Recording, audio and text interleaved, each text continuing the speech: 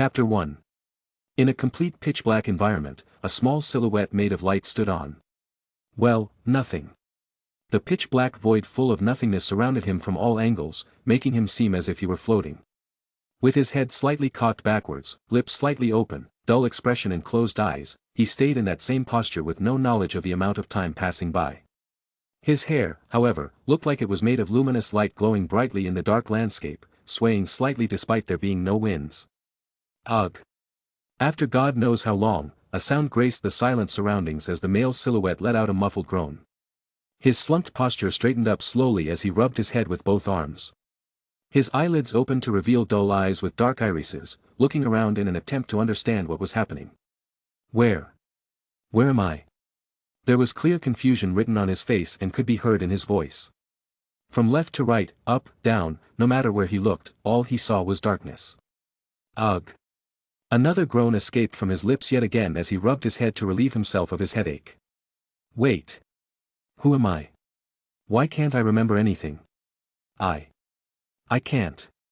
You can't remember anything now, can you? A voice said, making the male silent as he turned his head to locate where that voice was coming from. Who? Don't bother looking. I'm everywhere around you. Trying to locate me isn't feasible.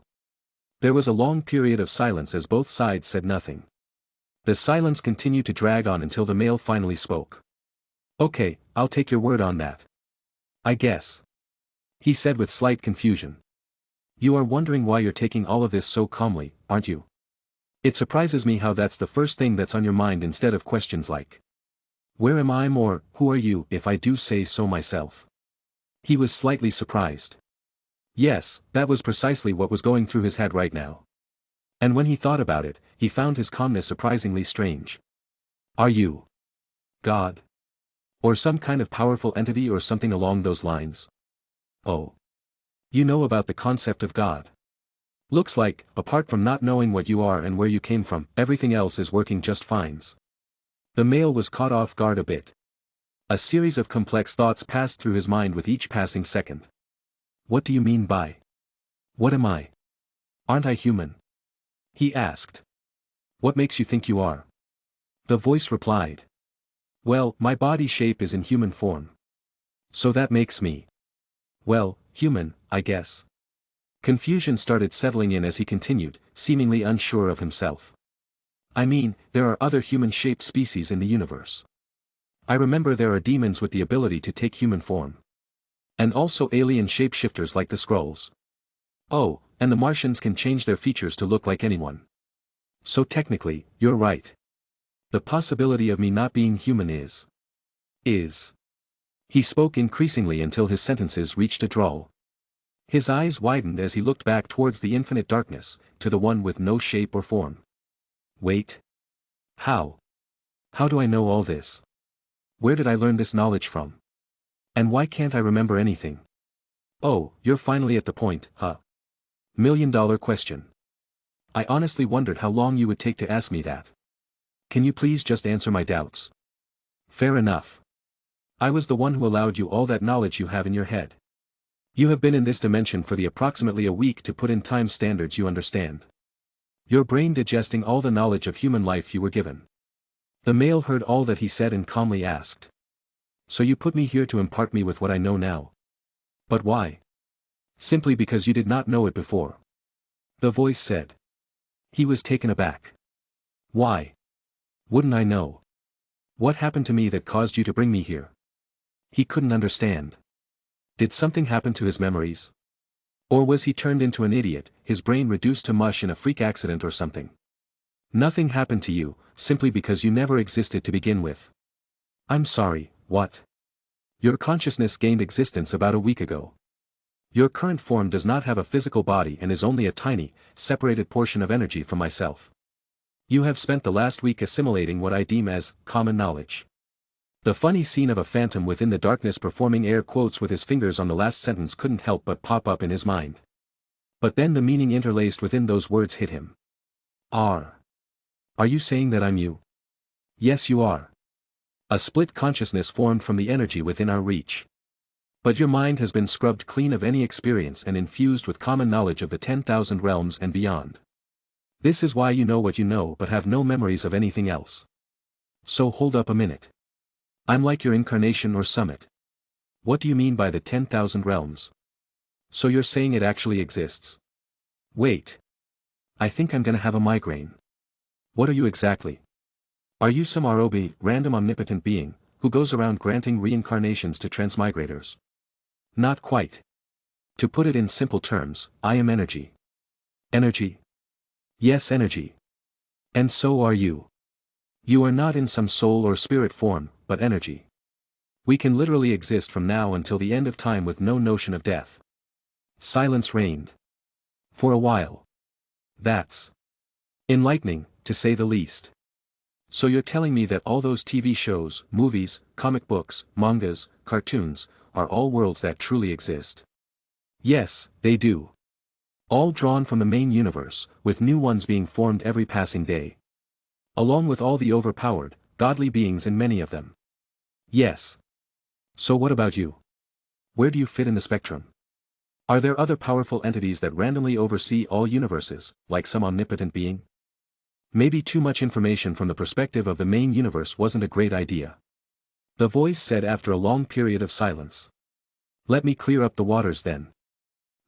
We, am, are energy, which exists through every fabric of space and time, in every atom, molecule, form of matter, through every world, galaxy, universe, parallel or alternate reality the moment it was created. Energy, constitute the very laws and rules the so-called gods of each reality use to establish themselves. The very lifeblood of their abilities, the very form of their beings. As energy itself, we control every form of energy within our reach. If omnipotence were a scale, then we're the top of the food chain, the end of the ladder, the highest peak. Call it whatever you will, but it doesn't get any better than this. The voice said, in which he could detect no form of arrogance whatsoever. Like it was a merely stating a fact, causing the incarnation's head to swell with more information in the past few minutes than it had in its week of existence. He was kind of reminded of that Scarlett Johansson movie on Earth. Judging from what he was saying, then. So. If we are that powerful, then why did you? Well. Make me. He said in those words, for lack of better terms to use at the moment. From the knowledge he was imparted with, which came from the main universe, godlike entities would find a mortal soul, instill them with various advantages or disadvantages as their representative champions. Or just tools to cause chaos for their amusement. And for more absurd reasons, such as making mistakes resulting in a mortal's early demise. So to make it up to them, poof. A new chance at life. Of course, this was all fiction in that reality. Was the situation similar here? Or was he in some sort of fiction from the main universe as well? His eyelids couldn't help but narrow. As I said, we are immortal as energy and cannot be destroyed in any possible way, making us invulnerable in the literal sense. Nevertheless, we are not all-powerful. We have full control of all energy within our grasp, but that can only be gained through accumulation and can only be used to its full potential in a definite form, be it physical or spiritual. So we need to create a body for ourselves, is the gist of it, huh? That's kinda cool. He replied. Agreed. Wait. That doesn't explain why you created me. Energy doesn't have consciousness. We are an exception, meaning that we don't have control over any amount of energy we expend. Meaning, if, for some reason, we lose all our accumulated energy once we have definite form, we have to start from square one. Believe me when I tell you, in an indefinite form, accumulating energy is passive, making it a lot harder than it should be in a definite form. The voice said. Weirdly, it sounded somewhat exasperated, which was strange since it had been speaking to him in a neutral tone. A split consciousness, however, makes it possible so that you can be placed in another energy unit, making us have two sources to accumulate energy. That sounded quite logical. Then why don't we just create more split consciousnesses instead of just one? Do you wish to know how much accumulated energy was required to create a single split consciousness? He suddenly felt that wasn't exactly a good idea. 100,281 units of pure celestial energy. The voice replied. Oh. That doesn't sound too much. Approximately 12 years, 7 months, 4 days and 17 hours. If he had vocal cords, he swore he would have choked. My consciousness has been in existence for 20 years. He added. Okay, now it all felt wrong. Silence prevailed for a few seconds. So since we have two separate consciousnesses, will we be considered separate entities? No, the separation has been completed, and the energy points have been fixed. Both will fuse again, making it the same as before. Okay then. Since there's nothing else left except creating a new body, let's do this. Gladly. The voice said again before disappearing. The floating silhouette suddenly went dark, then silence engulfed the void once more. Chapter 2. No sir. I mean the type where your whole body feels like it's on fire, alongside the uncomfortable and prickly sensation of your skin being poked by needles. No, not poked. Stabbed for good measure. Yeah, that feels about right. Groaning heavily, a male figure sprawled on the floor before gradually lifting himself into an upright posture. His aching temples and sour nose brought about measures of pain as he forced his eyes open. He tried and failed to stand up from his sitting position as his weakened body failed to respond to him. However, despite his aching figure and contorted face, he sported a pair of bright eyes that held nothing but surprising calm. The cold air assaulted his exposed body, causing an instinctive chill to run down his spine. The wind that blew past was continuous, making his body shiver. Thankfully, the pain lessened over time until it eventually disappeared completely a few minutes later. Okay, that was horrible. May I never have to experience that sort of pain again. He finally stood upright as he adapted to his form. His eyes, which now held beautiful purple irises, ran all over his body. Yup, that confirms it. I'm naked, and lying in a hole for that matter. How splendid. He said sarcastically as he clenched his fists. The disorientation had disappeared, and he looked at himself to admire what he could only consider to be his new body. So I truly gained new form, huh? Nice. Now I can. He had barely finished his words when something strange happened. New body created. Remaining energy units, 54,623 units. His eye glowed a bright purple as he looked at his arm. Strange drawings had appeared on his arm from the wrist to his elbows section, covered with intricate markings akin to tattoos on his unblemished skin. With a raised eyebrow, he looked at the drawings which had no distinct meaning at all but could strangely understand. To him, it was not strange at all. 160,281 units of apex celestial energy from the day of my existence until this moment. And now, what remains is less than half that number. Ha! He mumbled in a grumbling tone before letting out an exasperated sigh. His helplessness was rather justified, though. 20 years, a whole 20 years to accumulate that much, and now I have less than half. He shook his head lightly to allay himself before continuing to examine his new body. Nevertheless, it doesn't matter. At least the energy was well spent. In case this body is destroyed, no matter how low the possibility is, I won't have to wait another 20 years to regain form. However, my curiosity about this world needs to be satisfied. I don't even know where I am exactly right now. He said inwardly as he climbed out of the hole. What greeted his view was the sight of vast lands and the open road ahead of him. He looked down and realized that he was currently standing on asphalt with a straight white line that stretched down the road very far away. He realized that he had appeared straight on the road, and there was currently a pit almost 6 meters deep and 4 meters wide. This could be a serious safety hazard for anyone who is driving down this path. Should I do something about it? He asked himself with a thoughtful look on his face before it grew nonchalant. Nah. He thought before looking into the distance and frowning. Judging from the fact that he couldn't see any nearby cities, he judged that the closest human civilization was probably very far away. Nevertheless, this was exactly as he had intended. The amount of energy needed to enter into a new universe was rather tremendous.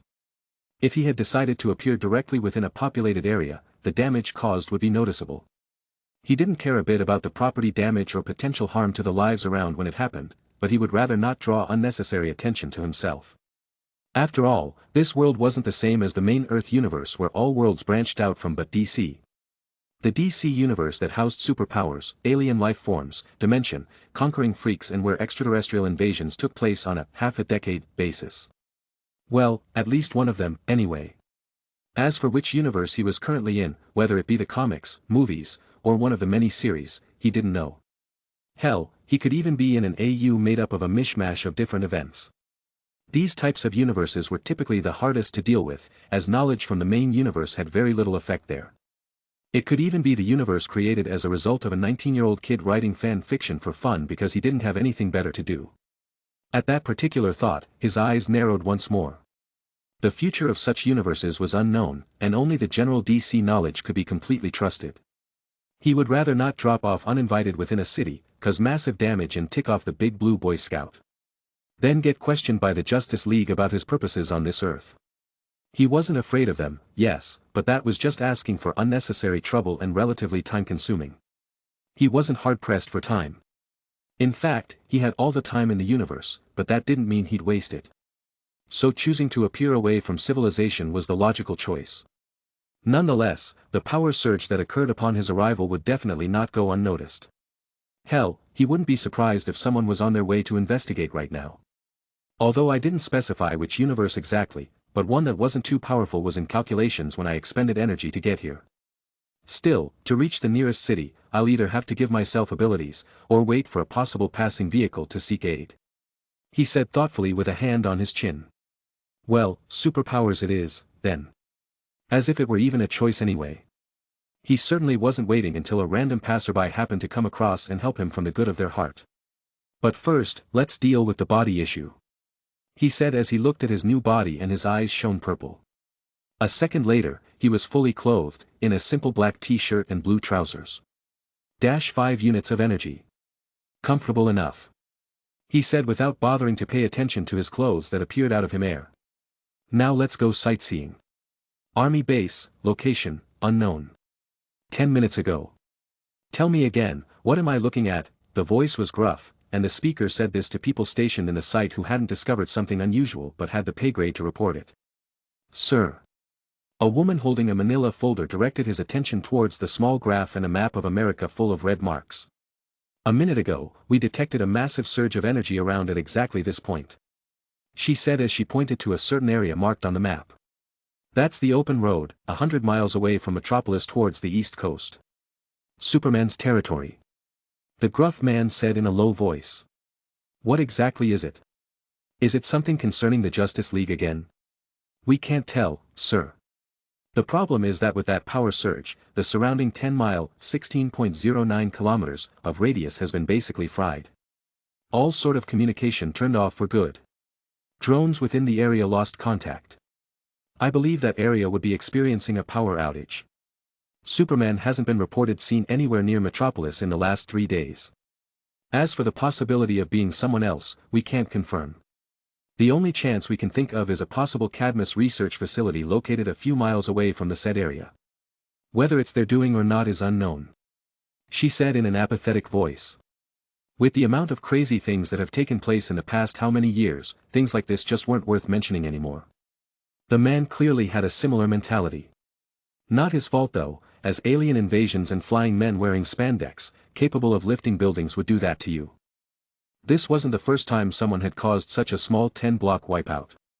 Primary conclusion: draw a rough idea of an EMP blast, but the energy recorded could have fried the whole of northern Washington, but it's somehow contained. Further, are just theories. We have a bird in the area.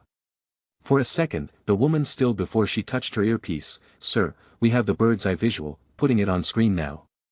For a second, the screen blacked out before a part of the area came into view. The shot was taken from a drone, and it showed a massive hole rigged to the asphalt road, though it was grainy, but then the camera turned on night vision and showed its content. They saw the hole as plain as day.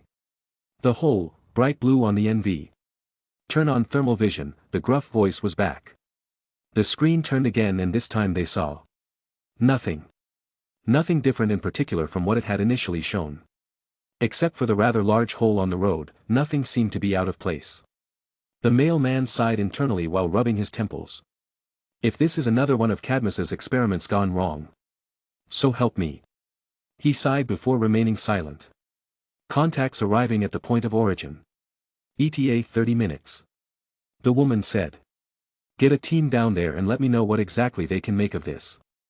Furthermore, contact Cadmus and ask if this was one of their own. The answer was short, and the feed cut off immediately. Yes, sir. She said before making her way out. The man couldn't help but look at her leaving figure. His eyes grew a little hot. Maybe I should take some time to loosen up. As he sat in his office, what he didn't know was that the whole magical world on Earth was already in chaos. The pure energy that surged through the East Coast may have stopped at a mere 10 miles, but the dimensional barrier that had been broken, indicating some kind of intrusion in the fabric of space and time, had alarmed the magical community. As for the cause of the incident, well, he was currently standing on top of a large building, gazing down at what humans would call a magnificent city. Well, hello Metropolis. Chapter 3. The next day after crossing over, he stood at the window's edge, overlooking the city in all of its glory with bright eyes. The bright lights, billboard signs, the fancy cars. The regular people moving from place to place, some driving comfortably within their cars, while others furiously waved for taxis to stop and let them board. Others ran on both legs, looking hastily dressed while carrying loads of baggage in their arms. He was sure that they either didn't have money for a cab or believed waiting for one would slow them down. Looking at it all, it was disoriented, chaotic even, with loud shouts and numerous distractions everywhere. Yet, it had some kind of strange attraction to it, making all these things seem to be just right. Not far away, you could see one of the most illustrious landmarks in the city, just about towering over every other building which held the responsibility of passing information to its citizens. He should know, he literally stood at the very top of it last night. The Daily Planet. With the planet globe at the top of it. Human architecture is outstanding, to say the least. The sun hung in the sky, shining brightly on the bustling city that was Metropolis, home of the red and blue sporting man of tomorrow. What's that? It's a bird. No, it's a plane. No, it's Superman. He. Quite amusing. He wasn't here, though. If he were, he would have been the first one to greet him when he made his entrance miles outside the city. So nah, he definitely wasn't. According to the public sighting, Superman was last seen stopping a bank robbery several days ago before disappearing. Where he was now was currently unknown, to the regular folk at least. But he knew. Well, let's rephrase that. He didn't know where Superman was right now, and quite frankly, he didn't want to. But that didn't matter one bit. He wasn't here, but he will be. Soon, in fact. Shouldn't take more than an hour at most. And when he appears, the camera will be set on stage. When he arrived last night, he had taken the opportunity to try to discern what universe he was currently in. Turns out, he was in Earth 16. Apparently, the Justice League was formed years ago when the Earth suffered an Appalachian invasion. Does it matter much? Nope. Not in the slightest. Apart from satisfying his curiosity, he never truly cared what universe he was in.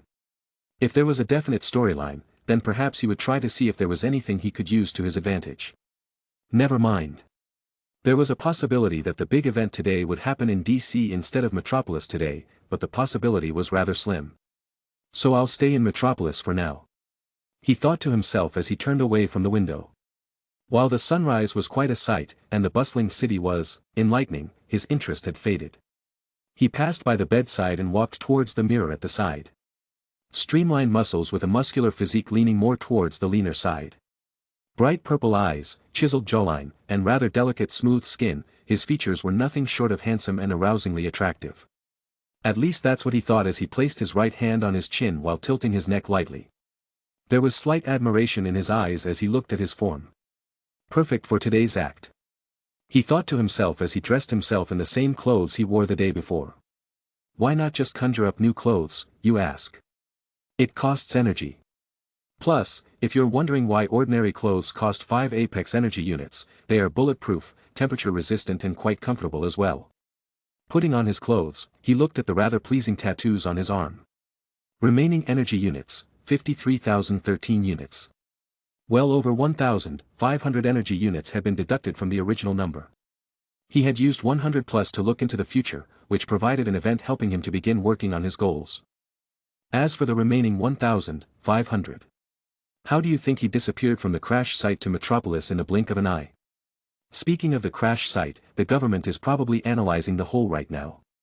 He said to himself with a raised eyebrow before chuckling slightly. His eyes glowed a purple light before strange patterns appeared on them. His body quickly turned illusory before completely disappearing from the hotel room. Little depicting he was actually there in the first place. Crash site, outside Metropolis. The road had already been sealed off by about a mile in all directions. Government personnel walked to and fro around the area where the 6-foot deep hole laid. Men in army green uniforms stood around the perimeter, while people in white protection suits stood either around the hole or in it with devices in their hands scanning for possible energy signatures or hazardous substances. Inform the sergeant, there's something she'll want to see. A male dressed from head to toe in white suits with only a glass visor left to show his face said in a loud voice towards the guarding personnel.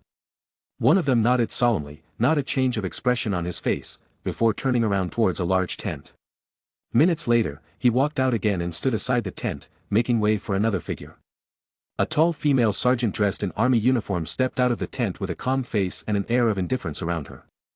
She walked closer towards the hole where the scientists investigating the situation of the hole were. "Did you find anything?" she said, stopping a few feet away. "Nothing we seem to understand, ma'am," he said in reply. "Explain." "The energy signature given off in this hole is unlike anything I've ever seen," he said, causing her eyebrows to crease. He continued. "So far it hasn't shown any obvious effects, but there's nothing else we can discover about it. Our scanners can barely get a reading before it either fries or stops working. It's not radiation. Dark matter? No ma'am. None we've ever seen before. But it's fading fast. The energy was way more concentrated last night than it is now. My estimation, it'll be completely gone in an hour." His words gave her a headache as she took off her dark glasses and rubbed her head. She just contacted Cadmus and apparently, this wasn't one of their own either. The energy used here wasn't something they had previously come into contact with. If it's not radiation, then it wasn't a known weapon.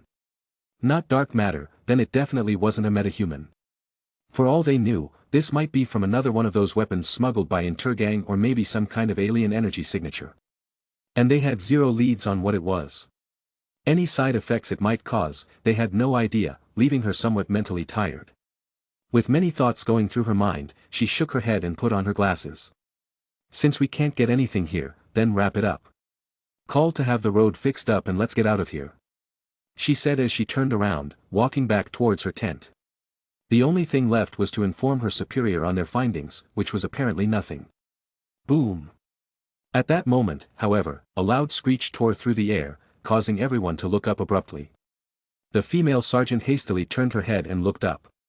Human vision was greatly limited compared to other species.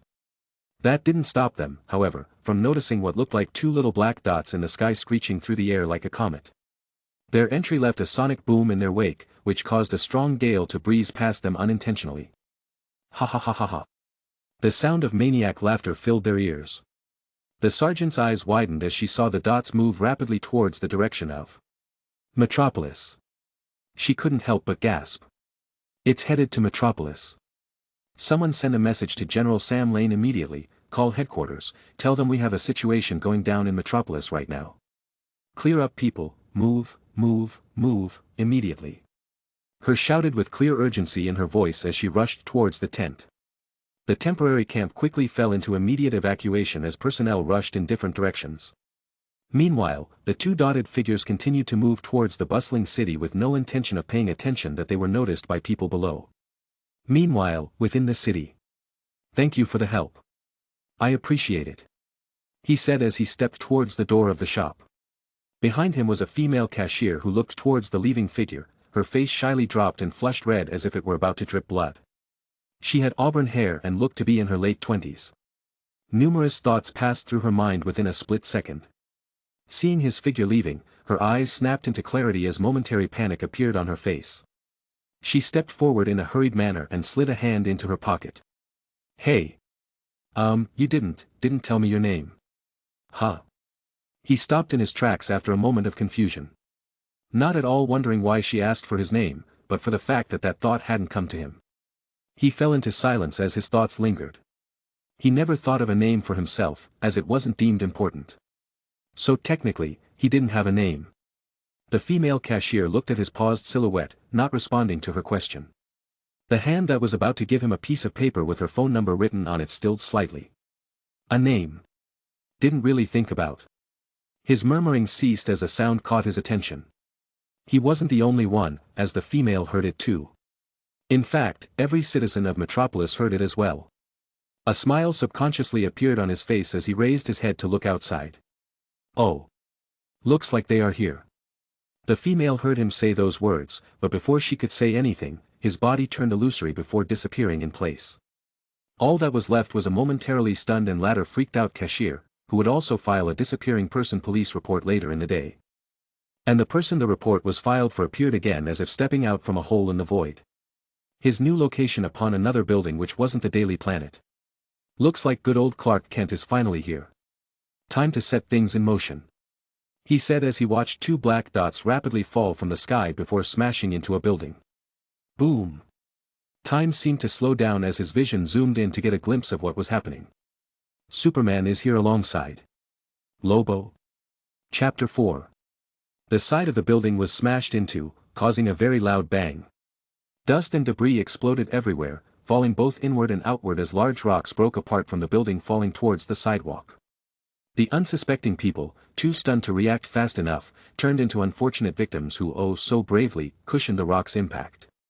Splats of blood flowed all over the sidewalk alongside a very squishy sound, although nobody really heard it as the whole block quickly fell into pandemonium. Screams of horror rang across the place like a siren's call, while cars crashed into each other in an attempt to escape in a hurry. People bumped into each other, some got pushed down, while others who couldn't regain their footing were trampled upon like in the endless panic. The chaotic Metropolis just got a lot more chaotic in a matter of seconds. He didn't notice at all. Or at least he did, but he couldn't care less. His mind too focused on the actual situation at hand to pay attention to fleeing humans who needed possible saving. Although he looked human, he certainly wasn't. Or maybe he was in his current form, but he didn't consider himself as one. A loud bang occurred in the building, followed by another. A figure was smashed out at a speed faster than what the human eye could register, skittering down the asphalt floor dozens of meters before crashing into another building on the opposite end. Deep pits and craters were left every time his pale white body slammed into the floor, until he left another hole in the wall of a building. All anyone else could see was a momentary blur in their line of vision before a loud crash sounded on the other side of the street. He who stood on top of a building, however, was completely unique. His eyes thrummed with energy and a weird sensation of power, giving him insight far superior to anything any regular human could ever hope to achieve in several lifetimes. The scene of the pale-skinned man.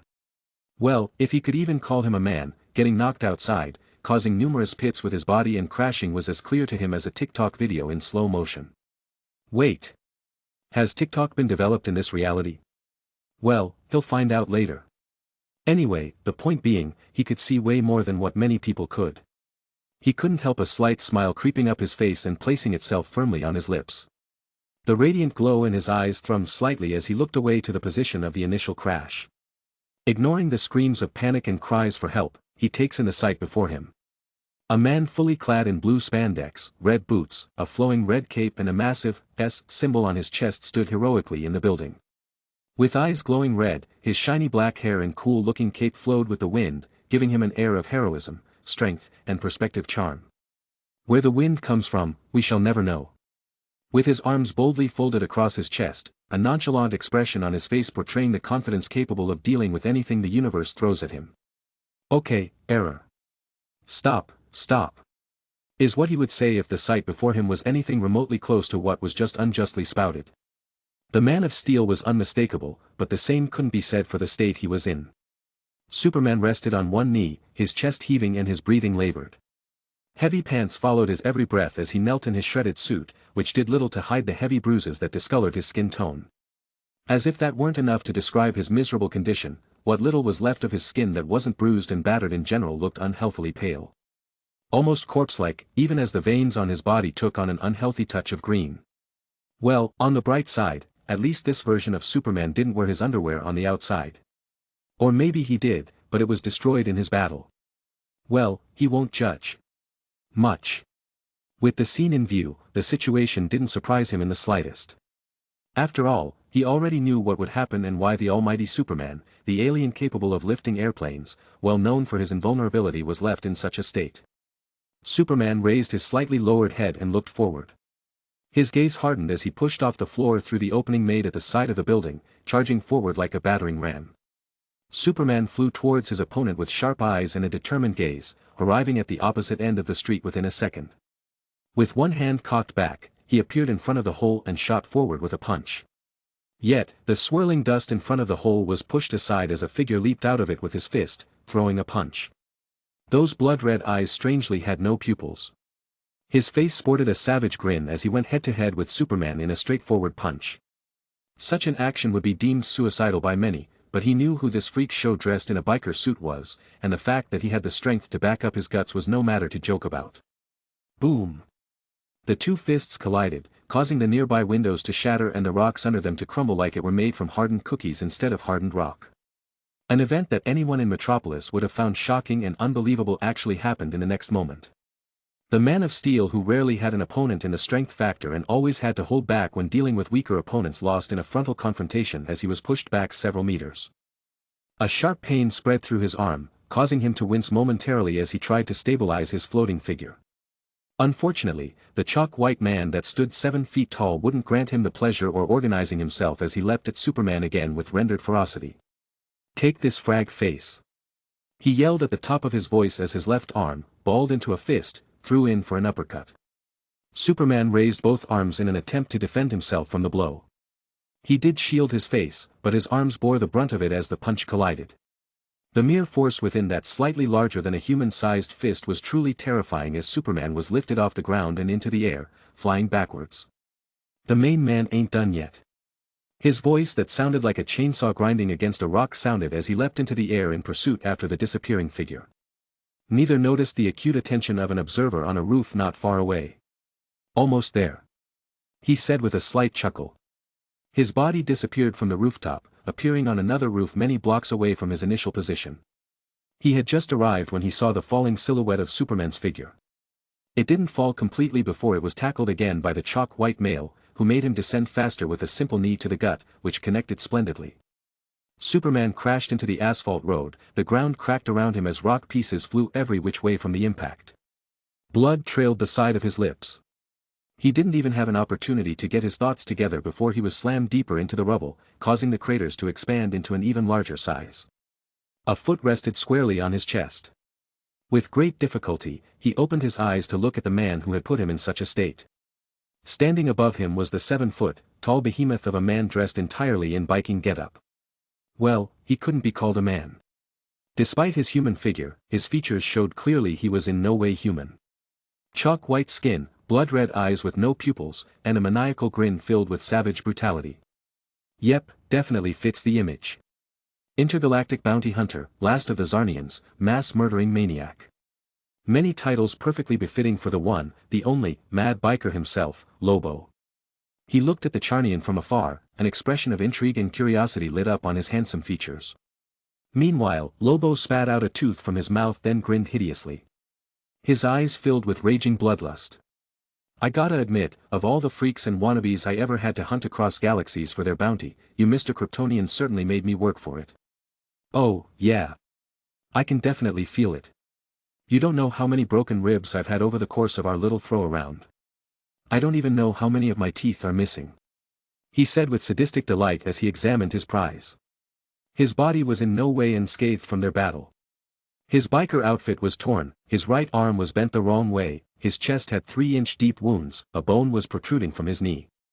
Even as he stood there, he bled heavily himself, as the ground underneath him was gradually turning red with his blood. Their battle hadn't started here, but in space. And man was it brutal. The victor had only been decided after they both landed on this blue planet. Yet, it didn't matter. He had come out on top, although barely. He had his racial status to thank for that, and a little something he had picked up along the way just in case. Clark couldn't feel anything but pain right now. It literally hurt everywhere. The pain assaulted his nerves, making him unable to lift a finger. Never before had he faced such pain in his life. It was tiring, really. The enemy before him was something he hadn't dealt with before. An opponent with strength and speed sufficient to tussle it out with him for hours on end and still have the stamina to go several more rounds. Not to mention his healing factor. It was what made the whole thing even more frustrating. The guy was practically a mutated cockroach dumped in radiation. If it were just that, it wouldn't be that bad. At least both of them could be considered evenly matched, with him having a significant advantage in strength and speed over the other party. In which, what kept the latter alive was his ability to come back from injuries as if it never happened. But sadly, that all changed when. This ain't feel right on so many levels.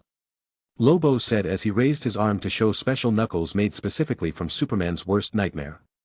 Kryptonite. As he said so, he brought the glowing rocks closing to Clark's face, causing his already weak breath to weaken even more. Who would have thought that a couple of rocks would make a thing like you so powerless? Ha! I almost feel kind of bad. Nevertheless, the main man always collects his bounty. It ain't ever changed before, and it certainly won't start with you. After all, the reputation has to be upheld if I want good business. As he said so, he reached for his belt buckle, on which rested an alien blaster. The exception, however, was that this blaster glowed green. Lobo grinned as he took in the sight of everything around him. The horror, the chaos, the destruction that had unfolded on this city. It brought him a twisted sense of delight deep within his soul. He could sense it. As an alien of the Charnian race, his senses were far above what normal humans could achieve. Precisely for this reason, he could sense it all the more clearly. The stairs, he could feel them. Dozens, no probably hundreds of these little earthlings were watching him right now. He could feel their fear, their horror, and their worry. Worry specifically directed towards the one he currently has his foot on. He. Since they care about him so much, what will their faces look like when he dies now? He thought cruelly as he raised the blaster. Goodbye little Kryptonian. See you in hell. Ha ha ha ha ha. Ha. His maniacal laughter was brought to a halt as confusion set upon his features. Pack. Pack. Pack. Pack. The sounds of clapping caught his attention, originating from the same oddity that had caused him to stop laughing. He turned his head around to see what he could only describe as a human fledgling, walking towards them on the road. His clothes were no description required for him, and his hands were strangely clapping. He looked at himself and a slight smile could be seen on his lips as he continued to walk forward. Well done Lobo. Couldn't have expected more from the mad biker and his theatrics. He was genuinely happy at that moment. What a perfect stage, what an enthralled audience. A defeated, almost dying Superman and a menacing Lobo on the scene. Hundreds of Metropolitans, some practically filming this very scene right now. It was a near-perfect set. Of course, nearly perfect because it was just Superman and not the whole Justice League. That would be the icing on the cake. Of course, that was expecting too much from Lobo. If not, he could have perfectly used that Lex Luthor punchline from The Death and Return of Superman. You think taking down the Justice League would scare us? That happens once a week. Still, it didn't have to be perfect, as things were good enough as it is. Showtime people. He said inwardly as he stopped clapping, put his arm into his pocket and took out 2 red and blue pills. Who the fuck are you, whelp? Lobo asked as he examined him, literally wondering if this little human before him had gone nuts or something. Yet before he could say anything else, he saw a bluish aurora glow light up in the boy's hands. The bluish energy quickly seeped into the 2 pills he held in his hand before disappearing. The pills gave off a resplendent light looking no different from before. If this were a cartoon, Lobo would probably have a huge question mark on his forehead right now. But the male figure took the 2 pills infused with who knows what and casually threw both pills into his mouth and swallowed in one gulp. He gave out a slightly satisfied moan from his lips as he closed his eyes, seemingly relishing the taste. Son. Run. Run away from here. The weak voice of Superman sounded out from underneath Lobo's leg as he tried to convey his words. Lobo turned to look at the male before him, his face releasing a ferocious look. I don't care if you're one of his, but you better listen. No one gets in between. Oh, what the hell? I'll just kill you. He smiled in cruel delight as he aimed the energy gun towards the male and pulled the trigger. A green beam of kryptonite energy blasted towards him with full intent of taking his life. Yet at that moment, the fledgling in front of Lobo suddenly opened his eyes. Bam! The beam connected. Or did it?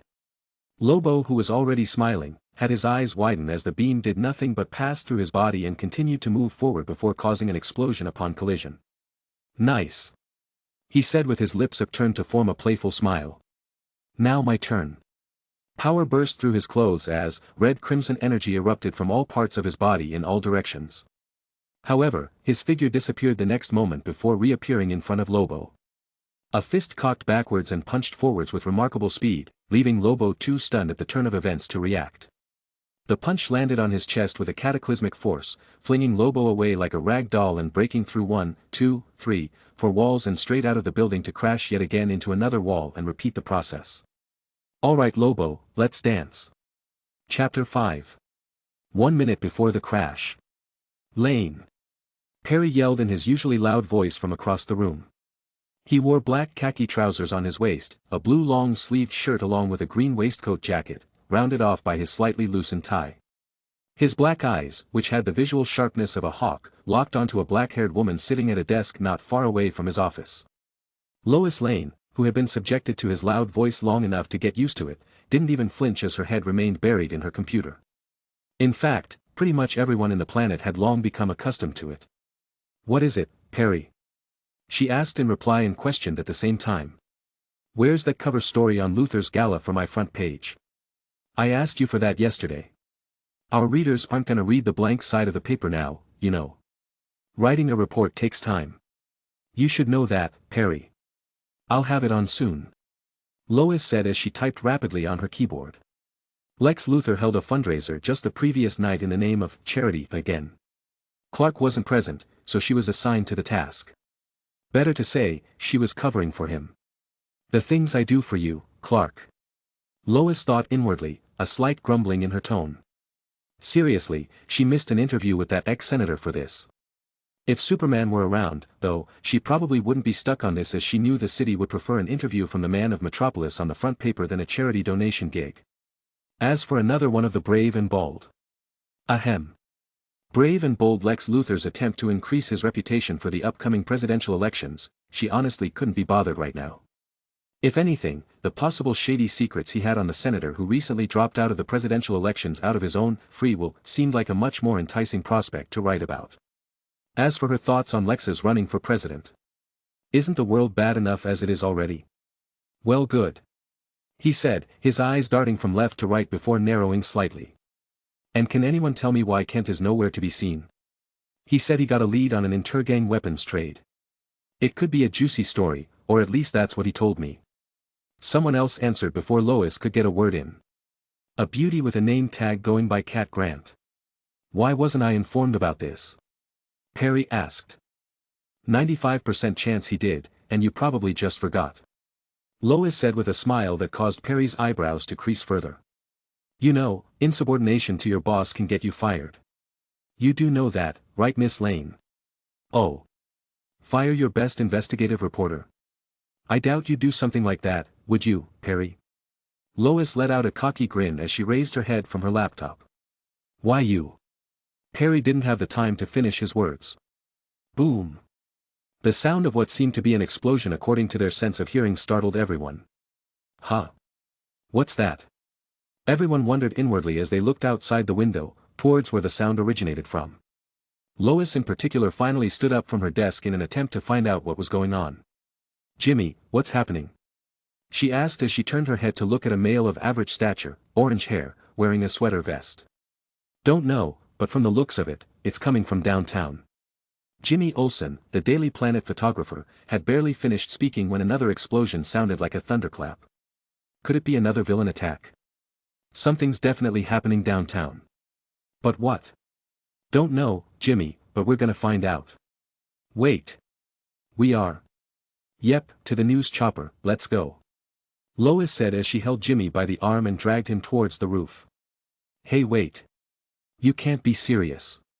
Chief hasn't even assigned us yet," Jimmy exclaimed in panic as he tried to resist Lois's pull. Yet, the next words from his boss shattered his fragile hopes. "Lane, Olsen, what are you two still doing with your asses in the building? Have the pilot fire up the chopper and get me first-hand info on what's happening out there. Everyone else, be ready for news coming our way. Move it, people." Perry yelled at his employees, his hands pointing here and there with saliva flying out of his mouth. Lois had a victorious smile on her face, pulling forward the listless, dead-looking Jimmy Olsen who looked like his favorite cat just died. Lobo felt the world constantly spinning around him as his body went through one wall after another before his hard ass came down with a bang. Ugh. A grunt of pain escaped from his lips as dust filled his eyes and rubble fell on his body. His eyes widened as he pushed the debris aside as he got up to his feet, only to wince in pain again. Ow. What the fuck? Lobo exclaimed, his blood-red eyes looking down to the chest area where his body had received the punch. Dark red. On his chalk-white patch of skin where one of the deep wounds he sustained in his battle with Superman lay, all he could see was black. No, it wasn't just black. It hurt like hell, too. That little shit. A low growl escaped his mouth as his features grew hideous. He dashed out of the building, eyes blazing with rage as he sought his opponent. With an exaggerated leap, his figure takes high into the air, advancing dozens of meters in a single bound. And then, he sees the whelp standing there, a red blazing aura going around his entire being like a small cyclone. Not far from him was the Kryptonian who rested in the rubble. Down but certainly not dead, meaning his job was still incomplete. And so, he fell from the air in rapid descent. A fist of his cocked backwards as he said with a roar. No one gets between me and my bounty whelp. Then he swung for a vicious blow. Boom! His fist hit the ground. The power within caused the ground to crack and explode. Dust and debris yet again formed everywhere as the ground caved in 40 meters in all directions. A crater formed directly under his feet, several meters deep, engulfing everything close to it. Be it cars, trucks, bikes, fire hydrants, mailboxes, it was all swallowed. Yet another miss. Lobo knew. He felt nothing but rock when he threw that punch, meaning the whelp had avoided his blow just like he did the energy beam. Lobo frowned, a hint of annoyance appearing between his eyebrows. He raised his head up to see he had put himself in a ditch. Expanding his senses, his frown immediately turned into a smirk. Gotcha. Meanwhile, a silhouette appeared seemingly out of nowhere at the edge of the hole where a god knows how deep ditch now laid within his vision. His eyes were glowing eyes as he examined the hole made from Lobo's punch. He had to admit, though, Lobo was strong. In terms of strength and stamina, his was within Superman's weight class. Worthy of an intergalactic bounty hunter. His thoughts were interrupted as the dust gave way to Lobo's figure appearing before him at an astonishingly fast speed. Gotcha, punk! He yelled as he stretched his hand in a capture motion to hold him by the throat. His body didn't even flinch, maintaining his neutral gaze as the giant hand reached for his throat as if he couldn't react fast enough, only to have it pass through him like a throwing star through air. Lobo's eyes widened in incredulity, clearly shocked at yet another failed attempt to land an attack on his opponent. The latter, however, didn't give him the benefit of organizing his thoughts. Lobo had missed, but he certainly won't. Especially at such close range. Ominous dark energy coated his fists as he punched at Lobo again with nothing but sheer force. Nevertheless, Lobo was no vegetarian. His instincts as an experienced bounty hunter kicked in as he raised his left hand to block with full force. The left hand caught the dark red fist. The following result, however, was something Lobo hadn't expected. As soon as hand and fist collided, an unprecedented amount of pain flooded his senses originating from his defending arm. The pain spread from his palm to his fingers, to his wrists in a matter of seconds, hindering Lobo from being able to block the amount of force that followed the pain. The strength within the blow pushed his arm back, hitting him in the chest again. Lobo flew out, from one end of the nearly 40-meter-long hole and almost reaching the other end. He crashed straight into the crater again. Ag! Lobo let out a scream.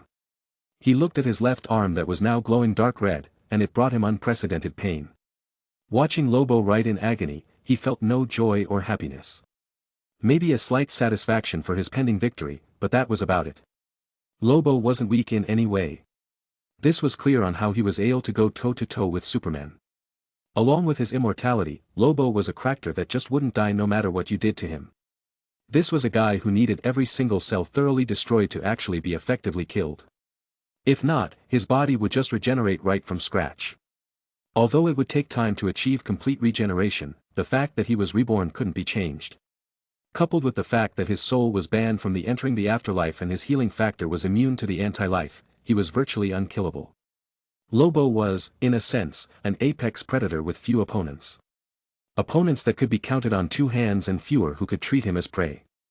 However, his luck ran out when he met him, someone who had a full set of restraints for undying heavy hitters like Lobo. Speaking of heavy hitters. He turned his head towards the ditch and frowned in thought. Superman was close by when Lobo created the crater.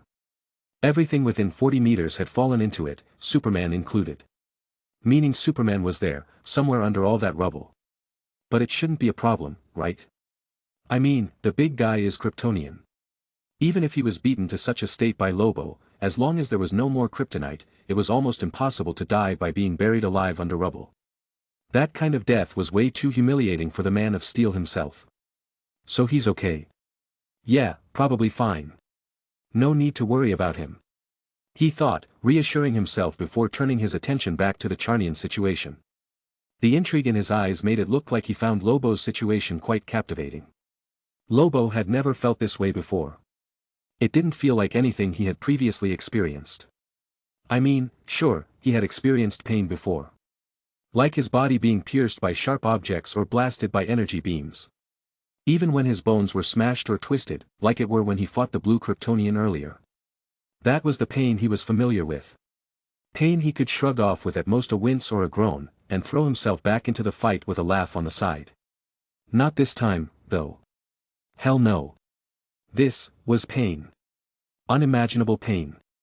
It felt like the insides of his arm were squirming, being destroyed, unraveled.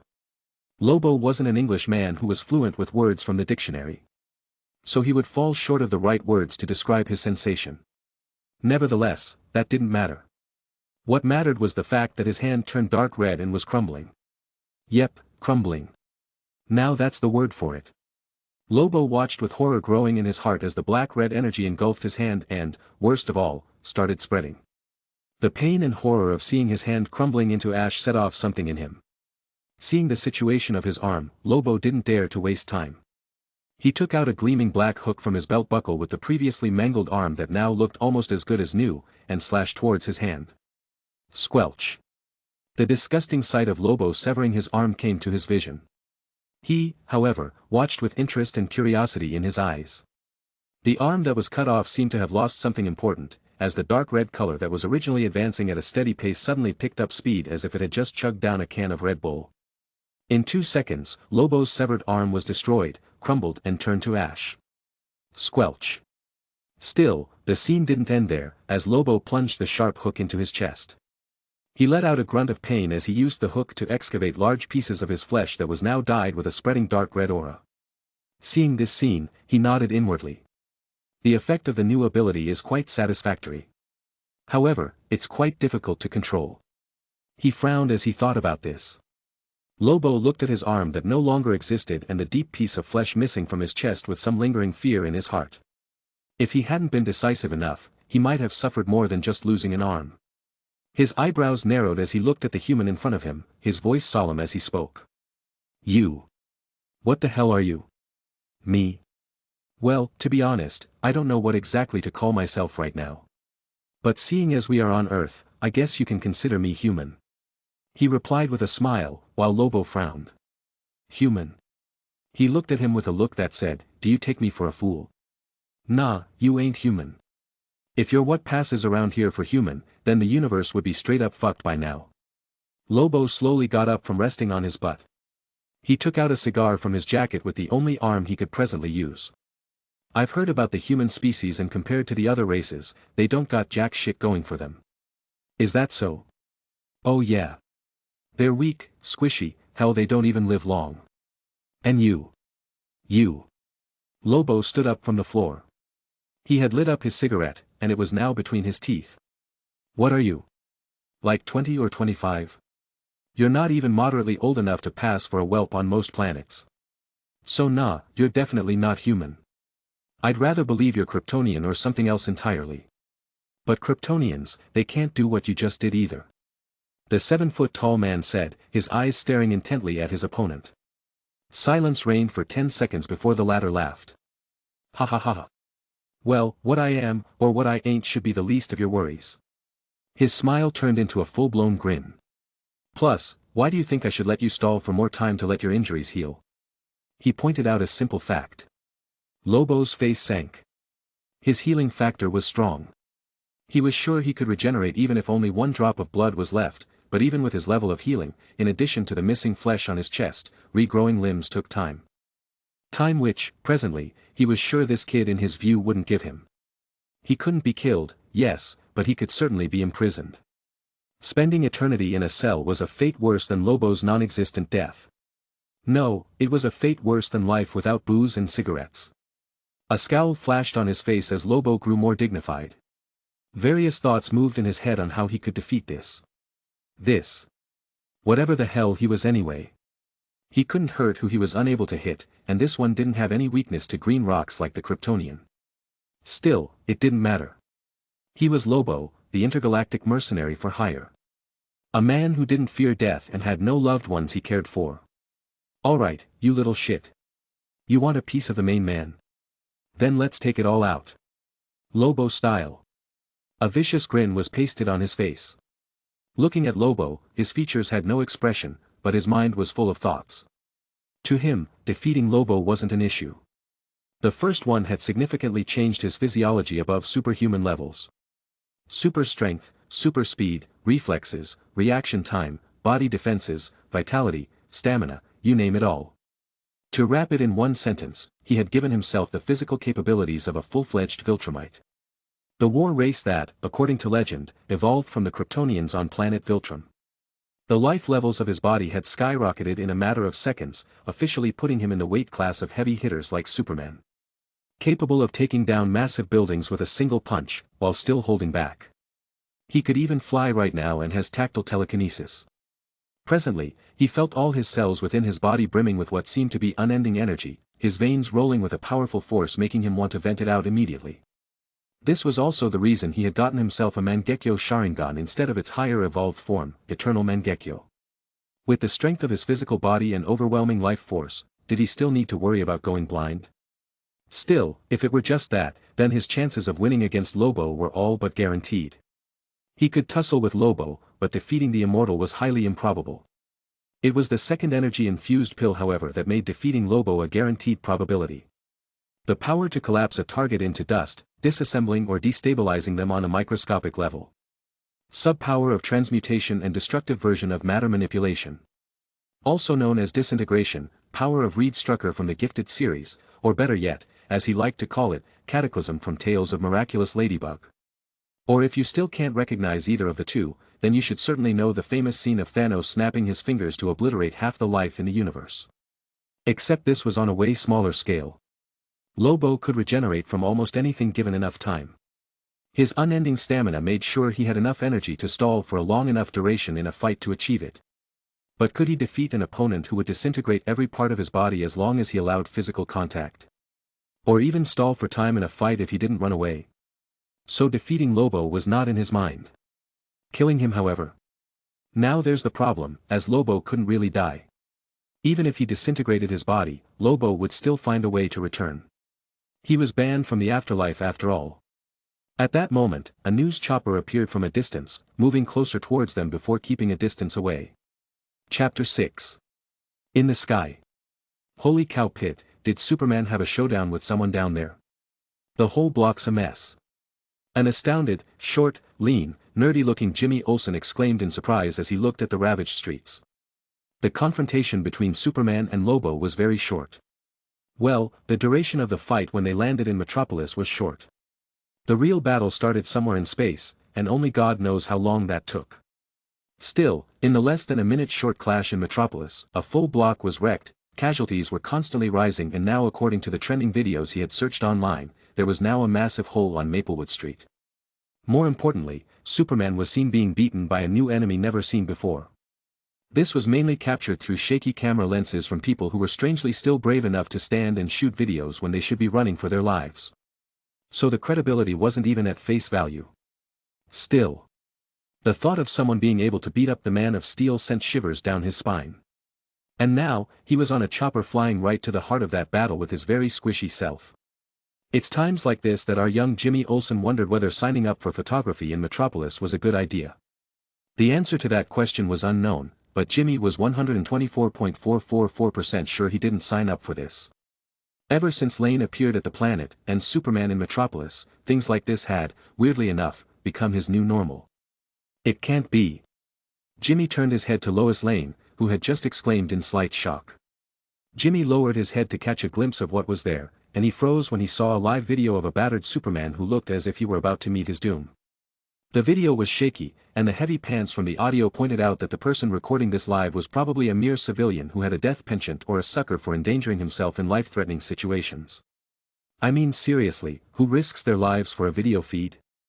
Still, one had to admit that the risk was directly proportional to the reward, as the video that was barely a minute long was accumulating views at a rapid pace. Now, the numbers were in the hundreds of thousands and showed no signs of slowing down. Unfortunately, the feed was interrupted as a loud bang attracted their attention, followed by the phone tumbling before falling on the floor to show a hand sticking right outside a fallen stone ledge. It looks like the owner of the phone was squashed by a falling, heavy object. Lois turned off the video with a glum expression. Her mind racing as she thought of the brief second she saw Superman. The sight of him didn't look good at all. Boom! What the hell is happening over there? Jimmy Olsen said with a look of shock, drawing Lois's attention. They looked as the helicopter moved towards the sound of the large boom. Less than 30 seconds later, a giant crater appeared in their view with two figures near the ruins. The helicopter slowly hovered above the impact point as they both got ready to do their jobs. Okay Lois, we are live in 3, 2, 1, go. Jimmy Olsen said as he pointed his camera towards Lois, who now had a microphone in hand and a headset over her head. Lois, whose face was initially a bit worried, immediately turned calm and dignified, showing the expression of an ace reporter well capable in her field of work. This is Lois Lane from the Daily Planet reporting to you live from a helicopter in the sky of downtown Metropolis where a superpowered collision between two separate parties, causing damage, is taking place. Right in our vision now folks is what I can only assume to be a standoff between a superpowered individual and another creature I can safely assume is not human to begin with. Olsen pointed the camera downwards to face the scene of a 40-meter-in-length hole etched in what used to be the Maplewood Street, downtown Metropolis. Standing at the edge of the crater was a figure with swirling dark red energy around his figure but surprisingly did little to his facial features from the camera. The face looked young, like that of a male in his early 20s, curly black hair and glowing purple eyes. The camera zoomed in to get a good look at the facial features, and what came to view caused Olsen to fall into a slight daze. Man, who is this guy? Whoever he is goddamn good looking. Olsen said inwardly, his tone a little sour as he zoomed the camera. Lois, who couldn't see down that far, didn't have the same thoughts as Jimmy. Her eyes scanning left and right searching for the familiar figure, who just wasn't on the scene at the moment. But I thought. Where is he? She wondered inwardly as she diverted her thoughts back to the two individuals down below, who looked like they were having a conversation. Isn't Superman here? Olsen thought as well as he snapped out of his momentary daze and turned the camera to face the other direction in which a 7-foot-tall male with long, shaggy black hair, eyes red as blood and skin whiter than a newly bought white t-shirt stood from the floor. This one, however, had a hand missing and a hole in his chest area and didn't look to be in good condition. The clothes he wore were ripped in so many different places. Compared to the male opposite, he looked like a mess. Jimmy looked at the white creature with a bit of disbelief on his face. After all, with those kinds of injuries, it could be considered a miracle he was still standing as if nothing were wrong. At that moment, both individuals seemed to be alerted to their presence, as they raised their heads to look up. Lobo in particular let out a feral grin straight at the camera, scaring Olsen a bit in the process. Several streets have been destroyed in the clash of both sides, with the question of who they are and what are their intentions remaining unknown. Although reports do say that the Man of Steel was present in the collision, his presence cannot be found on the scene, leaving everyone to wonder, where is Superman? Speak of the devil and he shall appear. As soon as Lois finished her words, a hand burst out from the rubble, stretching upwards. Lois and Jimmy let out a small gasp as rocks parted to make way for the figure appearing out of the ruins. Is that Superman? Lois exclaimed in shock and horror as the battered figure appeared under the eyes of the camera. His ripped suit, his torn cape, his bruised skin, all of it left her reeling back in shock. Damn! Superman's not looking good. Even Olsen couldn't help but exclaim as he refused to believe his eyes. The same view appeared on the television screens of everyone in Metropolis. Superman, sporting a miserable figure. POV change. Superman, sporting a miserable figure. The headline sounded pretty appealing to him as the thought crossed his mind, seeing Superman appear. He was right, thankfully. Superman wouldn't die that easily. Even at times in the DC universe where he really did die, he wouldn't stay that way for long. That level of tenacity was, although quite far from catching up with the unkillable cockroach otherwise known as Lobo, was still pretty impressive. Nevertheless, the guy didn't look so good. Probably still reeling in from the effects of the kryptonite. He could heal him. All he had to do was expend a little energy. But now he was running low, and would rather not spend any more of his precious resources than he already had. He still had plans after all. Hey! Superman, are you okay? That was a stupid question. He was definitely, certainly, most visible, literally not okay. Ugh. Cough. Pooey. Superman groaned, coughed and spat out a mouthful of blood without answering. Do you need help? He asked again, another obvious question. Sun. Sunlight. Oh, he responded. So you need to take a trip to space, then. He raised an eyebrow as his words fell into his ears. Superman's connection to the sun was something even an ignorant DC fan would know about. He had seen many versions of how this battle played out by reading the future with energy. According to the different possibilities, the one with the highest likelihood was him finding an opportunity to free himself from Lobo's grasp and fly into the atmosphere, where he would receive a healing check and a decent power boost in space from the sun. Where he would then re-enter the Earth's atmosphere in a blazing comet form before giving Lobo a pounding. Less than 5 of them ended with Lobo actually being able to kill Superman. Although he didn't have any thoughts of interacting with the Justice League, giving Superman a little help wasn't against his ideals. Okay then, have a nice sunbath. The Mangekyo Sharingan in his eyes spun rapidly, the space around Superman swirled before the man disappeared. Somewhere above Earth's atmosphere, a man in a ripped suit appeared out of the void. Meanwhile, back on Earth. Lois Lane looked at the vanishing Superman and her eyes widened. The place where Superman once stood was now empty, causing her to worry. Nevertheless, that didn't stop her from continuing her commentary. Ladies and gentlemen, Superman is gone. This seems to be the doing of the super-powered individual, and as for his intentions, we remain in the dark of whether this new arrival is a friend or foe for Metropolis. Superman's fate is currently unknown. POV change. You whelp. Where in Thorax's name did you send my bounty? Looking at the empty spot of Kal-El's last position, Lobo's eyes went wide, and he snarled with anger and menace hidden underneath his voice. Bounty? He replied, raising an eyebrow. Another thing that should be your main worry right now. I still haven't decided how I'm going to dispose of you yet. He said with a smirk. The way Lobo saw it, that smirk looked extremely annoying currently, and it fueled his rage to no end. So you're gonna tussle it out with me because of the Kryptonian? What's he to you, anyway? Oh, him. I couldn't care less about Superman. Currently, he is of no relevance to me, so his life and death is just a matter of if I want it or not. He said with a tone that turned from cocky to nonchalant when mentioning Superman's fate, before turning into one of intrigue as he looked at Lobo. You, however, are of significant relevance to me at the moment, Lobo. Relevance being in the fact that you'll help me prove a point to someone I'll deal with right after this little event we're having right now. He said with a bemused tone. Lobo's head went blank for a second before almost exploding in rage. He ground his teeth in furious anger, glaring at the fledgling opposite him for a few seconds before he started chuckling. The chuckling continued before turning into full-blown manic laughter with no other sound besides the spinning blades of a hovering helicopter above their heads. Lobo slowly stopped. Ha! I originally wanted it to be a 2-on-2 situation to make the fight fairer. But since you want it that way, then I don't mind obliging. He said with his signature loud voice that sounded like grinding chainsaws before he put his fingers on his lips and whistled. Then. Nothing happened. He wasn't entirely sure at first, but he had a good idea of what Lobo planned to do. A few seconds later, the whistling continued. And there and then, he heard it, right before he sees it, descending from the clouds with a thrumming roar of alien power and a tinkling chime of advanced alien machinery only someone like him could ever hope to hear. And then it appears from above the clouds, showing what could be considered one of DC's most badass artifacts in the universe. Lobo's flying bike. Is that what I think it is? Olsen said with his mouth wide open while his camera dutifully filmed the whole thing. Lois Lane wasn't any better either as they watched the flying motorbike descend from the heavens.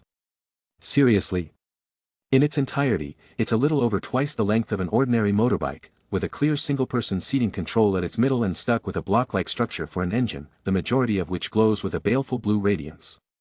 Its front is triangular, and twin blades emerge from either side of it, large and sharp enough to spear through an elephant. In short, it looks every bit as demented as its rider. However, the thing didn't even finish its descent when it started firing laser cannons at its target. Him precisely. He raised an eyebrow. Could Lobo's bike even do that? Still, he stood unfazed as the shots just passed through him, blasting the ground beneath him into greater rubble. Damn! The powers of Uchiha Obito were just too goddamn convenient. That guy's abilities were a bug in literally every universe. Okay, let's get this over with. I certainly hope he is watching. It'll make things a lot easier. He said before disappearing, causing Lobo to widen his eyes in vigilance. And there he was, appearing right behind his back. Yet did it matter that he noticed? Certainly not. It did nothing to prevent the fist from slamming into the back of his head with outstanding power, despite Lobo trying to tilt his head to dodge. Again, Lobo was manhandled and sent flying into the air, blood welling up on his mouth. Unfortunately, his opponent wasn't taking things easy this time. Wanna know what's so great about Kamui? It's that you can actually attack your opponent at insane speeds before they can even get their shit together. He appeared right beside Lobo, who was still in the air, causing him to crash back to Mother Earth's embrace with another power-infused punch. Lobo smashed into the asphalt and his body bounced upwards involuntarily. His mouth let out a groan as pain assaulted his body. Despite that, he was attacked yet again as his opponent appeared at his blind spot, this time lifting him away with a well-timed kick to the back. And so the same scene repeated itself around a Metropolis city block, where a flashing figure appeared all over the place, leaving behind a heavy boom with each appearance. Lois Lane and Jimmy Olsen watching in the chopper were shocked beyond words. Although they couldn't see what was happening due to the high-speed motion, they could easily deduce how one-sided the situation was. This was the result when you combined high-speed movement achievable through teleportation, and the reaction ability of a Viltrumite insanely boosted several times by the insight granted by a Mangekyo Sharingan. With his reaction ability at this point, while beating Lobo, he wondered if his reaction was already able to see into flash time. Lobo couldn't even react as he was beaten all over the place. Each attack connecting seamlessly with the next, causing him to crash from one building, straight through another. Even his blind punches were either evaded or hit nothing, leaving him with yet another blow to add to his agony. By the time 30 seconds had passed, Lobo's body was messy. It almost looked like that scene in the Flash series where Savitar beat Barry all over the place without letting him touch the ground. A last kick landed on Lobo's torso, sending him crashing through another building like a rocket, slamming right through it and straight into the asphalt. Lobo coughed blood. Almost every single bone in his body had been destroyed, leaving him only able to let out pain grunts. This was minus the fact that his opponent didn't use a shred of the red energy within his attacks. No, sire. It was 100% pure thrashing. Space warped beside him as a male figure appeared. His clothes neat and clean, not a speck of dust accumulated since the beginning of their confrontation. Well, Lobo, it looks like it's. His words were interrupted as several energy blasts went through his body again. I almost forgot about the bike. He said in a tone devoid of emotion. Lobo looked at him, seeing his expression indifferent and nonchalant, a wave of fury was set off in his heart. You know, you're quite something, whelp. He said with a painful wince and continued with a smile, you definitely got me. I'll give you that.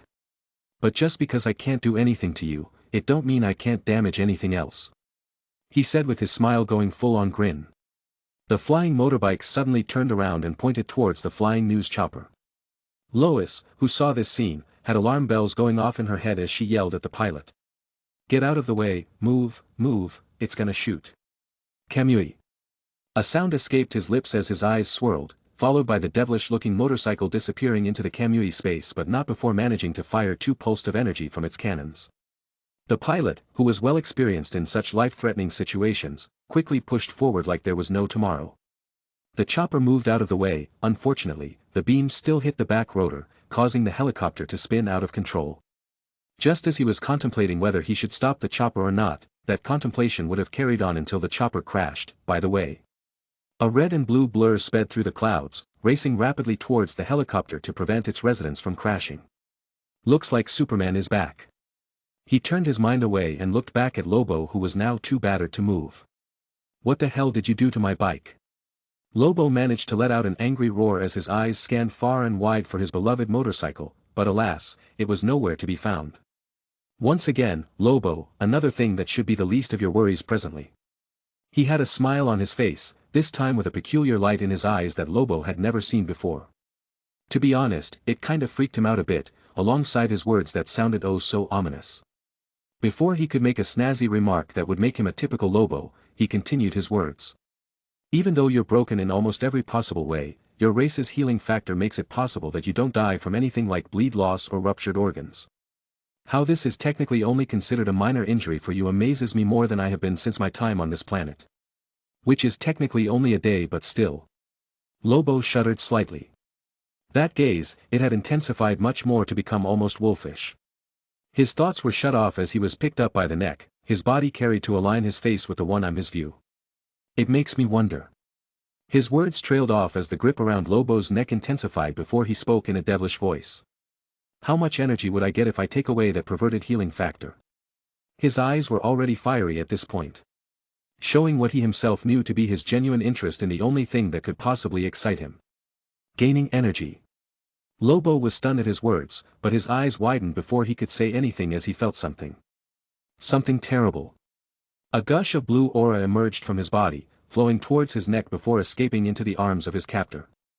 The latter's eyes had widened, displaying genuine excitement. Gained energy plus 50. Gained energy plus 80.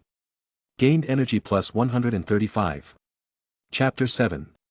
Lobo's eyes widened as what was currently happening was beyond his comprehension, but the panic stemming from his body was an instinctive reaction. And as the blue aura flooded out of his body and into the arms of the one opposite, his face kept changing as his body experienced massive changes. He felt it as clear as daytime, as the itching that usually followed whenever his body was broken to this state grew number and number while the pain grew stronger. Less than 5 seconds later, Lobo was experiencing more pain than he ever thought possible in his life as miserable howls emerged from his vocal cords, escaping through his mouth. He tried to raise his arms in an attempt to pry the palm around his neck away, but his bones were completely broken, effectively denying him his wish. Then his voice ceased as the energy to scream left his throat. He couldn't feel the warmth anymore, and whatever of it he had left was slipping away. What was happening itself was obvious, his healing factor was failing him. POV change. Although he was unable to see Lobo's internal structure at first, he could feel that his body was undergoing massive changes. His cells were wriggling, being cracked somewhat as seams of blue energy seeped out of them. His entire DNA code was being changed forcibly as he extracted what made Lobo a Charnian. He himself had his eyes widen as countless images flashed in his mind. There and then, he could see it. Lobo's cells, DNA, the genome, going further down towards his molecular structure, further to the atoms of his being.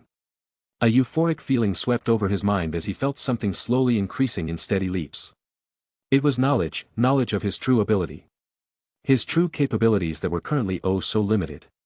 He already knew what he was capable of years after his consciousness came into existence, this scene in front of him made him feel it even more so.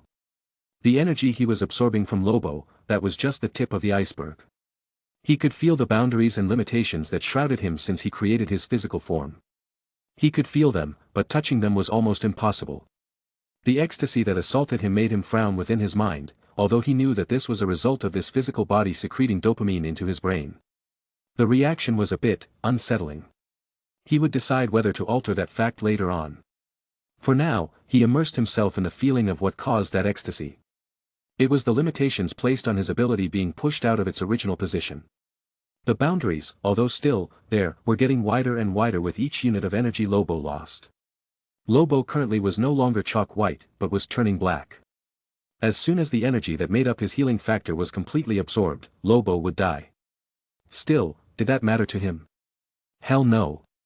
His initial plan was to see how much energy he could absorb before Lobo's body was pushed to the brink of mortal death. But now, he could only say 3 words. Lobo be damned. He ignored Lobo's situation, as he felt like he could now do more than he could before. His earlier use of energy could only be considered crude now in his mind. So much that he couldn't care about Lobo's life or death. Nevertheless, that didn't mean Lobo would die.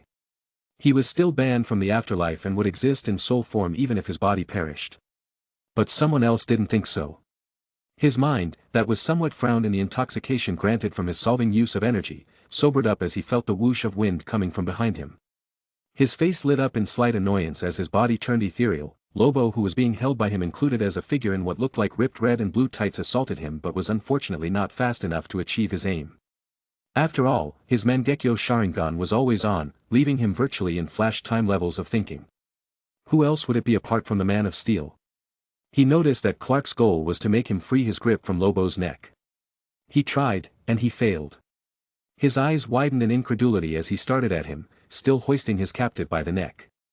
I don't know who you are, and thank you for stopping him, but you have to stop, right this instant. Superman said with a firm tone. His clothes were still ripped in multiple areas and his cape was torn so bad that it looked like an old rag. Blood was still on his face and body, but other than that, he looked fine. No visible cuts or bruises could be seen on his skin. And his gaze carried determination as if he were giving an order. Looks like his sunbath had some wonders for him in less than a minute. Hearing his words, a deep frown etched itself on his face before fading just as fast as it appeared. He was no longer siphoning energy from Lobo anymore. Superman's arrival had interrupted him, causing the sensation of expanding boundaries to disappear. That feeling he had longed for was gone now thanks to the Man of Steel, causing him to feel deeply annoyed. Absorbing energy from Lobo again wouldn't bring it back. He could feel it. The man was already close to death and his healing factor was close to being stripped clean. While Lobo would still regenerate from injuries, he could forget about regrowing a severed limb, much less regenerating from a single drop of blood. His immortality was practically gone as well. Meaning, even if he wasn't killed by someone else, Lobo would still die from old age. Judging from what he felt, he probably didn't have long to live either. The only reason why he hadn't died right this instant was, for some peculiar reason, his life force was being overdrawn to make up for his lessened healing factor. Meaning that after this, Lobo might only have from several months to several years to live. A decade at best, and he would be at the end of the road. Still, it didn't matter to him, as his soul would be rejected from the afterlife. The fucker would still find a way to return, as he possessed the ability of soul possession. If he left any drops of blood elsewhere that can regrow a body, he could practically restart his tale of immortality again. Unless someone found a way to seal his soul in another dimension or use it for a ritual, or just plain erase it from existence. Could he do that? Yes, he could do all three. Was the cost something he wanted to bear? No, it wasn't. His disintegration couldn't work on soul forms or matter that wasn't solid and liquid. He didn't know if Kamui could transport a soul to its dimension. He could erase him with energy, but he certainly wouldn't do that. If his ability to manipulate energy was advanced enough, he could do it with the snap of a finger, with no cost whatsoever. Thinking of this again, the energy being felt sour, and looked at Superman with a very unfriendly gaze. Still, even if he was annoyed, his initial plan wasn't to kill Lobo. Beat him to the point of near death. Sure. But kill him? Nah. Lobo didn't do anything to him that he felt warranted his death, no matter the cost. Hell, he was the one who decided to butt into matters that didn't concern him, and Lobo was good enough to play along. So he lost any interest when he realized there was no benefit to killing Lobo. The amount of energy he could extract from him wasn't much remaining anyway. He would probably stay incapacitated for months or years within the little time he had left. He might even die without moving while stuck in a coma. However, dealing with the Justice League due to a dying man's early death just wasn't worth it. Despite that, it didn't mean he would just follow Superman's orders. Some things needed to be set straight. And what right do you have over me to dictate what I do? He said with an expressionless face, his arms still not letting go of the blackened Lobo who looked deader than a corpse. Clark slowly grew anxious. If he didn't hear Lobo's faint yet still beating heart, he would have attacked again. Still, he didn't know if that would change anything. Hearing his words, his eyes widened before narrowing. His face grew serious as he spoke in a solemn tone. I can't tell you what to do, but regardless of what he's done, killing isn't the answer. It's just not right. But he's killed so many people already, why shouldn't I kill him? 'Cause it's against the law to kill. I don't know if you've noticed, but last time I checked, and he even said it himself, he isn't human to begin with. Is there a law that says killing aliens isn't allowed? Clark was taken aback. He opened his mouth to respond, but no words were able to escape his lips to further justify his claim. Technically, there was no law that stated aliens could not be killed. Meaning, the laws for aliens were practically non-existent. Lobo wasn't from Earth, so Earth's laws didn't apply to him. Seeing Superman stuck for an answer, his face didn't change, but he continued. Isn't it the same as killing animals? There is no law that states animals can't be killed. So anyone can literally carry an animal and stand by the side of the road, raise a knife and cut off its neck. Apart from some disgusted stares, no one would say what was done was wrong, aren't I right? It's not the same. Lobo is different. Clark started again, but he was cut off. It's different. Different because Lobo looks human. That's the reason, right? he said, leaving Clark to stay silent before nodding. So animals can be killed, but humanoid-looking creatures can't as long as there's a resemblance. That's pretty racist of you, don't you think? A chuckle escaped his lips as he looked at the Superman with amusement. Superman's lips twitched. I'm not racist. It's not how. He tried to explain, yet was cut off again.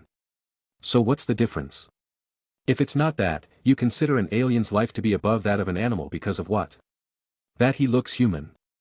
What gives you the right to say his life is more valuable? Isn't that plain racism? What if an alien looking like a lion monster starts attacking a city? You're telling me that it's not allowed to kill it as well? Listening to the words thrown at him, Clark was choked.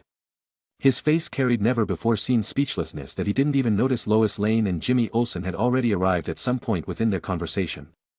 What the hell is he saying? I'm not racist. This is all just silly. I ain't racist, right? Damn. What am I thinking? Clark shook his head to throw away his silly thoughts. His composure returned as he looked on and said. Whether Lobo is alien or not doesn't matter. You're from Earth itself, so I can't let you kill him. The law will make sure Lobo gets what he deserves. You personally killing him won't improve things, and true justice is everyone's right. Even the worst among us. Clark said, with an imposing aura. His very being seemed to exude justice and righteousness with his natural charisma that was a great boost to his leadership qualities. Still, the latter's expression remained unchanged. He looked at Superman, who seemed as if he was ready to stop him from doing something gravely wrong, and found it even more amusing. If he were a villain or anti-hero, he would probably be laughing his guts out at this very moment. Still, that didn't stop him from speaking. And who the hell said I'm from Earth to begin with? His words caught Superman off guard, leaving the latter stunned in place. While Lois Lane and Jimmy Olsen had their eyes widened. The camera was rolling, capturing everything they were saying as well as their confrontation for all who were sitting in front of their screens could see. You're not human. Clark couldn't help but ask. Even though he knew there were aliens that had great resemblance to humans, that fact skipped his mind. He always thought that this man was a very stronger metahuman or something along similar lines. No, I am not. And Lobo is an intergalactic bounty hunter, so technically, the laws of Earth have literally no hold over us.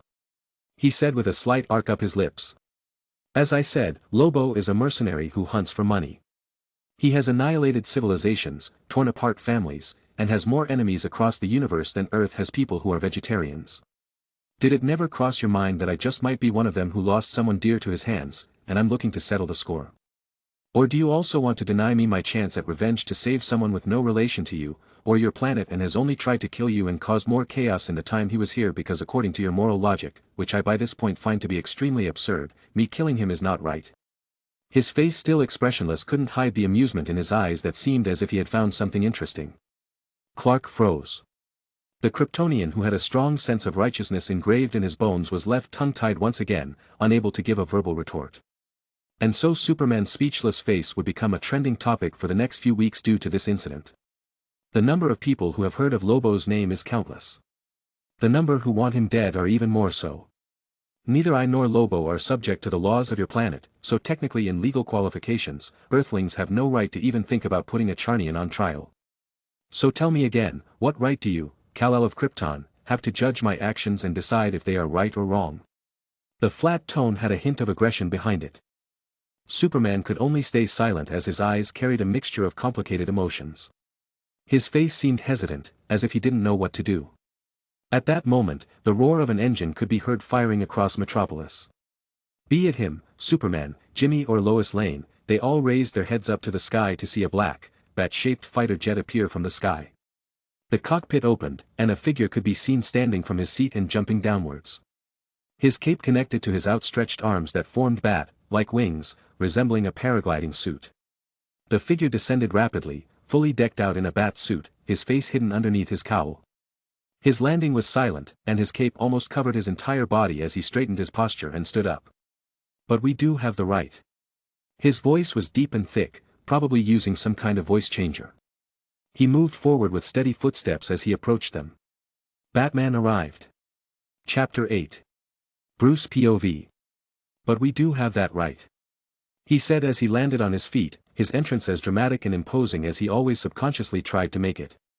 Batman, otherwise known as Bruce Wayne, raised his head high, his dark and broody aura circled him, though invisible, making him completely indistinguishable from his second self.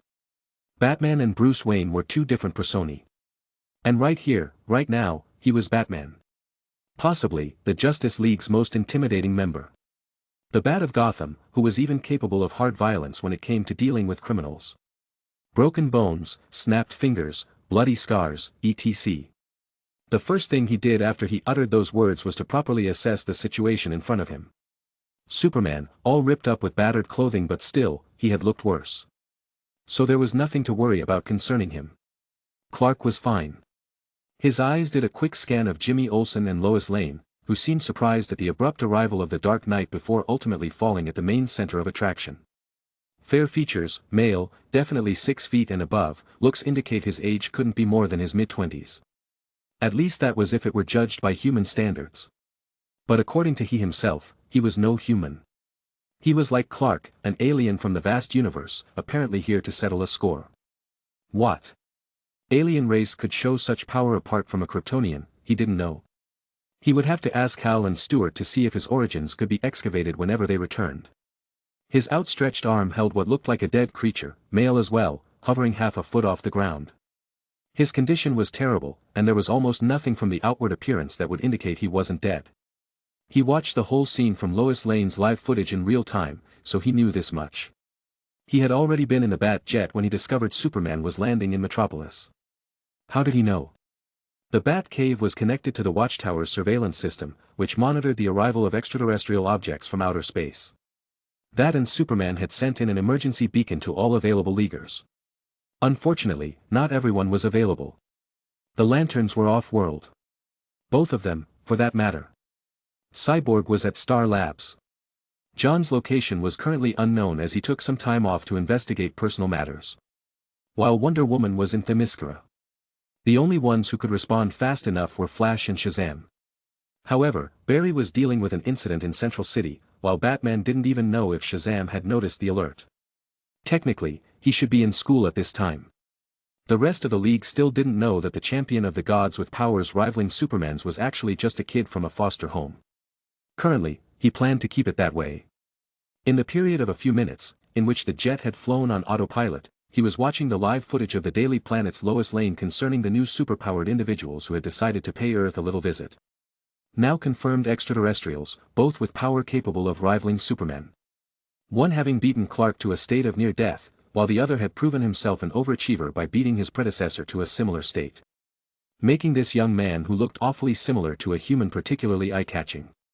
The arrival of two such individuals with powers on equal grounds with Superman, otherwise known as the League's heaviest hitter, on the same day sent a pit into his stomach.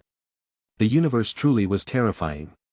Looking at both of them, although one was now currently out of commission, Batman had already labeled them as Alpha-class threat levels. Their priority, the same level as that demon that appeared years ago, which led to the Justice League's formation. Steppenwolf. No. Even Steppenwolf didn't have the power capable of fighting against Superman at such a level. Admittedly, he was capable of taking on the Justice League members, until Clark's arrival. Subsequently, the battle rhythm had changed from a stalemate to Superman wiping the floor with him in a straightforward confrontation while Diana gave the finishing blow. Of course, that wouldn't do full justice as Cyborg and both Lanterns were dealing with the Motherbox and Shazam still didn't have full control over his abilities. Things were getting out of control, and Batman didn't like it. Especially the way this alien was particularly skilled with words, weaving his sentences in a way that left Superman unable to retort. Clark's words and actions were being filmed on live television all over the globe. The chances of it being used against him by some dirty politicians, the US Congress, World Council, or even a certain scheming Luthor to tarnish his name and that of the League were 100% guaranteed. He could see the doubt and hesitation on Clark's face, causing his features underneath his mask to form a scowl. His gut told him that whoever this alien was, he didn't mean well. Call it what you will, but his instincts were seldomly wrong. The almost in that sentence for him was just being humble. These aliens were a threat, and they needed to be contained and brought in for questioning. No matter how others would see his actions, he wasn't going to take any chances. After all, he was a paranoid rich man in a bat costume. How he would achieve that, however, was currently beyond him. Oh. A man dressed up in what I believe to be a costume of an inferior species on this planet. Well, there's something you don't see every day. I thought your species would find it demeaning, but who am I to judge? So pray tell, what right could that be? The one holding the alien male by the throat asked with a raised eyebrow. Presently, he was really curious. What was Batman going to open up with? Was he going to state some kind of intergalactic law written by the guardians of OA or something? He resisted the urge to peek into the future using energy at that moment. Bruce looked at him, his expression hidden under his mask, and stated. He didn't seem to be offended by the earlier statement. While it is true that our laws have no hold over you, it does over your actions on our planet. Both of you. He pointed at him and Lobo. Trespassed into our territory, caused massive property damage as well as the deaths of countless innocents. That alone illiterates that you need to be held accountable for what you've done. He gave off a light glare as the features of his cowl squeezed. You don't just barge into a man's house, break his stuff and expect to walk out without no consequences. Earthlings are no pushovers. His crimes can and will be held accounted for by the League. You as well, Offworlder, will need to be brought in for questioning. Bruce said his momentum. He was already standing a few feet away from the male as he stood his ground, showing his conviction. I need to be brought in for questioning. He looked at Batman with an expression as if he were looking at an idiot. Which for some reason left Bruce unsettled. Under what charges? He asked, making Batman's eyes narrow. He didn't know why, but he was getting a bit of a crack out of this. Furthermore, he wanted to see what he would say, how he would reply, where the final destination of this rabbit hole lied. The result wouldn't change either way. Do I still need to spell it out? Intrusion on planet Earth without permission and destruction of valuable property. Whether you meant it or not, you need to take responsibility for the chaos brought about by your arrival and the harm that followed. Batman said calmly. POV change. Okay, that's it. He just about had enough. If he wasn't an energy being, he would probably be laughing his ass out right this second at the sheer ridiculousness of Batman's words. Unfortunately, apart from the urge to chuckle lightly, he didn't feel a massive burst of emotion. But still. The caped crusader was truly too much of a crackpot. The harm he caused? When exactly did he harm anyone? For intruding on Earth? Let me get this straight because I truly find this quite amusing. He said with a soft tone, causing Bruce to frown. Yet before he could speak, the former continued. So does that mean that your species would arrest a man who came to retrieve an object simply because he was standing on your front lawn? He asked. It's someone else's lawn to begin with. If the owner deems it fit, the latter needs to provide an explanation. Batman replied without hesitation. So does my explanation not mean anything to you, or do you still attempt to detain after questions? Batman frowned harder. The alien was still speaking, things were not going in the direction he planned. That is not. Or is there any specific law written on your planet that says all alien life forms must be brought in for questioning to determine their origins? Because according to you, my actions in rescuing your red and blue friend over there. He pointed at Superman. From an intergalactic murderer who was literally about to have his head severed from his body and stopping him from wreaking more havoc on this. I can only say primitive planet of yours, lacking a more polite term, is not only wrong but also requires me to be locked up for questioning just because of my presence. Please tell me, is everyone in your species this ungrateful? His calm voice continued, giving it jabs at significant yet lethal points. He truly was immersing himself in this alien roleplay. Superman's face changed. Batman's face looked even uglier. This goddamn alien. Lois and Jimmy frowned. Their thoughts less on the part about saving Superman and more about him describing Earth with the word primitive. So let's just assume there is such a law. Does that mean I shouldn't have saved him? He asked with a raised eyebrow. Clark was sure that he had never seen Batman this gloomy before. Do not twist my words against me. That was not what I meant. Then what do you mean? Because last time I checked, I wasn't even the one that brought Lobo to Earth. He said, looking at Superman. He did. A considerable amount of damage was the result of their brawl. Any addition I added was to take down Logo, which I did, and you're actually trying to pin me for property damage. He. Give me a break, what's valuable about it? I've seen civilizations with kitchen utensils worth more than everything in this city. His lips revealed a faint sneer. Your words aren't just treating me as if I have no sense, they're arrogant as hell. His palm loosened its grip on Lobo's neck, causing the latter to fall to the floor with a thud. This action alone made everyone take several steps back into a wary stance, but that didn't faze him. His words were basic truth. The most he did was slam Lobo into a few buildings and some asphalt. What about Superman? Who pinned Superman for damages when his relative, Zod, battled him on Earth, causing major damage to cities around the world? Or when the Justice League fought Steppenwolf? How much damage was accumulated? How many lives were lost today just because a bounty hunter wanted the Kryptonian's head for credits? Many suffered indirectly because of Superman. Even if it wasn't his fault. He wasn't angry about their deaths. He couldn't care less about them, but what made him surprised was that Batman actually dared to say such outrageous words as property damage. Was he looking down on him? A mere mortal in a bat suit actually dared to say he wanted to bring him in for questioning? Had his ego gone through the roof after dealing with a few clowns and fat penguins, or was Superman his confidence? Did he think he would keel over after he showed off some kryptonite? I find the confidence in your tone when you say I need to be brought in for questioning very intriguing. What makes you, a weirdo in a Halloween getup, think that you are even qualified to pass judgment on me? Minus the fact that I have done nothing wrong, since when does an elephant have to answer to ants? His gaze had turned cold, frighteningly cold as he gazed at Batman with a glare of rich intensity. An overwhelming urge to obliterate the man right there and then was poking at the back of his mind. Batman froze a bit as he instinctively got into a combat-ready stance. Swoosh! Superman flashed right in front of him with both arms, shielding Bruce from whatever possible attack might come his way. Lois and Olsen had also retreated several meters. Superman looked at the male opposite him solemnly. Batman gnashed his teeth. This hadn't played out how he had thought it would. He also realized how he had played the wrong cards and the possible repercussions that might follow due to his wrong choice of words. I should take responsibility for the chaos caused by my arrival, you say. I've caused massive property damage alongside loss of innocent lives, you say. He. The offspring of a civilization that hasn't even achieved space travel is so arrogant. Well, let me show you how much damage I can cause since you say so. His hands turned an ominous dark red as energy seeped from his very being. Superman grimaced. Hey look, I think we got off on the wrong foot. Batman just came off a bit wrong, there's no need to get into a massive fight. We just didn't want you to kill Lobo. Bats may have got a bit paranoid because of it. Clark said in attempt to ease the tension. He hadn't seen the fight, but just the fact that he had managed to defeat Lobo in the short minute he was in space was more than enough to enlighten him on the fact that they were outclassed. While he looked healed, he wasn't at full power.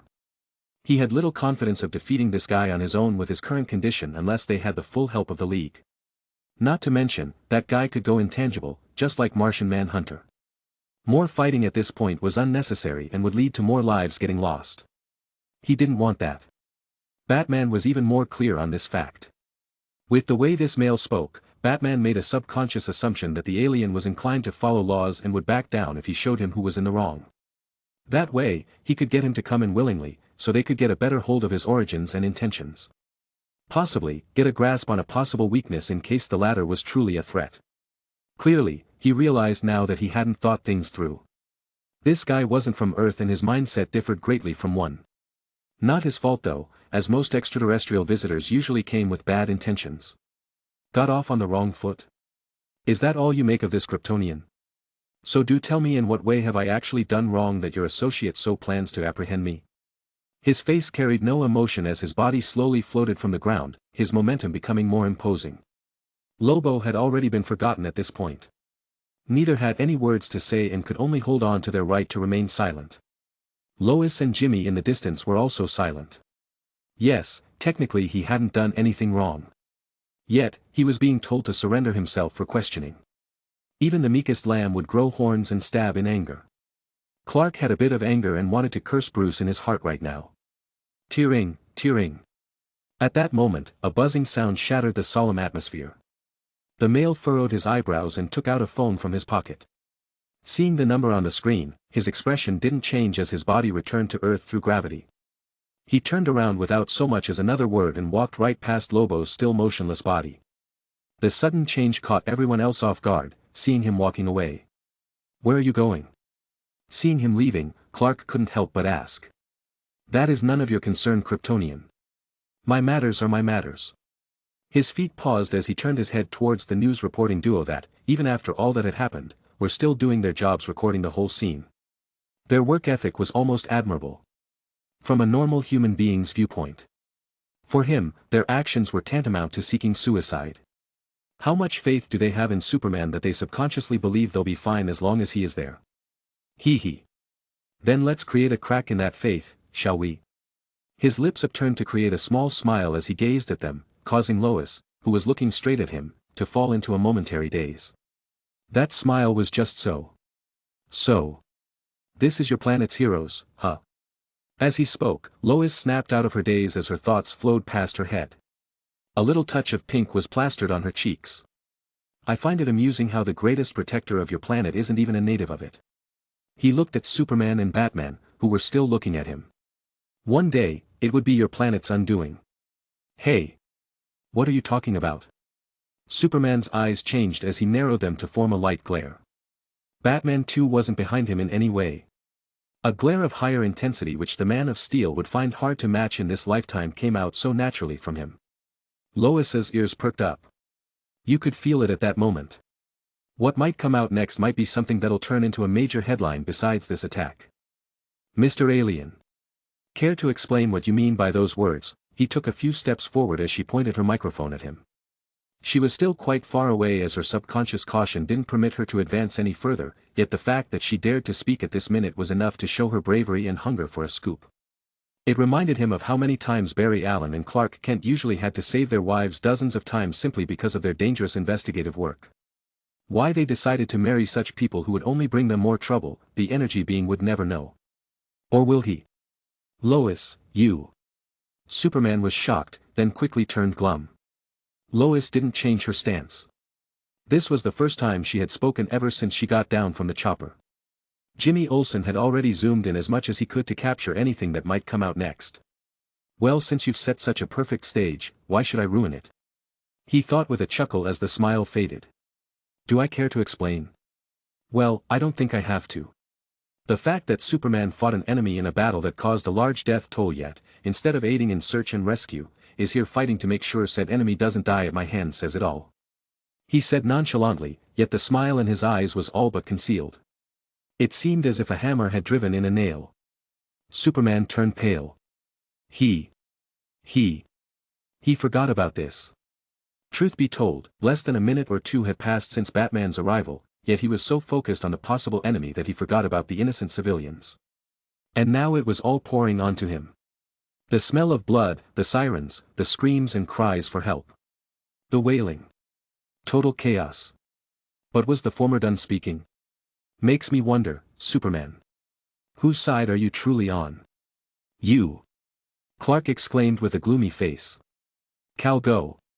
Batman said immediately. The safety of civilians was always their top priority. Superman didn't stay a moment longer and flew off into the distance. Looking at Batman letting Superman leave, he couldn't help but have a slight recognition for the former. If he wanted now, he could kill the latter without anyone interfering. Then again, what was this guy's source of confidence? Or was he betting on the chance that he wouldn't kill him? He didn't know if that was brave or foolish.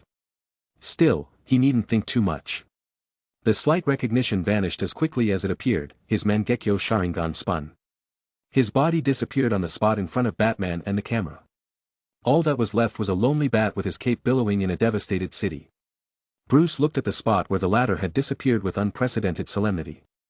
His mind furiously spinning to create one contingency plan after another.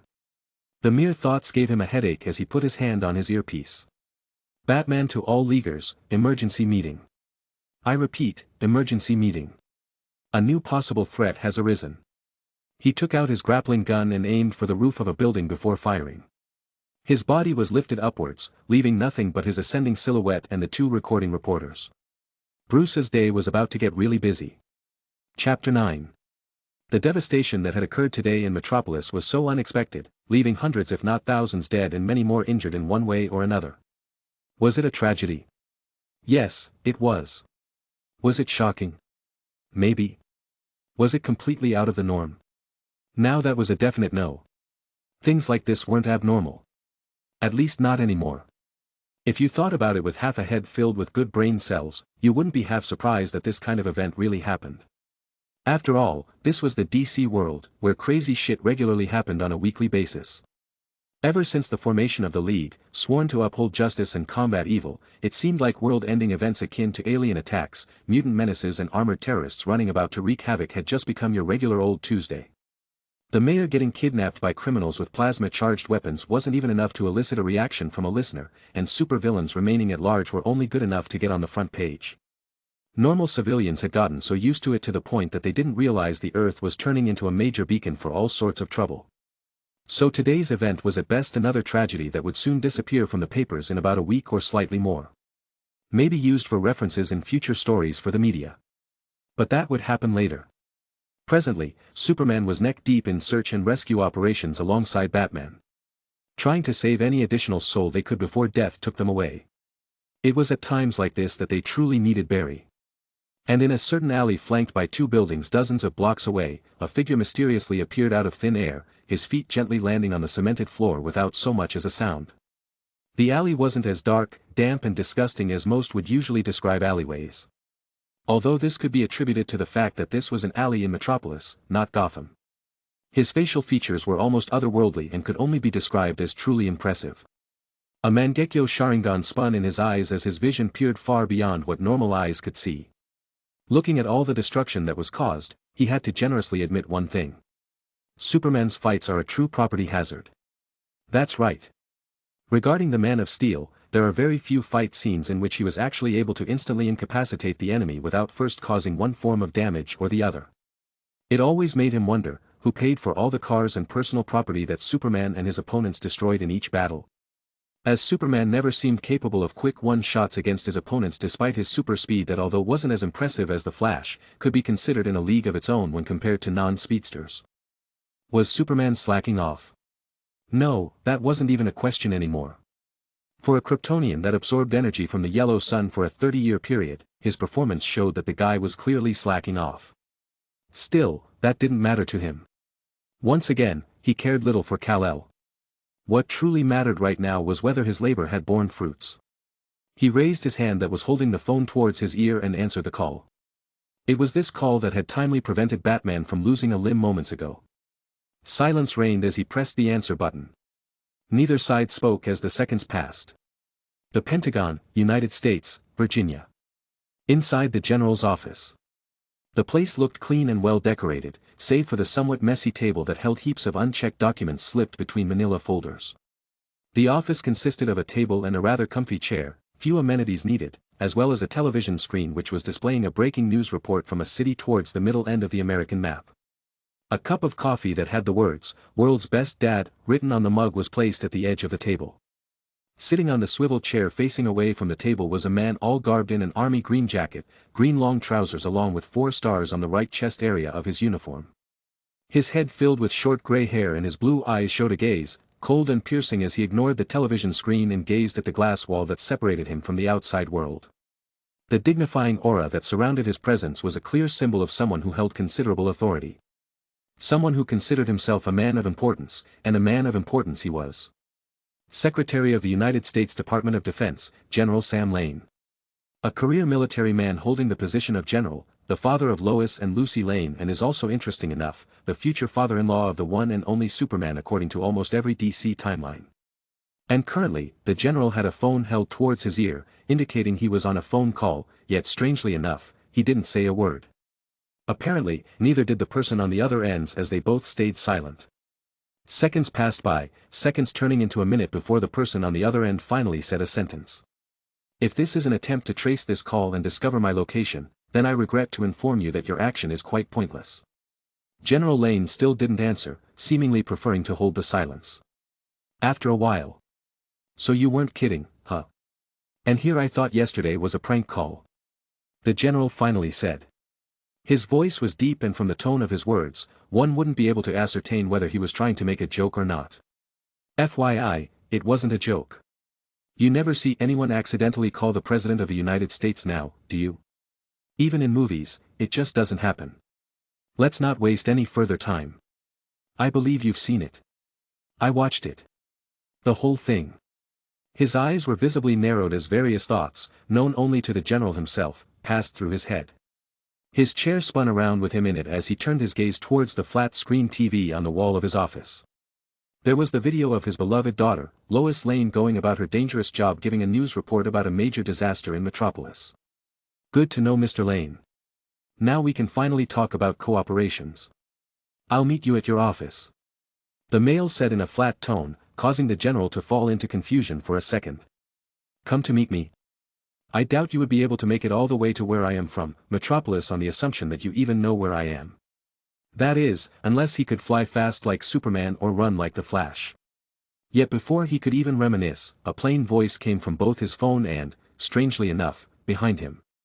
There is no need to doubt, Mr. Secretary. Trying to estimate my capabilities is a task better suited to Superman. Sam Lane didn't even think. His body, with reflexes honed over many years, moved on instinct as he pulled his gun and aimed behind him while turning around. And there a person stood behind him, who certainly wasn't there before. His face was the same as the one he had seen on the news mere moments ago. Teleportation ability? Sam creased his forehead as he pointed the gun at him.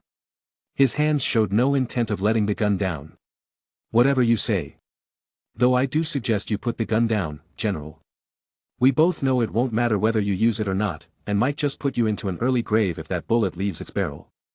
The man said with a slight shrug of his shoulders. His glowing purple eyes with strange patterns scanned the office with slight interest, leaving Lane to observe him. He didn't seem at all worried that there was a Glock 19 aimed at his head, showing his blatant disregard for him and any means he may have. Though after what Lane had seen him do on TV, he didn't think it was the least bit strange. Still with the gun in his grasp, which proved to give him even a bit of security, he asked. Who are you, alien? He didn't answer. He walked past the general with his eyes looking almost everywhere. His gaze eventually turned towards the multitude of folders on his table. Lane, seeing his gaze, raised the gun that was already half lowered back to face his head. These were files, some of them containing national secrets. He would rather die here before he let this. I thought I told you to put the gun away, Mr. Lane. I don't like having a toy being pointed at my face. His expressionless face gazed at the gun still aimed at him and his eyes swirled. The gun in Sam's hand disappeared into thin air, leaving him slightly stunned. Now that that's out of the way, let's answer some of your questions. After all, cooperations always starts with healthy communication.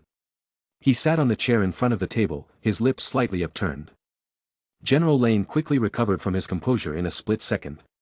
He had seen flying men capable of moving houses and fish people who could lift submarines. Making his gun disappear was nothing more than a parlor trick when compared to those things. The fact that you can make my gun disappear in this building at least wipes off on suspicion of you being a metahuman. Sam said as he sat on his chair, his face back to being dignifying. Despite being in the presence of a potentially dangerous extraterrestrial, he kept his composure with a calm outlook. Heartbeat steady and vigorous, all as a result of his military discipline, making him worthy of his position. Inwardly, however, his brain was springing in many directions. The whole building was filled with meta-human dampeners created by Star Labs to ensure the Pentagon's security against metahumans. The fact that this male had appeared seemingly out of nowhere at least gave some credibility to the statement he made about being an extraterrestrial. But whether you're truly an alien or a human with some tricks up your sleeve remains to be decided. We Earthlings have had some pretty unpleasant experiences with otherworlders. Now I need to know, Mr. Alien, who are you and what is your goal on planet Earth? Sam asked with a piercing glare that could give Batman a run for his money. His hand under the table was resting on a small black button as a security measure should this discussion end in an unpleasant situation. The alien in the room knew, yet he didn't care in the slightest. Who am I? Well, to be honest, General, I don't have a name. Neither do I have a world I belong to. His words made Sam frown deeply, his gaze scrutinizing the latter's facial expressions to catch anything he could find. The latter continued without a care. However, I believe your planet's species tend to have a small tradition of exchanging their names alongside pleasantries before undergoing business talks. So. His finger tapped lightly on the chair's armrest as he opened his lips. You, General Lane, can call me Amari, first and possibly last of the energy sentient. And as for my goals on your planet. A smile appeared on his face. It carried no trace of emotion whatsoever but had its own peculiar charm. Nothing much, to be honest. I only plan to rule the world. And with that sentence, General Lane pushed the button. Contrary to common belief, the Hall of Justice wasn't the Justice League's primary headquarters. The League's original base of operations, the now abandoned Mount Justice, had been compromised during an attack by the Joker, and they'd been forced to relocate. Relocate, and upscale to prevent a repeat performance. And so was the Justice League's watchtower created. A space station, way out in orbit, financed by Bruce Wayne, otherwise secretly known as Batman and built by both Green Lanterns with highly advanced technology from multiple planets such as Earth, Mars, Krypton, and Thanagar to better defend the planet and prevent any extraterrestrial invasions from reaching Earth. Effectively stopping potential space threats before they were even allowed to attack. After all, the Joker had already proven that a sufficiently motivated enemy could overcome their defenses, and between all the original members of the League, they had dozens of dangerous criminals to contend with. What would the world think of its greatest heroes if their base of operations was repeatedly breached by villains on a weekly basis? So now the Hall of Justice in Washington, D.C. was now nothing more than a tourist attraction. A deliberate front for the League while their true base of operations would remain unknown and only accessible by certified League members only. And now, on the watchtower, far above Earth's atmosphere. Recognized, Wonder Woman 03. Recognized, Superman 01. A thrum of powerful machinery and a pulse of golden light heralds the arrival of the well-known superheroes within the Justice League. The light dissipates showing the graceful figure of a Wonder Woman, her gait filled with easy grace, dignity, and the form of a well-seasoned warrior. And Superman who, had a significantly different outlook to him than he did days ago. His suit was back to the way it should be, giving the Man of Steel his iconic red and blue getup, but the confident air around him was gone. With shoulders slumped and a back slightly hunched, he followed behind Diana with heavy eyes and a loveless look. Diana, seeing him like this, could only sigh inwardly as she felt the heavy guilt that weighed on his heart and mind, but could find no words to comfort him more than she already had. A day had passed since what was now deemed the clash of the Otherworlders by various newspapers all over the country had taken place in Metropolis, and it held the #1 hot search list on all information sites. Countless online debates had sprung up on social media, fervently discussing the terrible disaster of Metropolis and the battle of the extraterrestrials. Most of it revolved around the three key figures, Superman, the white alien otherwise known as Lobo, and the last one left unidentified but was now being referred to all over the internet as the red transflux, paraflux, deviate or warp. Many of these discussions were sharply pointed at Superman, and not in a good way at that. That was something Clark had already learned to ignore, as there would always be people who didn't like you for being you. Especially when you were an alien from another planet with power capable of swatting them to pieces of flesh and blood with a casual wave of a hand. Humans tended to fear what they didn't understand. Clark understood that. But what truly troubled him was the fact that thousands of people had died and, whether directly or indirectly, he was the one at fault. So the accusing fingers being pointed at him only made him to feel all the more guilty. For all his might and godlike power, there is and always has been something darkly ironic about how empathetic and human the alien among them is. This was probably the reason Batman was able to become friends with Superman and trust him, despite how distrustful he was of almost everything and everyone else. Both marched forwards, their path headed towards the Watchtower's monitor room, where upon reaching their destination, were greeted by the sight of Batman knee-deep in dozens of holographic projections showing different news feeds and running search protocols and archives of the League's database. The room was wide and spacious with an astounding backdrop view of beautiful, blue planet Earth, yet none of them present were in the mood to enjoy it. "How are the search and rescue operations going?" he asked, despite already knowing the answer. After all, he's Batman.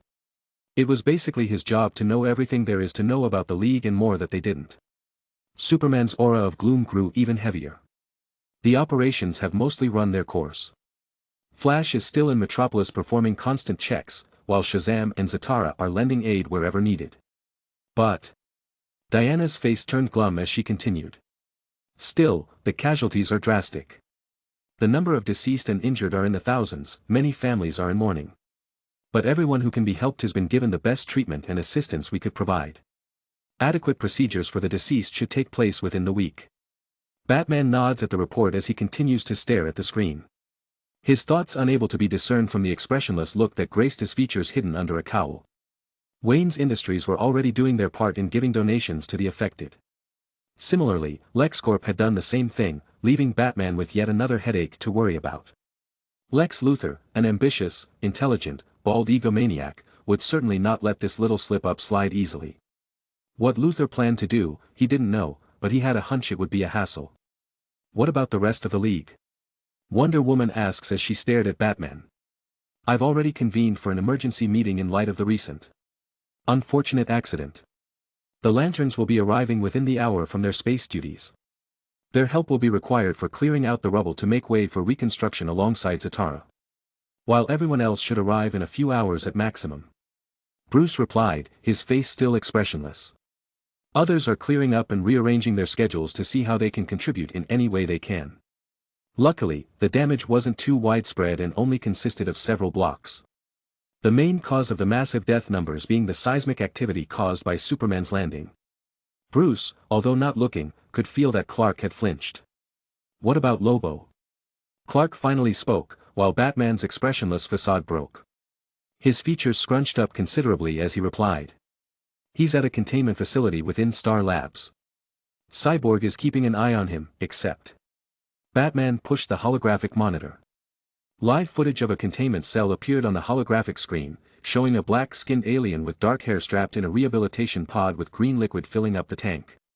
He had an arm missing alongside numerous bruises and injuries all over his blackened skin, which was an oddity itself, indicating his condition was anything but good. Wonder Woman and Superman frowned. Especially Superman, looking at Lobo's condition, his eyes were wide in disbelief as his mind struggled to believe what his vision was telling him. His condition is peculiar to say the least. Batman finished. POV change. In a large mansion, Lex Luthor stapled his fingers together as he looked at a screen in his living room. The television replayed the footage of the clash of the Otherworlders reported by Lois Lane. Nothing could be heard apart from continuous booming sounds, which even drowned out the noise of the helicopter. Lex watched attentively in interest. The video ended quickly before being replaced by a close-up picture of the one now recently known as deviate, or was it warp, or transflux? Bah! Who cares? But he did. Lex was genuinely interested in this new yet unknown variable that had popped up in Metropolis. Of course, the white alien capable of defeating Superman was also something of interest, but this. An alien from another planet, you say? With an interesting ability of teleportation and intangibility. What other secrets do you hold? This will be of interest to the light. Lex Luthor said to the picture. Chapter 10. His condition is peculiar to say the least. Batman finished. That's Lobo. Superman couldn't help but exclaim in shock. Not his fault, though. His mind was so focused on the other alien then worried about the damages and casualties that it subconsciously forgot to register Lobo's situation. Which was shocking to say the least. Lobo, who was able to go toe-to-toe with him, looked to be on the verge of death. Not to mention that he always found a way to recover from every blow as if it never happened, a stark contrast to what he looked like now. Superman and Lobo, although both were in the same weight class, had two different distinctions as Clark mainly relied on his strong, invulnerable physique which made him potentially immune to almost all physical harm. The fact that there was nothing on Earth apart from kryptonite that could hurt him, all but reinforced that fact, as the Man of Steel wouldn't mind taking heavy punches as they wouldn't inflict the slightest damage. In the Superman vs. Brainiac movie, where a metal humanoid crashed towards Earth, fought with Superman and used a sharp weapon made from foreign metals to attack Superman's forehead, the weapon just bounced off while Clark voiced out. I actually felt that. His strength and invulnerable physique was the core of what made Clark Kent, Superman. Lobo on the other hand was quite the opposite. He had Clark's strength but lacked his indestructibility. In fact, Lobo's skin defense might not even be stronger than a slightly stronger superhuman. But his regenerative factor more than made up for the unkillable cockroach's shortcomings. Superman relied much less on his ability to heal way faster from serious injuries than regular humans, as the Man of Steel rarely got injured to begin with. An enemy that could cause Superman to bleed was both challenging to find and potentially disastrous. So the way Superman's invulnerability was his core signature, the Charnian's was his immortality. And now, Lobo looked more mortal than a cancer patient on a sickbed. Surprisingly, it is. Batman said as he began moving his hands to swipe up information. The news feed was gone, replaced a moment later by half a dozen holographic panels projecting everything he'd gathered, the object of their collective undivided attention. With a gesture, one of the panels flickers to the front and enlarges, expanding its contents as it does. I got this from the Lanterns network left in the Tower database. Lobo, as he's called, is an intergalactic mercenary with a very high mission success rate. Wanted in over 95 different star systems. He has some similarities with Superman as he hails from the planet Charnian, which was destroyed many years ago by the Man himself, leaving him to be the last of his kind. Bruce said, as he read from what he could find. His last words left Superman with a particularly scrunched-up face. And most apparently, the Charnians are known for their immortality, gestured in the fact that they can't die from old age and are nearly impossible to kill in a fight as they are capable of regenerating from all injuries inflicted on them. Superman nodded at Batman's words. Now, that description perfectly fit with the man who nearly killed him. Although, the idea of true immortality sounded a bit over the top even to him. At this point, Diana interjected.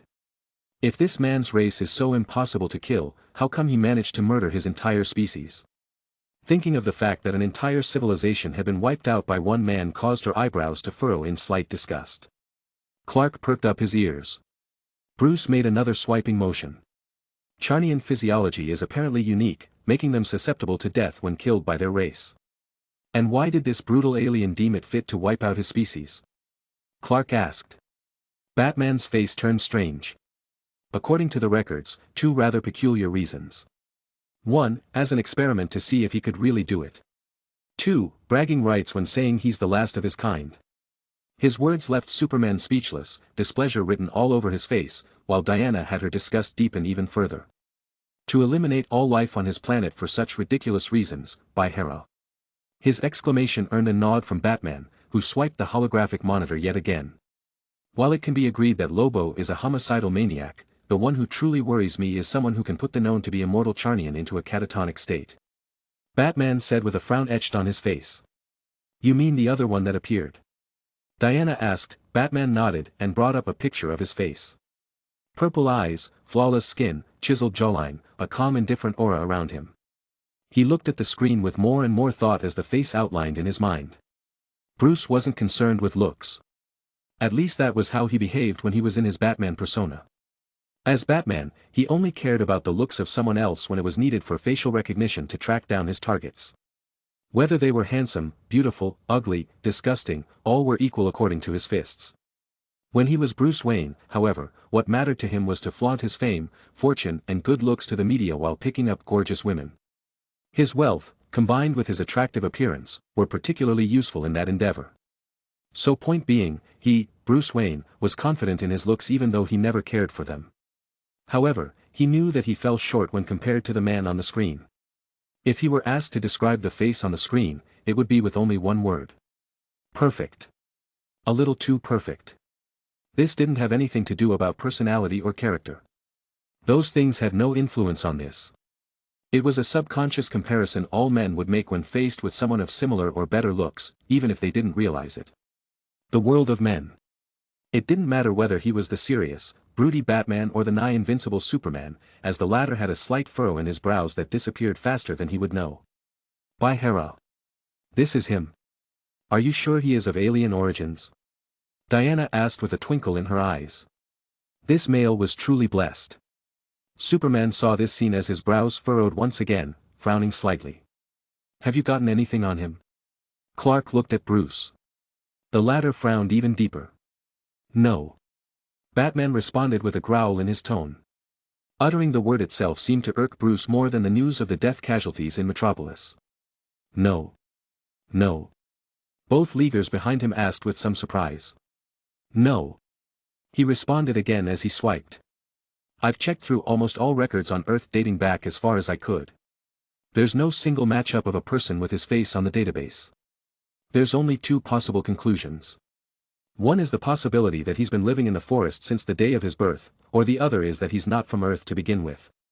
Batman didn't immediately buy the "I'm an alien" story that was fed to him, but first ran a cross-reference with every face on the planet. Unfortunately, there was no one who bore a match. So it's just confirming that he's not from Earth, then? Clark asked. I wanted to be certain. Make certain it wasn't just some metahuman playing alien invader. It seems we can rule out that possibility until something says otherwise.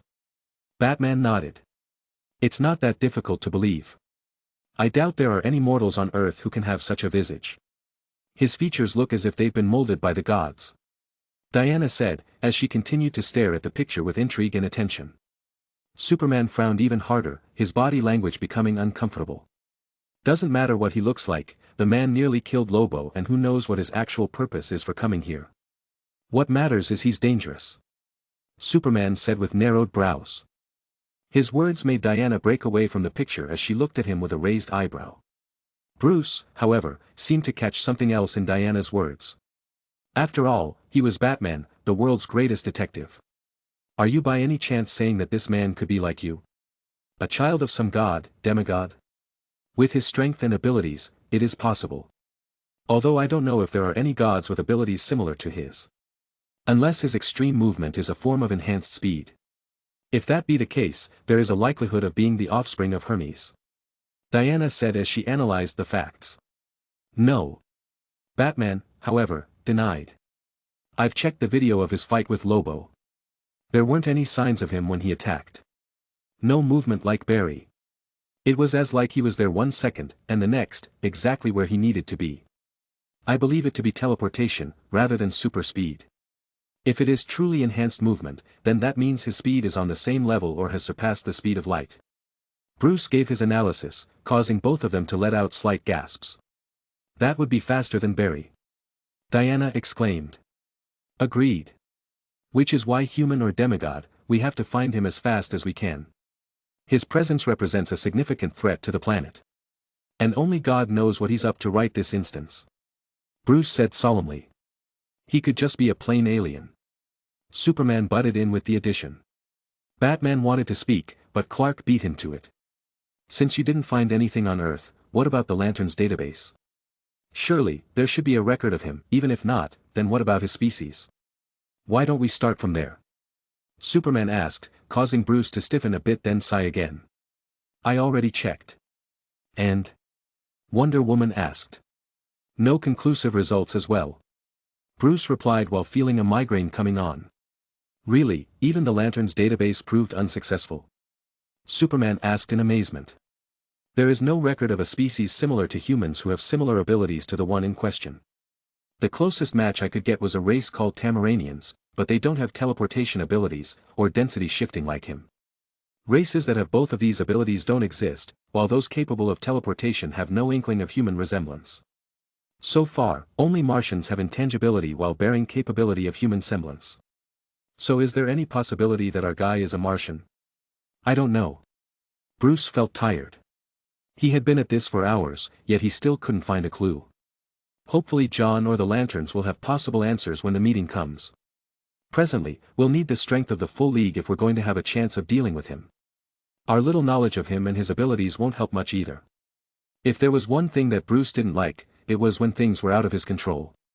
He was a cautious man with trust issues, right on the edge of full-blown paranoia. Even with Superman himself, Batman still slept with a box of kryptonite under his bed, showing how much of a control freak he could be. Knowing everything was a necessity for him, and having contingency plans for contingency plans were his thing. And now a new factor had appeared, and he had no knowledge of the latter to even begin coming up with a contingency plan. The only option he had was the League itself. Using the power of the League if push comes to shove. Excuse me, but I believe I'm missing something. Diana's voice resounded in a sharp tone. Why do you two sound as if you're about to go to war against an enemy you know nothing about? Last time I remembered, the latter has done nothing wrong apart from being here. Bruce and Superman froze a bit. He's dangerous, Diana. We know nothing about him, and he isn't even human. Bruce swiped the screen to a playback of the video. He said it himself. He isn't human, so our laws don't apply to him. With his strength, who knows what he will do? His risk is too high to be left unchecked, which is why we have to bring him in. Batman's time drawled a bit. At least until we deem him no longer a risk, or he leaves Earth. I agree with Bruce on this one, Diana. Whatever he is, his words show that he had no qualms with killing. He nearly killed Lobo. We can't have him walking free on Earth. Superman placed his hand on Bruce's shoulder and said. But he didn't kill him. Like you said, we know nothing about him. And he stated his purpose in looking for Lobo.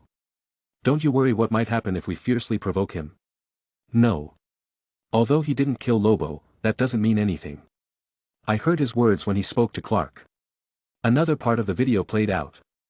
Did it never cross your mind that I just might be one of them who lost someone dear to his hands and I'm looking to settle the score? Here. I believe what he meant here was false. Look at his eyes when he spoke, there was nothing. No rage, no hate, no pain of losing a loved one, nothing. That's not the behavior of someone looking to settle a score. His whole behavior just seems off, inconsequential. Like all this was a matter of doing it. His question here was nothing more than hypothetical. A what-if question, if you will. And there. It's that look that gave it all away, the flash of amusement. I believe he has a goal, and beating up Lobo was just one part of it. He didn't care much about Lobo afterward. So the talk of revenge was nothing more than grade A bullshit. There wasn't even a speck of an intent to kill. He moved his fingers to reveal another scene. It was this place that it actually happened. Batman pointed to the scene when the alien faced both he and Superman in a position as if ready to attack. Here, he was ready. Actually ready to kill, me precisely. He felt insulted, and though his face looked indifferent, his eyes said it all.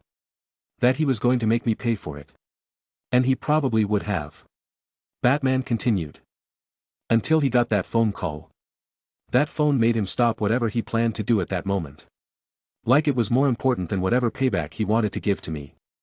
Now here's the problem. If he had followed Superman and Lobo to Earth, then how the hell did an alien get an Apple iPhone? Batman asked as he continued with his deductions, which at this point had enthralled Clark and Diana. He was superb at his work. Worthy of Earth's greatest detective. So you're insinuating? Superman said. Batman continued. I believe he didn't follow either of you to Earth. Instead, he was here before both of you even landed in Metropolis. After your entry into the atmosphere, the watchtower didn't detect any other anomalies. Meaning you two came alone, with no one else following from behind. At that point, his hands had already begun typing on a holographic keyboard. There's a chance that he knew Lobo was coming to Earth to hunt you down, so he decided to come to Metropolis in advance. But we haven't picked up any signs of entry into the planet before and after you left into space to aid John. So since we couldn't discover how he even appeared on Earth, then we can only assume that he was able to use his teleportation ability to make his way onto the planet without anyone noticing. Batman continued. Forget everything else, just that level of teleportation is quite shocking. Clark said in slight awe. But if he was capable of teleporting directly to Earth from who knows where, why do you assume that he was on Earth before Superman arrived? Because of the cell phone? Diana asked, slightly puzzled. No, for all we know, he could have just picked that up.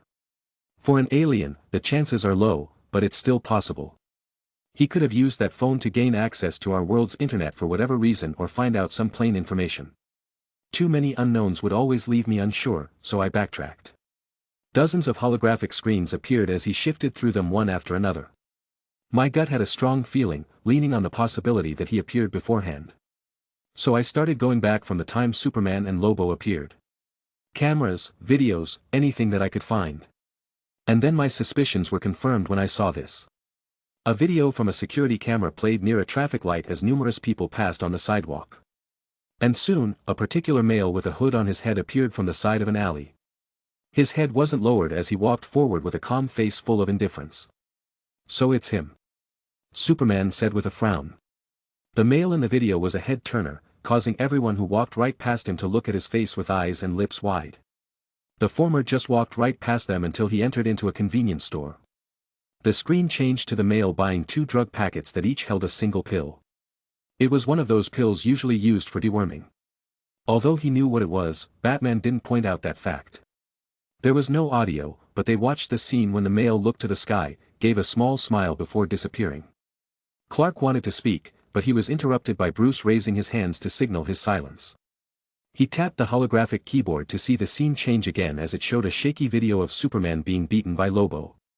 The latter's leg was pressed on his chest as he raised his blaster to fire Superman in the face. He stopped fortunately as he turned to see the same alien male appear, say a few words that weren't clear due to the chaos, take out 2 pills and infuse them with what the trio could only make assumptions for in their minds and swallow them. Before the scene changed as the latter burst out dark red energy and attacked Lobo. All 3 watched the video in silence. What were those pills he took? Diana finally broke the silence. I don't know. Bruce said with a sigh. This was the 3rd time he had given a negative response in the last 10 minutes. I remember this part. I didn't understand what he was doing at first. But I still don't understand what happened. Clark said while scratching his head. His puzzlement was shared by the 3 of them. We know that what he held was nothing more than normal pills, that is, until he infused them with whatever energy that was. And then he displayed the red aura moments later after swallowing them. So he created what? A super pill. Clark couldn't help but ask. Batman sat still, unresponsive, with a pensive look before replying. It's possible. So you're saying that the energy turned the pill into something that can give superpowers? But the energy came from his hands, then he ate it after infusion to give himself abilities? Diana questioned. It's possible. I have two speculations. Bruce, being the detective he was, spoke up about his possible suspicions. The first is that his powers aren't permanent and need to be constantly replenished after an uncertain period of time. Moreover, it needs a medium, and whatever that energy that emerged from his hands is can't act directly on his body, hence the need for the pills. Doesn't the energy come from him? With the little information we have on him, we can't be certain. False assumptions might lead to serious consequences. Batman replied. And what's the second? Diana asked. Batman didn't respond. Seconds passed by, and when Superman was about to speak, he finally replied. A demonstration. Huh? What? I said a demonstration. From what I've analyzed about him, he's calm. Too calm, add that with the way he looks, and you could even say he's perfect. If his powers were truly temporary and required replenishment sporadically, why would he reveal such a flaw? His ability to teleport always existed, so why make such a performance right in the open in front of Lobo instead of in a secluded area? Batman analyzed, the Leaguers behind him nodded in agreement. It's just plain stupidity. Coupled with the phone call that he had before leaving, I'm betting more that this was all just an act. Either a demonstration for the League, so we could make some kind of false assumption about his true abilities, making us think that his powers were temporary. Or Batman tapped his fingers. A demonstration of his true capabilities for someone else. Someone that was possible paying attention to the fight the whole time. Batman said in a grim tone. A demonstration? To prove his strength by defeating Lobo? Superman thought out loud. If you think of it, that would just explain it. Especially when Batman said that he had no actual interest to kill Lobo. So everything for him was a performance, and the life and death of Lobo didn't matter to him. If that was the case, the next question was, who was he performing for? However, Batman disagreed. No. It wasn't a demonstration of strength. At least, it wasn't fully about it. If it was, then again, there would be no need for the act with the pills. One of Superman's abilities was a super brain, which enabled him to keep track of his calculations when using his abilities like super hearing and supervision. Although he rarely used it for anything else, that didn't mean it was useless. My guess is that he's demonstrating his true abilities. The power to give abilities unto others. And with those words, it was as if a bomb had gone off in their heads. Chapter 11. Are you 100% sure of this, Batman? Clark asked, his face more solemn than ever. No, I'm not. Bruce denied. This is, once again, just speculations. Without true intel, plotting our next course of actions on mere assumptions will only cause unwanted damage. What's most important right now is to gather the League and try to find him. Is there any way we can talk to Lobo? See if he knows anything? Diana asked, causing Bruce to shake his head before bringing back the picture of Lobo. With a few finger taps, a hologram of someone's face appeared in their view. Half of his face was brown-skinned and very short black hair, making his African-American descent obvious to see. The other half, however, looked robotic with the eyes showing a gleaming red color. The rest of his body as far as the camera could see was fully covered in various mechanical armor, with the motherbox being the final component used in making up the half-human, half-robot entity known by the Justice League members as Victor Stone. Cyborg. The League's half-machine, half-man member was bioengineered by his father in an attempt to save his life after experiencing a horrible accident with mechanical parts, leaving him more machine than man. Batman? What do you need? Victor asked. Cyborg, status on Lobo. Bruce replied. Nowhere near good. The reply he received made Batman frown as Vic continued. Victor's left eye glowed red as reports filled the screen, completely mapping out Lobo's present state. We ran some tests on him. He's still alive, luckily, but barely. His body has remained completely unresponsive since the moment Flash dropped him off. While his cells are experiencing odd circumstances. Honestly, what all that's happening right now in his internals, I'm surprised he's still alive. Cyborg said with a click of his tongue. What situations? Clarify. And why is he still like this? Well, the cells within his body are going through a phenomenal degeneration sequence where... Hold on, Cyborg. Barry isn't here to translate, so why don't we try this again? But this time, in the language of the people. Superman hurriedly interrupted as his brain hurt just thinking about listening to all the scientific mumbo-jumbo that would soon spew out of his mouth. Batman and Wonder Woman didn't say a word, but their dark expressions said it all. In English, please. Cyborg looked at them with an urge to click his tongue. TSK. Fine. Technically, from what we could tell from his DNA, his cells are healing, trying to fix all the damage it suffered from. They all nodded, finding no surprise in his words. Here comes the twist. His healing rate doesn't match the data you gave me, Bruce. It's slower, like dozens of times slower than what he should actually be capable of. Vic said, causing everyone to have furrowed expressions. So the new guy did this if I'm to judge correctly, huh? Cyborg asked with intrigue. Looks like we have to amp up the security risk level of our resident alien. Batman said, his face ugly. I think I know how. Clark suddenly said with a solemn tone. It was when I came back from space, I didn't even have an opportunity to fully process when I saw Lois's helicopter about to crash. I rushed and saved it from falling, and then I saw it when I turned around. He had Lobo by the throat, seconds before Lois arrived with the camera. He seemed to be siphoning something out of him. The same kind of energy that he infused in those pills earlier. Clark was growing restless. What happened after that, Clark? Bruce asked him with a sharp gaze. Superman shook his head. I stopped him. Or at least I tried to, but his body went intangible alongside Lobo. I passed right through them, but I think it stopped whatever he was doing. He looked pretty annoyed right after. After clarification, Bruce tapped his fingers on the chair's armrest repeatedly. This simple action alone showed how much irritation he had pent up within him. So he siphons whatever energy that was, out of our immortal alien, and now, so-called alien has lost a large part of his immortality. And then can transform that energy to grant abilities in inanimate objects. Bruce started, Diana finished, leaving everyone's faces grim. How long until we find him? Clark asked restlessly. This was getting more dangerous by the second. The more they knew about him, the more scared they felt. Clark urgently wanted to find him and lock him up in a Belle Reve to appease his anxious heart. With such abilities. What's stopping him from going on a worldwide metahuman hunt, draining the abilities out of people?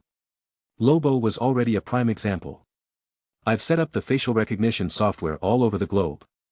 As soon as he appears, we will find him. Batman replied grimly. What if he's left the planet? Diana couldn't help but ask. I don't think it's that simple. I have no idea what his plans are, but that phone call shows that he has contacts with people on Earth. As for who it is, that's another cause for concern. It could be with Luthor, or in Turgang. Maybe he's an emissary under Darkseid. Batman and Superman immediately began drawing out the worst possible conclusions. Guys, there's something else you need to know about. Vic interrupted their worrying session as he pulled out another file. Lobo's healing speed has decreased sharply. With the level of healing he now has, he should have already succumbed to death as a result of the beatdown he experienced, but that's not the case. He brought out a microscopic feed of Lobo's internal cell structure. Lobo's physique is somehow still keeping him alive. His cells are mustering every source of vitality it can procure to prevent his demise. The result, however, is what's happening right now. Vic said with a blank tone. His cells are rapidly aging, being overclocked for vitality, causing them to rapidly speed up their life advancement. His cells have aged in hours, what they should have in months. Your point, Cyborg? Batman asked a little impatiently. He wanted to hurry back to his surveillance to find this dangerous factor that was now roaming on the Earth somewhere. In the files you gave me, Lobo's cells, while they aged, never showed such vitality loss. Cyborg finally said. What do you mean, Vic? Superman asked. Lobo is growing old. Batman responded to him, his expression was flat, showing how little the fact that Lobo would soon die of old age mattered to him. So what Vic is saying is, he'll probably die of old age soon. Wonder Woman asked. Cyborg nodded. At his rate, he'll most likely die of old age in a few months. 2 to 3 years if the overdraw somehow stops. The point being, Lobo is no longer immortal. Cyborg said before cutting off the feed. Silence reigned in the watchtower as no one had any words to say. What would happen if he used what he could do on normal people? Superman asked the obvious. They would turn into skeletons in seconds. Still, Batman responded to the somewhat idiotic question. Can we call Zatara to see if we can track him with a locator spell? We already tried. Giovanni couldn't get a trace without an anchor to him. I'm going to search. Call me if there's anything valuable in the meeting.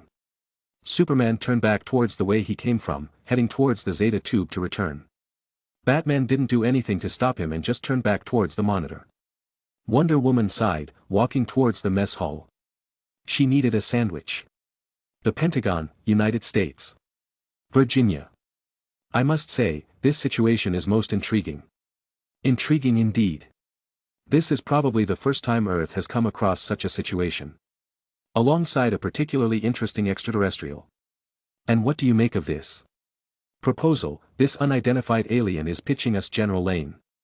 In a secret room fully lined with lead, state-of-the-art cloaking tech, soundproof walls, meta-dampeners in every possible corner, non-reflective surfaces and laced with kryptonite, General Sam Lane stood at attention with his hands behind his back. In front of him were a set of chairs evenly spread out over a round table. The chairs, however, were empty of any living organism whatsoever, but in its place was a holographic projection of men and women of different ages. All of them wore solemn expressions and sat elegantly with grace and poise, each with the aura and temperament capable of pulling off the hundreds of thousands of dollars worth of cloths hung on their bodies. These men and women were well-known politicians and influential figures in their various countries. However, few knew them for who they were aside from their original identities. Made up of various heads of state of elected countries, together they formed the World Security Council. WSC. Created to issue response orders in relation to threats regarding the safety of the world. The idea for the WSC was created a few years ago after Steppenwolf's invasion on Earth, promptly alerting the world that they weren't alone in the vast universe, and they would soon face more threats from extraterrestrials. It was formally implemented when the Justice League decided to establish themselves as Earth's guardians, promising to shield the Earth from otherworldly threats and fight injustice within it. On the surface, its main focus was to fight alongside the League to protect the Earth from hostiles, but that was only part of their agenda. The other half of their goal was to band the resources, manpower, and authority of many countries together as a form of resistance against the overpowered protectors of their planet. Protectors whom they had little to no control over. For the leaders in high places who have literally grown intoxicated to the feeling of being at the top of the pyramid, having someone existing literally powerful enough to step on their heads made them more restless than ants in a frying pan. It was basically a group of children deciding so seek strength in numbers so they could have the leverage to speak on equal grounds with the dreaded neighborhood bully. The League with its purpose of enacting justice had turned into a bone in most of their throats. Added to the fact that humans always feared what they didn't know and couldn't control, many sought to subdue the members of the League. Pity, 100 ants can't bite a single giant to death. An example being the government's failed attempts at capturing Superman in the early days. No one would be at ease with a wild tiger laying in their living room, even if it doesn't bite. The fact that the League was growing with the addition of new members, many possessing powerful abilities, made them even more uneasy. And now, here they were, discussing another possible world-shattering catastrophe similar to Superman, that had made his mark in Metropolis a day ago. Numerous eyes shifted towards the old general, who now had to withstand the joint pressure of several men and women with statuses above him. Lane's face was expressionless. This wasn't his first rodeo with these wolves in sheep's clothing who were his superiors. To be honest, Lane didn't have too many good feelings for the Justice League, who declared themselves guardians of Earth on their authority. He was a man molded in the military and served under its rule. His duty was to his motherland and his family. Someone like Superman, however patriotic he may be with his love for mankind, was a dangerous entity in his eyes as long as he wasn't under the military's control. Take that principle, apply it to the many members they had, and his affinity with the League, an organization not under governmental control, could be imagined. But compared to these two-faced bastards who hid their tail feathers behind the facade known as politics and had influential positions they didn't deserve, his dislike for the Justice League wasn't even worth a drizzle. He'd happily go for a drink with the Man of Steel than stand here with these hypocritical bastards any day of the century. Unfortunately, he had a job to do. The alien has decided to leave his origins a mystery. Other than his self-picked name and him calling himself an energy sentient, we have no clue where he might be from due to our information of the universe beyond Earth being fundamentally insufficient. He is a high-risk factor which could become significantly disastrous. However, the benefits he has proposed regarding cooperations are rather promising for Earth's development. With what he can provide, both the technological sector and security sector of the planet can be enhanced multiple folds. General Lane said with a straight face as he listed out the advantages of this whole charade. The room grew silent as the council members spoke within each other, but Lane heard nothing. This was deliberate, as they didn't want the old general to listen in on their conversations, not like Sam cared. He just silently stood there, awaiting their decision. After a while, another hologram spoke. A female, to be precise. What exactly do you make of this? Amari, General. How far are the extent of his abilities? Are there any possible weaknesses he has displayed? None that we know of. His ability of teleportation is rather exemplary, as he has proved capable of teleporting himself from Metropolis all the way to the Pentagon in a split second. The extent and number of his abilities remain unknown, except for us knowing he is capable of taking on an opponent at the level of Superman. Lane shook his head and replied. Oh yes, we all know the incident of Metropolis, General. But how do we know this proposal wouldn't come around to cause us affliction on the chance we do accept it? He is an extraterrestrial after all, a powerful one at that. Humph, I suggest we capture him. Alert the Justice League of his presence and let them handle it. This is what they signed themselves up for, after all. An old man with a gray mustache and full beard said with a huff. He didn't like the idea of adding another dangerous individual they didn't have total control of into this equation. Even if we give him to the League, the casualties it will cause if a battle broke out within a populous area will be astronomical. As if they cared. Sam thought inwardly with a snort. They just didn't want anything capable of staining their names. Let's not forget the possibility that the League might not be able to keep him. According to NASA, there was no entry into the Earth besides Superman and the white alien. Meaning, he can decide to just leave the same way he came, currently unknown. The benefits for Earth would be practically non-existent if that happened. If he is inducted into the League for one reason or another because we handed him over, it wouldn't do well for our favor. Another one of them kindly pointed out this point, making the room fall into silence once more. Yes, they were trying their hardest to gain more power so they could rise to the same level as the League.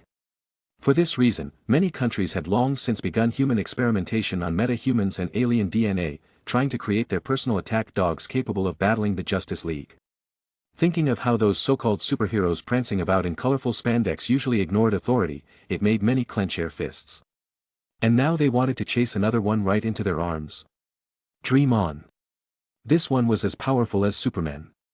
Another Superman? Not to mention the benefits in his proposal. It was already unanimously decided without even having to speak. The League wouldn't get involved with this one, no matter what. What do you think are our chances of apprehending him, General? I believe the military has some special means capable of withstanding enemies if they are by chance caught off guard. It would be of great help to the military's research if the DNA of this alien could be acquired, don't you think? A female middle-aged woman said with a slight upturn of her lips. Her holographic hands held a glass of champagne, which she readily raised close to her lips. The ears of the council perked up at the possibility, while once more looking at the general with high intensity. Lane said, without a change of expression. I sincerely believe we wouldn't be here if our military had the capability of taking down someone at the level of Superman. Even if it's by surprise. The chances are limited, and I would rather not sacrifice the lives of countless brave soldiers and hidden weapons on a fruitless endeavor to apprehend an extraterrestrial even Superman couldn't lay his hands on. His bland tone had a particular biting edge to it. The middle-aged woman frowned at his words. No matter how bland they may be, his words indirectly insinuated that she was stupid for offering such a proposal. General Lane, I advise you to watch your... Actually, I would have considered the possibility of your words, Secretary Argent, however the reveal of an ability under the arsenal of the alien Amari promptly left me to discard this thought. Lane said, interrupting her, which made her somewhat angry. She twirled her fingers around her glass angrily. And what might that be, General Lane? Another member asked. The ability to see the future. He said with his lips curling upwards, finally revealing some emotion since the minute he entered this room. Time seemed to stand still as everyone in the room turned stiff in their seats. The middle-aged female who spoke earlier was particularly frozen in place, her eyes widened to a slight bulge. In the case of such an ability, any kind of attack against him or plan to do so will be revealed beforehand, hence destroyed before it even began. An example being Secretary Argent's proposal to apprehend him for his DNA. The sound of glass shattering entered everyone's ears, causing many to turn and see that the champagne glass in Argent's hands had slipped off while her eyes had widened in horror before her body started trembling. Fear seeped into her bone marrow, causing her elegant aura to dissipate, replaced with pure trepidation. If Lane weren't in the room, he would surely laugh his beard off. Seeing Argent's frightened expression was worth more than $1 million, making him incredibly satisfied. I'm liking this alien already, he thought inwardly. Looks like coming here wasn't a total waste of time after all. Silence pervaded for many seconds before someone said in an urgent tone. Did you verify the authenticity of his words, General? Lane said nothing but took out a crumpled piece of paper in his pocket. After a few seconds of straightening, what appeared was a crumpled page with ink writings on it. Lane placed the page on the table, where a blue light flashed, scanning the page. A second later, a document appeared in front of the eyes of everyone in the room. All those pairs of eyes widened in horror as they took in everything they read. It was precisely the discussion they were having right now. Starting from the moment Sam initiated the conference call. Not a single word was missing, with the only change being the fact that a certain part of the writing was circled with red ink. What do you think are our chances of apprehending him, General?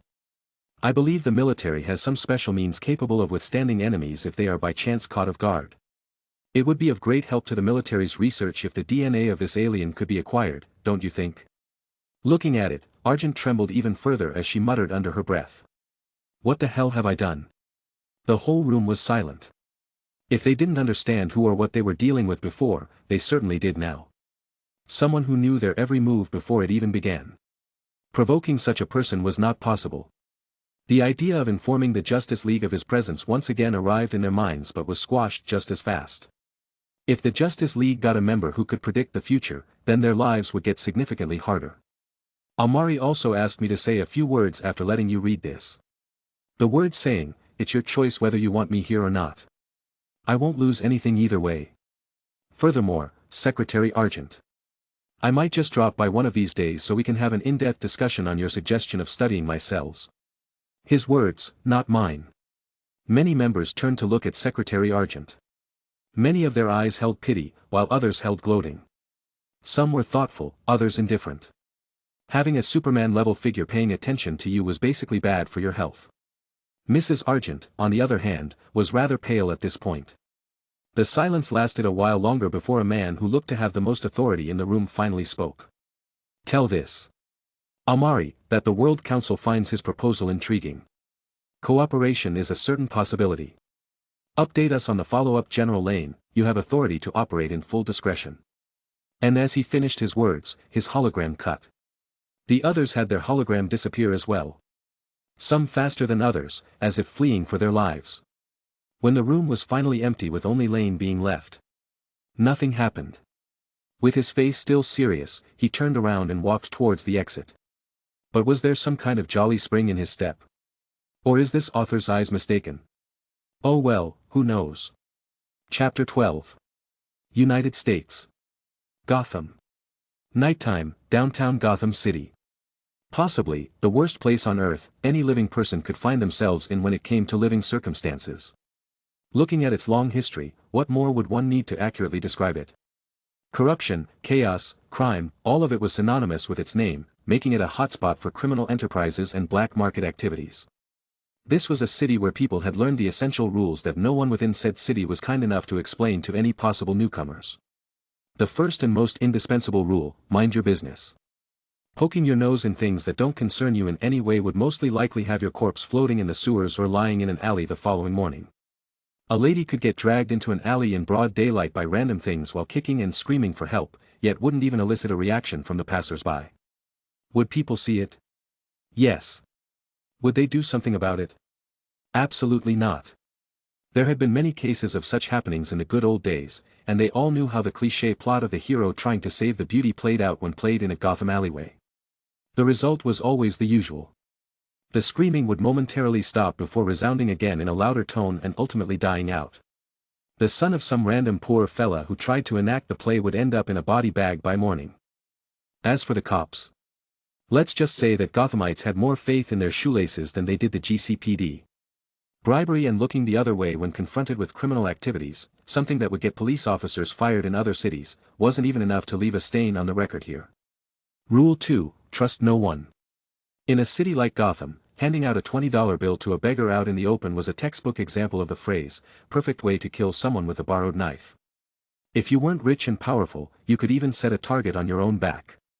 Such an action was capable of getting someone and anyone involved with them murdered before dawn.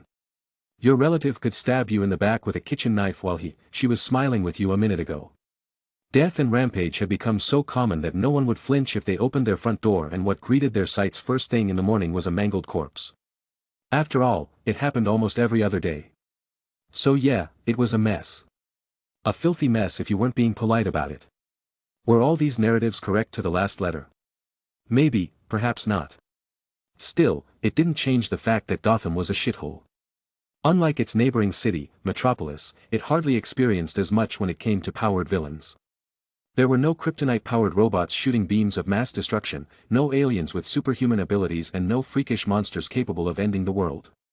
The problems mainly experienced were simple enhanced versions of crime performed by individuals who were baseline humans. No superhuman strength, no apocalyptic weapons, just serial killer clowns with messed up minds, an egotistical maniac who had a thing for riddles, a fat drug and weapons dealer with the stature of a penguin who actually calls himself the Penguin. Basically stuff along those lines. Metropolis had experienced more disasters in 5 years than Gotham had since the day of its existence, yet Metropolis was a much safer place than Gotham would ever be.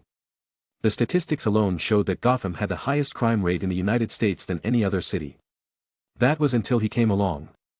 Straight into the darkness of Gotham, he struck out with hardened fists, technological gadgets and tenacious willpower, dedicating himself to combating the forces of evil within this city with his mortal body and sharp mind. He became what Gotham needed the most when it really counted. The hero of Gotham, Bruce Wayne, otherwise known as Batman. Kinda weird hero name when you think about it, but oh well. Who told the guy to have a thing with bats when he was younger? And so, with determination in his heart, Bruce set out to become what was necessary for Gotham. To make sure that he could prevent the tragic encounter that happened to him from happening to others. Even if he couldn't save everyone, he would try his best to put a halt to this city's corruption. Even if he had to use slightly more extreme methods to get the job done. And try he did. It was well known that Batman of the Justice League was a little different from the rest of his associates. His fighting posture was a lot harsher, usually leaving his opponents with broken bones, bloody noses, batarang scars and branded bat marks. His vigilante approach, regardless of what it seemed like to the common folk in the early days, was rather effective. Superman was a symbol of hope to the people of Metropolis, while Batman was a symbol of fear to the criminals of Gotham. A place like this needed a heavy hand if you wanted to make a difference, and made a difference he did. At least Bruce would like to think so. At first, his tactics did work well. But as they say, you live, you learn. Some criminals are rather lousy, but not all of them are dumb. Some would evolve, and that fear of Batman would turn to caution. Unknowingly, Batman in his quest to save a lost city was helping its criminals work smarter, plan better and develop targeted tactics. In a way, Batman was teaching them to be better. Bruce soon realized this as new and more challenging criminals to deal with rose over time, all hellbent on challenging him, one way or the other. Yet, he could do nothing but continue the same charade of hunt and capture while God knows how many innocent lives died along the line. Gotham needed a stronger, more permanent service to get back on track. Services that Batman, no matter how brutal he tried to be, just couldn't and wouldn't provide, probably even when faced with the cost of his life. Batman's POV. It's calm. Too calm. Bruce said expressionlessly as he stared through infrared binoculars while fully decked up in his bat getup. He stood on one of Gotham's skylines while looking down on the city as he went about his regular evening patrol. Isn't that supposed to be a good thing, Bruce? A figure a few meters away from him stood with her arms folded across her chest. Batman turned around to look at the woman, giving her a slightly narrowed glare. She froze a bit with her mouth slightly open before lowering her head. Sorry, Batman. I just meant, the gangs are keeping a low profile and no one's gone out to perform a big stunt in days. What's bad about that? Barbara Gordon, who was similarly dressed in the bat costume, apologized before speaking. She was well aware how Bruce vehemently emphasized on the use of codenames whenever they were out in the field. She heard that he once had an argument with the Flash over this issue. Their secret identities being revealed was a catastrophe on its own if it ever occurred. Still, that didn't stop her from asking why his tone concerning everything being too calm sounded like a bad thing. Bruce turned his face away and continued to peer through his binoculars. On regular days, it's not. But with everything that's happened lately, something just doesn't feel right. He said without turning. Barbara had her brows furrowed slightly. And there it is again. Bruce's gut feeling that signified something bad was about to happen. As one of Batman's protégés, she knew what it meant whenever he felt this way. And from his words, she knew the source of his concern. It's about the alien that disappeared, isn't it? She asked with a tone of concern. Yes. Bruce replied in taciturn. His voice was plain and sounded somewhat unfriendly, yet she didn't mind. She had been around him long enough to understand that this was his usual time when he was fighting crime as Batman. Bruce didn't see the need to hide it either. It was no surprise to everyone who knew him well that this whole thing was bugging him more than he let it show. A week had passed since the clash of the Otherworlders, while Flash and Superman had practically scoured the face of the globe searching for their mysterious yet dangerous visitor. Facial recognition scans were always running 24 hours of the day, and yet, a week had passed. Nothing. A week gone by and they've found nothing. It seemed as if he just disappeared from the Earth's surface, which, when thinking about his abilities, was actually not surprising and most likely to happen. Had he left the Earth permanently with his teleportation ability?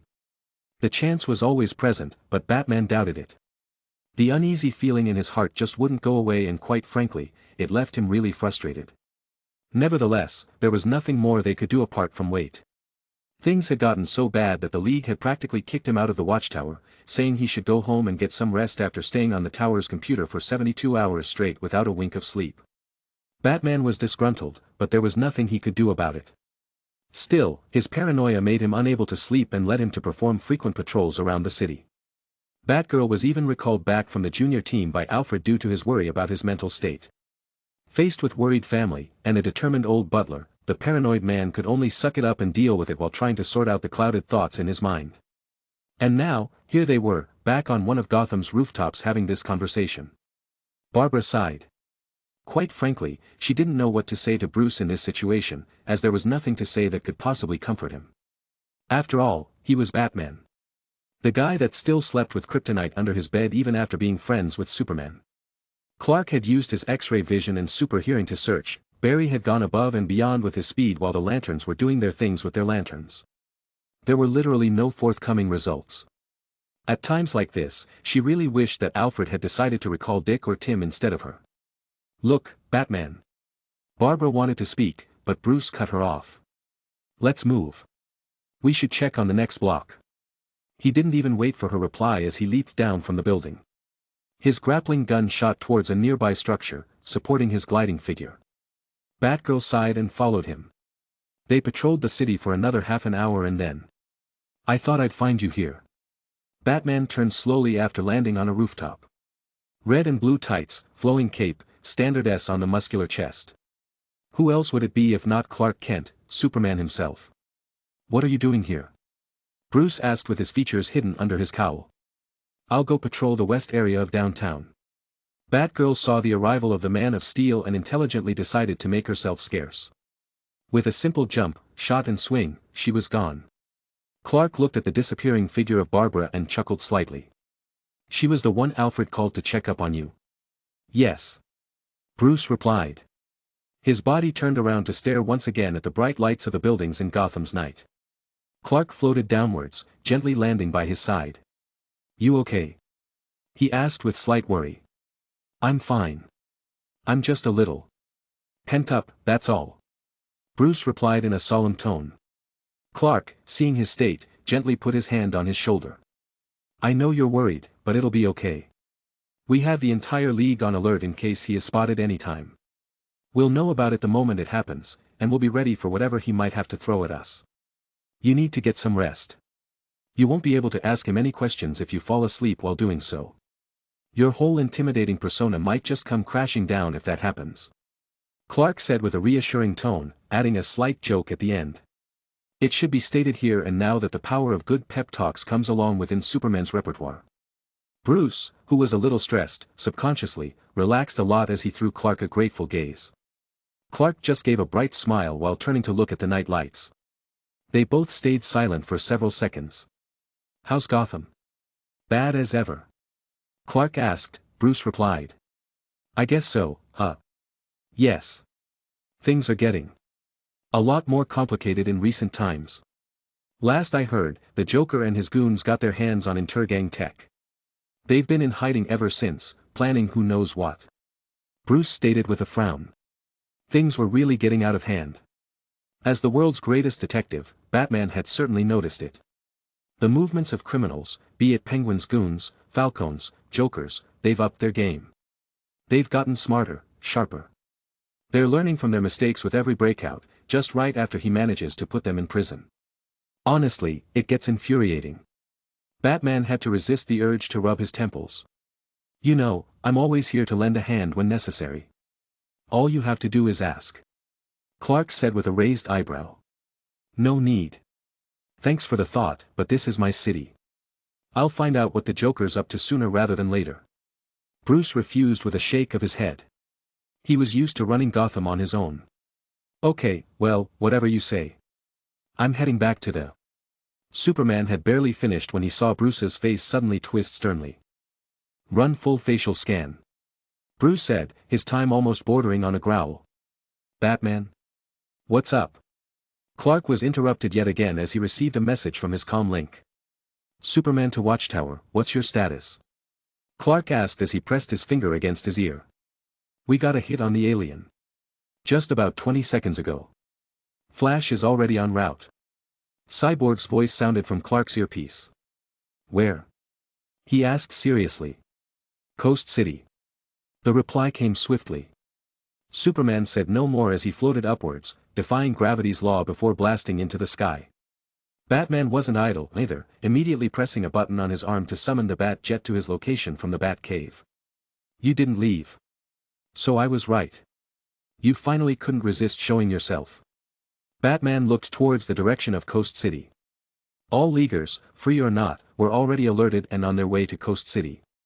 Although Flash would be there in less than 5 minutes, the first responder would definitely be Hal Jordan.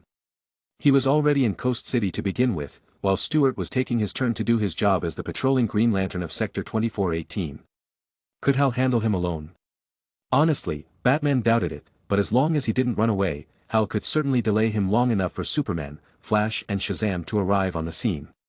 Or at least, that's what he thought.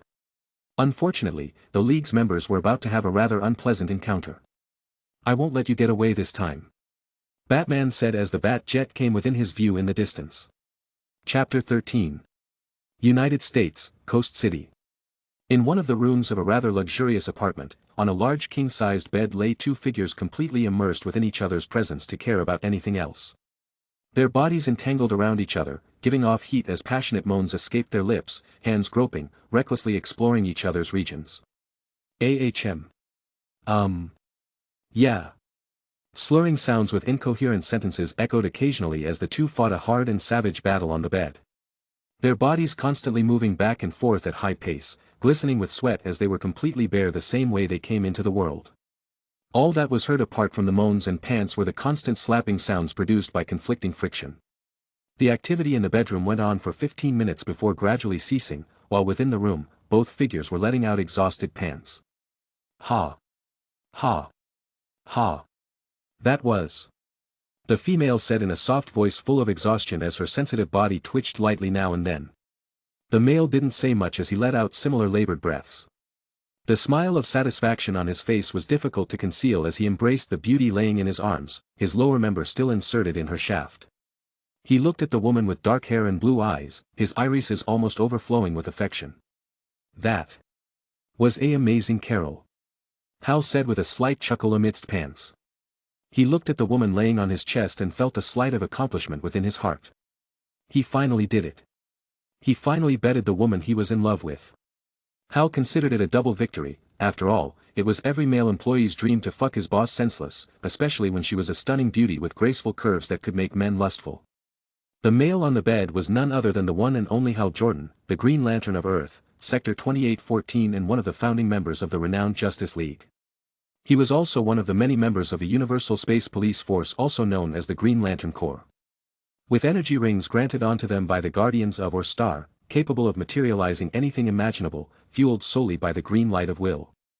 This made anyone deemed worthy enough to wield a lantern ring a formidable opponent across the universe.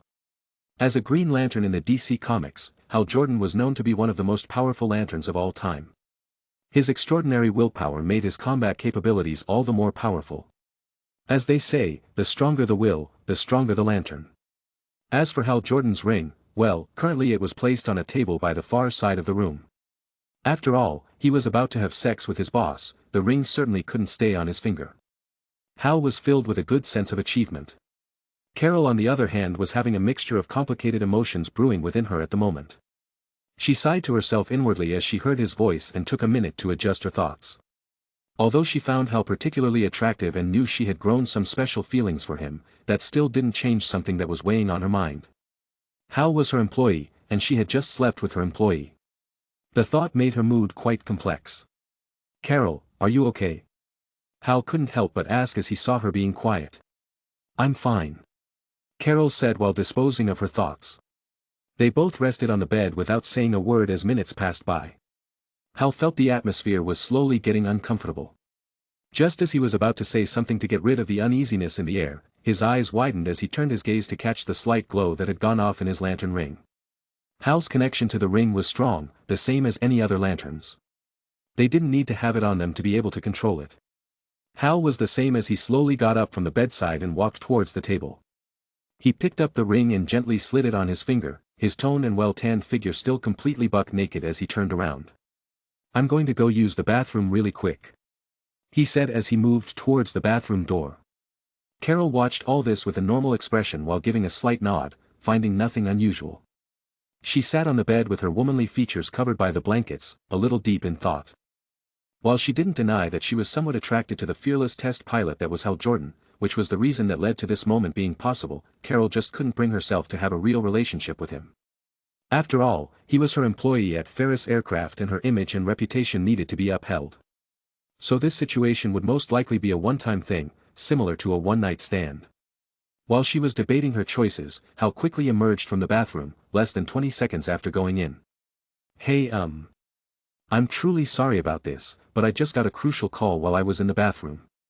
Something serious happened and I have to go deal with something important. So," Hal said awkwardly as he quickly put on his clothes. His words came out incoherently, as he didn't really know how to describe the situation. After all, this wasn't some random chick he just happened to hook up with. No, she was his boss from work, which made the situation all the more awkward as he struggled to find an excuse to justify his departure. Carol just looked at him with a blank stare as her eyes drifted towards the table where his phone laid. He didn't go to the bathroom with his phone, so. She saw through his rather pitiful attempt of an excuse immediately, while the Hal didn't even notice in his haste. He had just received an alert from Cyborg that the alien they'd been searching for all week was right in Coast City. Hal took it upon himself to respond immediately. Friend of mine, yeah, he got into something big and I gotta go help him, so I'll call you." And with that, he closed the door and ran out of the building in a hurry. Carol didn't say anything, just sat there deep in thought. Hal, on the other hand, moved a considerable distance away from the luxurious building with hasty steps. When he surveyed the area to make sure there were no cameras and no one nearby to accidentally witness his transformation, his ring glowed green and his body sported the black and green colored later uniform the following second. Hal immediately took off into the air, heading to the point where Cyborg had sent to his ring. "You just had to show up today, of all days, didn't you?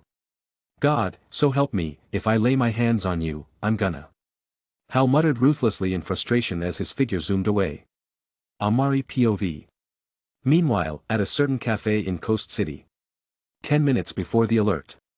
The soft music of classical Beethoven played within the establishment, which at this time of night gave off a rather soothing feeling to those who sat there. Whether they were on their phones, laptops or just chatting with friends, family, or acquaintances. The night was peaceful, coupled with the bright lights from various buildings, it gave off a serene feeling in the soul which almost said inner peace. Or at least, Amari would like to think so. He didn't know if anyone else in this place felt the same way, but there was just something about it all that gave this strange feeling to him. It reminded him of Kung Fu Panda and a certain old tortoise that liked to speak twisty riddles. His curious nature immersed itself in this feeling as his bright purple eyes had a certain light within them while his lips curled up slightly. His posture was relaxed, almost lazy, even as he tuned out everything else around him. But that didn't mean that no one wasn't paying any attention to him. He wore a black hoodie with shorts and Nike sneakers. His hair was no longer the signature black it used to be but now sported a silver-white color. Coupled with his free-spirited demeanor and rather delicate features, you could say that he was actually grabbing a lot of attention doing nothing but sitting there. All sorts of hushed whispers rang about in the cafe, 90% of those discussions revolving around him. From the group of girls on one end, to the mature ladies on the other, even to the female cashier. He turned his head to look at a group crowded around a table, the peculiarity there being that it was fully seated with females. Teenagers to be exact, probably none older than 19. He could feel them stealing glances at his direction sporadically when he wasn't paying attention. As he turned his face around, many turned theirs away, some with their faces growing a touch of red while others giggled softly. Some were slightly more bold and threw winks at him as they continued their hushed discussions. Too bad for them, he could hear every word. His superhuman capabilities included enhanced hearing, even if they weren't at the level of Superman, it was seriously no problem for this rather short distance. To be honest, he was slightly intrigued and a little amused at their conversations but ignored it all in general. The reason he even bothered to use his enhanced hearing was simply a way to get accustomed to the abilities of his body. A seasoned warrior could detect whether his weapon's weight was off by a single gram. Captain America from the neighborhood Marvel universe was a testament to that.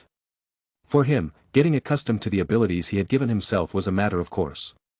Of course, he wouldn't need much time for adaptation, unlike most people who would suddenly find their control overwhelmed when faced with new abilities and largely increased levels of strength.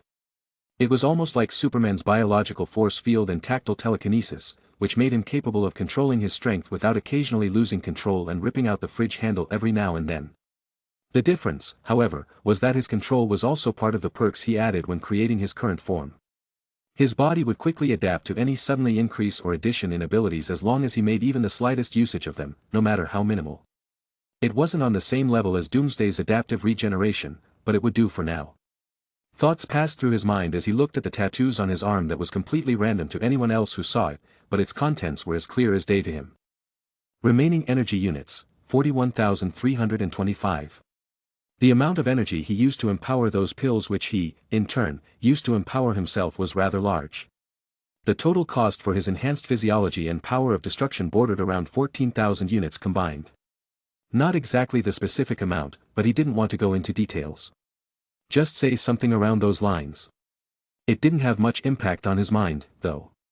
After all, a pair of enhanced eyes with access to another dimension was one thing, but speed faster than an electric train, strength capable of lifting the Empire State Building, a body capable of resisting a nuclear bomb, enhanced senses, flight as well as the power of destruction were no small abilities.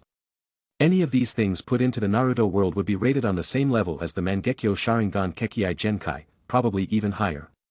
However, the ability of Kamui was rather pleasing to use. The thought of enhancing the ability of his eyes did pass his mind. Maybe give it another evolutionary direction. But that could wait, currently there were other important things to handle. As for his energy, he was supposed to have less than that, but the energy he siphoned off Lobo just happened to increase his total reserve generously while also bringing him a quantitative leap forward when it came to the topic of his control over energy. Although it was later ruined by Superman, it wasn't all bad. His meeting with General Lane had gone off rather splendidly, without a single hitch. Was he surprised? No. Did he already know how things would play out? Yes. Using energy to see the future was a rather convenient ability. He was able to accurately predict how they would react to any situation. His eyes suddenly lit up with slight interest as he picked up something he was expecting with his ears. The first was the mumbling of a group of boys at a nearby table. Apparently, they were planning something against him which would most likely lead to them getting in trouble. He already knew that, so he focused on the second, more interesting thing. Connor, you didn't have to come if you didn't want to. You literally haven't said a word since we left the cave. Calder's right. We're here to enjoy ourselves, have fun. Your broody aura is truly messing with the vibes. Two voices entered into his ears. One was calm, collected and spoke with a flat tone. The voice was a bit deep as well, giving it a slight touch of maturity while the other sounded lively, young, and far too frivolous. Right on time. It looks like the Junior League is here. Amari said with a chuckle. He turned his head towards the glass window and sure enough, he could see a group of 6 walking among the crowd of pedestrians on the sidewalk. 2 girls, 4 boys, all in casual clothing as their eyes roamed the street. Calm down, Wally, Connor's like that, and you know it. Sigh. Always being the good friend Megan, but still.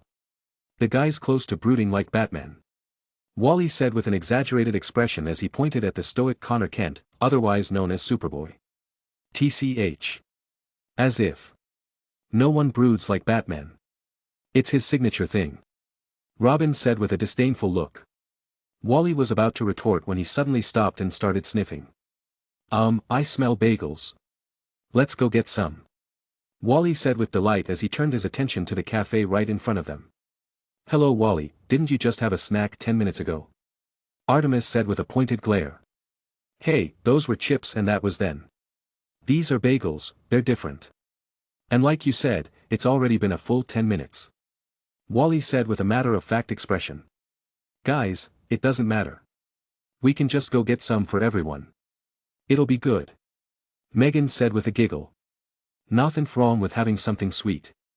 Calder said with a smile on his lips. I don't mind some. Connor just grunted and voiced his opinion. Great, let's go. Megan's eyes lit up as she dragged Connor by the arm towards the cafe. Wally followed with an excited expression while rubbing his palms together. Robin and Artemis just followed without any expressions on their faces. All of their actions fell into the ears of a certain male sitting in the said cafe. He didn't order anything and just sat silently.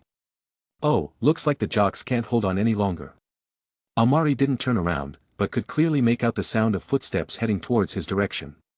Apparently, the table of boys was a little upset that some fresh face was stealing all the attention and decided to make a move. Wasn't this a little cliché? Amari thought, and yet, it was happening. Still, he didn't care one bit as he sat there with an aura of laziness around him, as if he didn't have a care in the world. His gaze was fixed at the door where the Junior League just happened to walk in, all 6 of them. Now he somewhat wondered if he was not in some random AU and was just in the plain Young Justice world. His thoughts were interrupted as he saw a shadow on the floor right beside him. Hey there man. What's up? He stood at 6 feet with blonde hair and black eyes. Amari couldn't be bothered about his choice of clothing, but the football jacket that read, Coast City High, was eye-catching enough to see with his ears. He didn't say a word. Just ignored the latter while his gaze remained settled in front. The atmosphere somewhat froze as the guy who seemed to be a football player stood there with a bit of embarrassment. His movements were noticed the moment he got up, as almost everyone was subtly paying attention to the white-haired hottie sitting near the window. You know, it's considered rude to ignore someone like that. Seeing that he didn't even give him a glance, the blonde was a bit angry due to embarrassment. Well, your words sounded too much like a pickup line, so a guy's gotta be careful, don't you agree? The reply was smooth yet had a biting edge to it. His words weren't loud, but the cafe had already quieted down by this point. Suddenly, the place was deathly silent for a few seconds, followed by sounds of stifled laughter. Countless people had their hands over their mouths, while others just had their eyes widen. Wow! What a burn! Wally, however, couldn't keep his mouth to himself and said loudly. I have to admit, that does sting. Robin, who was watching the show, had his eyelids twitch slightly. He looked at the white-haired guy near the window, his eyes slowly narrowing to slits. I'll say. Who's the cute guy near the window? Artemis looked at him with a twinkle in her eyes. Seeing his smooth skin and chiseled jawline, her eyes eagerly scanned him from head to toe. Megan was similar as she looked at the scene. At this point, the blonde's face was hideous. This guy just insinuated he was gay. What made it even worse was the group of girls a distance away were all laughing at his expense. His eyes narrowed to form a slight glare as numerous thoughts passed his mind. I don't particularly like people touching me, especially men. So watch where you put your hands, or you might just lose them. His words were plain, clear, and concise. The outstretched arm of the blonde who wanted to teach this little shit in front of him a lesson froze slightly in midair. Whoa. Okay, now I gotta say, this guy is fierce. Wally said as he watched the excitement. Agreed. Calder nodded in acknowledgement. Hey everyone, does he look familiar to you? Huh. Who exactly? The white-haired one, I feel like I've seen him somewhere before. Robin replied to Wally's question. Do you guys think he needs help? Megan couldn't help but ask as she saw the others had come to provide backup. Looks like you're new around here, aren't you? I bet there are a lot of things you don't know. The blonde said with fierce eyes. Seeing his group surrounding him, his courage shot through the roof as he wiped the smile off his face. Come on, Terry, leave him alone. This is my workplace and I warned you about causing trouble. The female cashier suddenly interrupted, causing all eyes to turn to her. Her eyes were focused on the leader of the group. Standing 6'3", dark hair, ebony skin, classic black American. Anyone could judge from her words that they were in some sort of relationship. Terry had his eyes darkened slightly. He looked at his girlfriend before turning to look at Amari. His eyes squinted slightly before he signaled to his group to leave. His hands made some special signs towards them as he turned to face the exit. Guys? We might have a problem. Robin had a solemn look on his face as he looked away from the phone that appeared in his hand at some point. What's the issue, Robin? Calder asked. He. You're lucky. But we'll see how lucky you are when you step out of this building. The blonde boy said with a vicious whisper as he placed his hand on Amari's shoulder and applied force. However, his expression changed when the latter suddenly grabbed his wrist. Looks like you've decided which arm you want to lose. His voice was indifferent but carried frightening coldness. The blonde boy felt the hairs at the back of his neck stand on end for some reason. Amari didn't give him time to ponder as he exerted a slight force. Crack. Ag. Pain erupted from his hand as the blonde boy let out a shrill scream, yet his body was lifted from the ground before he could process anything. Crash. Amari's expressionless face didn't change as he hoisted the blonde boy by his arm and threw him through the glass window. The glass shattered, causing the passing pedestrians to scream as they saw a body fly through the broken window and into the sidewalk. The change was so fast and unexpected that the people in the cafe didn't have time to react. That's the issue. Robin said with an audible gulp of saliva. Chapter 14. Oh. Looks like there's some who aren't afraid of death. Amari said with amusement as he watched people leave the cafe in droves. Faces filled with fear as they hastily made their way to the exit. Except for some people. 6 people, no, 6 teenagers to be precise. His eyes landing on the junior justice team, as he liked to call them. Everyone else had run out, making them look awfully conspicuous in the now empty cafe. As they were the only ones present within the establishment, his voice was loud and clear in their ears, causing them to frown. Superboy narrowed his eyes to form a glare. Robin, who is this guy? Calder asked solemnly. He wasn't in a fighting stance, but his body had instinctively adjusted itself to combat readiness. His eyes were locked onto the figure who was still leisurely sitting on the chair, yet his actions of throwing a teenage boy through a window with a single hand showed that he wasn't normal. Or reasonable for that matter. Great, another metahuman attack right when we're on vacation. Are our holidays cursed or something? Wally muttered in a low voice under his breath. This was really starting to bug him. The same thing happened when they fought Mr. Twister some time ago.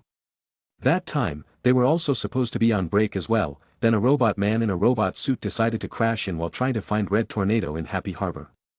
Now, they had fled to Coast City for another holiday and this happened. Was the universe against them, having some fun? Another metahuman? You insult me, Wally. Even if I'm not as famous as Superman, I should at least have some publicity. Your words alone are downright demeaning. And why do you automatically assume that I'm a metahuman? His voice was lowered, so only his teammates could hear his words. After all, the distance between them and their enemy was still considerable, so there was nothing wrong with muttering. Too bad for them, the enemy this time had super hearing. You heard me? Wally exclaimed in surprise, as he didn't expect the latter to hear his words.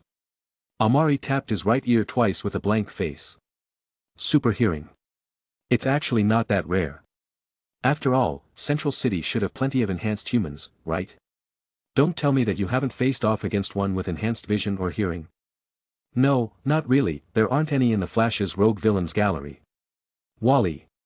Artemis yelled, turning to give the red-haired speedster a death glare. Wasn't he just giving out sensitive information? Who told him to run his mouth at a time like this, and to a possible enemy to boot? The others also looked at him as well. Their eyes all seemed to be conveying a critical question. Are you dumb?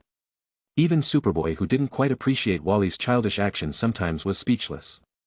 Wally had his eyes widen in horror. He raised his finger while pointing at the lazy-looking Amari. He had subconsciously let something slip that he shouldn't have. I. What? You know, for someone who has super speed, you're surprisingly slow on the uptake. Actually, it wasn't all that surprising. Wally West in the Young Justice universe wasn't exactly the brightest guy alive. He might be fast, and his IQ might be high, but he didn't always put that super-fast brain of his to good use. Not to mention, he was hot-headed and reckless. But hey, being a moody teenager could do that to you.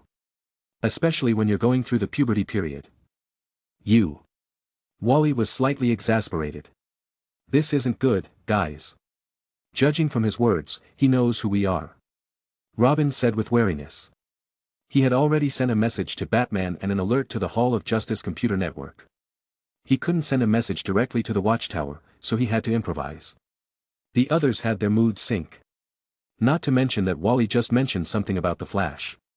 Although it didn't give out any concrete information about him, he knew that Wally had super speed. That alone meant. Bingo. Always the analytical one, little boy wonder. Last I heard, your Bat mentor has been searching a great deal for my whereabouts. Honestly, it really stumps me why he's so interested in me. Does he have some kind of special fetish? You have to let him know for me, just like I told that guy, I ain't gay. He said, his face expressionless, and pointed at the body that was laid among shards of glass on the sidewalk outside the cafe. It was motionless among the shards. The life and death of the body was completely unknown. Seeing him pointing towards a possible dead body, the hearts of the young team chilled. Did he just kill a teenager just because of a provocation? Oh, don't worry about him. He irritated me, yes, but he's not dead. Not dead yet, anyway. He might die if he isn't given any medical attention, or he might be fine. But it won't matter if he is, as his suffering is far from over. Amari said with his lips curling upwards. That was just some random nonsense, the guy was fine. Well, if you remove the fact that the bones in his arm were completely shattered, and he was unconscious with multiple cuts on his skin as well as the bleeding. Yep, he was fine. Though, he would never be able to use his arm again. This wasn't broken bones we were talking about, but the bones being cracked to pieces within his arm. Still, he wouldn't die. For his show and performance, Amari wouldn't let him die. Plus, on the bright side, there were things much worse than death, and this kid would soon experience it. He found himself curious to see the kid's reaction when he discovers that his life was about to go crashing down, all because he decided to provoke the wrong person due to a stroke of bad luck. He's alive, but he needs help. Megan said. Superboy acknowledged as he could hear the boy's heart still beating. Wally, get him to the nearest hospital. Kid Flash nodded. He was about to move when Amari raised his finger. I wouldn't do that if I were you. Not to mention that he isn't going anywhere since I don't want him to. You guys really haven't figured out the situation, have you? He waved his finger a little with a nonchalant expression, but his words caused Kid Flash to stiffen slightly. Amari didn't mind him and turned back to Robin. So, you'll let the bats know for me, I don't do men.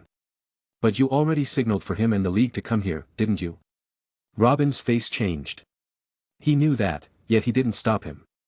Either this guy was incredibly arrogant or he was planning something against the League. Doesn't matter, it's all good. That way I can tell him myself. It's been quite a while. He finally let go of his lazy posture and sat up straight. Wally, get the civilian out of here. Aqualad said with a deep voice as he looked at the motionless Kid Flash. KF, don't. Robin, however, said the opposite. His face was serious, as if he were facing a great enemy. The others might not know as they hadn't paid much attention to the news, but how could he be ignorant? He literally hadn't seen Batman in a worse mood than he was in this passing week. This guy in front of them was dangerous, and who knows what would happen if Wally made a move. Why Robin? It's just another metahuman. What are you afraid of? He's not a metahuman, he's alien, and trust me, we can't take him. That's the guy from last week's Metropolis incident. Robin said solemnly. This guy sitting in front of them was at the League level. Someone the whole League was searching for yet couldn't find for the past week. One thing was for sure, and that was that he was above their difficulty setting. Any rash moves could possibly lead to disastrous consequences. Plus, they weren't exactly geared up for battle. He still remembered how they fared against the Amazo android, and honestly, although they won, they were beaten badly in that fight. The others all let out slight gasps. Superboy's being the most exaggerated. His gaze grew even sharper, if that was possible. The news was practically circulating all over the web. Connor learned from his teammates how this guy had demolished an opponent that had beaten Superman, his genetic donor, to a pulp. His strength was several levels away from catching up with Clark, and this was a guy on the same level. The Superboy and Superman of this universe had issues and didn't see eye to eye. One wanted nothing to do with the other due to his conflicting emotions whenever he thought that there was someone made from his DNA, while the former was mad that the latter didn't seem to accept him. Basically, the same thing as daddy issues. Everyone had their backs develop cold sweats. Except one Superboy whose eyes were basically shining with battle intent. He wanted to know how well he would fare against someone who could go toe-to-toe with Superman. Seems like you finally recognize me. His hair changed color to regain its lustrous black shine. His gaze hadn't left them since this conversation started. Calder's mind was spinning in many directions as he tried to decide what to do. He led his team, yet he currently found himself unable to come up with a plan. Have to say, I kinda expected more when I thought I would be meeting the illustrious junior sidekicks of the Justice League, especially from you, Robin. That growth spurt hasn't hit yet, I see. Amari chuckled while Robin glared at him angrily. At this point, he wasn't the tall, dashing, handsome and charming Nightwing. He was just a 14-year-old who was the shortest in his group. With his occasional disappearing acts and his weird laughter, he was kinda the creepiest as well. You're practically all weaker versions of the ones you are under, with close relationships akin to family. Except for her, of course, she has no relation to the Green Arrow. Not even by family adoption. Amari pointed at Artemis, effectively exposing the fact that she wasn't who Green Arrow and Batman had claimed her to be. Artemis had her eyes widen, but he didn't let her continue. So what are you guys called? The Junior Justice, Teen Justice, or what? His words silenced them while building up their anger at the same time.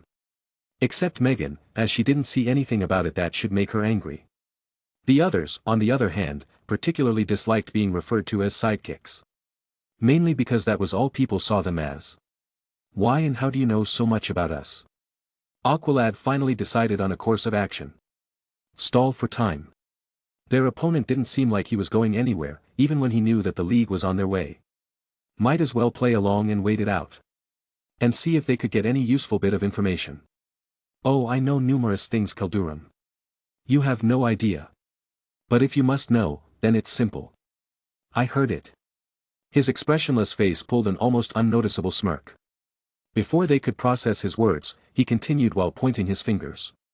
From Wally himself. The atmosphere froze as the group of 6 all had different expressions. Some turned to look at Kid Flash with inquiring eyes. It couldn't be helped. Just based on what happened earlier, Wally was the kind of person who could unconsciously let important information slip.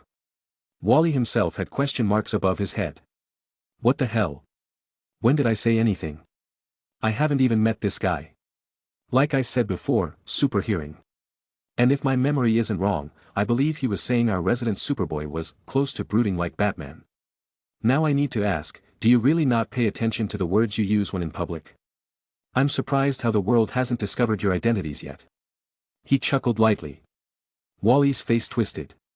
He indeed said those words, but come to think of it, that wasn't enough to lay as a firm basis.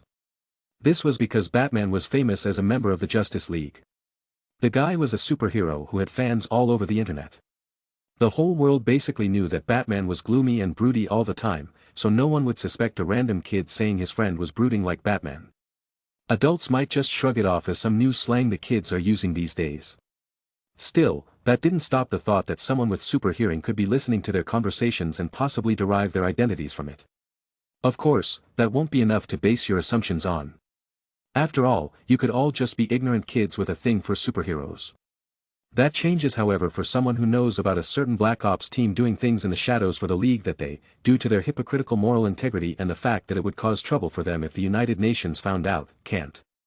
Amari explained in a calm voice as the expressions of those opposite grew increasingly disordered. He even knows about the Black Ops thing. Is this guy really an alien? Robin couldn't help but ask himself. How can an alien know so much? No, wait. This guy was off the grid for a week. Even the League couldn't find a trace of him. Was he busy gathering information during this time? What else did he know? Did he know the identities of the Justice League as well? Robin's face was already grim at this point. This was bad, like terrible. No one apart from the League knew that they were the Black Ops group. Coupled with the fact that he said that he was expecting to meet them here, only League members could know their whereabouts, or maybe someone who had access to the Watchtowers or Mount Justice's computer. Does this mean that? His thoughts trailed off. How that someone knows of this is his business, however it does prove that she has the means. And for those who have sufficient information, it's really not difficult to figure out. If I knew that Batman has a Black Ops squad made up of the League's protégés, then I would also know some of the missions they've undertaken. For example, Mr. Twister, Santa Prisca, a Mazo-android. League of Assassins and, of course, Cadmus's Project KR, where the lesser version of Superman was produced. Their faces grew darker and darker with each word. Superboy, whose patience was reaching its limits, suddenly growled. His anger and irritation flared up at the last sentence. Don't call me that. Connor growled as he stepped forward. Connor, calm down. Megan said telepathically as she formed a mind link with everyone. Oh, looks like you're irritated, but why? Because I called you a lesser version of Superman? Amari asked with a genuinely curious look. Connor, ignore him. Yeah, don't listen. He's trying to bait you. Don't let him. It may hurt, but the truth does that. You might not like it, but that's what you are. A clone made from the DNA of Superman and Superman's worst enemy, Lex Luthor. It's obvious really. I mean, all the signs are there, the severely weakened strength, no heat vision, no flight, limited speed. Does this version of you even have freeze breath? Now, this question was purely out of genuine curiosity. As an energy being, he wouldn't mince his words when he was truly curious. It was somewhat surprising how such a weakened Kryptonian who didn't even have the full Kryptonian bloodline turned into Superboy Prime. The same way, the originally slower Kid Flash surpassed Barry Allen to run at 13 trillion times the speed of light. Too bad, Connor didn't seem to take it that well. I said, don't call me that. Superboy yelled with rage. He didn't think twice about his next course of action as he shot forward while throwing his fist. He hadn't been out of Cadmus that long, and his anger issues were always a problem. Superman always ignoring him didn't make them any better. Since this guy was an enemy, Superboy, who knew no fear, didn't hold back his strength and shot without reserve. Bang! The sound of the collision was loud, and it blew apart the nearby tables and chairs. The rest of the team even staggered back a little. Admittedly, although he could be considered the fake version of Superman, Kryptonian DNA was no joke. Even if he didn't possess half the strength of Superman, his strength alone was leagues above Aqualad's. And it grew stronger with each passing day in the sun. Still, that wouldn't help him this time. Everyone stared at the outcome incredulously. Even Connor snapped out of his anger and opened his eyes wide in shock. Did he just? Artemis exclaimed lightly at the scene before them. The punch had connected perfectly. Simply because the recipient of its power did not dodge at all. He still sat there, on that wooden chair, as he looked at Superboy's fist that had collided with his chest. The chair wasn't damaged, the surrounding ground didn't crack in the slightest. The table did suffer though, but to Amari, that didn't matter. His gaze wasn't fixed on them, but on his energy units that had just gone up by 0.01. So I can practically absorb kinetic energy. Good to know. He said to himself inwardly as he looked away. He hadn't felt a thing when Connor's punch landed. It was like all the force that accompanied it was absorbed. Now he knew where it had gone. He was now sure he could absorb kinetic energy. This wasn't an ability he acquired through the usage of energy but his main energy manipulation and absorption powers. Previously, he could use energy to do anything imaginable. As long as he had enough energy depending on what he wanted to achieve, he was practically omnipotent. With enough energy, he could literally make a sixth-dimensional being like Darkseid cease to exist as long as he willed it. However, his ability to absorb energy was restricted. His abilities used energy to do the unimaginable, but not just any random form of energy would do. Whatever energy he absorbed would be converted into pure primordial energy originating from the dawn of time. Energy that was used in the creation of all universes and was capable of rewriting it at will. In a way, it was the energy of creation and destruction. As an energy being, he was the only existence capable of utilizing this form of energy, making this the basis of his power as an omnipotent being. This was what placed him at the top of the spectrum, even if he wasn't as powerful as those below him. This was the reason he made a split consciousness in the first place in a separate dimension. From there, he was continuously provided with 1 point of celestial energy per hour. His ability to convert other forms of energy was greatly shackled. When he first arrived at Earth, he knew his limits. He was only capable of absorbing the biological energy of living organisms. Other forms of energy wouldn't work. That was until his shackles were lightened after siphoning the immortality of a Charnian. Now, the forms of energy he could convert had grown. This still had to be tested more extensively to know its limits, but that could wait until later. For now, he had something to deal with. All these thoughts passed by in a second as his gaze focused on the hand. The team was still a little dumbfounded at the result. They had done missions with Connor, trained with him, spared against him. It was exactly because of this that they found this outcome a bit unacceptable. Although, when they thought about it, it wasn't something that was worthy of surprise. Connor himself retreated his hand. Was this the capability of someone on the level of Superman? The thought wandered through his head. Nice shot. Amari said. His eyes didn't have the usual amusement they had whenever he was looking at them. My turn. He suddenly moved with incredible speed. With a swing coming from left to right, Superboy didn't see anything coming before a fist smashed into the side of his face. Connor felt like he had been hit by a mazo. Gravity's control over his body lost effect as he was smashed right through the already broken glass window, straight across the street. Looking at the shattered wall through which Superboy had passed through and crashed into another building, Amari only glanced indifferently before turning to the others. Time for talking is over, so who's next? He asked plainly. No fluctuations in his facial features whatsoever. Rarg.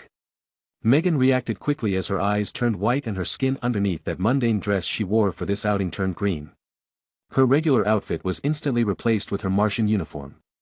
One of the advantages of being from a race of shapeshifters. With a strong push of her hands, a telekinetic force was released towards her opponent with as much power as she could muster. The ground, walls, furniture, equipment, everything was destroyed by the wave as soon as it came in contact. All except the one the force slammed into. The ground surrounding him was unharmed as the force landed on his body and disappeared. His hoodie didn't even flinch a bit from the outside force. He stared at her with an apathetic gaze. Not bad for a sidekick. Though could use some massive improvement though. The amount of energy that force gave him was lower than Superboy's punch. Everyone attack. Aqualad yelled as he advanced. He ripped his shirt open revealing his suit underneath alongside his weapons of warfare and charged forward. Bang! A full side of the cafe crumbled as a figure was sent flying out dozens of meters. Aqualad crashed against the ground several times before he came to a halt, unmoving. A crater had formed under his body while blood leaked from his lips. Figures rushed out of the smoke, with one being faster than the others. Calder. Wally screamed as he ran to Aqualad's motionless body. Move. Robin leaped into the air and performed a backflip. Unlike Artemis, who couldn't carry her weapons around in public, the boy wonder had no issues with lugging his utility belt everywhere he went. More than a dozen small marbles were thrown towards the crumbling cafe. Boom! They exploded, causing whatever was left of the establishment to crumble. Robin landed on his 2 feet and stared at the smoke-covered ruins. He knew better than to think his little stunt could damage that monster. Where's Batman and the League when you need them? He complained inwardly. Quite agile for a bird. A voice said from behind him. Dick's eyes barely had time to widen when he felt a heavy blow on his back. No, it was a kick. It didn't push him forwards but downwards. Robin crashed into the pavement. Bang! Robin! Megan and Artemis screamed in despair, yet Amari's figure just disappeared. No, it didn't disappear, he didn't activate Kamui but was moving at superhuman speeds. Time seemed to slow down as he moved towards Miss Martian to take her down. Yet something fast caught the corner of his eye. Kid Flash had already changed into his costume, moving at full speed towards his target with an angry expression. Do you want to play speed? Amari thought with a chuckle. Kid Flash was fast, so fast that it was impossible. But that was just for normal people in this world, and that statement only applied to the final form of Wally West in the comics. In this universe, Kid Flash was barely surpassing the speed of sound. Many times slower than his Uncle Barry, who was already approaching Mach 5. The difference in speed was saddening. Amari increased his speed sharply, passed him and crashed into Wally from behind. The latter didn't react fast enough and was smashed away. Amari turned his head only to see two large cars flying in his direction. He didn't evade, but Kamui was activated. The objects passed right through and exploded behind him. Miss Martian was shocked. He could go intangible. But he suddenly disappeared from her eyes. She was about to activate density shifting when a heavy hand chopped at her neck. The green female lost consciousness and fell from the sky. Amari watched her falling figure with no intention of saving her. Boom! Miss Martian crashed to the floor. Luckily for her, she had a Martian physique, so this fall wouldn't kill her. However, it was definitely going to sting. The fight had barely started and yet, it was over. Well, that was quick. And then there was one. He raised an eyebrow as he flew downwards, stopping a few meters away from the last standing member of the six. Artemis POV. Artemis. Truly, Artemis didn't even have the ability to attack. She was similar to Robin in the sense that they had no abilities apart from their skills. Unfortunately, she relied on a bow and arrow, which she was unable to bring out in public. She was more of a burden than she could be of help. Artemis looked at the team that were all unconscious. Their entire team was taken down in less than a minute. Although they weren't prepared at all for this, but still. They were all beaten with one move. Seeing all this left her with a sense of despair. In front of this man, this alien, they were helpless. Aren't you going to attack me? She raised her head from the sight of her fallen comrades and looked at him. His face was stunning. Perfectly crafted, yet expressionless. He looked at her with interest. Yes, she could have sworn it was interest. The question he asked her, the way he moved. It showed since the moment they met. He didn't seem to take them seriously at all. He was just that powerful. Then why was he asking her this question? She didn't understand. Honestly, she didn't think the team would fall this fast. They might have been a bit out of their league, but they weren't supposed to get beaten up this badly. She was there when the team fought against Amazo. An android capable of replicating the abilities of the Justice League. Were they beaten bad? Yes, they were. Still, they managed to win with a bit of luck. Where was that stroke of luck now? Why are you doing this? Was she trying to reason with him? No, she was not. She wasn't that stupid or naive, and she definitely wasn't someone like Superman who wanted to see the good in everyone. Artemis was born in a family of criminals, so she had seen more of the world's dark side than any of her teammates. She was just stalling, hoping he would answer her questions so she could stall for more time for the League to appear. And thankfully, he replied. Why am I doing what? I'm just defending myself. He said with his hands raised in an exaggerated expression. And there it was again, the amusement in his eyes. But she could hardly care about that now. Artemis was dumbstruck. Defending yourself? You just attacked us. I didn't attack you. Check your memory well, I only retaliated to whatever attack you threw at me. As soon as he said those words, he vanished and appeared right in front of her. Her heart leapt to her throat as his face was several inches away from hers. She could see it even clearer, alongside his features, the raised eyebrow, The only reason you're still standing here intact is that you haven't tried to attack me. His face was charming, his breath was hot, his purple eyes were attractive, but his words were cold. Ice cold, filled with indifference. Move it. A loud shout sounded from above. Artemis, who heard the voice, subconsciously, retreated backwards in a hurry. And Amari made no attempt to stop her. His head raised upwards and what looked to be a giant green hammer enlarged in his vision. Boom. Chapter 15. Boom. The sound of heavy impact resounded, causing Coast City residents to flee further away from the area. Many took their phones, immediately, dialing 911 while others ran for cover. At Ferris Aircraft. A tall middle-aged man with a dark complexion and a bald head touched his ears with an attentive expression. A leaguer has appeared. Understood. Commencing operations now, sir. The man wore a dark green army uniform and turned around. His stern face was on full display for the group of soldiers behind him who were waiting for his command. All right everyone, the target has appeared. Everybody move out. He yelled at the top of his voice while stretching his arm forward. Dozens of soldiers quickly rushed towards their armored vehicles, each one of them were fully geared with weapons. Go, go, go. Artemis, who had moved quite a distance with her body, still facing the battle scene, looked upward to see someone that was all too familiar. Decked in a green uniform with a mask on his face, Hal Jordan aka Green Lantern levitated in the air. A beam of light extended out of his ring, and at the end of it was a giant hammer materialized from the power of will. Upon arriving, he immediately performed a quick assessment of the situation, and seeing his target alongside the damaged surroundings, he attacked without a second thought. This guy was going to be brought in any way. It didn't matter if he was a bit bruised. Seeing a member of the League, Artemis subconsciously let out a sigh of relief. Just the few seconds that Amari stared at her put a heavy pressure on her being. Now that Green Lantern was here, it meant the rest of the League would soon appear as well. The danger was taken care of. Artemis thought this way. Hal, however, was having difficulties. His face suddenly scrunched up as he felt his hammer construct meet with immense resistance. The dust cleared up as Amari's perfect features appeared. His head was tilted upwards, and his right hand was pushing against a green hammer 5 times his size. He raised an eyebrow at the scene in front of him and figured out the identity of his attacker. Nice hammer. Unfortunately for you, I'm not a nail, he said as he resisted the pressing weight on him with one hand. Hal looked at the scene and narrowed his eyebrows. Seeing that he was unable to drill him into the earth, the light from the ring glowed brighter as he immersed more power into his construct in an attempt to take down Amari. Looks like super strength can be confirmed on his power list. Seriously, why does every alien we encounter always have some form of enhanced strength? Hal complained inwardly while marveling about the strength of this guy. There are powerful races in the universe, but few have the strength capable of going head-on with the wielder of a lantern ring.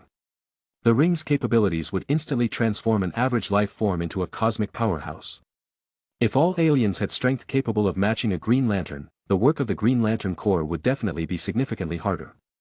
Hal had a dark face as he increased his output, yet his opponent was still going one-handed. Damn it. This feels just like Clark. Hal cursed inwardly as he sent a message. Lantern to all Leaguers. Requesting immediate backup. Amari, on the other hand, could hardly feel a thing. The hammer had come to a halt the moment it came in contact with him. All the kinetic energy had been absorbed upon contact. As for the follow-up increase in force, it was withstood through pure physical power. There was a saying that the stronger the willpower of the lantern, the greater the strength of the construct created by the ring. To be able to defeat Parallax, Hal, was certainly one of the most willful existences alive. But even with his will, he was incapable of making Clark battle him seriously. In front of absolute power, even astonishing willpower would be unable to overcome. Hal would stand a chance if his willpower was multiplied 5 times on the original foundation. Unfortunately, willpower couldn't be increased through external forces. It was innate and would mostly increase after scaling a life-threatening situation. How much life-threatening situations could Hal safely undergo before he became a dead man? And even if he could possess that much willpower, it would only grant him the ability to withstand his strength. With his other abilities, the chances of winning were still almost non-existent. Kid, get your teammates out of here, now. Hal shouted at Artemis, who finally noticed that things weren't playing out as they usually would. Drops of sweat had begun to accumulate on his forehead as he continued to push without gaining a single inch. Leave. Hee, you're funny. Amari chuckled lightly as his hand holding the construct suddenly turned dark red. The aura of destruction quickly spread on the green hammer like wildfire, and the construct began to crumble and disintegrate. Holy mother of... fuck. Hal let out an exclamation as he hurriedly cut off the connection to the construct. But the sight of a figure flying towards him at fast speed made him curse. What in heaven's name was that? This was totally not part of the script. Amari, on the other hand, who had no intent to prolong their battle, shot forward at super speed, leaving a sonic boom and cracked asphalt in his wake. His dark red fist slammed into a will barrier that Hal subconsciously activated around himself. This was instinctive training he had undertaken to deal with fast attacks from the likes of Flash and Superman. Too bad, that didn't matter. The punch hit the energy barrier. The dark red aura around his fist instantly shattered the barrier to pieces, leaving poor Hal Jordan's chest on the receiving end of a punch that could destroy the exterior of steel. Hal was sent flying like a housefly getting swatted away with a fly swatter. His flying figure looked like a broken kite as he crossed a mile in the blink of an eye. Blood escaped his mouth in the air before he slammed into a car, utterly pulverizing it. The citizens in the area all let out screams of fear as they looked at the destroyed car before running every which way. Hal's mouth was practically a blood spring by now, as mouthfuls of blood escaped his mouth without his approval. His chest felt like it was destroyed. The bones in his chest area were definitely broken, and if not for the passive defense in the form of full-body glow that was attached to him whenever the ring was on, he would practically be a dead man. That honestly was too easy. I haven't estimated the current strength of the League, but is your group's overall power around this level? Amari appeared in the air above him. His casual and relaxed posture didn't depict that he just flattened a lantern with one move. Of course, what made it possible was Cataclysm's decay effect that was quite similar to something Hal Jordan had experienced. Red Lantern Corp. Their energy lamp could practically destroy Greenville constructs at a moment's touch. But how? He didn't have the uniform or the ring. So how was it possible? Was he a Red Lantern or wasn't he? Hal was shocked and confused but mostly in pain. Now he remembered what Batman had said at the League's meeting when they had assembled a few days ago. Treat with extreme caution. Our lack of knowledge of him and what he can do can prove deadly. So this was what he meant. Amari POV. Come to think of it, he was probably the worst matchup for someone like Hal, right? I mean, the Red Lantern Corp was a massive threat to Green Lanterns, as their plasma-like blood was weaponized and could cut, melt, practically destroy Green Lantern constructs can. But they didn't have his speed and strength. So he was, practically, Hal's perfect restraint. I don't know a lot of medical knowledge, but judging by the fact that you aren't dead, I suppose your sternum hasn't caved in yet. You're in a lot of pain, he said with a neutral expression. Hal was a little bewildered. The guy just put him in this state, and now he was what? Giving out words of concern. I could kill you to end your pain if you'd like. Amari shrugged his shoulders as he pitched a suggestion. The air froze as Hal looked at the flying figure with disbelief on his face, even temporarily forgetting the pain and the screams of civilians. Was he being serious? Or was he teasing him? It sounded like something a gloating villain would say, but his serious expression made it feel extremely weird. Hal didn't reply and shot out with what willpower he could muster to form a giant boxing glove. I mean, come on. He didn't react and let the punch hit him. Bang! His body stayed motionless as he swung his arm in retaliation. A lot more force was infused into this one. The glove shattered, but Amari realized that Hal, who was lying in the rubble, was far from done. Chains materialized behind him and extended rapidly in an attempt to put him in a bind. To this, he didn't react either. His eyes just glowed and the chains that had wrapped around him lost their focal point. Seriously? I know you aren't the strongest in your group, but seriously?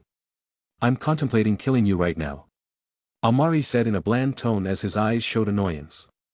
There was no look of amusement, which was the only trace of emotion that usually appeared on his expressionless face.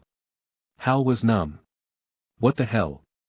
Seeing all his attacks end up ineffective, Hal felt his scalp to tingle. Then goodbye.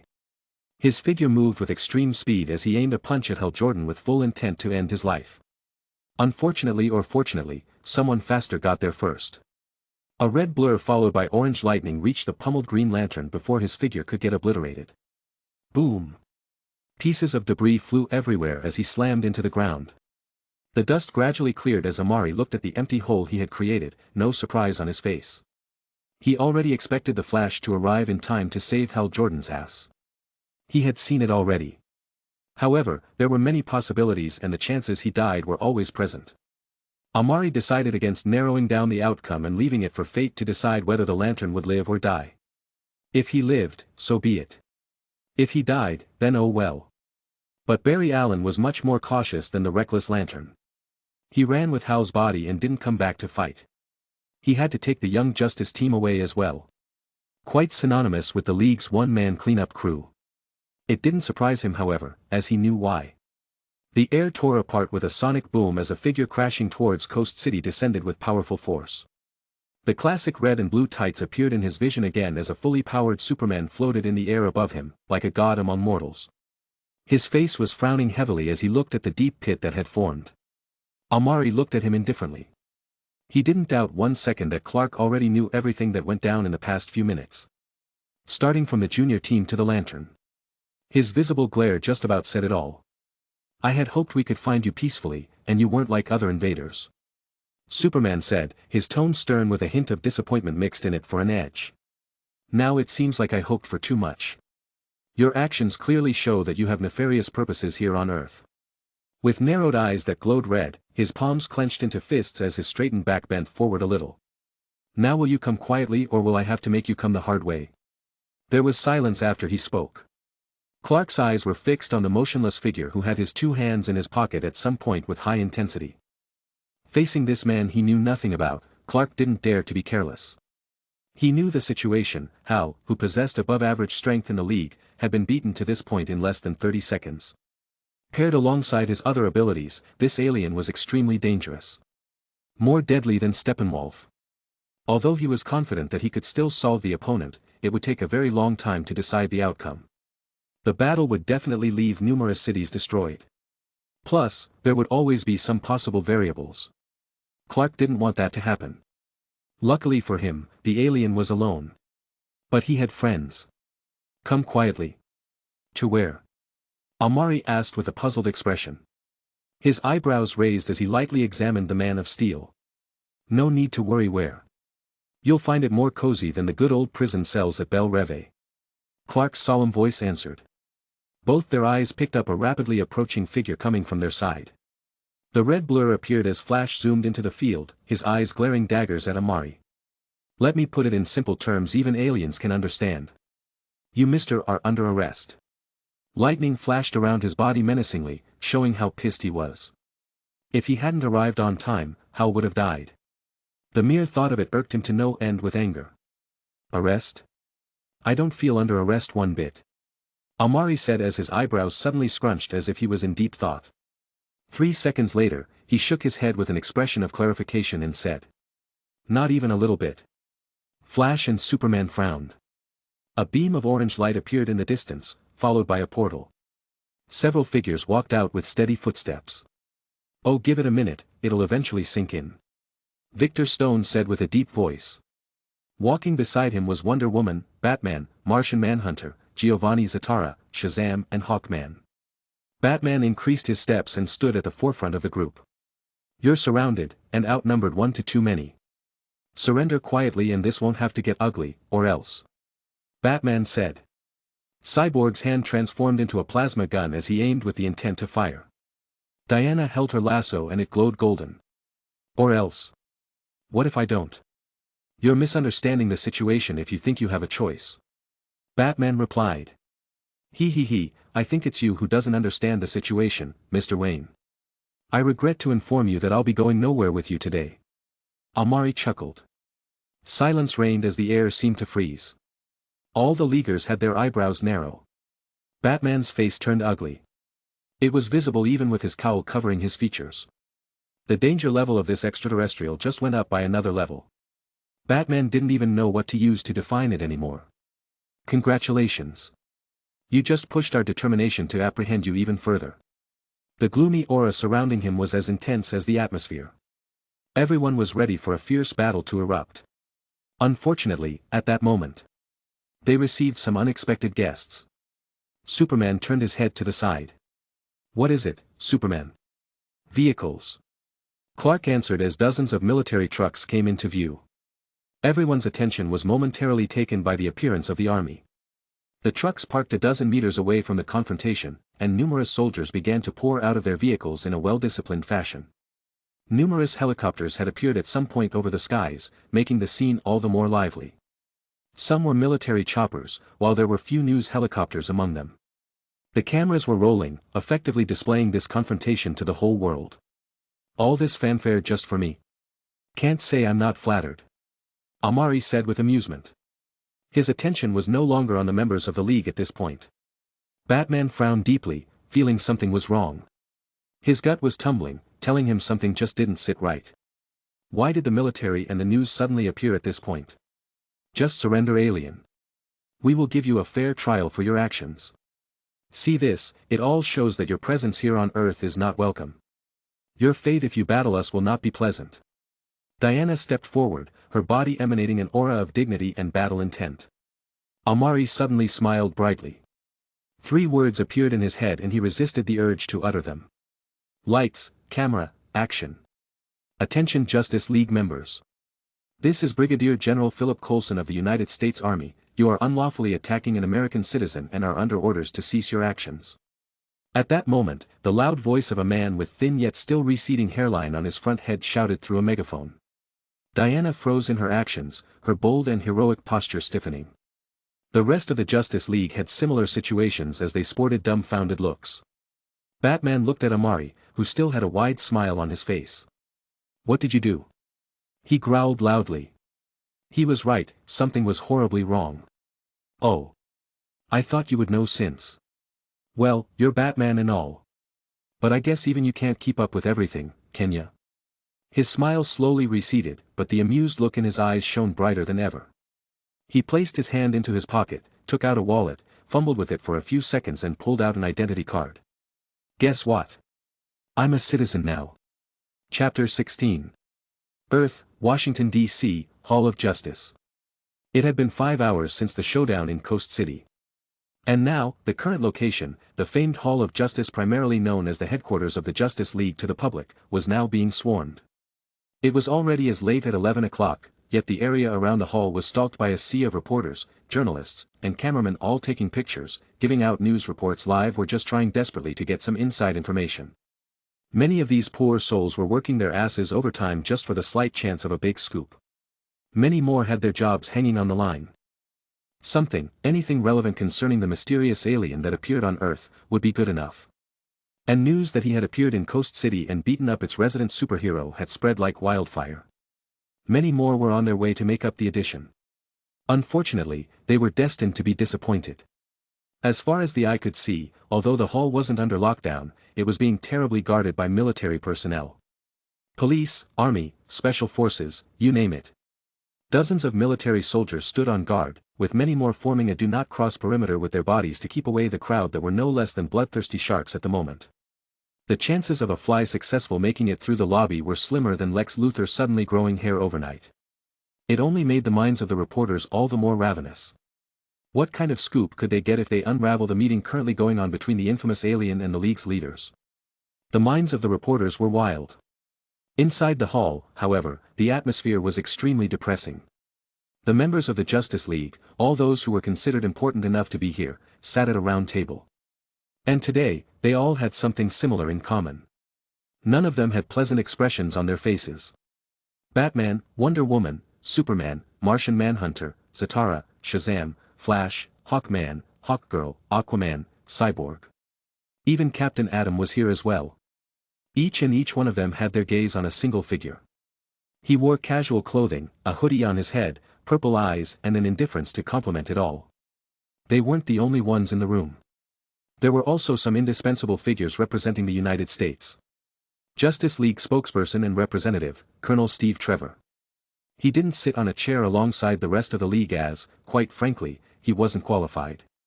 Even though no one among them would mind. Due to his rather complicated relationship with Wonder Woman, he was hence the closest person to the Justice League within the military and helped bridge the sides as their spokesperson. Amari looked at this man with a bit of curiosity. This version of Steve Trevor wasn't young. In fact, he looked close to General Lane in age, as he was already in his 40s. But if this guy truly fought alongside Wonder Woman in World War II, then logically speaking, he should be older. Amari casually used energy to peek into his history and discovered what had happened. I only have one question. Why? Batman said, liberating the room from the suffocating silence. The depressed atmosphere had gone nowhere, though. An extraterrestrial life from whom we have no knowledge about was suddenly granted access to live on Earth's soil without our knowledge. Batman continued to speak, his tone cold and indifferent. His gaze drifted from the alien before settling on the other important person in the room. Do you care to explain why, General Lane? Sam Lane was expressionless. Every member of the League was looking at him with intense gazes bordering on glares. The World Council were the ones who made their decision after careful consideration.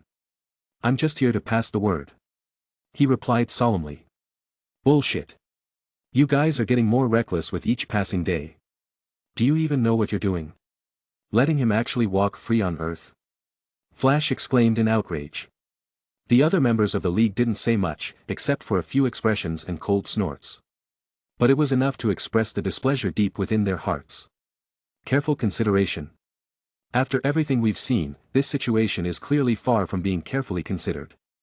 Superman said with tightened fists. That is not my call to make.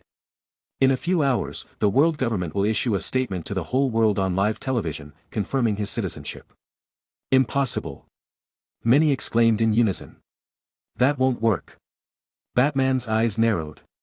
He's too dangerous to even consider such an option. The League won't allow it. You're making a mistake if you think that you have a choice in this matter, Batman. The leaders of all nations in the Council have unanimously agreed on this matter. There is nothing the League can say that will change that. General Lane turned to Batman and spoke coldly. Out of all the members of the League he had come into contact with, he hated Batman the most. This guy wasn't as powerful as Superman or fast as the Flash, yet his tone was borderline dismissive and arrogant. And this was coming from someone who couldn't see eye to eye with Superman. It's the League's job to deal with extraterrestrial threats. And if I recall correctly, it was unanimously decided as well that the world government wouldn't interfere in League matters when it came to dealing with alien threats. Bruce didn't back down as he exchanged tit for tat. This was something he had specifically fought for when the world government first appeared. The last thing he wanted was to be held back from taking action by a group of snobby, useless politicians during a time when the fate of the world was at risk. That's correct. Sam said. Bruce could already see the "but" coming. As you've said, threats. But Amari has done nothing to be labeled as such. Plus, the nations of the world have the right to permit inhabitants of an extraterrestrial if they deem it fit. Lane replied with a strong stance and impeccable fluency. Amari, huh? Batman thought inwardly and made a mental note. He wasn't the only one either, as the others took notice that the alien had a name. Done nothing? You can't be serious, right? Shazam asked in astonishment. Does attacking residence areas, crippling civilians and severely injuring a member of the League count as nothing to you? Or does the military take us for fools? Diana said with a heavy frown as she looked at General Lane. Superman was particularly edgy around the part of crippling civilians, while Flash twitched at the thought of the injured Hal. Several League members felt their stomachs churn with anger. Was Lane belittling their intelligence, or was he making fun of them? Even Clark frowned, as he didn't expect Lois's father to be such a man. Although they were only co-workers, he knew enough about her to know that this general was her dad. This alien was clearly dangerous, so why were they hell-bent on protecting him? Batman had a similar thought process as his brain wondered what this. Amari had done that, caused every nation on the planet to agree to his citizenship. That's a heavy accusation you're laying on me. I don't think you want to go down that road. Amari, who had been quiet since the beginning, suddenly interjected. His posture was incredibly lazy as he sat with his eyes half closed and his head tilted backwards. He looked as if he would doze off to bed at any moment. And his conveniently relaxed posture only made the displeasure and distress in the hearts of everyone present grow stronger. And what do you mean by that? Bruce faced him immediately with a strong glare. Take my word for it when I tell you, you don't want to know, the result will be less than pleasant for all of you. He said softly. But his words falling on the ears of the League only irritated them further. Such insolence. Who do you think you are? Hawkman let out with a roar as he tightened his grip on the handle of his mace. Many things, but your superior should suffice. And I suggest for you to stop squawking, bird, or I might just decide to cut off your wings. Still the same light tone, still the same indifferent aura. As if he couldn't even be bothered to listen to all this. Okay, that's enough. You better watch your tone right this minute, or it won't end well for you, alien. You came into our planet uninvited, disappeared for a week, with only God knowing what the hell you were up to. And then you show up out of the blue only to cripple a teenager, severely injure several kids and harm a leaguer.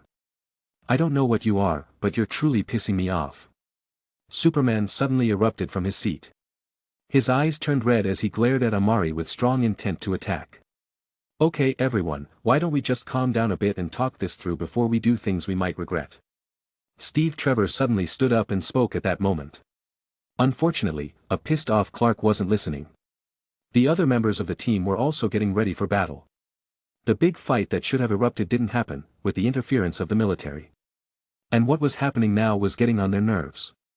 Not to mention that Hal was still injured by this person, it made them even more irritable, and they wanted to vent their anger.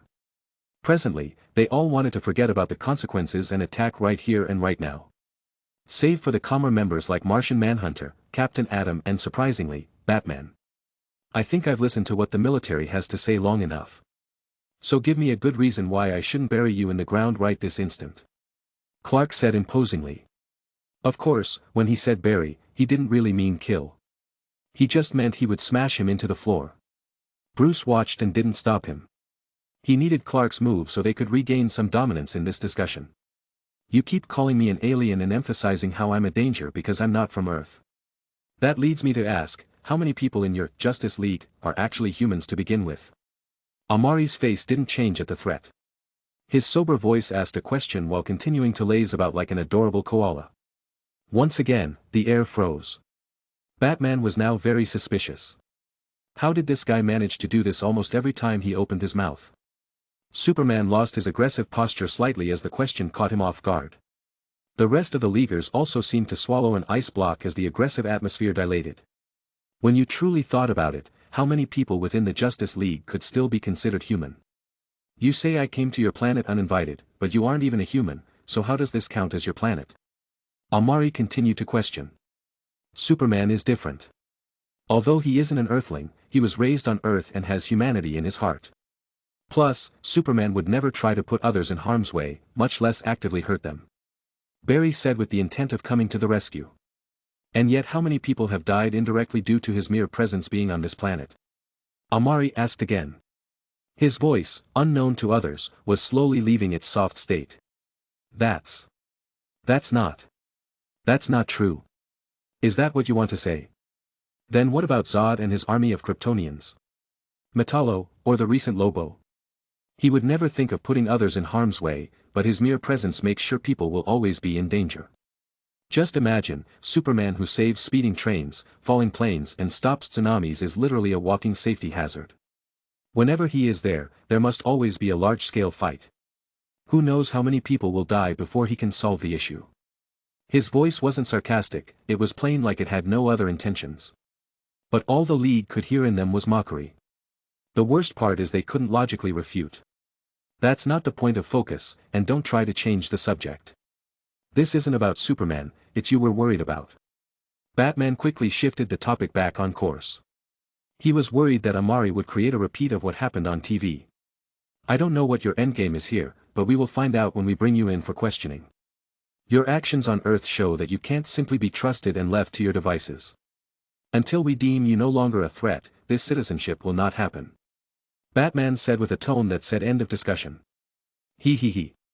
Bruce expected a clever retort or a stern rebuttal from Lane, but Amari's response surprised him to say the least. He was laughing, chuckling rather in amusement. Oh Batman. His voice trailed off as he spoke.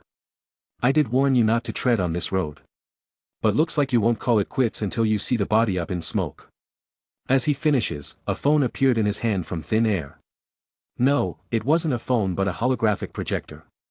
Amari didn't say a word as he lightly tossed it into the air. The rectangular-shaped object froze after reaching a certain height before it began to display holographic screens. I find the job of a lawyer in your world quite interesting. So let me enlighten you in a few minutes on how your actions last week could spell possible destruction for planet Earth. Meanwhile, the League who had locked up a certain white alien remained blissfully unaware of the chaos raging in the universe and how it would soon find them. Chapter 17. Batman POV. No matter what you plan to show us, I don't think there's anything that can change our opinion on this matter. Batman said with indifference. His body lay firmly on his seat with that usual commanding air around him. His mind, however, was a sharp contrast to the calm and composed picture he portrayed on the surface. Bruce was many things. He was a great detective, a master strategist, a billionaire, a playboy, a genius, a hero and many more. He was a questioner who always thought several steps ahead to make sure that he was never caught off guard. Furthermore, he trusted no one and suspected everyone. Not only that, but he was hard on his enemies and even harder on himself. It was all these things combined that formed the core of Bruce Wayne. A very, very paranoid control freak who was wary of everyone and everything apart from himself and Alfred. With such wariness engraved in his bones, he created a sort of instinct which allowed him to read people. Estimate their character, their limits, their behavioral patterns. It was how he knew whom to place his trust on. It worked splendidly most of the time, and the Justice League was a good example. This instinct rarely failed him. But now, he didn't know what to think anymore. This man. This alien, he couldn't read him. His actions were just completely inconsequential, so much that they made no sense. It was all hazy, but whatever he did, gave Bruce the feeling that it was part of a well-calculated plan. It was throwing his superb sixth sense into a chaotic cesspit. For someone who literally lived in a place like Gotham, that's saying something. Bruce could attribute this to lack of information, as even until this moment, the information they had on him was practically bare bones. Even the world's greatest detective needed something more than a gut feeling to go on if he wanted to solve a case. This was what made Bruce unable to accept what the government intended to do. Their actions were plain and utter madness to him, and he would fight against it to the very end. Yet, that's where the unnerving feeling of despair hit him. He was calm, calculating, and always thought several steps ahead. That was why he knew that the League had been caught in a bind on this one. The World Council had agreed on this decision. A proposal signed on by numerous nations, all to give Amari the right to walk alongside them. And the League was effectively powerless to stop it. They could refute all they wanted, but even if they fought against this decision, there was nothing they could do to change it. Batman knew, Wonder Woman knew it, Cyborg knew it, the majority of them knew it. They were trapped by the very same laws that they tried to uphold. Bruce found it to be somewhat poetic yet ridiculous. The Justice League, made up of powerful individuals, some powerful enough to rank in the forefront of the universe, were shackled by the law of their planet. It was absurd if you think about it. The World Council couldn't interfere in League matters, and likewise, they had to stay out of matters of the Council. Superman was the face of the League, but the League wasn't the leaders of humanity. They defended it, but they didn't have control over the nations and couldn't rewrite the laws anytime they wanted. That would completely go against everything they stood for. Freedom and protection. If they used their power to force the world to cower to their terms, all in the name of ensuring peace and safety, then they would be monsters no better than the villains they protected the people from. That would be tyranny, and Batman would never let that happen, even if it meant letting snobby politicians have some form of power. It was the only law that was equally important as his no-kill rule. Superman wouldn't agree to it as well. It didn't matter much before, as there was no way they could exercise any authority over them that he would care about. Apart from restricting their movement in some countries where they weren't welcome, the World Council was good for nothing else. As they say, in front of absolute power, all tricks are meaningless. But now, things have changed drastically. They were now exercising that right to shield a dangerous alien, and there was nothing they could do to stop it. Batman could already imagine the smug faces of those politicians when they saw their scrunched faces on live television a few hours ago. Those petty bastards. He thought inwardly as he looked at Amari. All of this was his plan. Batman was already sure of it. He was calm, composed, powerful, and worst of all, scheming. It reminded him of Lex Luthor and the Joker, but worse. At least the other two were limited in the danger they posed. One was a crazy clown obsessed with death and destruction. His true nature was already all out on display. While the other was an incredibly smart, scheming rich man who had caused the League numerous headaches. Batman was still wary of Lex Luthor, especially when the guy was running for president. This was another thing that Batman wanted to stop but couldn't due to his moral values stopping his hands. He had the capability, but the resolve was absent. Nevertheless, Lex Luthor was manageable. Even with all his smarts and wealth, Lex was a person who would adamantly refuse to empower himself. He heard Lex's ideas concerning how humans shouldn't rely on the power of outsiders to protect themselves. The fact that he hadn't strengthened himself in some crazy experiment was one of the few things that Batman was honestly thankful for. If not, with smarts and power, it might truly be possible to succeed in killing Clark. Amari was worse than Luthor as he was powerful. As strong as Superman according to the latest update on his abilities. His teleportation and intangibility abilities were another headache to deal with. And now there was a new update on a power he had released. Capable of destroying a Green Lantern's construct, open contact. Batman had a headache again. It irked him that he couldn't possibly estimate the full extent of his capabilities. Alongside the way he was acting, being in the presence of the world's strongest yet still looking like he couldn't be bothered to deal with them, Bruce was positive that he was either certain that they wouldn't attack or still had more powerful means up his sleeve. On top of all this, he was as smart as Lex Luthor. It hurt even more just thinking about it. The fact that he wasn't like other aliens, trying to use brute force to end all opposition against him made Bruce even warier of him. He wasn't human and didn't have the passion for humanity like Clark did. He clearly knew about them and what they stood for, yet he didn't seek the League.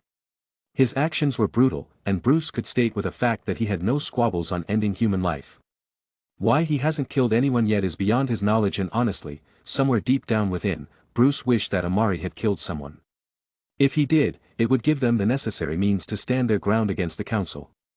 But the fact remains. It was for these reasons that Bruce could and would never trust him. But now, he was tied. As soon as the military appeared on the scene, Bruce knew that the matter was over and this was no longer the League's territory. Unless Amari did something to step out of line, there was nothing he could do. This was why they were currently sitting in the Hall of Justice's mission room. In an attempt to win an argument against this alien and the military, give themselves enough momentum to reasonably reject the stance of the World Council without damaging their principles. All this was what was going on in Bruce's mind. Unfortunately, he had made another enormous mistake. General POV. Let me be honest with you, Batman. Quite frankly, I don't give two shits about your opinion of me. As I can state confidently, that you changing your mind or not won't add an inch of mass to me, nor does it matter in the grand scheme of things. Amari said as the holographic projection began to unfold. As General Lane said, my certification as a citizen has already been decided, meaning your opinion and the opinion of the League doesn't matter.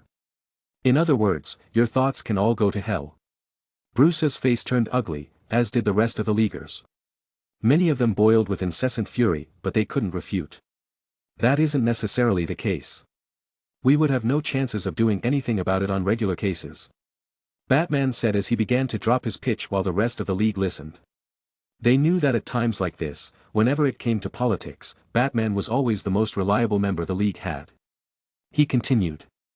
However, your proceedings, while I admit being very clever, have a loophole. And that is, your actions in heavily injuring Green Lantern and attempting to kill him prove that you can't be left to walk free. In addition, you crippled the arm of an innocent youth as well as injuring several teenagers. Not to mention the property damages caused, these actions alone are enough for us to deem you dangerous. Batman tapped his fingers on the table lightly. He calmly and rationally analyzed the facts like a well-trained lawyer who'd been in thousands of courtrooms and won hundreds of cases. I remember clearly when you arrived in Metropolis. You said that you as an alien weren't subject to the laws of us humans. I would admit that you were right during that time, but now it's coming back to stab you where it'll count. You applying for citizenship effectively nullifies your previous claims and therefore leaves you in a vulnerable position to be tried for your recent actions, which by this point are safe enough to be considered crimes unlike back in Metropolis. Batman said coldly, and the rest of the League agreed. So quite frankly, unless the military intends to incur our anger as a repercussion of shielding you, effectively breaking all ties it has with the League and leaving us to use heavier measures, you Amari can and will be tried in court. The crime of attacking a Leaguer makes sure that we have the right to be involved in this and therefore, since you are an alien, gives us the right to detain the highly classified risk factor otherwise known as you. Batman finished. Everyone turned their gazes towards Amari. General Lane also looked at the lazy figure. He wasn't worried but about the League actually able to succeed today. The time he had spent with the alien assured him that Amari wasn't one to suffer a loss. Now what was really on his mind was how much would the Justice League lose in this exchange. Oh. Right, I do remember saying those words back then. Speaking of which, how is Lobo doing? Amari asked with interest. Batman frowned. Why was he asking this? Information about Lobo is classified, but you don't have to worry concerning him. He will receive what he deserves, as will you when this is all over. Batman replied. Assuming he wakes up soon enough to get it before he dies. These guys, they seriously kept Lobo on Earth. Even going as far as nursing him to keep him alive instead of quickly handing this plague away to the Guardians. They literally have no idea how screwed they are when they come looking for him. Amari said to himself with surprise. He wasn't gloating, but was intrigued to see how they would react when they discover they actually doomed the Earth with their own hands. Oh, will I know? Well, sorry to disappoint you, Batman, but there will be no need to convict me for anything. By the time this meeting is over, you'll all see that we won't even have to step in court. Amari said candidly.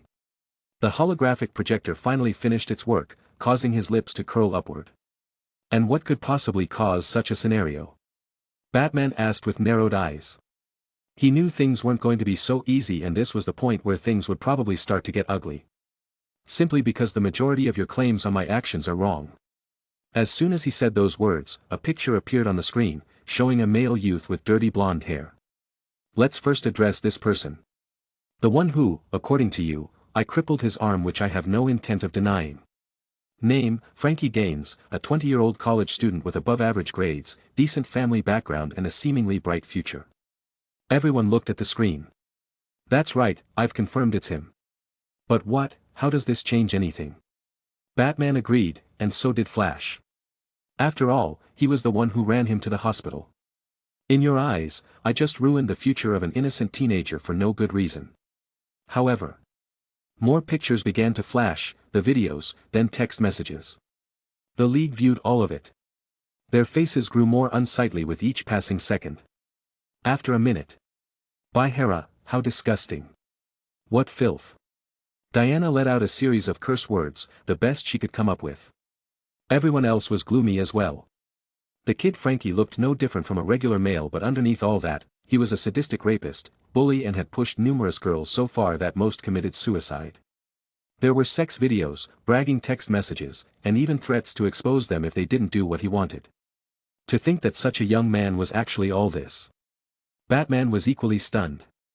Let's not forget that he had ill intentions towards me. Are my actions in crippling this kind of person the reason you consider me a threat? Please don't misunderstand, I didn't do this because of that, as I couldn't care less of his actions, but doesn't your race emphasize heavily on morality?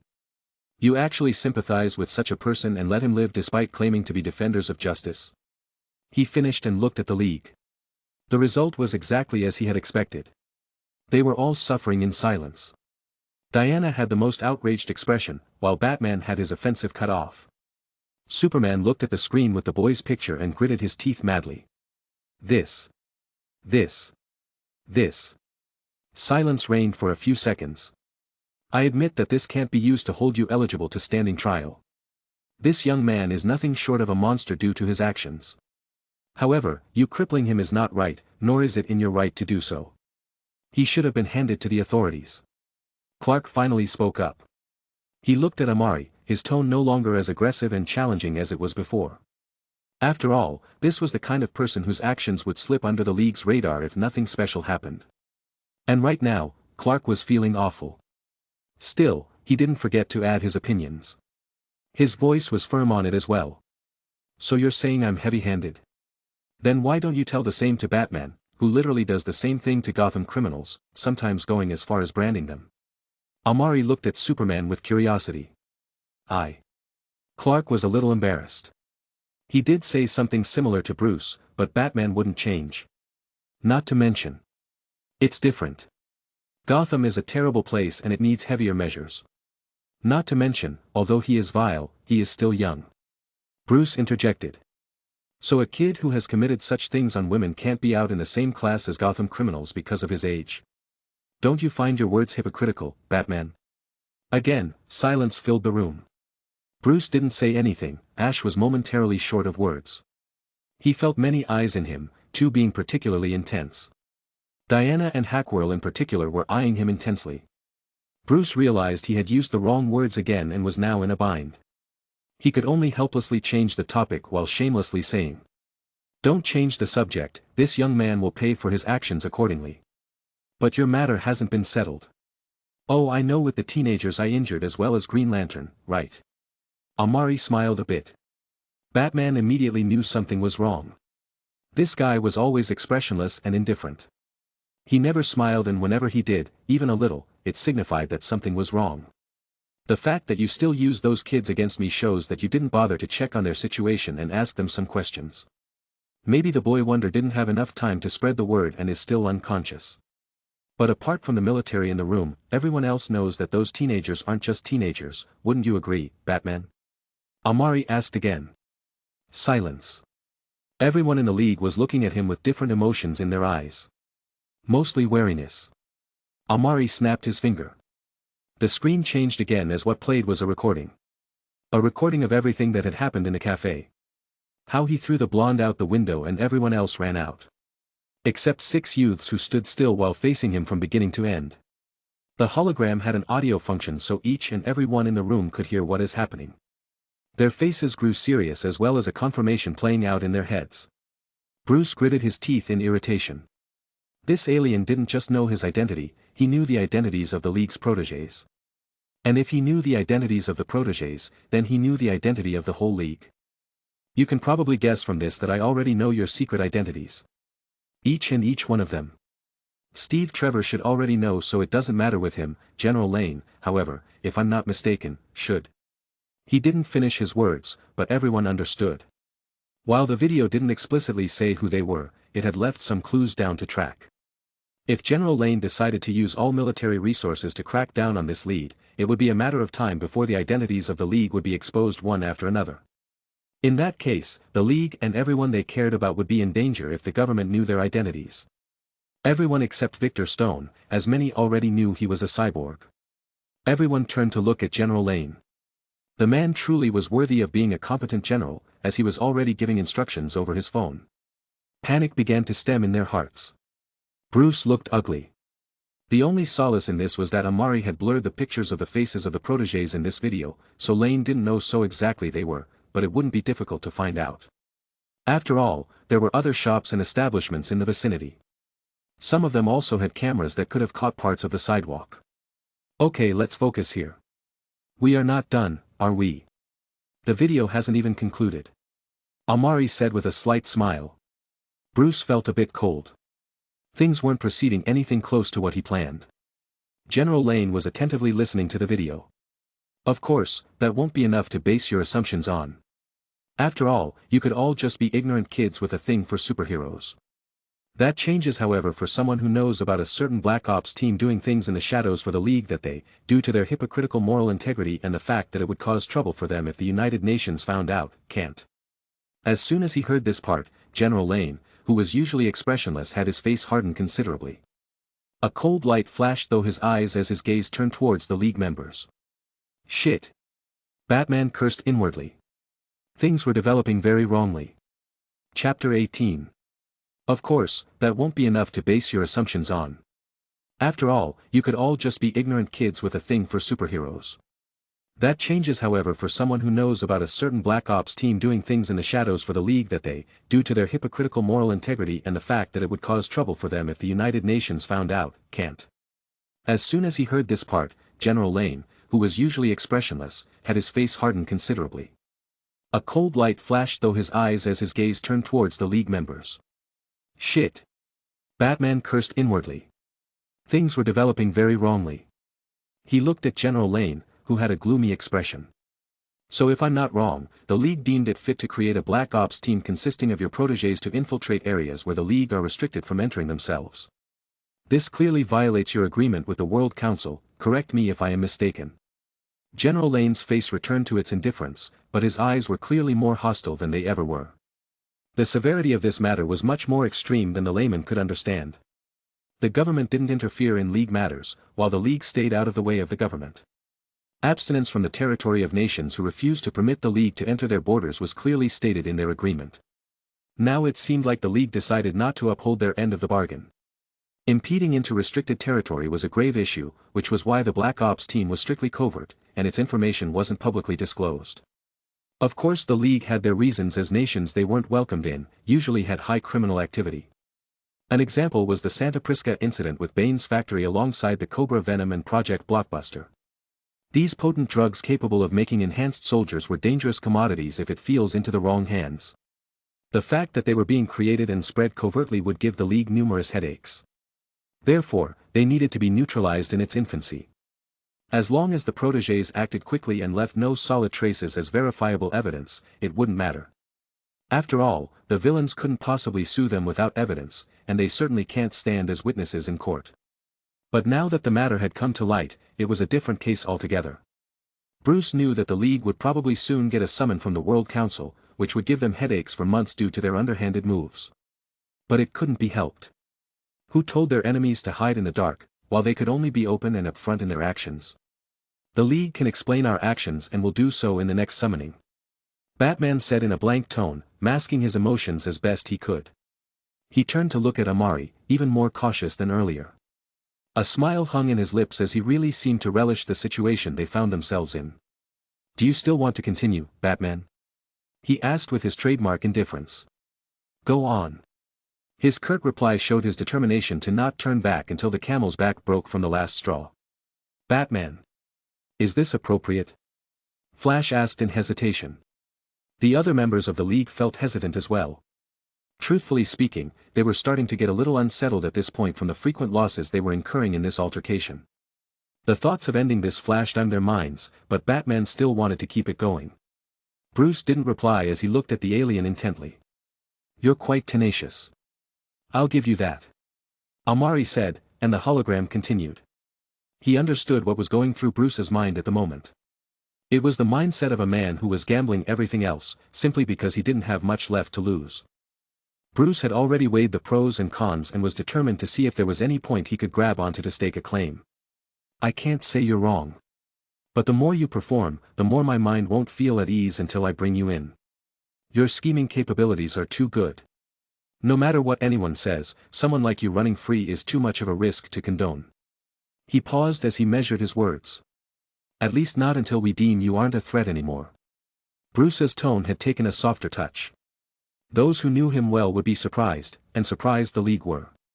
Batman wasn't as aggressive as before. Although adamant, but still. Not to mention that although he was criticizing Amari, he was also praising his skills. This was recognition from the Bat of Gotham. Not many people received such from Bruce. Usually, he was always like, "I'm Batman." Nevertheless, they all understood his predicament. The League's bargaining chips were reducing by the minute, and Bruce didn't have any moral edge to hold on to for an aggressive push. In fact, the League could very well be in a pickle. A risk? Coming from someone so paranoid that he makes contingency plans to incapacitate his allies if they ever go rogue, those words seem somewhat tasteless. Amari chuckled. Everyone in the League had their faces change in extreme shock. They couldn't believe it. Bruce would actually, everyone here considered the next person as allies they could count on. Some as close as family. The thought that Batman could do such a thing didn't even cross their minds. Even now, they subconsciously refused to believe it. But seeing Bruce sitting quietly without a ripple in his features, any words of defense they wanted to come up with hooked in their throats. To you, everything and everyone powerful is a possible threat, which leads you to create countermeasures to deal with them. It might be admirable to some, but it's plain annoying to me. That is why I didn't bother searching for the League upon my arrival. Amari said leisurely while the rest of the League were still reeling in from the shock. Honestly, Batman was a pain to be around every so often. The video continued until the Superboy attacked. It still continued even after everyone was out of the cafe that was presently in ruins, up until the arrival and defeat of Green Lantern. I believe you can all see it clearly. From the moment it started, I never initiated an attack on your protégés. Superboy however was the first to attack and the others followed. The situation with Green Lantern is similar. If this case were truly taken to court, then my actions can only be classified within self-defense. Amari said lightly, his smile had receded to indifference. Although I would like to get on with things that actually require my attention, I'm up for it if you still want to go to court. Of course, I would have to give a lot of sensitive information to my lawyer so he could properly defend me. This video would most definitely be used as a form of evidence to my claim as well. The difference being, the faces won't be blurred next time. So I ask again to all you Leaguers. Do you still want to continue finding reasons to detain me? Silence was what greeted him. No one spoke as the seconds passed by. Amari's gaze swept over them. I didn't think so. He said lightly, and the holographic display disappeared completely. Bruce looked at Amari with narrowed eyes. His heart presently was rather heavy. After a long period of silence, he finally opened his mouth. How do we know you won't cause trouble? Batman. Clark said, a little dumbfounded at the revelation. He understood the meaning laced within those words. Bruce was conceding. The almighty, tough, no-nonsense Batman was actually forced to a compromise. The fact alone astonished Clark more than anything that happened in this past month. Batman felt surreal as well. He never thought he would actually be forced to this point. Not only that, the League now had complications they needed to deal with. Lantern was injured. All in all, this whole farce could be considered quite a failure. Batman would be a fool if he tried to keep pressing, plus here was nothing he could do to prevent. It's okay, Superman. At this point, there's nothing we can do about it. Arguing will get us nowhere. Batman said, his attention still on the alien. How do we know that you won't do something to harm humanity? How does me assuring you have anything to do with me? Amari replied tacitly. We know nothing about you, where you are from and what your motives are for coming here. The danger you pose isn't light, but since we can't interfere, the government will take full responsibility for any of your actions. His expressionless face said curtly as he relaxed his stuffed posture. His gaze turned to General Lane, who only gave a curt nod with an icy glare. Judging by your logic, then in the eyes of the government, the whole League are dangerous individuals who should be detained and questioned about their identities. But I don't see you guys going down that route now, are you? Amari lazily replied. His words were resounding like a slap in the face. They wanted him to identify himself, yet they refused to let the world know who they were. Splendid. Now that this is over, I believe it is rather late in your time and I have grown rather tired of seeing your faces. So goodbye. Amari stood up from his comfortable chair. His indifferent face as exquisite as always as his purple eyes glowed bright. Wait. Diana shouted to get his attention.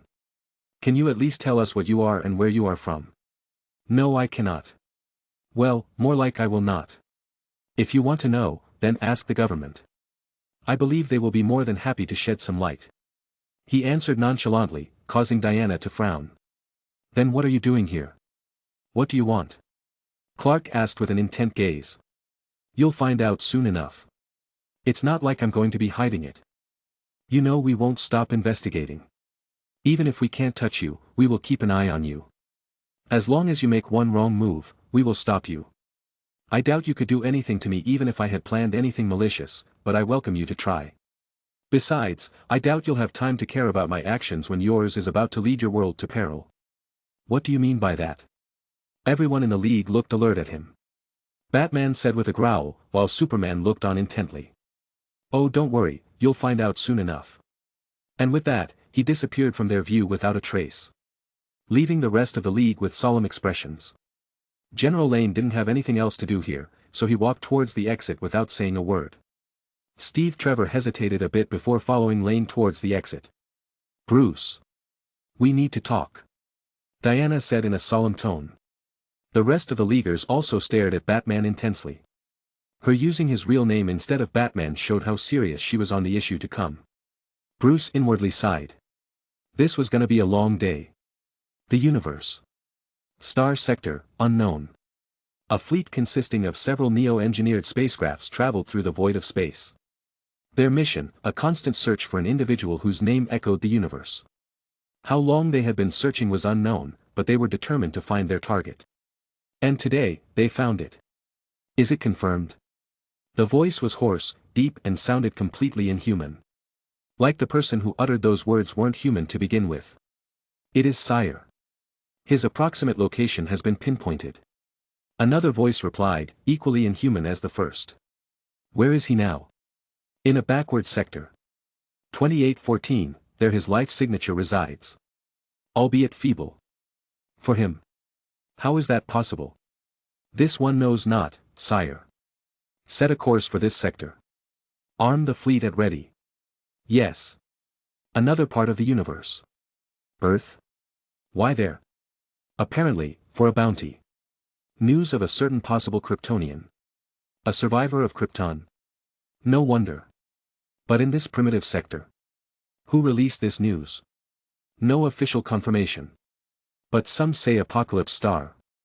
Silence reigned. Do we still advance? The Argulian royal family want him dead. Since they can't kill him, life imprisonment will suffice. But it's either this, or we die. Lady Akarna of Argol isn't merciful. We have no choice. Silence reigned again but no one spoke. Ha ha ha ha.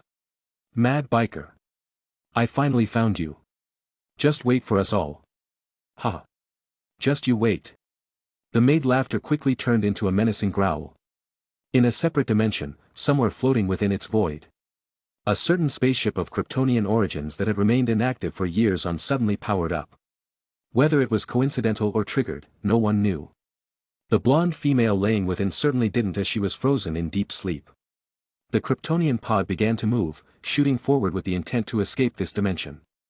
Something larger of unknown origins followed behind. Sector 2814. Earth. Amari sat within a rather large mansion.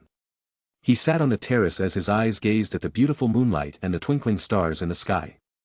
Looks like the League is about to get busy. he said with indifference, but his eyes flashed amusingly. Chapter 19. Space. Somewhere within Sector 2814. A dash of green light could be seen in the scene, zooming past asteroids with incredible precision. The green beam of light, after passing through several asteroid fields, revealed what looked to be a humanoid figure. Its body structure looked humanoid. Its features, however, were far from it.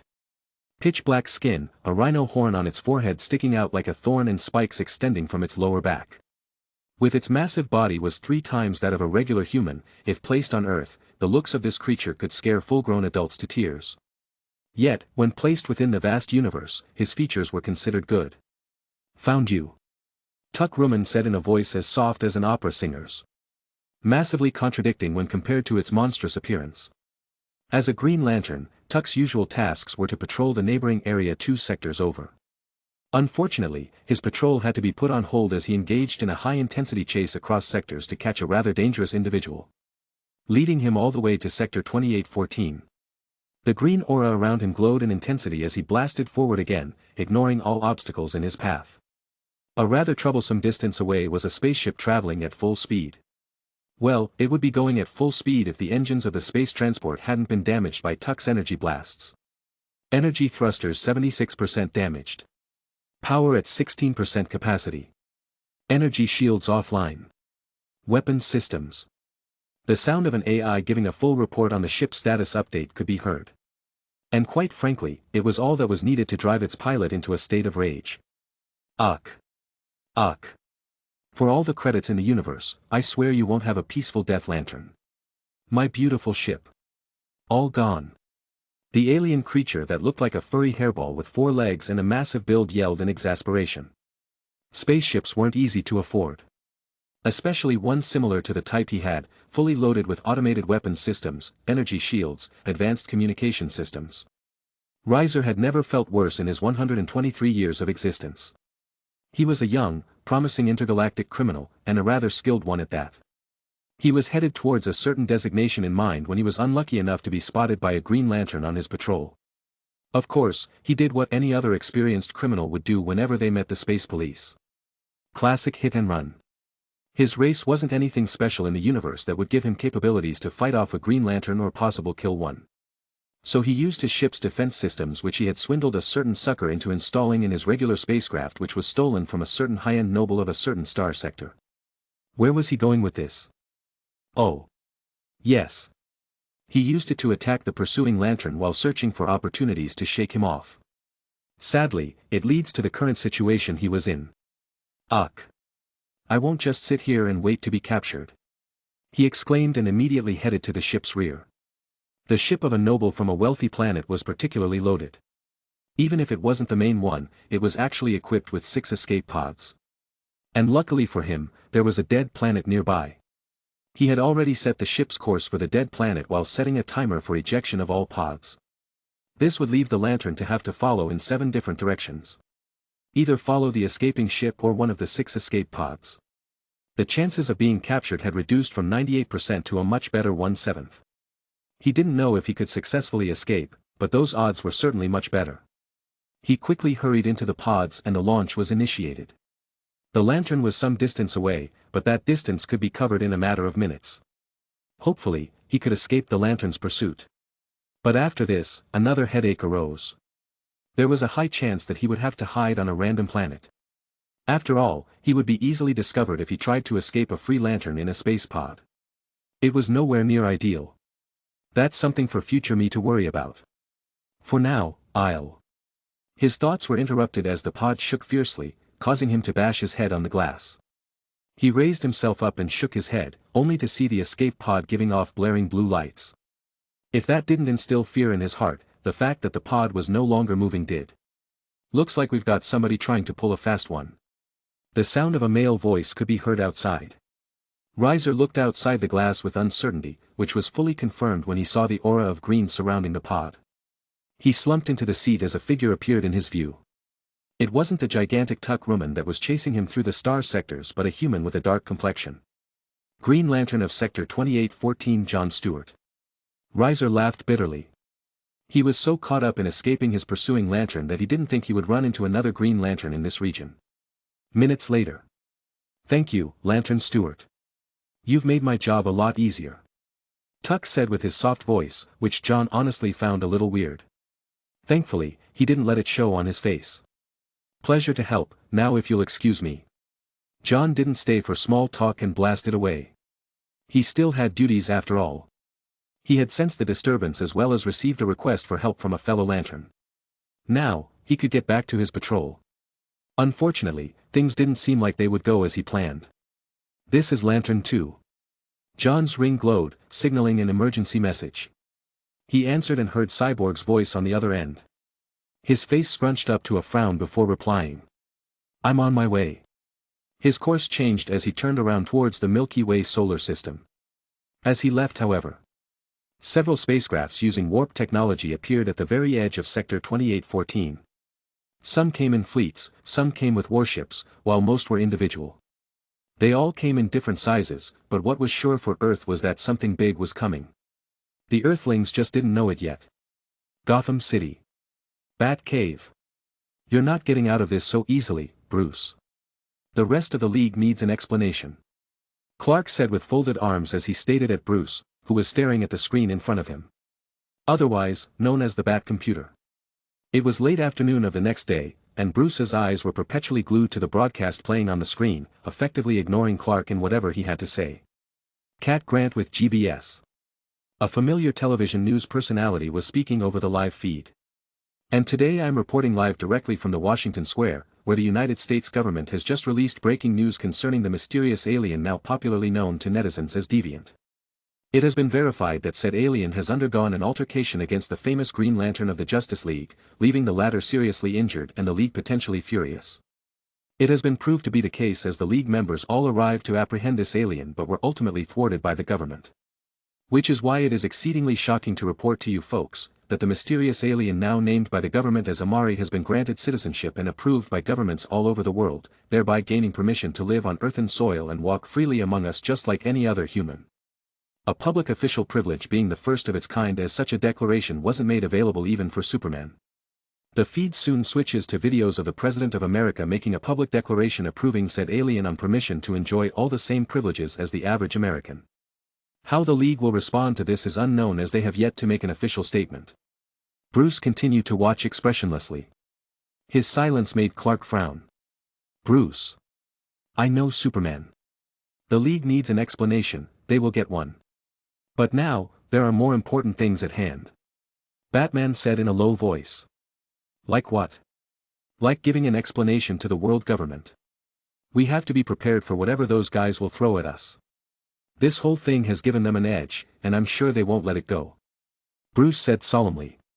He had countless things affecting his mind at the moment. Stop stalling, Bruce. I feel the meeting with the council can wait. Clark crossed his arms and said. The frown on his face was deepening by the second. Batman sighed. You want to know why? Bruce understood that Clark was pissed. Not just him, the rest of the League were. Bruce's actions proved that he was wary of all of them. That wasn't even the issue. The issue was that he had kept such a thing secret from them and was studying their weaknesses. No matter how you put it, it wouldn't sit right in anyone's stomach. It was a necessity, Clark. You can't be serious. I can and I am. Batman said solemnly.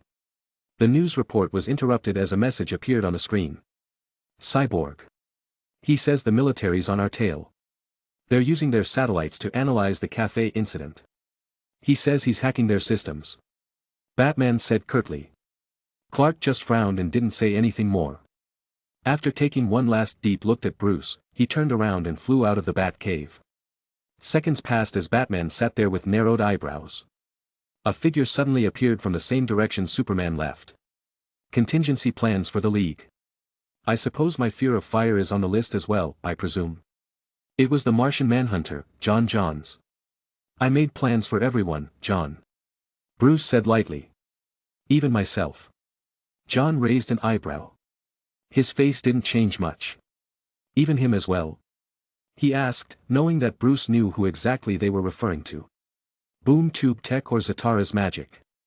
Creating a confined space to nullify his teleportation abilities. The rest, I can't be certain. We have too little information on the limits of his strength or if that dark red energy that broke through Hal's construct can damage Superman. Bruce analyzed. Did you get anything from him? He asked. I'm afraid not. It's unfortunate, but it appears that I cannot read his mind. It's perplexing really. John replied with a frown on his face. His frown elicited an even deeper frown from Bruce. Why would you say so? Martian Manhunter was a calm entity. There were hardly any things that would make him change his expression outside a fight. His mind is intriguing. In the sense that I can't seem to locate it. Do you mean a mental shield? Magical shield or an android? Bruce speculated. The possibility of Amari being an advanced race of machines crossed his mind. No, it's not like that. I can feel that his mind exists, as does his brain. He is a biological organism, but his thoughts are inaccessible. This is what stumps me. When I try to read even his surface thoughts, I get a veiled sense of nothingness. It's like he's always thinking, yet at the same time, not thinking at all. John's words made Bruce somewhat bewildered. He didn't even know what to make of those words. So mind reading doesn't work. Diana's lasso might have a more positive effect. I suppose. There was a bit of silence. Are you also here because of the contingency plan incident? I doubt that's why, since you haven't made a further statement on it. Your deductions are on point, Batman. I honestly couldn't care less for your contingencies. I'm here because of the alien. Amari. There's nothing much we can do about him now. But we will be ready to contain him if such happens. Bruce said thoughtfully. That is what concerns me, Bruce. I'm sorry. Batman was stunned. What was happening? The way you are targeting him, Bruce. Quite frankly, it's worrying. Not just for him, but for you as well. You may not realize it, but your paranoia is acting up like a rocket on steroids. You already look at him as a definite villain who will inevitably destroy the world, just like you once did, Clark. John's words silenced Batman. The latter wanted to open his mouth and retort, but no words could escape to justify himself. After a while of slight stuttering, he closed his lips and sighed. He's different from Clark. He is willing to kill for one. I can see it within him, as for why he hasn't done so yet is beyond me. The way he crippled that youth clearly shows he has little empathy for humanity. He didn't even do it due to what the kid had done. It was just convenience. Convenient enough to get us to back off. Bruce didn't stop there but continued. He's already quite powerful. Not to mention what his true purpose for Earth is. I just can't sit at ease. Does his purpose on Earth have to be sinister in your eyes? What other reason would prompt him to come here? I do not know, but Earth has a special attraction to the supernatural, don't you agree? John shot back calmly. Bruce was stumped. Yes, the Earth alone had a Kryptonian who was the last of his kind, an Amazonian who was the offspring of a god, a Martian who although wasn't the last of his kind, him being a protector of Earth was quite out of place as well. 2 Thanagarians who keep on reincarnating every time they die. 2 members of the Universal Police Force, an Atlantean king. It even attracted a Charnian who had murdered his species, a new god who enslaves planets as a side hustle, a group of Kryptonians who wanted to terraform the Earth. What makes Amari so special? He hadn't shown off any plans to enslave the Earth and its people. Was it truly all his prejudice? Bruce stayed silent. John didn't say anything more.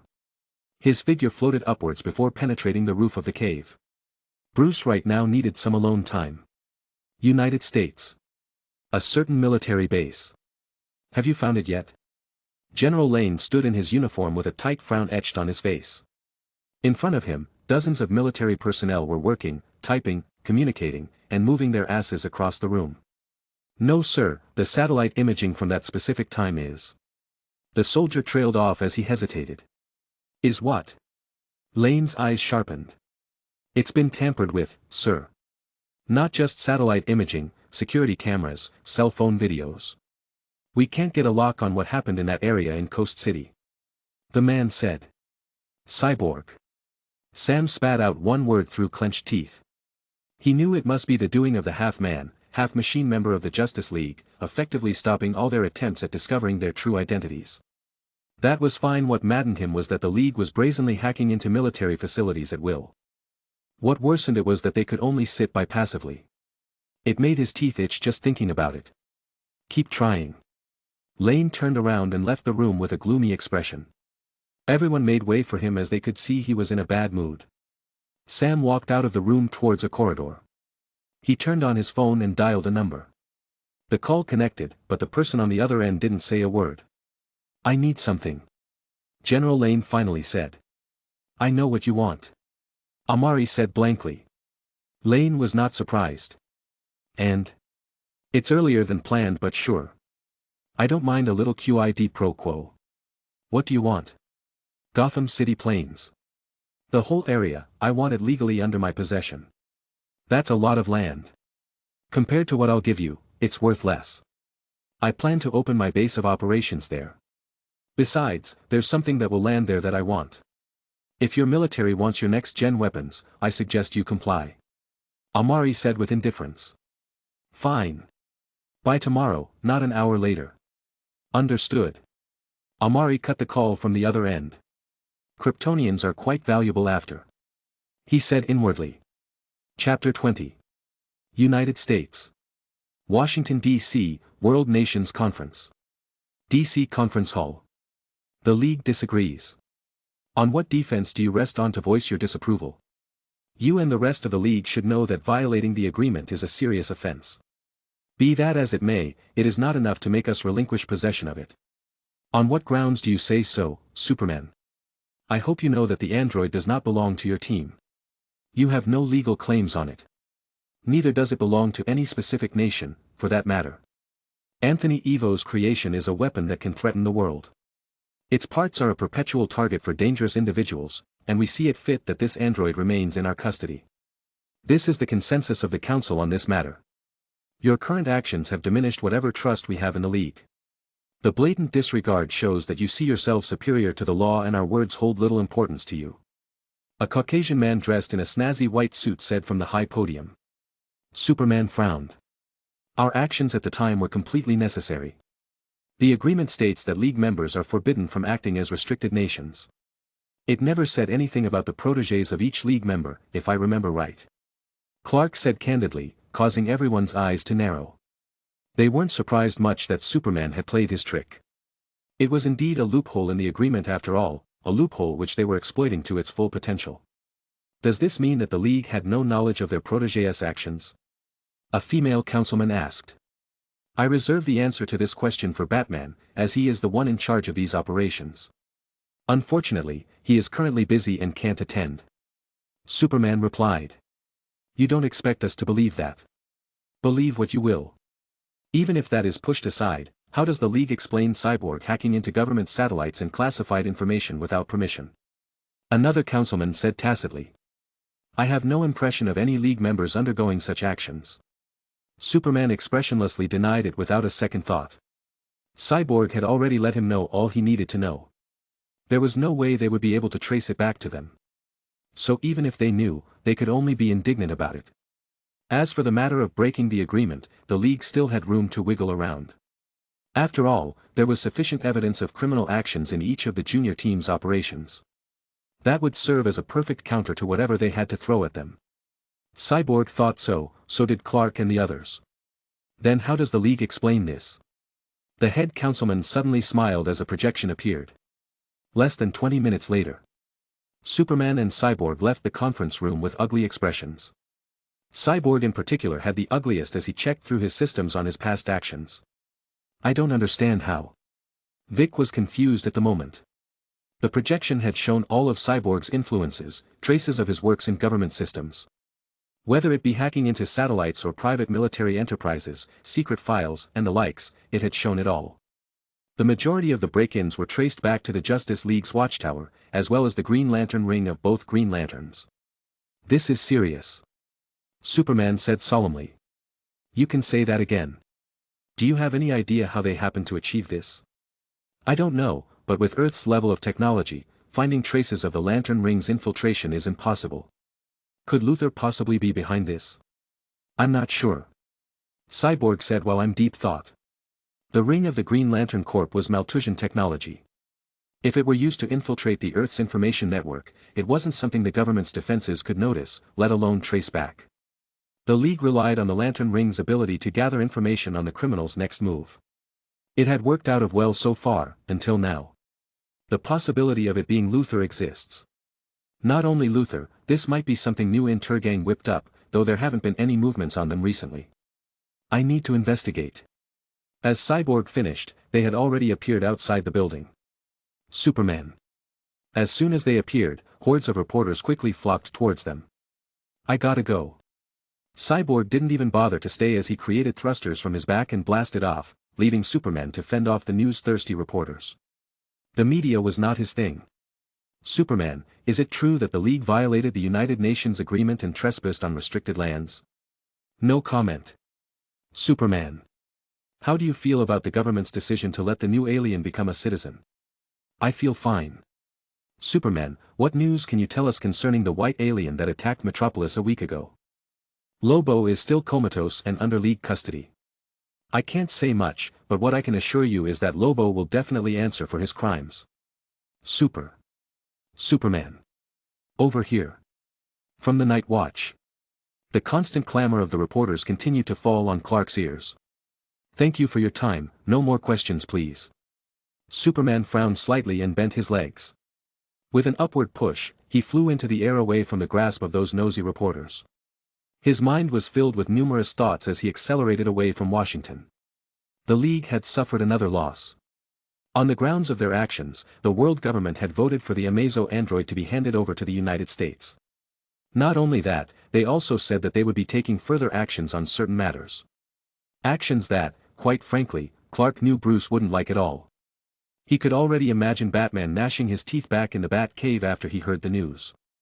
As for the Amazo android, Clark was honestly distressed. The League couldn't push back against this one either. No matter what, they hadn't reached the point where they wanted to tear all face with the Council. Plus, the light in this matter was painted against them. A sonic boom sounded as he accelerated even further. The reporters down below all let out slight sighs seeing Superman leave. The camera still pointed in the direction of Superman's exit. In a certain military base, General Sam Lane watched Superman leave with a neutral look. He turned on his cell phone and dialed a number. The process has been finalized, you should get the deed in a few hours at most. Sam said as the call connected. United States. Gotham City. Amari stood in an open field, his back leaning against a tall tree with a phone resting on his ear. Perfect, 'twas a pleasure doing business with you. His voice was as indifferent as always. He took the phone off his ears and cut the call unceremoniously. Sam raised an eyebrow as he heard the end tone. His feelings on the subject that was this alien were rather complex. Sam put the phone away without expression as he turned his attention to the military personnel working around the clock. Sir, I've recovered the tampered video footage. Do you want to see? A voice sounded in the room of personnel, followed by the sight of a red holographic projection.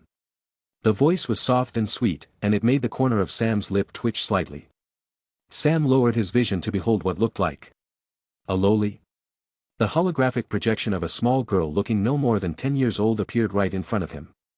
With a ponytail at the back of her hair, she wore a red dress and looked cute even as a hologram. Sam's lips twitched even more. I asked for a highly advanced artificial intelligence. I didn't mean this. Sam said to himself as he looked at the advanced AI that he had asked for from Amari. Red Queen. Play it. As a general who had seen through the vicissitudes of life, he quickly regained his composure and replied. Confirmed, the sweet girly voice sounded again. The main screen in the room suddenly changed display, showing satellite imaging of the incident that had gone down at the cafe. Only this time, there was no blur to cover up the faces. A small smirk appeared on Sam's face as he turned his head and ordered. Well, what are you waiting for? Immediately confirm facial recognition. I can do that as well, General, the Red Queen AI suddenly responded before the military personnel could even make a move. The facial recognition software was up and running and thousands of faces blurred past within seconds. About 2 minutes later. All 6 matches found. The Red Queen reported as files appeared in holographic form in front of General Lane about the positive matches. Sam kept nodding his head as he went through the information. Unknown to him at that moment, a certain person suddenly got up and left the room without catching anyone's attention. The figure of the person made his way out of the room and came to a more private area before sending a message. Mr. Luthor, there's something to report. Amari ended the call and put the phone away. He moved his body from the tree and walked out of its shade into the open field. The sun wasn't particularly scorching, but it wasn't a cloudy day either. Amari didn't care either way. He walked to the middle of the field and stopped. This place was Gotham Plains. According to General Lane, the whole area was already under his name. He didn't delay any longer and bent down slightly.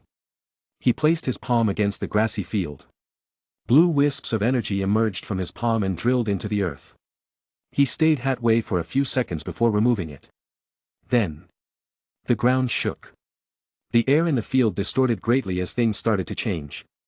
Numerous trees for miles around disappeared, whatever animals that may have been in the surroundings turned into thin air. Amari looked forward nonchalantly, not at all worried about the surrounding changes. As the air distorted, structures started to appear out of thin air. Constructs emerged from the ground and continuously spread all over the place. I guess it's my version of Superman's Fortress of Solitude. Amari thought to himself knowingly as he continued to watch the changes occur. Chapter 21. United States, Happy Harbor, Rhode Island. Mount Justice. Hey. Looks like you're waking up. Intermittent sounds were all that Megan could hear. Flashes of light occasionally seeped past her eyelids as they gradually opened from their previously shut state. Ugh. Megan groaned heavily as her eyes opened. Her vision was somewhat blurry as a bright light assaulted her vision. Yet before she could properly adjust to it, she felt a splitting pain from the side of her neck, causing her to wince. Heh. Easy girl, it's okay, just take it easy. The soft, comforting voice that flowed into her ears was all too familiar to her. Artemis? Megan called out uncertainly. Her eyes soon adapted, restoring her blurry vision, and what came into view was a place she hadn't found herself since she came to reside in Mount Justice. The Med Bay. She turned her head around to see her recent yet familiar teammate sitting at the edge of the bed right next to her. Welcome back, Megan. It's good to see you awake. Artemis said, with dark circles around her eyes. She had been sitting beside Megan's bed since the incident happened, with her heart filled with worry. Even though they hadn't been teammates for a long period of time, seeing her wake up brought a smile to her weary face. For someone like Artemis who aspired to be a hero but grew up in a family of villains, the friends she had made in this team were precious to her. Even the annoying Wally West. Artemis, where are we?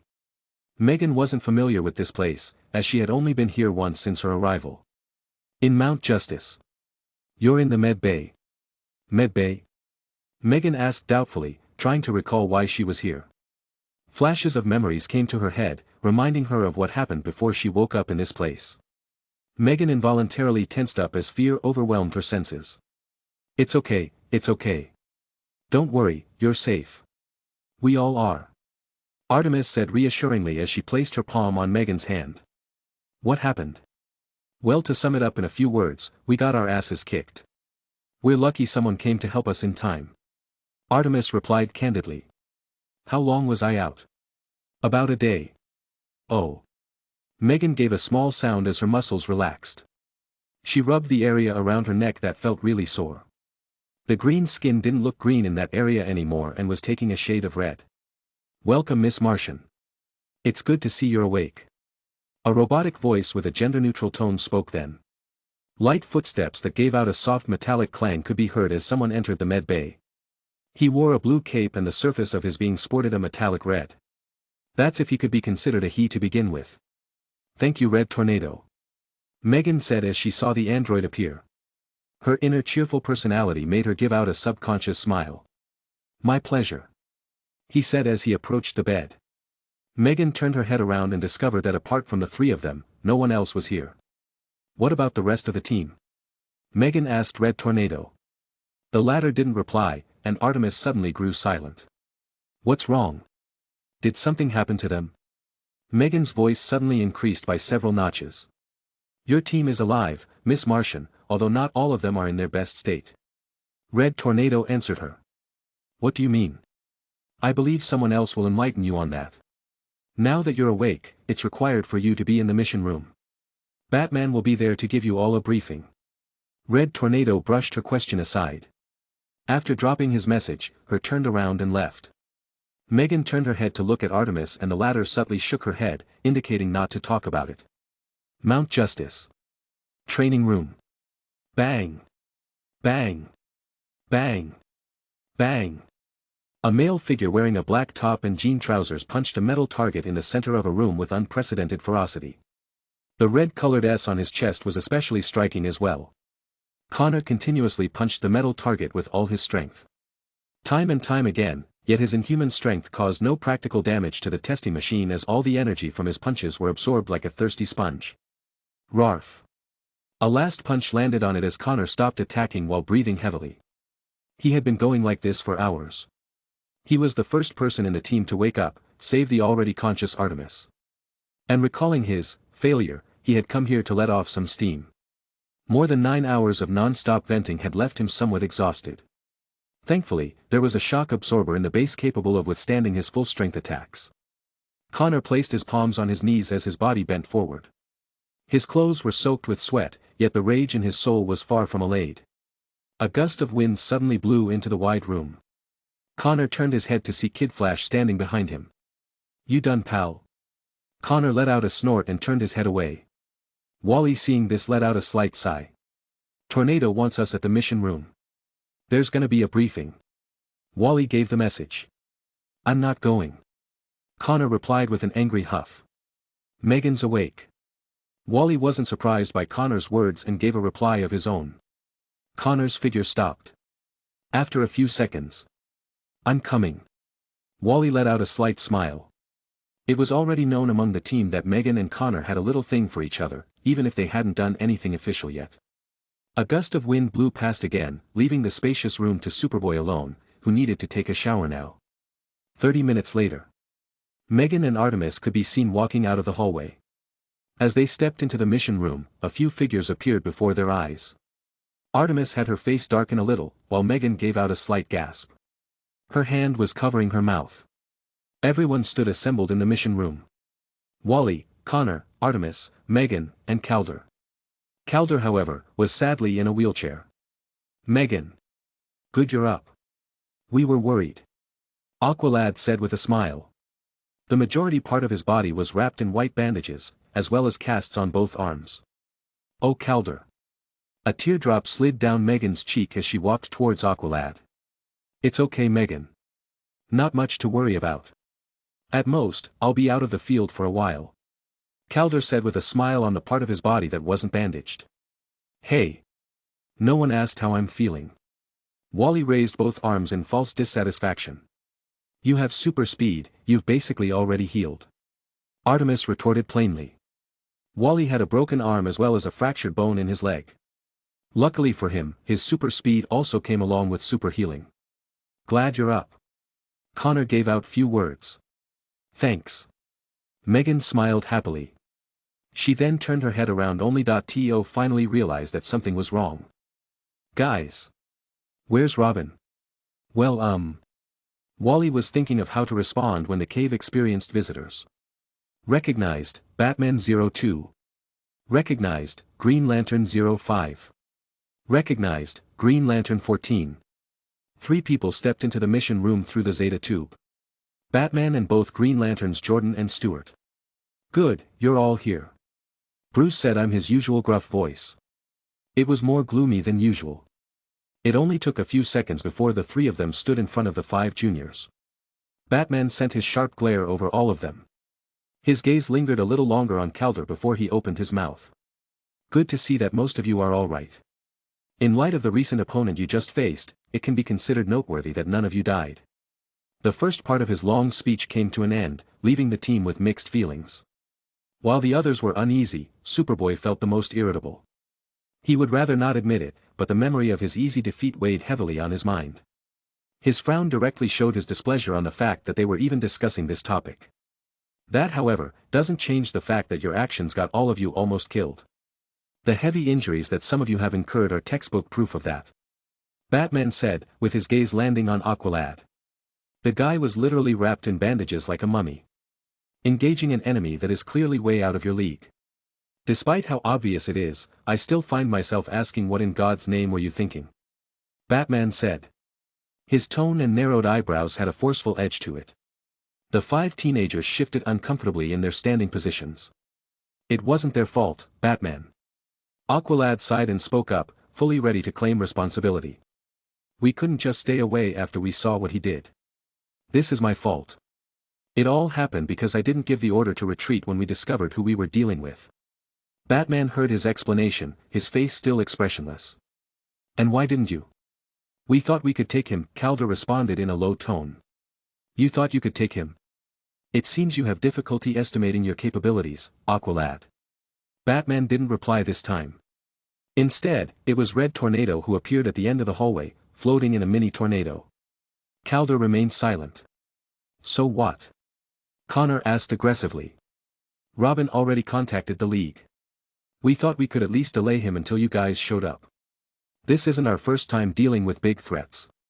You were the one who led the attack first, Superboy. How did that work out for you? Batman asked Connor. The latter reserved the right to remain silent. The fact that he had been knocked out with just one hit was as embarrassing as it was infuriating. If it wasn't for the timely arrival of Green Lantern, you would be much worse than you already are. Either crippled or dead. Your actions, although brave, were reckless and a complete endangerment of your lives. That is only counting half of the troubles caused by yesterday's incident. Batman said tacitly. Half? What do you mean? Wally asked in puzzlement. They had been cooped up in the base for a while and no one was in the mood to check the latest findings. The most they knew was that Green Lantern was seriously injured by the enemy and the fact that the person they attacked was now a bona fide citizen.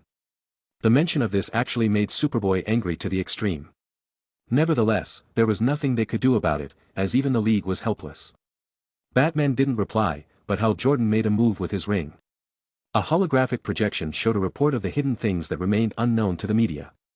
The video of your fight with the alien was recorded.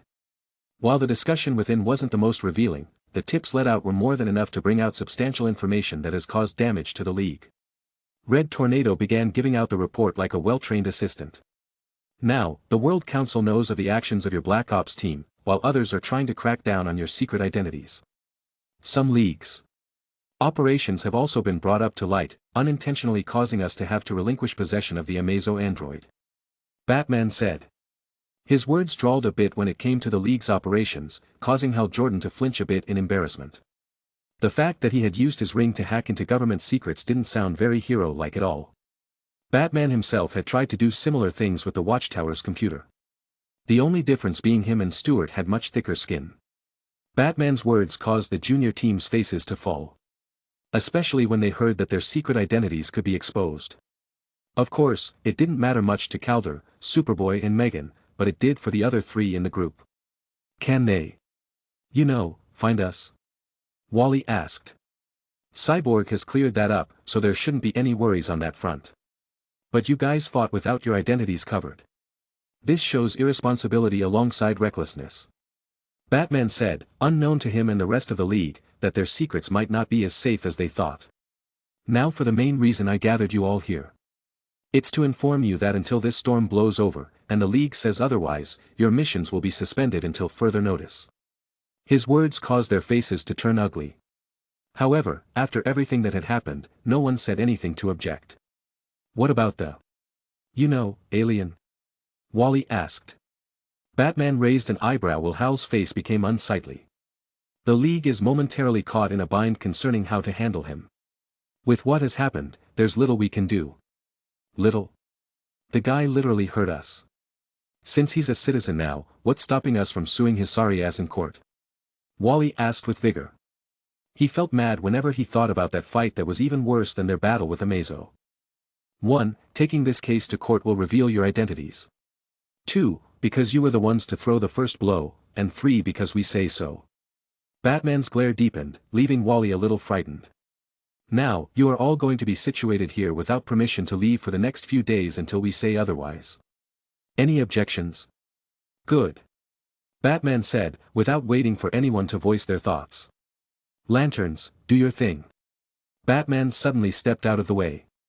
Both lanterns nodded and turned to face Aqualad, leaving him to raise an eyebrow. Before anyone else could process what was going on, both of them turned their rings up and shot green energy rays towards him. 4 minutes later. Thank you for your help. Aqualad said sincerely as he bowed his head down. No problem. Just a little willpower. Hal said with a slight smile on his face, as well as a little sweat. The capabilities of the lantern ring were truly outstanding. Worthy of being named the most powerful weapon in the universe. With its healing capabilities, Calder was back to normal in less than 5 minutes. It's too bad that their team didn't have a teen lantern. Good. Now that that's done, let's go to Robin. Bruce said with a slight nod as the trio walked towards the hallway. Where are they going? Megan asked with slight confusion. Probably to do the same thing to Robin they did to Calder. Wally said affirmatively. Robin? What happened to him? Megan asked with worry. He broke his spine. Wally said after a moment of silence. The whole cave was silent as Red Tornado had slipped out of the mission room at God knows what point. Bruce stood beside Dick's bed. Seeing him lay peacefully in a coma-like state, although his face didn't change, his fists subconsciously clenched. Robin hadn't woken up since the previous day. The kick that drilled him into the ground had damaged his spinal nerves. A hand was placed on Batman's shoulder. I know how you feel, Bruce. It's okay, your boy Wonder will be fine. Hal said with a smile. Stewart, who was beside him, nodded in agreement. John Stewart was a man of few words whenever his Green Lantern uniform was on, and wouldn't speak much unless he needed to. I know. But still, that doesn't mean I'll let him get away with it. Bruce said solemnly. The he was referring to meant Amari. One step at a time, Batman. Stewart finally opened his mouth to say something. Batman didn't answer but asked Hal a question. Hal, is there anything about him you notice that we don't know yet? Something important. Apart from the ability he used against me, which I think you already know. Nothing else. Hal replied. When thinking of that short battle, his heart couldn't help but quiver. He had almost died. If not for the passive protection of his ring and Barry's quick reaction as well as the healing effect of the ring, he would probably be dead right now. You said he was an alien, right? Well, I haven't seen or heard about any aliens with his set of capabilities. Stewart said with a frown. At this point, I have a speculation that he may not be alien at all. Batman suddenly said at the moment, grabbing the attention of both lanterns. Really? Then what do you think he is? John couldn't help but ask. Someone from another dimension. Another Earth probably. Batman gave his deductions. Whatever made you come up with that idea? Hal was astounded by Bruce's words. A few things. But I'm not sure yet. Bruce narrowed his eyes as he spoke. He stood there for a few seconds before turning around and leaving the room. Where are you going? To investigate. And so with that, Batman left. The two Green Lanterns looked at each other and sighed slightly before turning their attention to the injured Robin. A few minutes later, Robin lay on the bed, still asleep. They didn't think it would be necessary to force him awake. Right as they wanted to turn around to leave, both their rings glowed. Hal and John exchanged glances as they looked at the rings, signifying someone wanted to send them a holographic message. They accepted and both their rings lit up with a small figure hovering over the ring. Lantern Tuck. John Stewart called out uncertainly. He just met this lantern a few hours ago. What happened that caused him to call them? Greetings Lantern Stewart, Lantern Jordan. Greetings. Is there something we can help you with? That is not the case. I call to inform you that several fleets of ships have arrived within your sector space. Most are identifiable with certain planets in distant star sectors, while others are rogue. But the point being that they have all arrived within your sector and are heading towards your planet. I have received news of this, and I fear you may not like the reason. Chapter 22. United States. In a certain military base. In a secluded area similar to the last one. And this. Red Queen is the reason you were able to find the League's traces? A councilman asked with interest at the man standing a distance away who, unlike the others in the room, was not a hologram. However, although he was asking the middle-aged man, a larger part of his attention was on the female next to him. If it could even be called a female to begin with. The other councilmen had similar expressions. Half of their attention was on the man while the other, much greater half was on the red-colored, less than 4-foot-tall lowly whose features looked no older than 10 years old. The fact that this wasn't even human, but the holographic representation of advanced artificial intelligence was intriguing enough. The fact that it could detect the League's break-ins, something that the United States government had never been able to detect previously, only further deepened their interests. After all, everyone in the room was a figure in high positions. The concept of artificial intelligence was not new to them. Sam Lane nodded expressionlessly at the question. The Red Queen was something he had specifically requested from Amari. Well, not specifically. What he had in mind was an incredibly advanced AI capable of solving his needs at the time, but he wasn't a lolicon. Why the AI even came in this form was something he couldn't understand. If he didn't know that Amari was a rather apathetic being, Sam would have thought this was the work of his terrible sense of humor at play. Of course, that was just his complaints about the Red Queen's display look. As I'm sure you already know. A member of the Justice League, Cyborg I believe, hacked into our satellites to prevent us from taking further investigations into their secret identities. Due to our limited capabilities, I requested the alien, Amari, to provide us with a suitable option capable of turning the tables. And he gave me her. Sam said as he turned his gaze to the Red Girl while moving to pace around the room. While she may not look like much, I assure you that her appearance is just an appetizing front, made to house her true capabilities. Sam said firmly, a solemn look appeared on his face. My team of researchers, specially made up of the best people the military has to offer, have thoroughly studied her capabilities and come to a final evaluation. And what might that be, General? A councilman asked. That save for one place, she is the most advanced AI that can be found on the face of the earth. A scientific creation more than 70 years ahead of its time. Lane replied. That's a rather bold claim, General. A bold claim indeed. Yet, one that I fully agree with. Sam replied indifferently. Amari's words specifically stated that she is several times better than the best system Luthor uses to encrypt his personal database. His words were enough to silence everyone.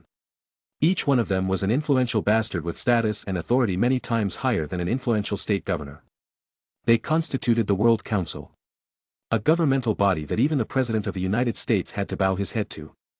And therefore, they had certainly dealt with the infamous owner of LexCorp, Lex Luthor. Their understanding of this figure was just as high, if not higher, than the Justice League, who held him as a high-priority enemy on their watch list. Lex was many things. Cunning, ruthless, scheming, rich, but most importantly, smart.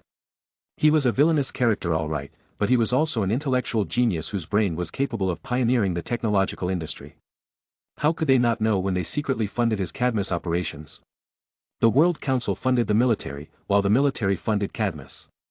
The three sides had a very cooperative relationship. How else would Cadmus be able to get away with dangerous experimentation even after being caught by the Justice League on several occasions? Lane had seen the biological weapons that Luthor created. Let's forget about things like cloning technology, just the high-end tech they provided was enough for Lane to have a rough understanding of how brilliant Lex Luthor was. Amari stated that the Red Queen was something several times better than what Lex could currently achieve. It was unbelievable just thinking about it. Yet, after what his researchers had told him. And do you agree with his statement, General Lane? A middle-aged woman asked curiously. For someone like that alien who couldn't be judged with common sense, they wouldn't just sit up and start yelling words like, impossible. With all I've been informed, I find no reason not to. Sam responded as he continued with his report fluently. The Red Queen was something provided by Amari, and so must be treated with the highest level of scrutiny. To put it in simpler terms, he would rather not take the blame in case something went wrong with it. Amari was an extraterrestrial that had come to an agreement with the World Council due to a sense of mutual understanding as well as mutual benefits. But everyone knew that the so-called understanding all lay in the fact that the former was too strong for the latter to handle. If not, Lane would probably be the first to send out all the forces under his command to apprehend him. However, as an otherworlder, no number of benefits presented would make them less wary of him. This was and would likely forever remain the case. You said, save for one place. Where do you refer to, General Lane? Superman's fortress. In the Arctic? Yes. Understandable since it's guarded by Kryptonian tech. The Red Queen informs me that the League's database is guarded by similar technology. Sam reported his team's findings. Apart from being unable to hack into the Justice League watchtower without going unnoticed and countered, the Red Queen was several times better than what human civilization could currently offer. Thinking of the capabilities of the Red Queen, his heart also felt a burning desire. Just integrating her into a country's systems would raise its national security to a whole new level. Things like foreign infiltrations, assassinations and hidden spies would basically become history. Intel gathering capabilities would skyrocket. Hidden country secrets would actually remain secrets, instead of Mission Impossible repeatedly replaying itself. Security of weapons, missile bases, nuclear bombs would be basically guaranteed. Professor Albert Gillian had explained it all in one sentence. With the Red Queen, they could literally monitor the entire world. That wasn't even mentioning the economical boost. If a small country obtained the Red Queen, they could become a powerhouse, surpassing the United States in less than 8 years. All these functions made him almost salivate. Of course, while the benefits were enormous, the risk was also tantamount. Silence reigned in the room after Lane finished his report, as the councilmen were left deep in thought. After a while, someone finally broke the silence. Is it safe to make full use of the Red Queen?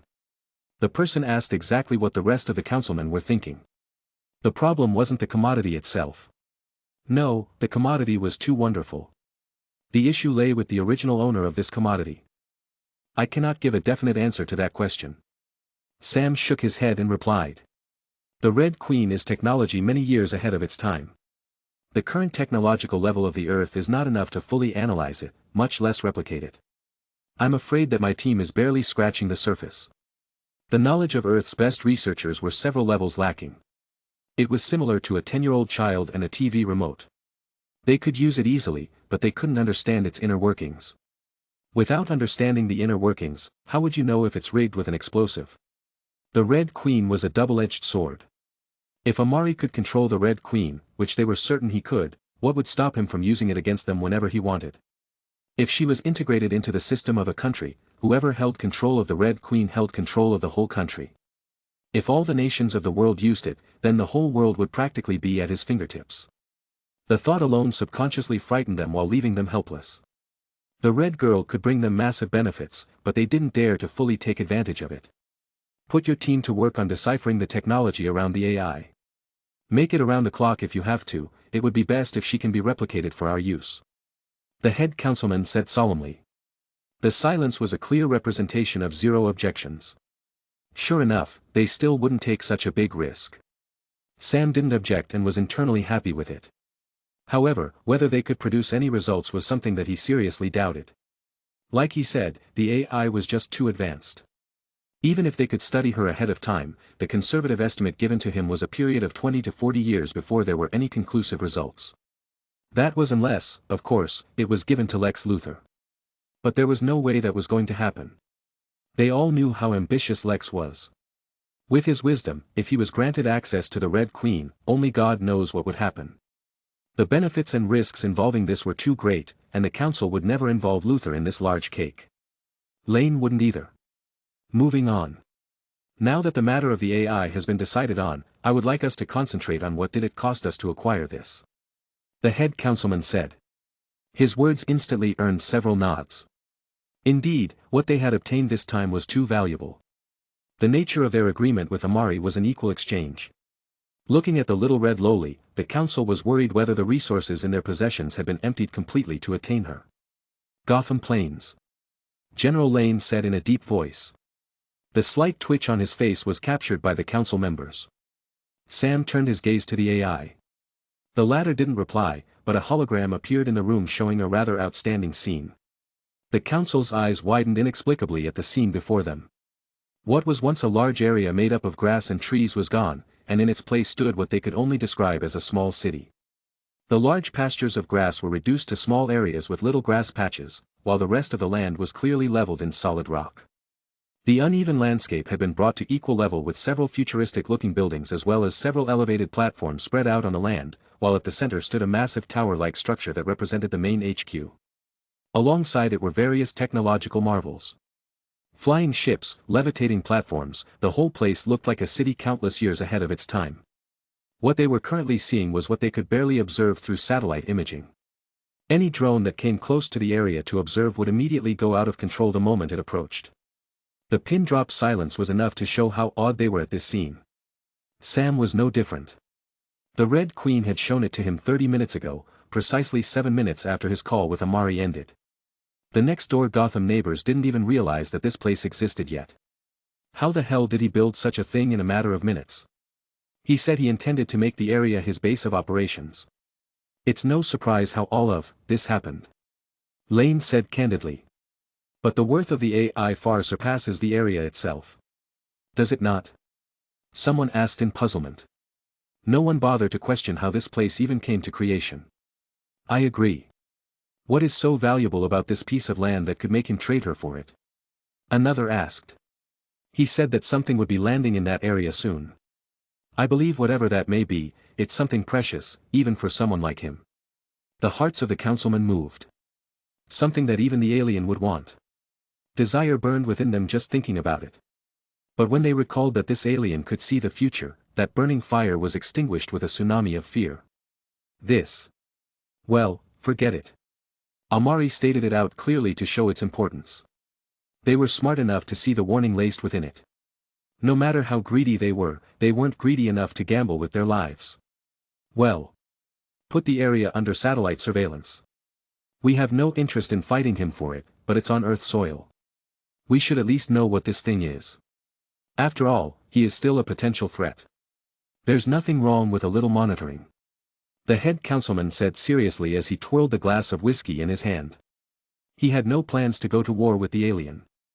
Forgetting the fact that they couldn't beat him, they hadn't suffered any losses in this exchange. They were all rich bastards, after all. The worth of the land outside Gotham wasn't worth much in their eyes. And they obtained an even more valuable product. In business, there were no eternal enemies. Only eternal interests. 2 more minutes passed and the meeting ended. Sam still held his expressionless face as he turned around to leave. At that moment, the motionless Red Queen uttered a sentence. Forgive my interruption, General Lane, but there is an ongoing action I feel the need to report. Red Queen. What is it? Sam asked with a raised eyebrow. Someone is attempting to hack my systems. She replied nonchalantly. Sam's face turned dark. Worry not, General Lane, this attempt is centuries away from posing an actual threat. An insignificant attempt at best. She continued to speak to allay the worries of the general. Who is it? The same wasn't truly worried. Although he was wary of Amari, he had a certain degree of understanding with the latter. If the Red Queen could be hacked by any random Tom, Dick and Harry, then she wouldn't be worthy of her evaluation. Ignore the fact that not just anyone could access this military base, unless they were on the level of the Justice League and Lex Luthor, they would still be grouped under that label. A screen appeared in front of his eyes, showing the military room he had stepped out of several minutes ago. The screen zoomed in to show a certain military personnel at his computer station. A small drive was attached to the USB port, going almost unnoticed. Sam's face grew even darker. The leak was actually someone within his base. What do they want? I've analyzed the drive. It's made to silently download all available data on any server it's connected to, leaving almost zero traces. However, the download range has been reduced to a minimum to search for all information stored within the last 1 hour. The Red Queen replied. Lane immediately understood. As someone in the military, his senses were sharper than an average man and could immediately guess what the culprit was after. The Justice League's protégés' secret identities. This was the only thing they had been investigating for the past few hours. The only thing he had used the Red Queen for since he got her was the cafe incident relating to the Justice League protégés.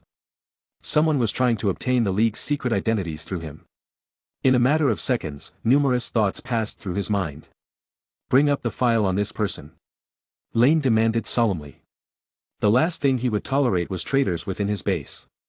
Relevant information quickly appeared in front of him. Filter out anything that isn't of use. He ordered again. The Red Queen did as she was told. 30 seconds later. Luthor. Sam's eyes narrowed. The gloomy aura surrounding him intensified as he looked at the report.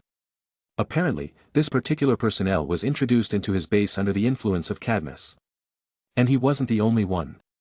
Although the possibility existed that this may not be the work of Lex Luthor, after all, Cadmus had many people involved in it. Even some council members could be included. Yet, Lex was definitely the first person to come to mind. Can you find out if Luthor is the mastermind behind this? Lane asked darkly. The access I have is limited to this base only and is restricted even within it. My capabilities are therefore restrained. The words calmly flew into Sam's ears, making him frown. That's right, the Red Queen didn't have complete access to the systems of the base. Due to their fear of what might happen, the Red Queen's access was restricted to this military base as well as one single satellite. All important information was also wiped clean before her integration. If not, just based on what she was capable of, the Red Queen could find out the identities of all Justice League members as soon as she was given total control of all satellites in the United States in a matter of seconds. Lane turned around and walked out the exit, his mind filled with countless thoughts. Lex Luthor was one of the few people that Sam was genuinely wary of. Now that he had set his sights on him, Lane had to plan his next course of action carefully. Lex's connections ran deep. He wasn't someone he could casually deal with. But first thing first. A certain unlucky mole is about to get the torture of a lifetime. Meanwhile, outside Earth's atmosphere, a portal was ripped open in the void of space. A singular spaceship flew out of the portal thousands of miles away and rapidly advanced forwards. Chapter 23. United States. Central City. So the mole was caught, huh? Lex asked thoughtfully as he looked at the encrypted message he had just received. He wasn't really asking anyone in particular, as it was more of a statement than it was a question. The message clearly explained that the mole implanted in Area 37 military base was arrested not long ago. Apparently, he was caught in the act by General Lane himself and taken into the torture room for intensive questioning. As for who sent the message, it was clearly another mole. What do you think of this, Mercy? Lex threw a question to a rigid female sitting in front of the limo's steering wheel. His voice didn't sound the least bit emotionally moved by what happened as he asked the female figure without turning his head in the slightest. Mercy drove the classic black limousine that was being guarded by heavy security casually. Her short dark hair was parted to the side and her face carried a trace of indifference. Assistant, driver, and bodyguard of the famous CEO of LexCorp, Mercy Graves. I don't know. She replied indifferently, her face covered in a tinge of frost. Oh come on, Mercy, haven't you ever played guessing games in your life? Lex asked with amusement. I have. And I don't like them. She replied with a hint of grumbling in her tone. Honestly, working for somebody like Lex Luthor was a serious pain in the ass. The headaches her boss gave her over the years were enough to turn her into a cherished customer at the pharmacy. Lex didn't mind her tone when she spoke. After all, even if they were just employer and employee, they had a somewhat close relationship that had been forged after years of working together. Mercy Graves was his only employee who could casually call his name without consequences. Besides, I assume you already have your thoughts on the matter, right? Mercy asked sarcastically. Oh Mercy, you know me so well. Lex similarly replied in a sarcastic tone. You already expected him to fail, didn't you? Mercy suddenly asked with interest. She had been with Luthor for a long time to glimpse into his usual train of thoughts, alongside his way of thinking. That I did. From the information he delivered, I expected nothing short of an 86% chance of failure. Lex said casually. His tone was light, as if he hadn't just condemned a man to a terrible fate. To him, the mole was nothing more than a chess piece to analyze his assumptions. What happened to him after he got caught was something he couldn't be bothered to think about. So what was the point? Mercy asked. Information, my dear assistant, information. The key to everything. Lex replied with a smile. The recent happenings in the past week are very intriguing to say the least. And although not the main character, General Lane is a noteworthy figure in this regard. Worthy enough to keep an eye on. Now it appears that he needs to be paid more attention. Lex's eyes beamed with interest. Mercy's eyebrows narrowed. There it is again. Her boss was planning something. But you didn't get anything valuable. Oh. That's what you think, Mercy. Lex chuckled as he raised a small canned beverage to his lips. He raised the tablet in his hand and tapped a few times. The tablet showed the picture of a majestic-looking city far out on the outskirts of Gotham City. What the hell is that? Mercy, who was looking at the tablet through the rearview mirror, was surprised. Since when did her boss like watching sci-fi movies? That, my dear, is a city, a small one but a city nonetheless. Luthor said with his signature smile. Right on the outskirts of Gotham. His words left Mercy stunned in disbelief. You.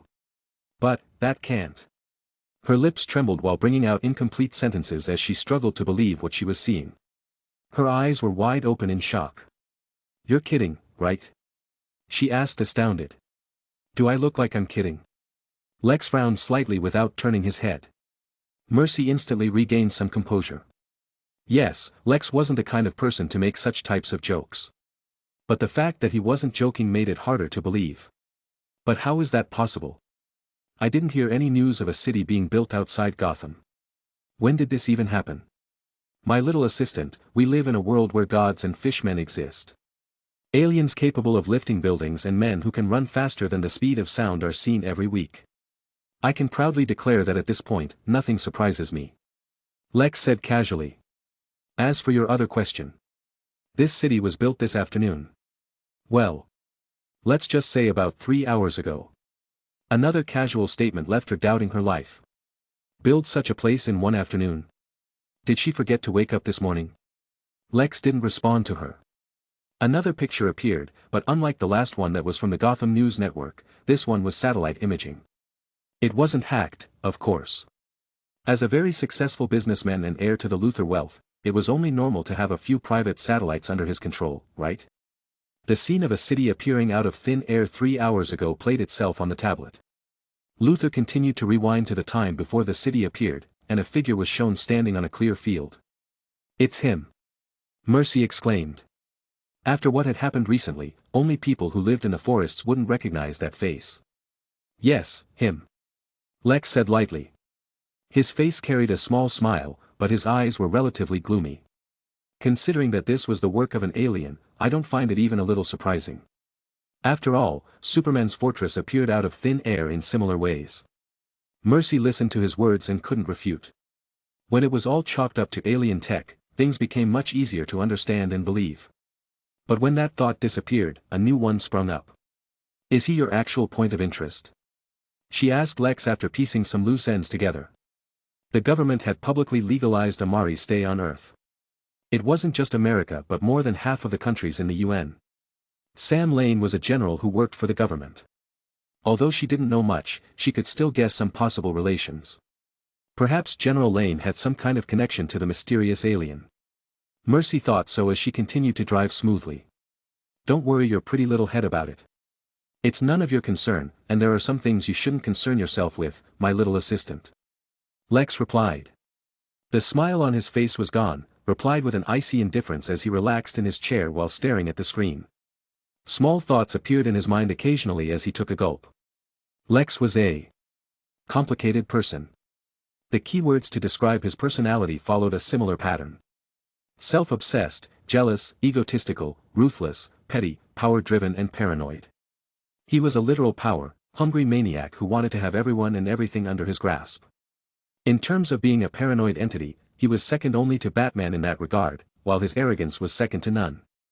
That arrogance, resting on the shoulders of his ninth-level intellect, was what fueled his superiority complex. He saw himself as a superior race, subconsciously looking down on everyone else around him. So Lex Luthor couldn't and wouldn't stand the possibility of anyone being more powerful or more important than he was. This, among other reasons, was the constant drive behind his hatred for the Man of Tomorrow, Superman, and caused him to become Clark's archenemy. To him, someone like Superman with all his godlike abilities was unqualified to wield such power. An extraterrestrial parading about as the hope and savior of humanity? How outrageous. The fact that the world seemed dependent on one being, during times of trouble, always waiting for Superman to arrive and save the day, it honestly sickened him. In his view, humanity was simply placing their lives in the hands of an alien alongside his band of merry do-gooders instead of doing their best to solve their problems. What was the difference between this and seeking death? Instead of advancing, the Earth would decline, with its people always thinking that everything would be fine as long as they had the Justice League. Only he, Lex Luthor, was qualified to become the champion of humanity. To lead mankind on the path of true evolution and conquer the stars. Superman was definitely doing more harm than good. Plus, who knows when the almighty Man of Steel will decide to turn his face against mankind? What would the people of Earth do then? Who could possibly stop him then? Countless thoughts were encased in his brain. Lex Luthor, in a way, was both jealous and afraid of the Man of Steel. In a head-on confrontation, Superman would crush him 10 times out of 10. He knew it subconsciously in his heart, but that didn't mean he would admit it. And so, in his quest to destroy Superman and all he stood for, he created Cadmus, a biological research facility burdened with the goal of creating the world's greatest biological weapons. All so he could one day defeat Superman himself. This was his goal, his driving force. And now, something interesting had appeared within his world. Something all too similar to Superman, yet in the same way, vastly different from him. An alien with powers and abilities which he had no clear estimate and could possibly be an obstacle in his path to world dominance. Lex's eyes narrowed slightly. This was a variable, a dangerous yet intriguing variable. That being the case, he could serve some use for the light. Lex said to himself inwardly while in deep thought. That, however, was interrupted by the sound of his phone ringing. A call.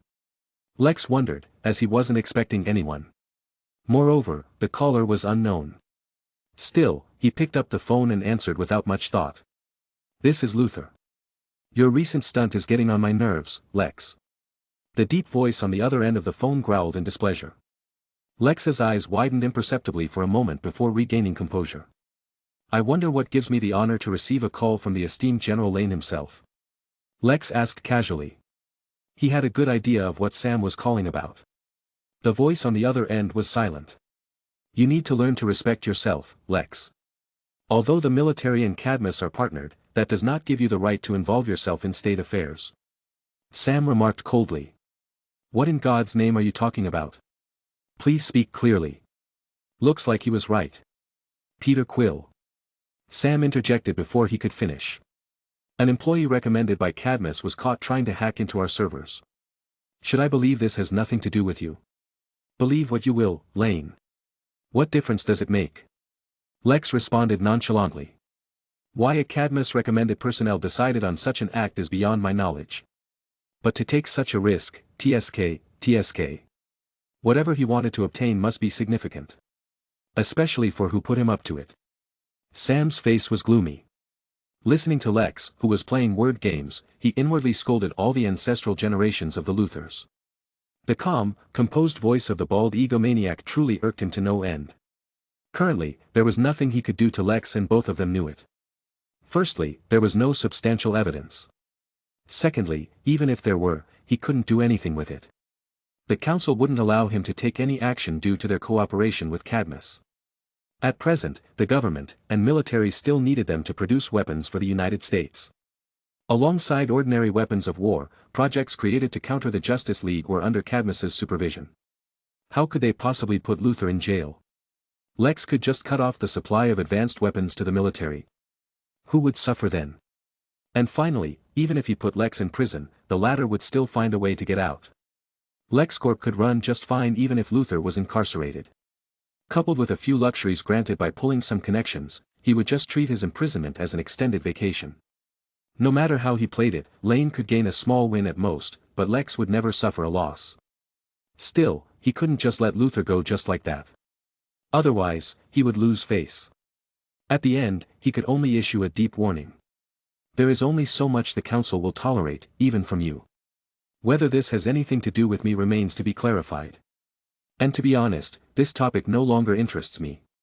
Lex finished his soda with satisfaction. I am interested, however, in the recent happenings pertaining to a certain extraterrestrial resident. And certain sources inform me that you have some dealings with the person in question. Hearing his words, Sam frowned slightly. What the hell is Luthor up to this time? He couldn't have possibly set his sights on Amari, could he?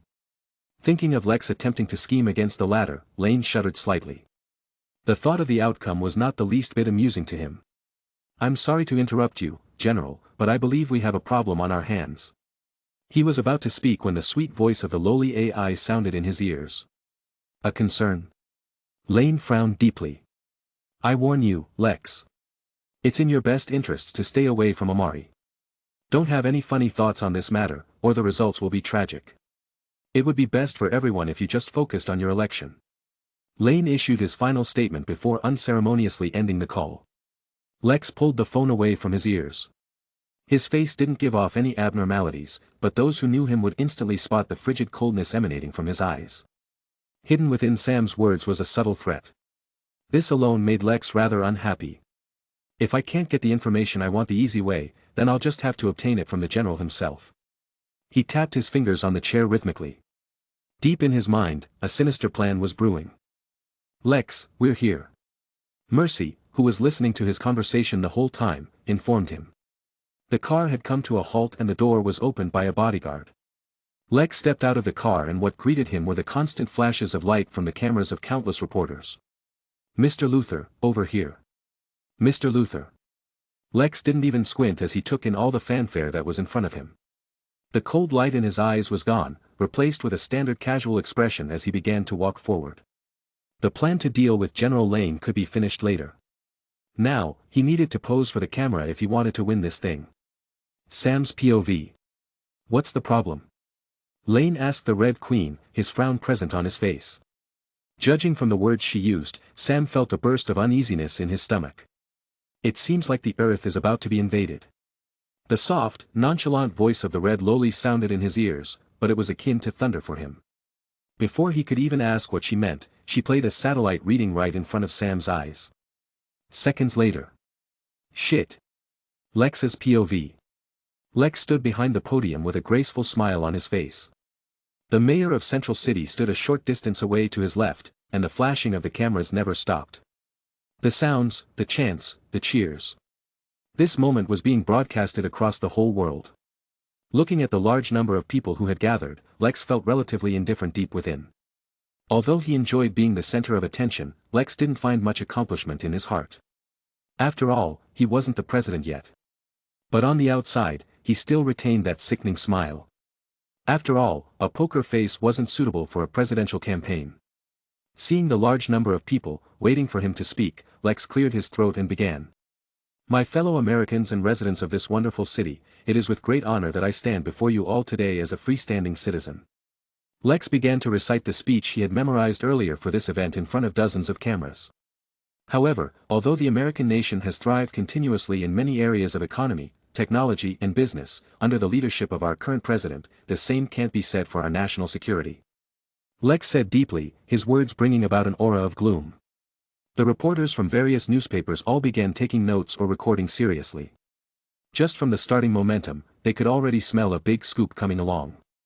Among the crowd of reporters, a certain Iris West stood in the crowd, completely inconspicuous in the sea of news-hungry journalists.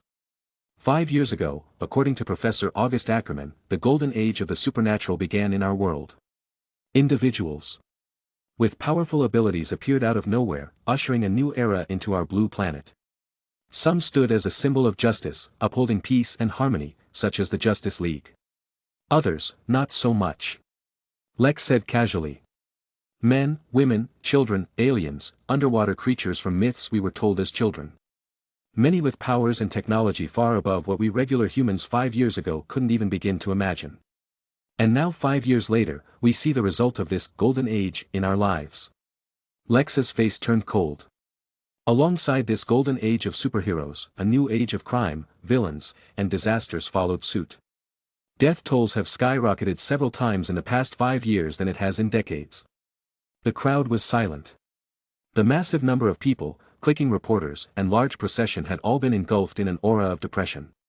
Not just the people on the scene, even the people watching through their TV screens all over the world felt depressed. There was only the calm, clear yet surprisingly loud voice of Lex Luthor. And yes, we all know the famous saying that whenever the sky falls, there will always be people to hold it up. And so it did happen, that the golden age of the supernatural turned into the era of heroes and villains, constantly battling each other time and time again for supremacy. And where do we, the common people, fit into that equation? What category do we find ourselves in when these two forces do battle? What happens to the regular humans who weren't blessed with godlike gifts to stand up for ourselves in troubled times? Lex Luthor pressed a button on the podium. A holographic chart appeared in the background behind him. "I'll tell you what category. The unfortunate." The screen changed to show what happened in 1998, the whole disaster of everything that happened all over the world with the incident of the Wonder Woman and the Wishing Stone. The victims. The screen changed again to show the showdown of Metropolis just last week.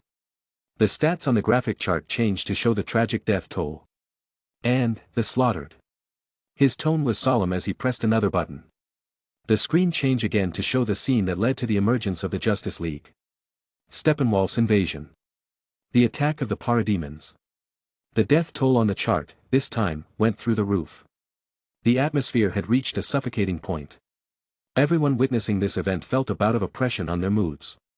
The display kept changing, showing one disaster after another.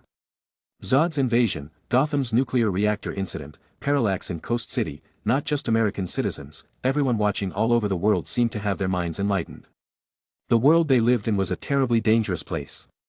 In these accidents, although they were ultimately thwarted, how many people died in those disasters? Thousands? Hundreds of thousands? Millions? Luthor saw the effect his speech had on the crowd and was inwardly satisfied. Don't look at his casual remarks, all this was for building momentum.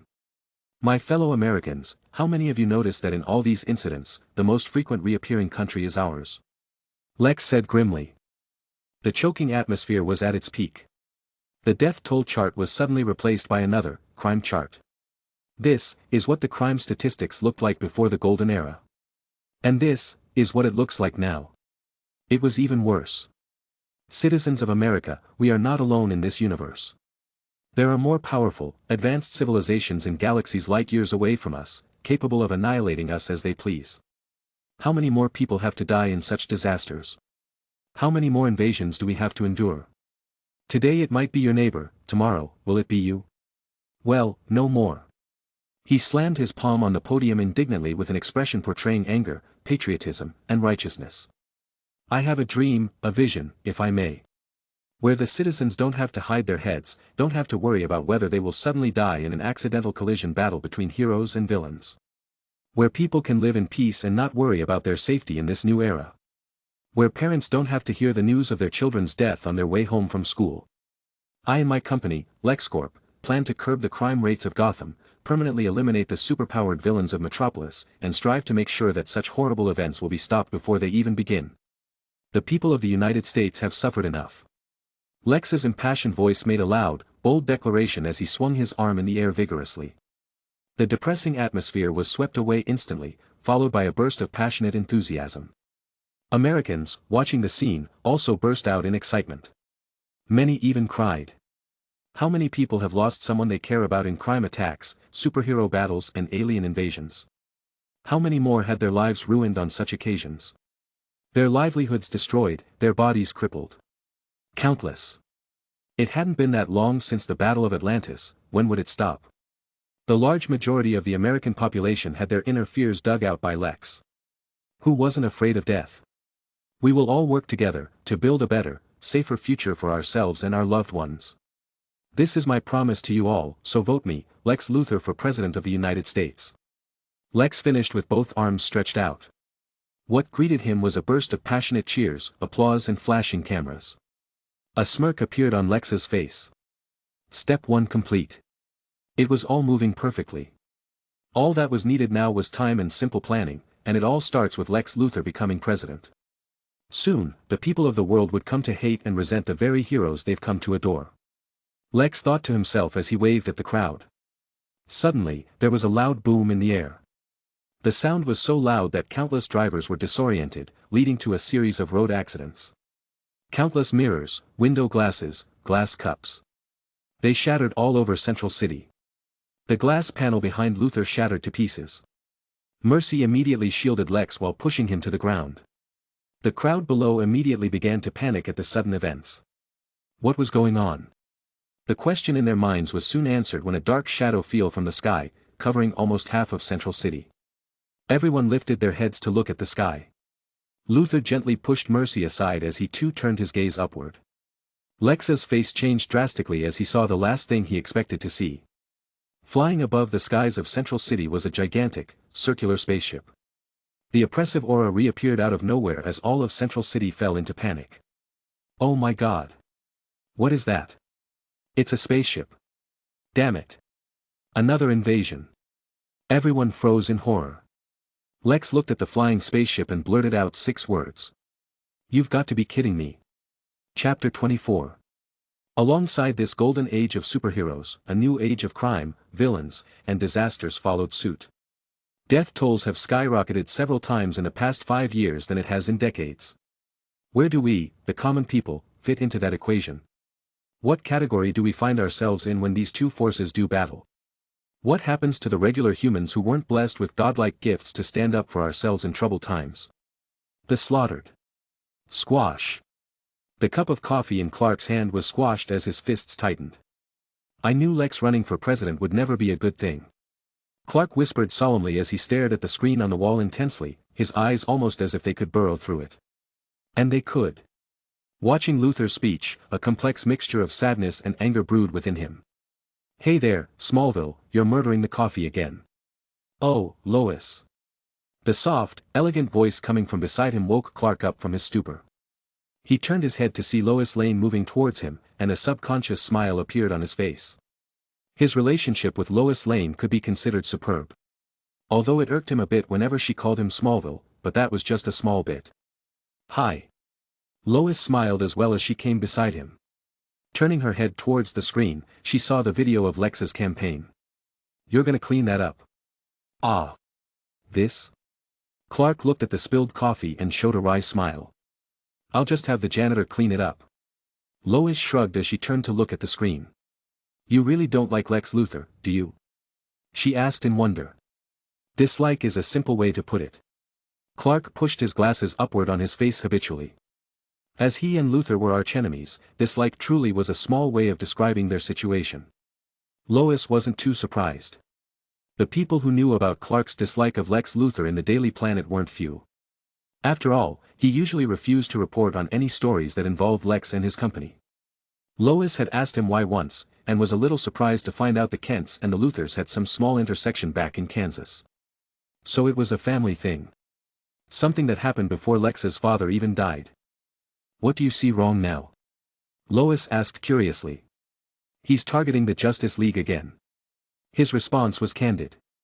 Oh. I don't seem to recall him explicitly blaming the League for anything. You should know better than me, Lois. Clark shook his head. He didn't say it, but his words are shifting public opinion. Influencing the masses into thinking that the casualties that occur when the League fights villains are the League's fault. Are they not? Lois raised an eyebrow in amusement. No. They're not. I mean, not all of it. Clark said hesitantly, his emotions unstable. A light chuckle sounded beside him. Well, you don't sound all that convinced yourself. Clark was silent for a while. This was the reason he had complex emotions. On the one hand, Luthor was trying to turn the world subtly against them. On the other hand, he felt Lex was right. The battles of heroes and villains could lead to casualties when in populated areas. But those kinds of casualties rarely happened, as the enemies each hero fought individually could usually be stopped before causing widespread panic. Unless, of course, they met someone who was their match in destructive capability. Like the Metropolis incident. Clark turned his gaze to look through a wall.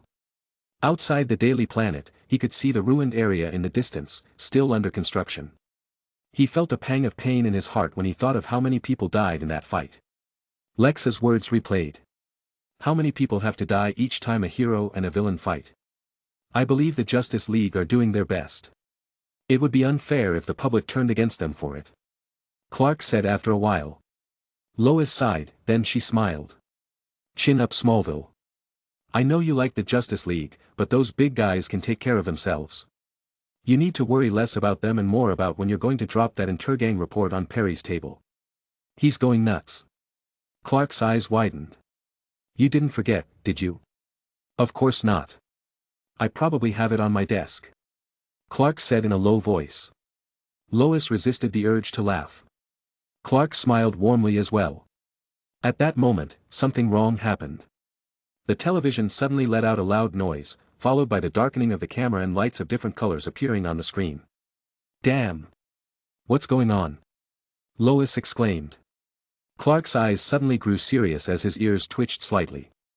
Lois looked at the blank screen and the gears of her brain went to work. It looks like the live feed stopped transmitting for some reason. But at Lex's campaign? Strange, right, Clark? Clark? Lois subconsciously turned around, only to discover that Clark was gone. A disappearing act. Lois was stunned. She looked around to see if she could find Clark, but had no success. She immediately moved towards Perry's office. Lois. Lois. Jimmy. What's happening? Looking at Jimmy, who had appeared opposite them, Lois couldn't help but ask. I'm not sure either, some of the screen just went blank. The crew's checking the sets right now. Jimmy, were all those screens playing the Luthor campaign in Central City? I'm not sure. I guess so. Why? Lois didn't say another word and immediately took out her tablet. 20 seconds later. I think I know why.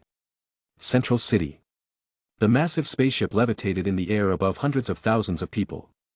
The citizens were already panicking down below. While inside the spaceship, a figure stood in front of the monitor room with his hands behind his back. The holographic projection of Central City below was right in front of him.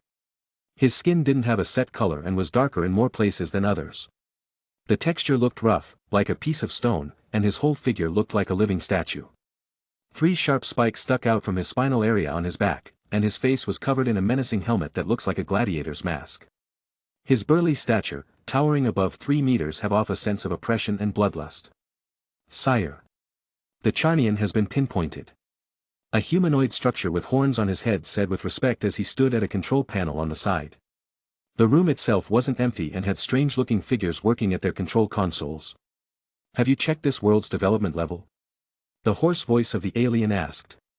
Although this civilization had given him a new understanding of the word primitive, he still asked unhurriedly. The planet had no deep space sensors. No cosmic fleet, no planetary shields, no secondary defense systems. They practically just walked through an open door. Yes, I have. It appears that we have grossly underestimated the backwardness of this sector. These Earthlings haven't even mastered the technology of space travel, my lord. A single patrol fleet from our world would be more than enough to wipe them out of existence. The horned alien said. The disbelief in his tone was very evident, as if he couldn't understand how they had severely overestimated this planet despite how low they evaluated it to be. If that be the case, why does the damned one have such low life signs? The figure asked indifferently. That, my lord, while the inhabitants of this planet might be pitifully weak, their guardians are not. The horned man said, and the screen split to show some relevant information. The burly alien glanced at it for a while. The Justice League? Yes, my lord. The Kryptonian, a demigod from the lineage of the old gods, a green Martian, 2 Thanagarians, as well as 2 lanterns from the Green Lantern Corporation.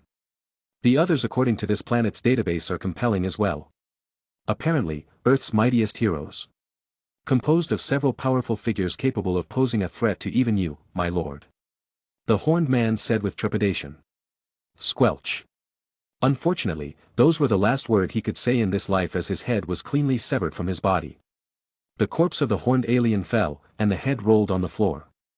A sharp metal plate stained with blood was floating in the air under the control of someone who slowly stepped out of the shadows. The figure didn't stand, but floated in the air with long limbs, fingers and a narrow abdomen. Half of the skin was black, while the other half was white. The teeth were exposed, and the eye color was red. A white Martian. Or at least, it used to be. Whatever it was now was currently unknown. It matters not what defenders this planet possesses. We have prepared for the Kryptonian. Go down and retrieve the damned Charnian Maricross. The burly figure said without turning around to the Martian. The Martian stayed silent for a few seconds before its figure slowly moved downwards, phasing through the ship's floor. Do not order me, Arkin. I serve the chamber, not you. Prepare yourself to capture the Kryptonian, because I won't be the one to explain if you fail. However, the voice of the Martian sounded in his mind through telepathy. The alien, Arkin, didn't speak, but the gloominess exuding off him had more than doubled. He didn't utter a sound apart from his heavy breathing. He turned around and walked towards a certain wall. As he approached, the wall opened up to reveal a set of highly advanced combat armor. You want me to capture the Kryptonian? I'll capture him, all right. The alien, Arkin said hoarsely. A burst of killing intent was released from his body as he picked up a set of chains with sharp spikes all over it. It seemed to come to life as both chains levitated from their resting positions and wrapped around Arkin's arms. The sharp spikes inserted all over the chains inserted itself into his arms as it wrapped around them, drawing out bouts of blood. The chains then shone with an ominous red glow, releasing an eerie momentum. O Rakaman. Today, you get to taste the blood of Krypton. The Martian phased through the ship and appeared outside. With both hands behind its back, it quickly floated downwards as it headed towards Star Labs, where Lobo's life signature was emitting from. Arriving in the sky above Star Labs in less than a minute, it slowly floated downwards from the sky. Such a primitive planet is capable of severely injuring this immortal monster to the point of near death. Incredible. Maricroz exclaimed lightly. Her powerful telepathy had already discovered Lobo the moment they neared Earth's atmosphere. And now that she was much closer, she could accurately read Lobo's situation. Who could do this? Was it the Kryptonian? Or the one from the old god's lineage? It certainly wasn't the lanterns, she was sure of that. She had read the minds of many Earthlings casually and had some understanding of the power of Earth's defenders. According to what she found, the last son of Krypton wasn't responsible for this. Lobo had almost killed the Kryptonian. What she found interesting was that, oh, here comes one of the Guardians now. Her thoughts were interrupted as a red lightning blur appeared on the roof of Star Labs. Chapter 25. The sun shone rather bright on this particular day. Fortunately or unfortunately, the citizens of Central City couldn't feel it. The big shadow hovering over their heads made them feel incomparable fear. A spaceship several times larger than the largest building in the city was flying above them with unknown intent. This is Central City Bugle reporting to you live from downtown, where what we can only deem another extraterrestrial invasion is yet again taking place on Earth. The citizens of the city are panicking while awaiting response from the military and the justice. The thick feeling of gloom overwhelmed the city as chaos spread like wildfire. As if it were the end of the world, human nature unleashed itself on the city as people set off a wave of disasters.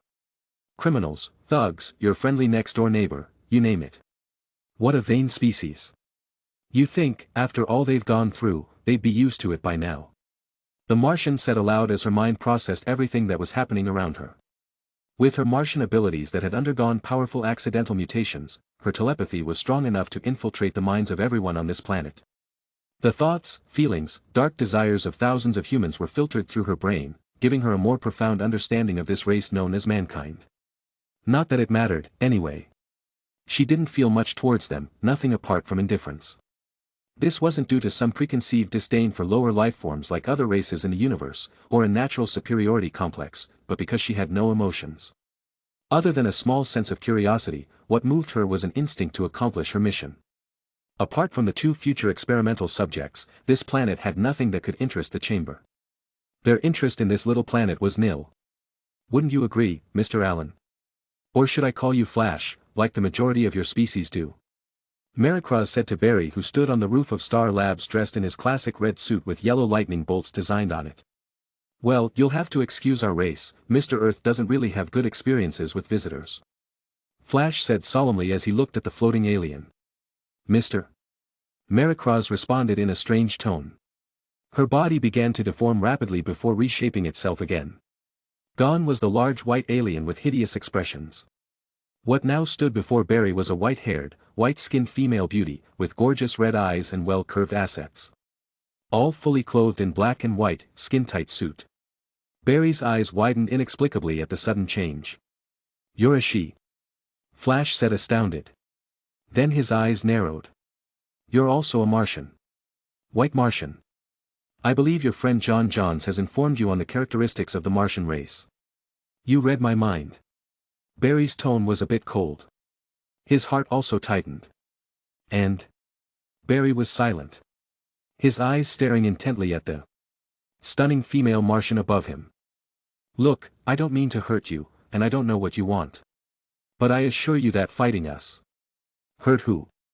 Before the Flash could finish his sentence, a powerful force assaulted his body.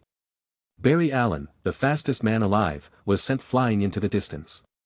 Maricroz watched expressionlessly as he crashed on the wall of a building dozens of meters away, forming a crack upon impact before crashing on the pavement. Her posture was the same, without moving a single bone. Her gaze shifted away from him, back towards Star Labs. Likewise, her telekinetic force accurately locked onto Lobo's container. Come. The 4-foot-tall, 4-foot-long tank filled with liquid was uprooted from its stationary position, flying forwards like a servant obeying its master's call. The tank crashed through several walls and obstructions, causing the building to shake slightly and finally burst through the roof. Slowing down, it stood on air before her, undamaged. The Justice League had reinforced the container with a special energy shield fully capable of withstanding its earlier collisions. Looking at Lobo in the container, Maricroz turned around indifferently and prepared to fly back to the ship. Her part of the mission was accomplished, and now 2 beams of scalding hot lasers suddenly shot towards her from the distance. The expression on her face remained unchanged as her body became intangible, and both energy beams passed through her. Boom! A corner of Star Labs blew up due to the impact of the laser beams, but that's not relevant. The floating tank suddenly moved to the side. A blur swooped past its initial location and stopped a few meters away. "I advise you to put down the tank, miss," Clark said with a frown on his face. The lady in front of him had ignored his heat vision, reminding him of a certain someone. Maricroz raised an eyebrow as her telekinetic force unfolded. The same invisible push Barry experienced fell on Superman. Only several times stronger. Ugh! Clark groaned as he felt it slam into him, knocking him backwards. But Clark wasn't a Kryptonian for nothing. He quickly stabilized his body and resisted the attack. His eyes lit up in blazing red as he unloaded his heat vision. Once again, it was useless. Strong. Worthy of being a Kryptonian. Her indifferent voice sounded as she pushed her palm forward. Clark's eyes widened. He had barely regained balance when his body was restricted, almost like he was covered with invisible shackles. The same force, stronger than last time. Clark was thrown out. The body of Superman crashed through one building, and another before smashing into the concrete floor. The dust gradually settled, revealing Clark's embarrassed figure. The fall wasn't painful or debilitating, showing just how strong the steel body of the Man of Tomorrow was. As he pushed himself from the floor, the first thing Clark noticed was the screams. There were droves of fleeing civilians scattering like mice, running for their lives amidst the destruction, and it's not just in the immediate vicinity, either. A pang of guilt appeared in his heart, but it flashed rather quickly. Your care for these humans is quite intriguing. Do you know that? Maricroz floated downwards with the tank beside her. Well, you're not the first person, or alien to tell me that. Clark replied seriously. Observing the white skin on the ladder, his eyebrows furrowed. White skin, density shifting, telekinesis. You're a Martian. Aren't you? The latter didn't respond. Clark took that as an acquiescence. His eyes shifted to the tank with Lobo in it. I don't know what you want with Lobo, but you're not leaving with him. Quite the contrary. Not only will I be leaving with him, you're coming with me. Clark's face turned ugly. I'd like to see you try. His eyes glowed. What he said. At that moment, two streaks of green light fell from the sky. The green aura around them faded to reveal two lanterns. Hal and Stewart both made an entrance, their rings powered with will and their stances in the air ready for battle. About time. Clark said. His attention still fixed on the Martian. Who's this? Stewart asked. No clue, but be careful. She's a Martian. Wonder Woman and the rest of the League are on their way. Let's deal with this chick first, then we can. Hal's words were interrupted as the spaceship above suddenly shot down a beam of light, smashing into the floor right beside the Martian. The light dissipated and what was left in its place was a 3-meter-plus giant creature decked out in a special suit of armor. Two twin tails, spiked chains were held in his grip and his massive body gave off a sense of oppression. Looks like you're not the only one with reinforcements. Stewart said to Clark, frowning. He warily scanned the two figures who stood side by side. Kryptonian. Arkin gazed intently at Superman, the spark in his eyes almost burning. You're mine. Okay, that's enough. Hal and Stewart both raised their rings to attack. Ah. Ugh. However, both of them suddenly held their heads and screamed. The two lanterns simultaneously dropped to the ground, wailing in pain. Lantern? What's wrong? Superman's face changed at the sudden turn of events. What have you done? Clark turned back and yelled at the perpetrators. To be precise, he yelled at Maricroz whose eyes had turned white at some point. Mind control. Clark dashed forward to extreme speeds. The concrete under his feet was reduced to rubble. Unfortunately. Arkin, who was watching his every move, rushed forward to intercept. Boom! The two figures collided, and web-like cracks appeared on the floor. The white-eyed Martian frowned slightly and retreated into the air to avoid the aftershock. Upon collision, the outcome was immediately decided. The alien, Arkin, was smashed away due to the difference in strength. His figure flew quite a distance before crashing into the asphalt road. Deep pits and craters were left every time his body touched the ground before finally slamming into a building, leaving a wide hole. Superman, on the other hand, didn't budge from his position. Now it's your turn. Clark turned his gaze to Maricroz and flew upward, aiming to incapacitate her. Just then, a chain shot off the hole in the wall, rapidly elongating towards the Kryptonian. Clark frowned slightly, and he reached out and caught the chain before it could hit him. Squelch. Who knew that the moment his hand made contact, his face changed drastically, then distorted in pain. The sharp spikes on the chain body unexpectedly pierced through Superman's skin. The chain, upon tasting fresh blood, glowed an eerie red color and wrapped itself around Clark's arm. Blood spilled as the spikes dug into Superman's flesh. Before he could attempt to break free, another chain extended towards him and coiled around his body, inserting itself into him. Ack! Clark yelled painfully. A strong tugging force appeared on the chain, pulling him downwards. His figure smashed into the ground, leaving a large crater. Chapter 26. The cloud of dust settles and Arkin stepped out of the hole with both chains in his arm glowing red. The chains in his grasp shone brightly with a red hue, slowly dyeing his exposed hands in a similar color. Yes. Arkin let out a low exclamation as his grip on his weapons tightened. Underneath the battle suit, which no one could see, his skin began to change color, from its original ragged stone texture to a darker touch of red. Cracking and popping sounds echoed from his being as a feeling of exaggerated strength flooded his nervous system. His 3-meter-tall body began to shrink at a noticeable speed. Marikraz watched all this happen indifferently. She turned her attention back to the Kryptonian who was gritting his teeth in pain. Strong, but reckless. This was her evaluation of Superman, the last son of Krypton. The records of Krypton's dark days were known to many races in the vast universe. A race blessed by the cosmos with tremendous power, following a strict social order that had abandoned the natural way of reproduction. With their knowledge and technology, the artificial creation of Kryptonian life was successful, allowing each living being on the planet to know their specific role and purpose on their planet. Genetic offspring of warriors would become warriors, scientists' offspring would also follow in a similar pattern. The same applied to every single one of them. The moment they were brought into existence, their lives had basically been decided on for them. The combat prowess of all Kryptonians differed due to their genetic code, but regardless of which role they played in their society. No matter what social hierarchy they belonged to, all Kryptonians would transform into weapons of destruction when exposed to a yellow sun. Each one capable of destroying interstellar fleets with nothing but their bare hands. A race capable of standing side by side with the new Protoss. The universe was just that unfair. Unfortunately, their home planet was in a galaxy with a red sun. Krypton in its heyday was glorious. But now, Superman was its last survivor. And while his power was astounding as it should be, his experience was clearly lacking.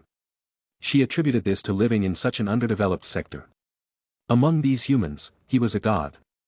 With all his power, he had probably never met an opponent capable of even breaking his defense, and his knowledge of the wonders of the universe was severely lacking. And now, he was about to meet his match. Get over here. Arkin pulled backward with boundless strength. Clark, who was still reeling in from the pain, felt a massive force pull him forward. His body was dragged towards his adversary, who threw a punch straight at him. Squelch. Superman was thrown away as the heavy blow landed on his face. The chains still wrapped around him were pulled out with force due to inertia. Bits and pieces of his flesh were ripped off along with it as he crashed into a building. Ah! Oh my God! Damn! It's happening. Who is that? What the? Clark heard several voices and felt an agonizing pain on the side of his face. He let out a pained groan and opened his eyes to see numerous people hiding behind their desks and workstations, looking at his direction. Is that Superman? Someone asked in disbelief as he looked at the gruesome lacerations around Superman's body. It is Superman. He's hurt. Wasn't Superman known to be invulnerable? What the hell happened? Clark had a similar question as well.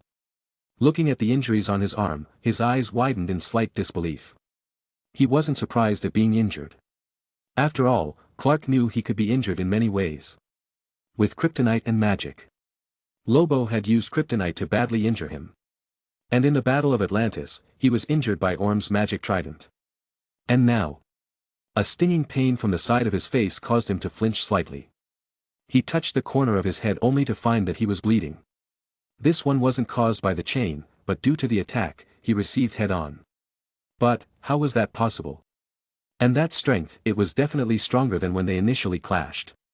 Looking at the trembling figures of the panicking civilians, Superman gritted his teeth and flew forward. Flying out of the debris, the first thing that caught his eyes was a chain with multiple spikes, rapidly enlarging in his vision. With extreme speed, his figure swayed in the air, narrowly dodging the attack that would have certainly disfigured his face if it had landed. Clark didn't attack immediately but opened the distance. His look was grave as he eyed Arkin and the chains in his hands. "Are you scared, Kryptonian?" The hoarse words sounded from the alien's mouth. Clark paid no heed to his mocking words, his attention on Arkin's transforming body shape. The 3-meter-plus giant had shrunk down to a height of 2-meter-plus, and the most eye-catching change was the extra spike that had grown extending from his back. The battle armor on his body also shrunk accordingly to perfectly adapt to his current form. Arkin watched the flying Kryptonian with a sinister glint. His eyes began to glow a bright red color. "You should be." Clark's eyes widened as 2 rays of heat vision blasted towards him from his opponent. His figure in the air turned into a blur as the attack was dodged. Arkin swung his chains at his target. The bladed edges gave off a sinister aura, like a fallen evil soul aiming for Clark's throat. Clark flew upward, dodging the strike and rammed into Arkin with his 2 fists landing on the latter's abdomen. The ground continuously cracked as Arkin slid back several meters. His legs seemed attached to the earth, as the attack stronger than the previous blow that sent him flying was unable to lift him off the ground. Seeing this, Clark didn't relent. He had no scruples as he unleashed his strength, throwing many fast punches. He didn't understand, nor did he have time to figure out why this alien could suddenly withstand his strength. Now all that was in his mind was to solve this obstacle. Clark's first 3 punches landed smoothly, causing Arkin to retreat several steps. Whenever Clark's fist landed, a certain amount of force would be absorbed, greatly reducing the power of his attack. He skillfully dodged the next one with lightning steps and his fist connected with Superman's abdomen. Superman staggered backwards a bit, unable to dodge the next attack that connected with his face. His figure flew backwards, landing on a car and effectively demolishing it. The familiar sound of something moving through the air with amazing velocity caused his ears to tingle. Clark rolled out of the car wreckage in time to avoid a bladed chain piercing through his chest. With super speed, he appeared at a car 10 feet away in a second and threw it straight at his opponent. Arkin reflexively used his weapon to split the car in half, as his chain curved like a whip. However, a blast of heat vision unexpectedly followed behind the car, blasting into him. Arkin was pushed back a long distance with a trail of laser beams. He smashed through 3 establishments, causing the buildings to collapse into ruins. Trapped under the demolished buildings, he punched upward, clearing a large number of debris away from him. However, he had barely regained his footing when the Superman appeared once again and punched him straight on the mask. This time, his body flew upwards like a rocket. Clark had adapted to Arkin's fighting style. He followed up with a blast of heat vision propelling the latter upward and followed up again with a heavy punch. Arkin took blow after blow as his figure continued to ascend towards the spaceship. Superman let out a battle roar as he flew in from the side to land another one. However, the battle armor on Arkin's body lit up in blood-red light. His destabilized figure suddenly gained balance and a pair of thrusters appeared under his feet, propelling him out of the way. Clark's fist missed its target, yet before he could turn around, he felt something wrap around his left leg, bringing about a burst of pain. The bladed chain sunk into his flesh while pulling him back. "You're going to regret that." Arkin's furious roar sounded in his ears, and Clark felt his vision blur as the former spun him around in the air. Superman was spun round and round in circles before he was thrown away, plummeting downwards at rapid speed. Bang! The crash was so powerful that the sound resounded throughout the whole city. The cars in the surrounding areas were blown away, alongside a lot of gravel. Superman's body lay deep in a humongous crater. Ugh! He let out a pained groan from his lips as the thick dust caused from his fall obstructed his vision slightly. But not enough not to see the figure plummeting towards him like a meteor. Clark's brain reacted, urging his body to speed out of the way. Unfortunately. Boom! The landing was so powerful that another sound comparable to a sonic boom spread through the full city. The buildings in the area suffered severe damage, and the closest ones even began to collapse. Clark spat out a mouthful of blood as the large-sized feet impacted his chest area. The severe pain assaulted his body everywhere, almost overwhelming him. Clark gnashed his teeth and bore the pain. His mind was strong enough and clear enough to fire a blast of lasers straight at Arkin. The alien was blasted a few feet away from the point of impact, rolling around the floor before eventually coming to a halt. Clark raised his battered body from the crater and stared at his opponent, who was still clothed in that battle armor that had a lot of visible deforms. But compared to his own super suit that was ripped in different places, those deforms weren't even worth mentioning. Ha! Ha! Superman let out heavy pants. This was much more difficult than he imagined. He hadn't fought this hard ever since his battle with Lobo. And that wasn't even a month ago. I acknowledge you, Kryptonian. At that moment, the alien suddenly spoke. His hoarse voice carried along with it a hint of acknowledgement. Though that won't change the result of your fate, you have proven to be a worthy adversary. Worthy enough to know who is about to defeat you. Arkin said solemnly. And with a clicking sound, the gladiator mask on his face suddenly split in two and fell off. Clark saw the face of what looked to be a middle-aged man with brownish skin. His eyes resembled that of a blind person and his face was decorated with strange markings on one side and a deep scar on the other, extending from the left side of his neck to his cheeks. His features weren't any interesting, and the big nose on his face made him almost borderline unattractive according to human aesthetics. Unlike Superman, who looked as if he had fought a tough battle, his breathing was only slightly heavy, showing little fatigue. This was not only due to the armor he was wearing, but the race he belonged to. His face was completely expressionless, looking like he bore no emotions except for a boiling battle intent. I am Sevimark Arkin, the Blood Warlock. 8th leader of the Black Chamber, hybrid and rebel of the planet Alka. Many have fallen under my chains. His grip tightened on the double chains. The items seemed as if they were alive as they squirmed while laying on the asphalt. And you will be no different. His cold words sounded like a decree. Sorry, I don't think so. Clark's eyes narrowed and the burning bright laser shot forward. Arkin attacked in the same way. Two blasts of heat vision collided against each other, and were brought to a stalemate. Each struggled to obtain the upper hand as the releasers continued to input more power, until eventually. Boom! The built-up energy exploded in all directions. The buildings that were already on the verge of collapsing toppled over like a house of blocks.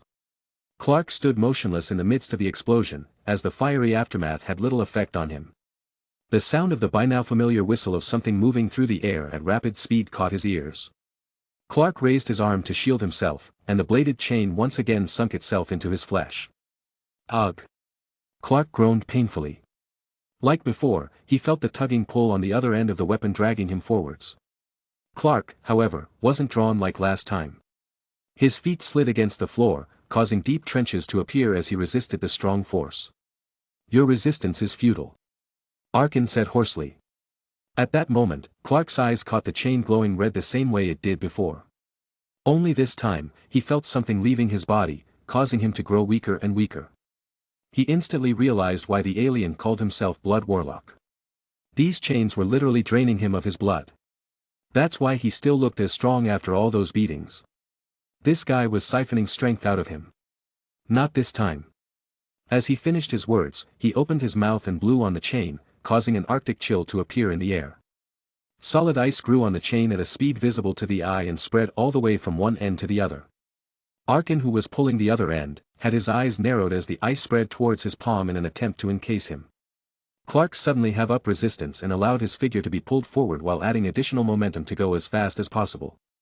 His move successfully caught the other off guard as his fist slammed into the latter's face. It certainly hurt a lot more now that the mask was gone. Clark ignored the pain in his arm and forcibly ripped off the bladed chain. Blood spilled on the floor like a fountain, but Superman didn't mind. His gaze shifted back to the alien who had gone through several buildings and chased after his advantage. However, a tanker truck smashed into him out of nowhere as soon as he took to the air.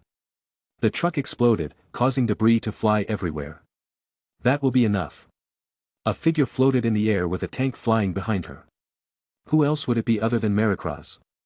I believe it's time we end this farce. Her voice was indifferent as she looked in the direction of Arkin's crash. At that moment, a piece of the tanker was thrown towards the Martian. Futile though, as it stopped 3 meters before her and was thrown aside.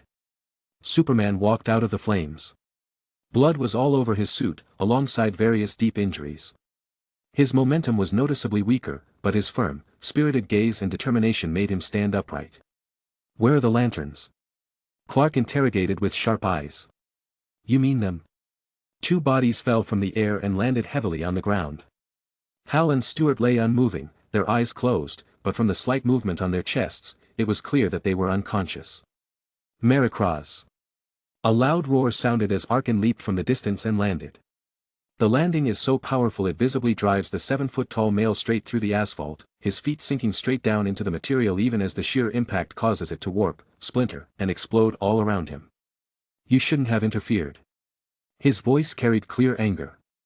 The Martian was unmoved. Time is up for playing. We have the Charnian.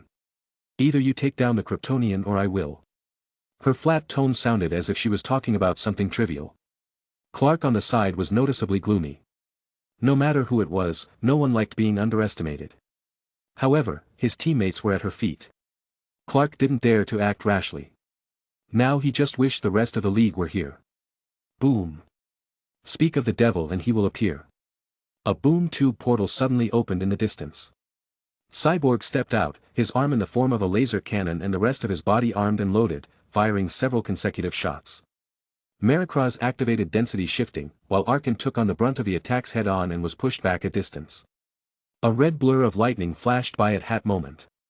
What followed next was the disappearing bodies of both lanterns. Looks like you could use some assistance. The voice of Martian Manhunter sounded as he slowly descended from the air alongside Wonder Woman, dressed in a sexy golden armor. Clark smiled brightly. The others? Worry not, Kal-El, the others should be here any second. Plus, the numbers are at our advantage. However. Drop the shield. Arkin said hoarsely. The spaceship that was idly floating above suddenly seemed to come alive. The bottom of the circular spaceship opened up and released. From the point under the ship, a red energy dome appeared before rapidly expanding. That's not good. Barry said with wide eyes as he looked at the expanding dome. In a matter of seconds, the whole city was covered within its range. What have you done? Superman looked away from the dome and yelled at the two opposite. It's an isolation barrier, Superman. The space around Central City is sealed. We've been cut off. Cyborg's complexion was grim. He's right. I can't reach the rest of the League either. Flash said solemnly. All gazes locked onto the two figures who stood there seemingly without worry. Lift this barrier immediately. Diana said as she drew her sword. Her tone was one that seemingly left no room for refusal. Guys. I don't feel so. Everyone heard Clark's weak voice at that moment. They turned air gazes only to be alarmed to see Superman falling backwards. Flash quickly moved behind him to stop him from hitting the floor. Guys, what's happening to him? Barry asked worriedly. Everyone's expressions turned ugly as Superman started bleeding from multiple places all around. His wounds aren't healing. Martian Manhunter said with a grave expression. That's because this isn't an ordinary dome. Cyborg said, causing everyone to stare at him. My readings tell me this dome simulates the conditions of Superman's home world. In other words. A red sun. Chapter 27. Seeing Superman bleeding out large amounts of blood, everyone had grim expressions on their faces. Superman was popularly known to have 3 weaknesses. 1. Several types of kryptonite. 2. Magic. And 3. The lesser-known red sun, which had the same capability to make Kryptonians lose their abilities, just like blue kryptonite. The Man of Steel is resistant to almost every form of attack due to his bioelectric aura. Superman's Kryptonian physiology gives him a naturally occurring shield that surrounds him at nearly any time. The aura can be extended as well, far beyond the limits of his form, which allows him to protect objects within his grasp as well. Coupled with his almost invulnerable physique and all of his other abilities, it would be reasonable to assume that the last son of Krypton is truly invincible. But his teammates knew better than that. Under a red sun, even a simulated one, although he wouldn't become cripplingly weak like when exposed to green kryptonite, Clark would practically lose all his abilities. And with how badly injured he already was. Oh no. This is bad, he's not healing. If this keeps up, he'll die. Barry yelled urgently. The 4 Leaguers all had ugly faces. We need to get him out of range. John said solemnly. Flash, get Superman out of here. Diana said with haste. The shield is set, neither you nor the Kryptonian are going anywhere. He is coming with us. Marikraz said flatly. By my sword, he is not. Wonder Woman drew her sword in combat readiness. Martian Manhunter looked at Marikraz deeply. I can feel your mind, you're a white Martian. John's red pupils turned white, and he activated his telepathy in an attempt to invade the mind of the latter. However, his face contorted greatly in the following second. No. No, you're not. That was a bad idea. With eyes as white as the moon on a dark night, the white Martian countered with telepathy. Ah! John suddenly let out a painful scream. His figure staggered backwards before dropping to the floor. John! Cyborg yelled and immediately opened fire while Diana attacked. That will be enough. With a push of her hand, her telekinesis smashed towards them, pushing everyone back a long distance. Superman excluded. Clark's bleeding body was pulled up from the floor with telekinesis. Barry, seeing this, immediately took to his feet and rushed at his fastest speed. You attacked first last time. Now, it's my turn. Barry said to himself as he attacked the Martian with extreme speed. Barry Allen wasn't called the fastest man alive for nothing. Although before Season 4, there was always someone faster than him to beat up his ass. Even Clark wasn't as fast as he was. As long as he knocked out Maricross, then half their problems were solved. That's what he thought, but unfortunately, his sonic speed came to a halt 3 meters away from his target. Maricross always surrounded herself with a telekinetic field. Unless the force could exceed her upper limit, it was literally an impenetrable defense. So even with his speed, the Flash was helpless. Ah!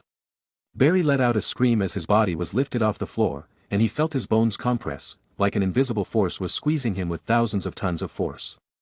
Luckily, the white Martian activated density shifting to avoid Diana's thrown sword. Diana followed up with an attack of her own as she blasted forward, but a bladed chain interrupted her propulsion. The chain clashed against her armor, pushing her back several meters. Diana felt a noticeable deform in her chest area and her eyes were solemn. Whatever that chain was made of, it certainly wasn't ordinary metal. Arkin on the other hand was visibly annoyed. The same way Superman was borderline mortal under a red sun, he who had absorbed his Kryptonian blood had his enhanced strength stripped away in the same case. His attack on Wonder Woman was using his original strength, or he would have inflicted more damage. Enough. Maricross said seriously, and her mental power unfolded throughout the whole city. Wherever her telepathy unfolded, countless civilians in Central City screaming, hiding, running suddenly felt a force invade their minds. A second later, they all carried a dull expression, as if the light in their eyes was hollowed out. Then, they all moved towards different directions. Some to the sharpest thing they could find, some to the top of their buildings, while police officers who had guns pointed their guns at people or themselves. The chaotic city suddenly gave off a deafening silence. You are the guardians of this planet, are you not? Now I give you a choice. She raised Superman and brought him beside her. You can continue your attack, but the humans of this city will suffer the consequences at the cost of their lives. Her indifferent voice fell into their ears, causing them to stiffen in their actions. Diana and Cyborg, who were ready to launch another attack, couldn't move a muscle. Their eyebrows narrowed, and their faces looked grave. She isn't lying. Her mind has invaded everyone in the city. One thought and they'll all kill themselves. Martian Manhunter said weakly as he raised himself from the floor. His words made their eyebrows furrow even more. The situation had gotten even trickier. Hundreds of thousands of people had their lives on the line. John looked at Maricross gravely. The mind of this Martian, he had never seen anything like it. Their mental power was vastly different, so that he had immediately suffered a loss in their telepathic exchange. Who? What are you? His question went unanswered. Boom. The attention of everyone was caught by the sound of explosions happening above them. The United States military had sent in several fighter jets and launched countless missiles in an attempt to destroy the spaceship. Well, it was just a symbolic attempt. No one actually expected it to have any effect. Sure enough, the missiles were destroyed before it even reached the ship. Alongside numerous U.S. fighters was Batman's Bat jet. I believe it's time to leave. Maricross said flatly. Arkin beside her pressed a button and a beam of light fell from the spaceship. The next moment, the figures of both of them disappeared. Damn it! Cyborg exclaimed angrily. We can't let them take Clark. Diana added as she flew into the sky. John wanted to fly as well, but he barely rose 3 feet off the ground before falling back down. Are you okay? Cyborg looked at him and asked with concern as he moved towards Flash. I'm fine. Just mentally drained. But the lanterns and Flash may need some help. John said, with a bit of fatigue. You're telling me. Barry's got many broken bones. Cyborg replied grimly. You go get Superman back. I'll be fine. Barry said with a bit of difficulty. It didn't matter much, though. After all, he had super healing and would be back to normal before the end of the day. John nodded and took off towards the spaceship. Meanwhile, 4 figures appeared on the teleport bridge up in the spaceship. Arkin's eyes landed on the white Martian with open displeasure. Take the Kryptonian to his confinement space. Lobo is with me. The white Martian said flatly, ignoring the displeasure of the Alkan. They stood in our way. You should have killed them. Arkin said with a growl. We have spent enough time on this planet. Our goal has been achieved, so I would rather not have to fight off more. Marikraz responded indifferently. Still, you had the lanterns in your grasp. Ending their lives would have taken nothing for you. Sevimark had his face harden. My job is to assist you in capturing the Charnian. The Kryptonian was an unexpected extra. Doing anything else is out of my jurisdiction. As soon as her words ended, she turned around and walked away. Lobo's tank, still floating after her. Arkin wasn't her superior. Both of them were here on a joint mission and were equal in status. The mission was complete, and any side jobs were unnecessary. Plus, no matter how powerful she was, her weakness hadn't changed. Martians were inherently weak to flames, and she didn't believe that their opponents wouldn't know that. She would rather leave as soon as possible. Arkin's fist tightened as he stared at her leaving figure with a vicious look in his eyes. Ultimately, he did nothing. The spaceship that appeared and floated silently above Central City 10 minutes ago suddenly came alive. The energy dome surrounding Central City dissipated and the thrusters were activated at full force. The invading spaceship began to rise back into the clouds. Diana, seeing this, wanted to attack the ship but was stopped by Martian Manhunter. Don't. Her telepathy is still active. If you try to stop them from leaving, all of Central City will die. John looked at the ascending spaceship blankly. Diana clenched her fists. What about Superman? John was silent, unable to give a reply. We'll get Superman back. A deep voice sounded on the intercom. Batman. Diana exclaimed as she put her 2 fingers on her ear. This is Batman calling out to all available Leaguers. Inside the Bat-Jet, the masked vigilante of Gotham spoke into the League's secure network. Superman has been taken captive by the group of invaders. Unfortunately, a Martian with strong telepathic capabilities is holding the minds of all Central City citizens hostage, preventing us from taking action. Nevertheless, we cannot allow them to leave the solar system with him still on that ship. Bruce analyzed the situation solemnly. John had already informed him about the situation. Under the threat of a whole city, their hands were tied. Bruce felt troubled as his brain constantly worked to find a solution. Looking at the rapidly ascending spaceship that had already reached the upper atmosphere, his heart sunk to his stomach. The white Martian stood in the monitor room of the ship. Her gaze examined the tank containing the Charnian with a hint of interest. At this point, Lobo was no longer badly damaged and his skin had regenerated to heal the scarred areas. His hand, however, was no more than a stump. Marikraz looked at the Charnian who was still comatose with a hint of doubt in her eyes. Especially when her gaze dropped to the severed arm. What happened to him? Arkin asked with narrowed eyes. The hunt for Lobo was a unanimously approved decision of the chamber.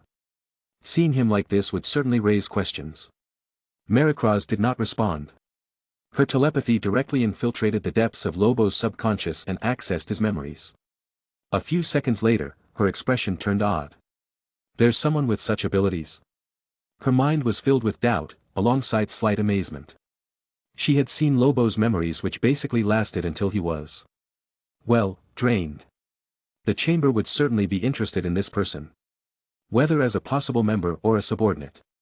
Well, they were here to capture a Kryptonian and a Charnian. Although she had no ideas to turn back, but the chamber would certainly question how he ended up like this. Her telepathy once again expanded to cover the whole planet. She felt the minds and thoughts of countless people. What are you doing? Seeing her eyes turn white, Arkin questioned. The fact that she hadn't answered his initial question irritated him. The Martian paid him no heed. Seconds later, her telepathy locked onto a special case in the outskirts of Gotham. It was the mind of someone whom she couldn't read the surface thoughts. Seeing this, she invaded the mind of the unidentified human. Or at least, she tried to invade what she thought was human. The next moment, her mind was suddenly felt an irresistible pull, appearing in a place. Maricroz found herself in a mental space. The room was plain white and stretched on for as far as the eye could see, seemingly having no end. The only thing in this space was her, and a male figure sitting on a rather comfy lounge chair. The bright purple eyes looked at her deeply with a hint of amusement. I was just planning on watching the show, but that, my dear, was a very, very bad idea. A smile lit up his face, but his eyes emitted a bone-chilling murderous intent. The next moment, the white Martian was overwhelmed with a deep feeling of crisis. An overwhelming devouring force appeared in the white room, attempting to swallow her consciousness. On the departing spaceship, the eyes of the Martian suddenly changed from white to normal, and her white skin texture grew paler in an instant. The floating figure fell from the air, and she reverted from her human shape to her original form. Maricroz's face was covered in beads of sweat. A sense of fear appeared in her heart as the feeling of death had overwhelmed her in that split second. If she hadn't severed that part of her consciousness off in time, then... Just then, a stinging headache assaulted her senses and her brain ached. Drip. Drip. Drip. Drops of blood flooded from her ears and nose, staining her face and dripping to the floor. Her actions weren't without consequences. Severing a part of her consciousness caused her brain to suffer a backlash. Arkin, who saw all this, was momentarily dumbfounded. It appears that there is a formidable figure nestled on this planet. Maricroz raised herself from the floor, still in her Martian form. Arkin was even more puzzled. Formidable? Who? I don't know. But his telepathic capabilities are beyond mine. I lost heavily in our confrontation. Arkin's eyes narrowed. Maricroz wasn't just a random white Martian, she was a Martian captured and experimented on by the Psions. It was unknown what those group of mad alien scientists had done to her, but when she escaped, her telepathic and telekinetic capabilities had been boosted several times more than what an average white Martian could ever achieve. Her telepathic power, capable of destroying an entire planetary civilization in less than a minute and controlling a vast army, was what made her eligible to become an elite member of the Chamber. This was something he had seen with his own eyes. It was also why he was relatively wary of her. As a hybrid of two powerful races, his abilities were noteworthy, but neither of his two bloodlines gave him resistance to telepathy. Someone who could defeat her so badly in her field was someone he himself had to be wary of. It seems my decision to immediately leave was the right call. Maricroz said flatly, not at all bothered by the blood on her face. She turned her gaze to the pilot of the spaceship. Full power ahead. The short, stubby alien that had a slightly bloated body and a long tail responded immediately. The ship picked up the pace, accelerating from Earth's atmosphere. Her telepathy is gone. We can move. Martian Manhunter said as he looked at the small figure of the spaceship, but couldn't figure out how they could catch up. Damn it. Bruce's face was grim. Are any of the lanterns conscious? Bruce asked with a bit of hope. Among the full Justice League, the members who could survive in space weren't many. The ones who could catch up with a spaceship going that fast could be counted on one hand. If Hal and Stewart were aware, they could transport the rest of the League to chase after Superman. Negative Batman. Unfortunately, Cyborg shot his hopes to the ground with one word. Maricroz turned her gaze towards the monitor screen. A screen showed the picture of Superman, whose limbs were restrained in 4 directions with nth metal. Since there was no red sun, his body had healed itself to a certain extent. Although he was unconscious, at least he wouldn't bleed to death. I hope you have no extra thoughts, Maricroz. The Kryptonian is mine. Seeing her gaze, Arkin issued a warning with a threatening tone. That is still to be decided. We will contact the chamber members once we leave this star sector. Maricroz responded indifferently. It is rather unfortunate, but that will not be happening. The cute voice of a little loli suddenly sounded throughout the monitor room. The thrusters of the ship that were propelling them thousands of miles per second suddenly powered down, leaving them motionless in deep space. Who was that? Arkin growled in outrage. Here. A projection of a red AI suddenly appeared on the screen of the ship. The aliens who were piloting Reshape suddenly jumped back in alarm. We've been hacked. Looking at the virtual projection of the Red Queen, Arkin said solemnly. All the ship's operations had been taken control of. Meanwhile, back on Earth. In a special place on the outskirts of Gotham. Amari sat in his comfy lounge chair, the same one represented in the mindscape earlier. He wasn't idle, however, as a bowl of popcorn was right beside him, which prompted him to pick one from time to time. The look of enjoyment and amusement was rare to come by for him. "Is it time, master?" the AI lowly asked in an excited tone. "Wait for it," Amari said with a smile. To be frank, the actions of the government reducing the amount of control the Red Queen had access to was redundant. Not to mention that he had no interest in something as meaningless as taking over the world. Even if he did, there was nothing they could do to stop him. The moment the AI was connected to a computer, the whole world had become his playground. They just didn't know it yet. "And?" Amari said with a long drawl. Then with a smile on his lips. "Now. On the spaceship. It was a pleasure to meet you, but by my master's orders. You are all going to die here." Maricroz suddenly felt a chill go down her spine. She instinctively activated density shifting and drilled into the floor. And then, boom! The spaceship exploded. Chapter 28. Earth. United States. Cat Grant with GBS over here, and a lovely evening to you all, folks. Here with me today to answer some questions and share his own opinions concerning the brewing events plaguing the minds of the American citizens is one of your favorite special TV hosts, G. Gordon Godfrey. A familiar television personality was speaking over the live feed. Cat Grant looked away from the camera towards the man sitting opposite her on the other end of the table. "A good evening to you as well, Mr. Gordon." "Good evening to you too, Cat." "Hey there folks, Gordon Godfrey, and it's a pleasure to be here." "Perfect. Then let's get started. Mr. Gordon, would you mind letting the American populace know what are your thoughts concerning the recent Central City invasion?" "Well, I feel a lot, Cat, and might I say folks. I think it's rather ironic that the latest, most pressing info for our lovely world citizens is actually something that happened weeks ago. Let's get into details, shall we?" The classy, outspoken GBS pundit questioned at the camera while adjusting his tie slightly. With his Caucasian appearance, blonde hair, blue eyes and discriminatory opinions, Gordon was quite famous in the television industry. "Great." Cat gave a slight smile before resuming a serious expression. "It's been roughly a month plus since the United States Central City incident, which unexpectedly led to the creation of the global alien invasion chart. What are your thoughts on this matter?" "Well, my thoughts are pretty simple. Has the United States experienced more extraterrestrial threats than any other nation in the world?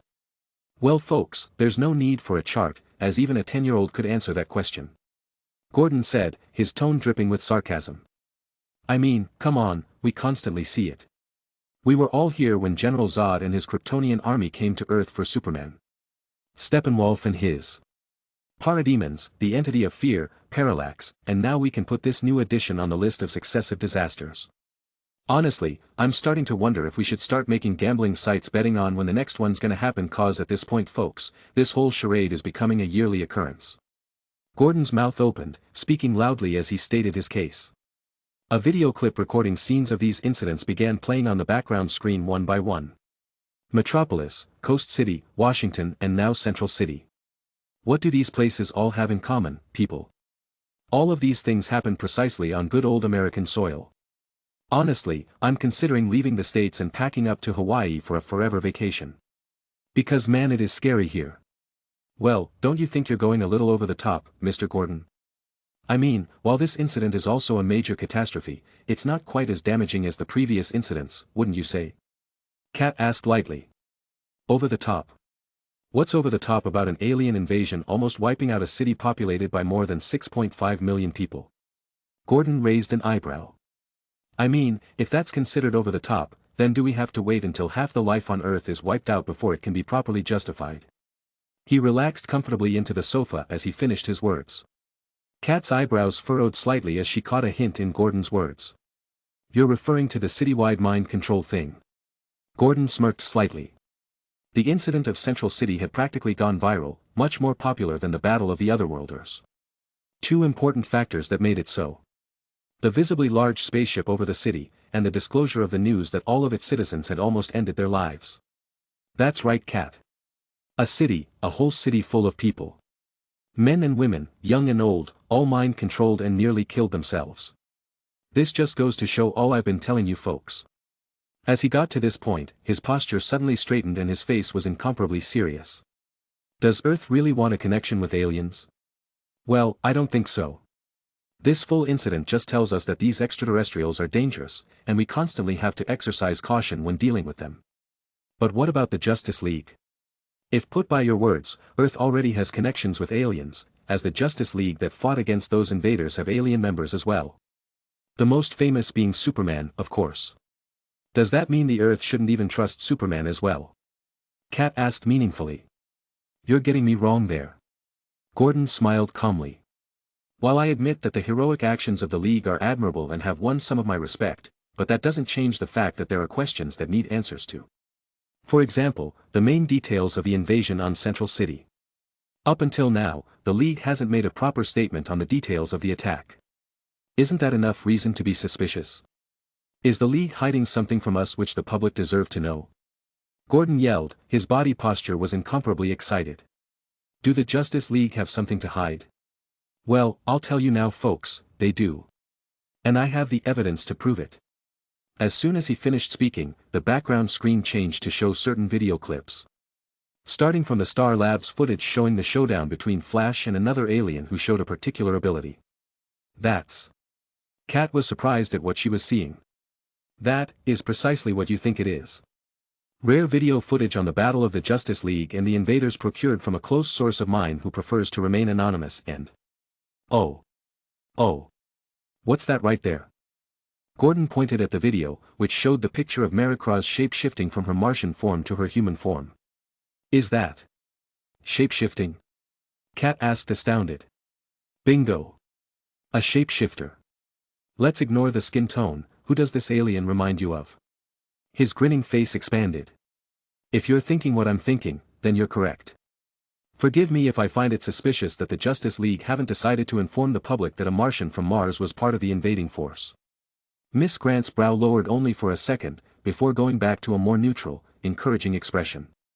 Due to this, I feel the Justice League should come out from their headquarters and answer some questions. Who is this alien? Is she truly a Martian, and if she is, what relationship does she have with the mysterious Martian Manhunter? Furthermore, why does he insist on going by that name? Does the Martian race have an instinct in their genes to hunt men? Gordon prattled on and on in front of the live camera. The League is clearly withholding information from us. What more are they hiding that needs to be known? Given that they have clearly shown they do not trust us, then why should we trust them? Kat, who had listened to his words, wore a pensive look. While your statements hold some ground, we cannot rule out that the League have their reasons for their delayed response. It's reported that Superman hasn't been seen in Metropolis since the incident. Meanwhile, in Washington, D.C., Lex Luthor sat in the Oval Office devoid of any breathing human.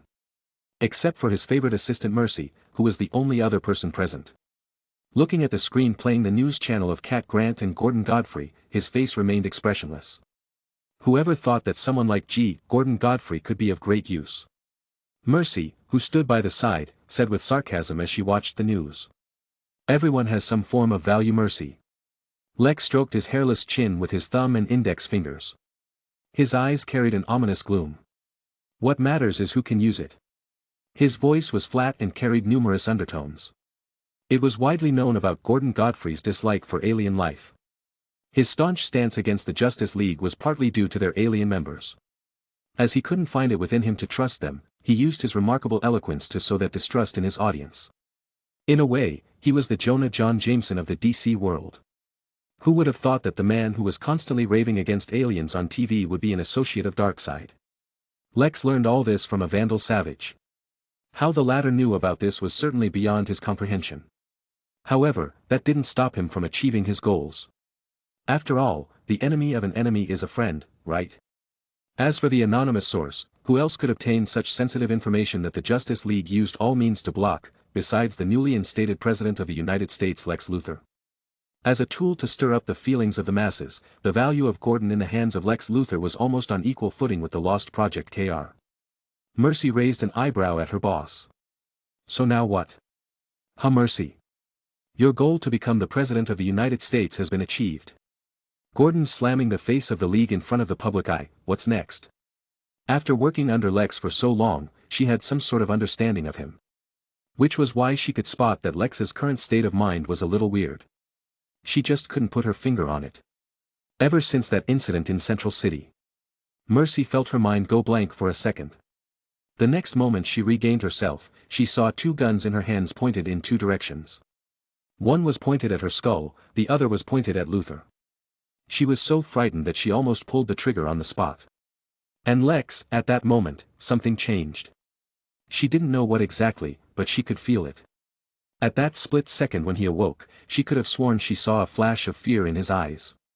The Lex she knew never showed fear. Lex didn't answer her question for some time, something that Mercy was used to by now. This man's brains had special ways of working. Now.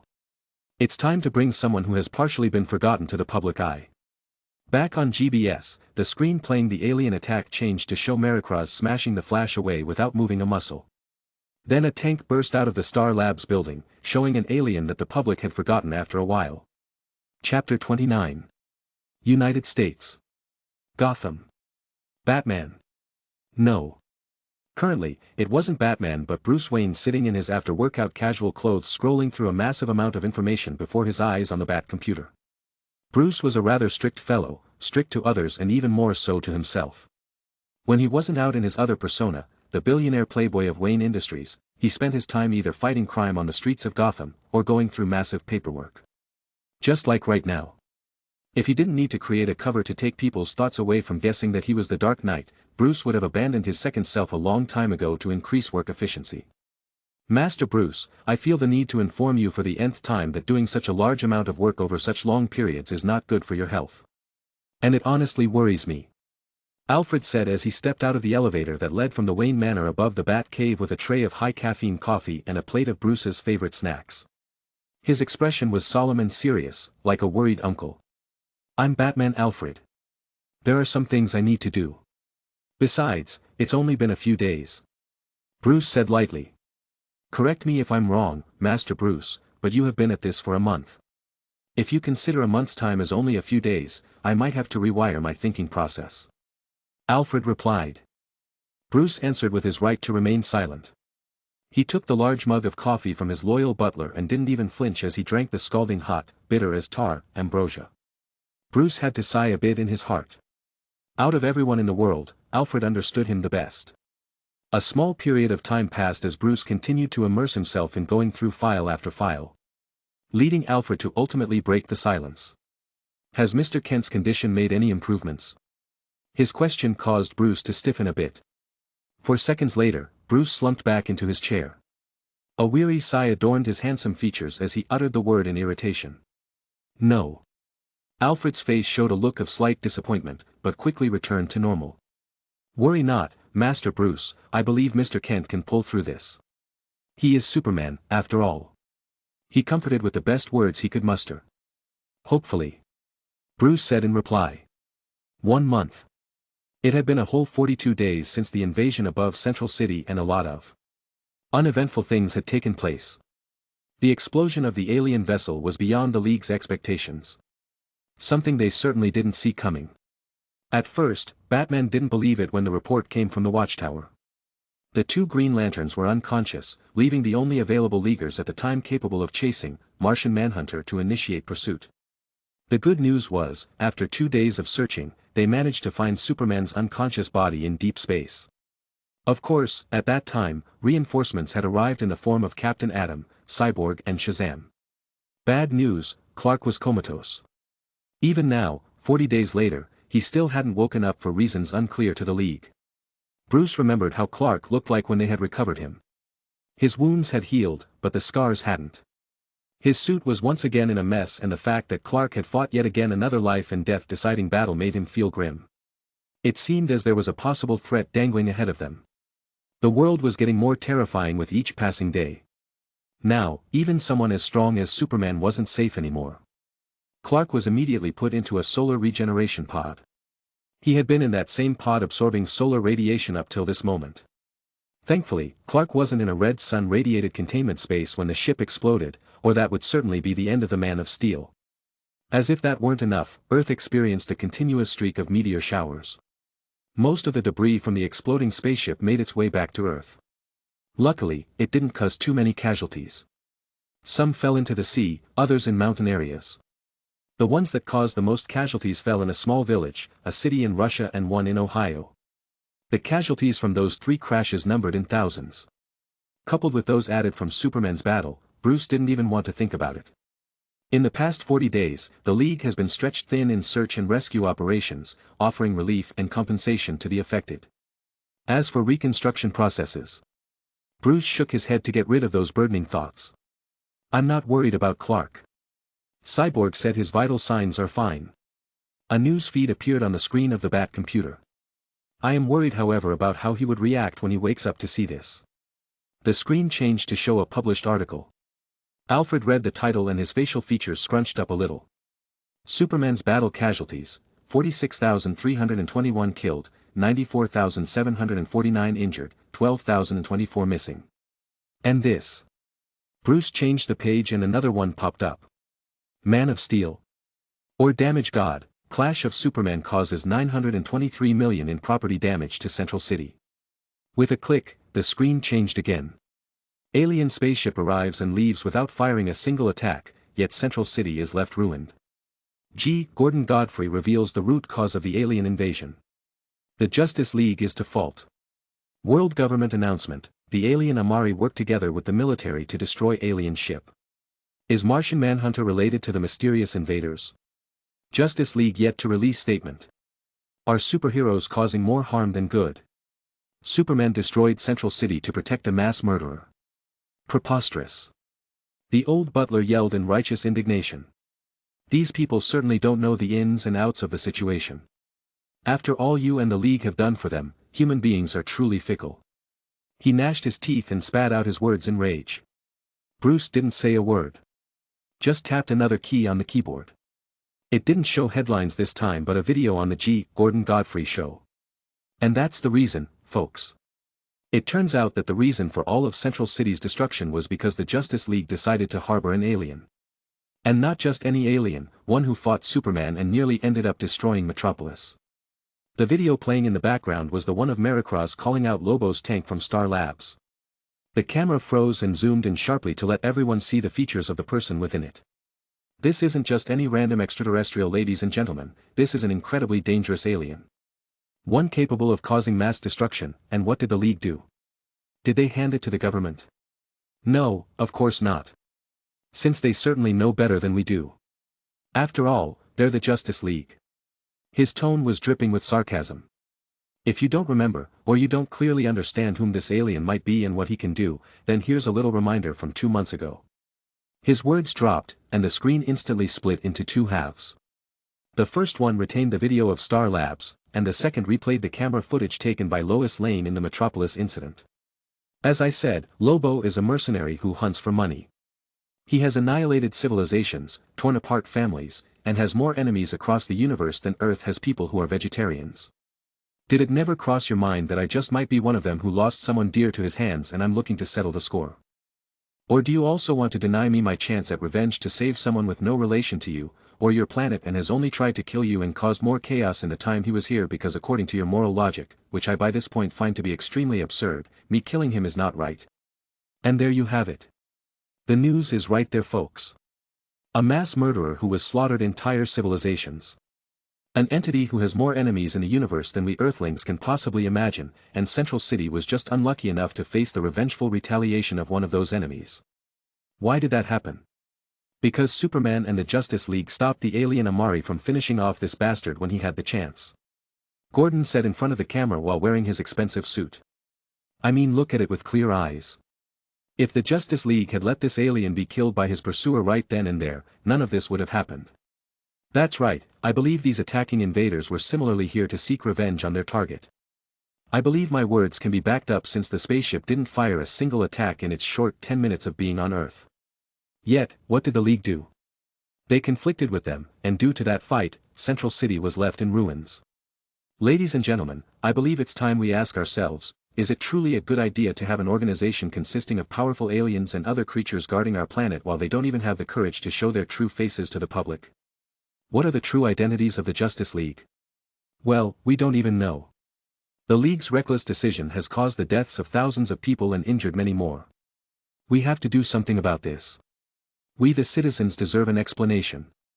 The video paused with the picture of Gordon banging his fist on the table with a hideous look. The cave was deathly silent and Batman looked grim. There was more to see that he hadn't shown Alfred. Various headlines of newspapers, video feeds, civilian protests, online movements, internet discussions, trending hashtags. No more aliens. Too many casualties. We don't want to die. Hashtag security. The League is too much. Battle between good and evil. Why should we suffer for it? The League is killing us.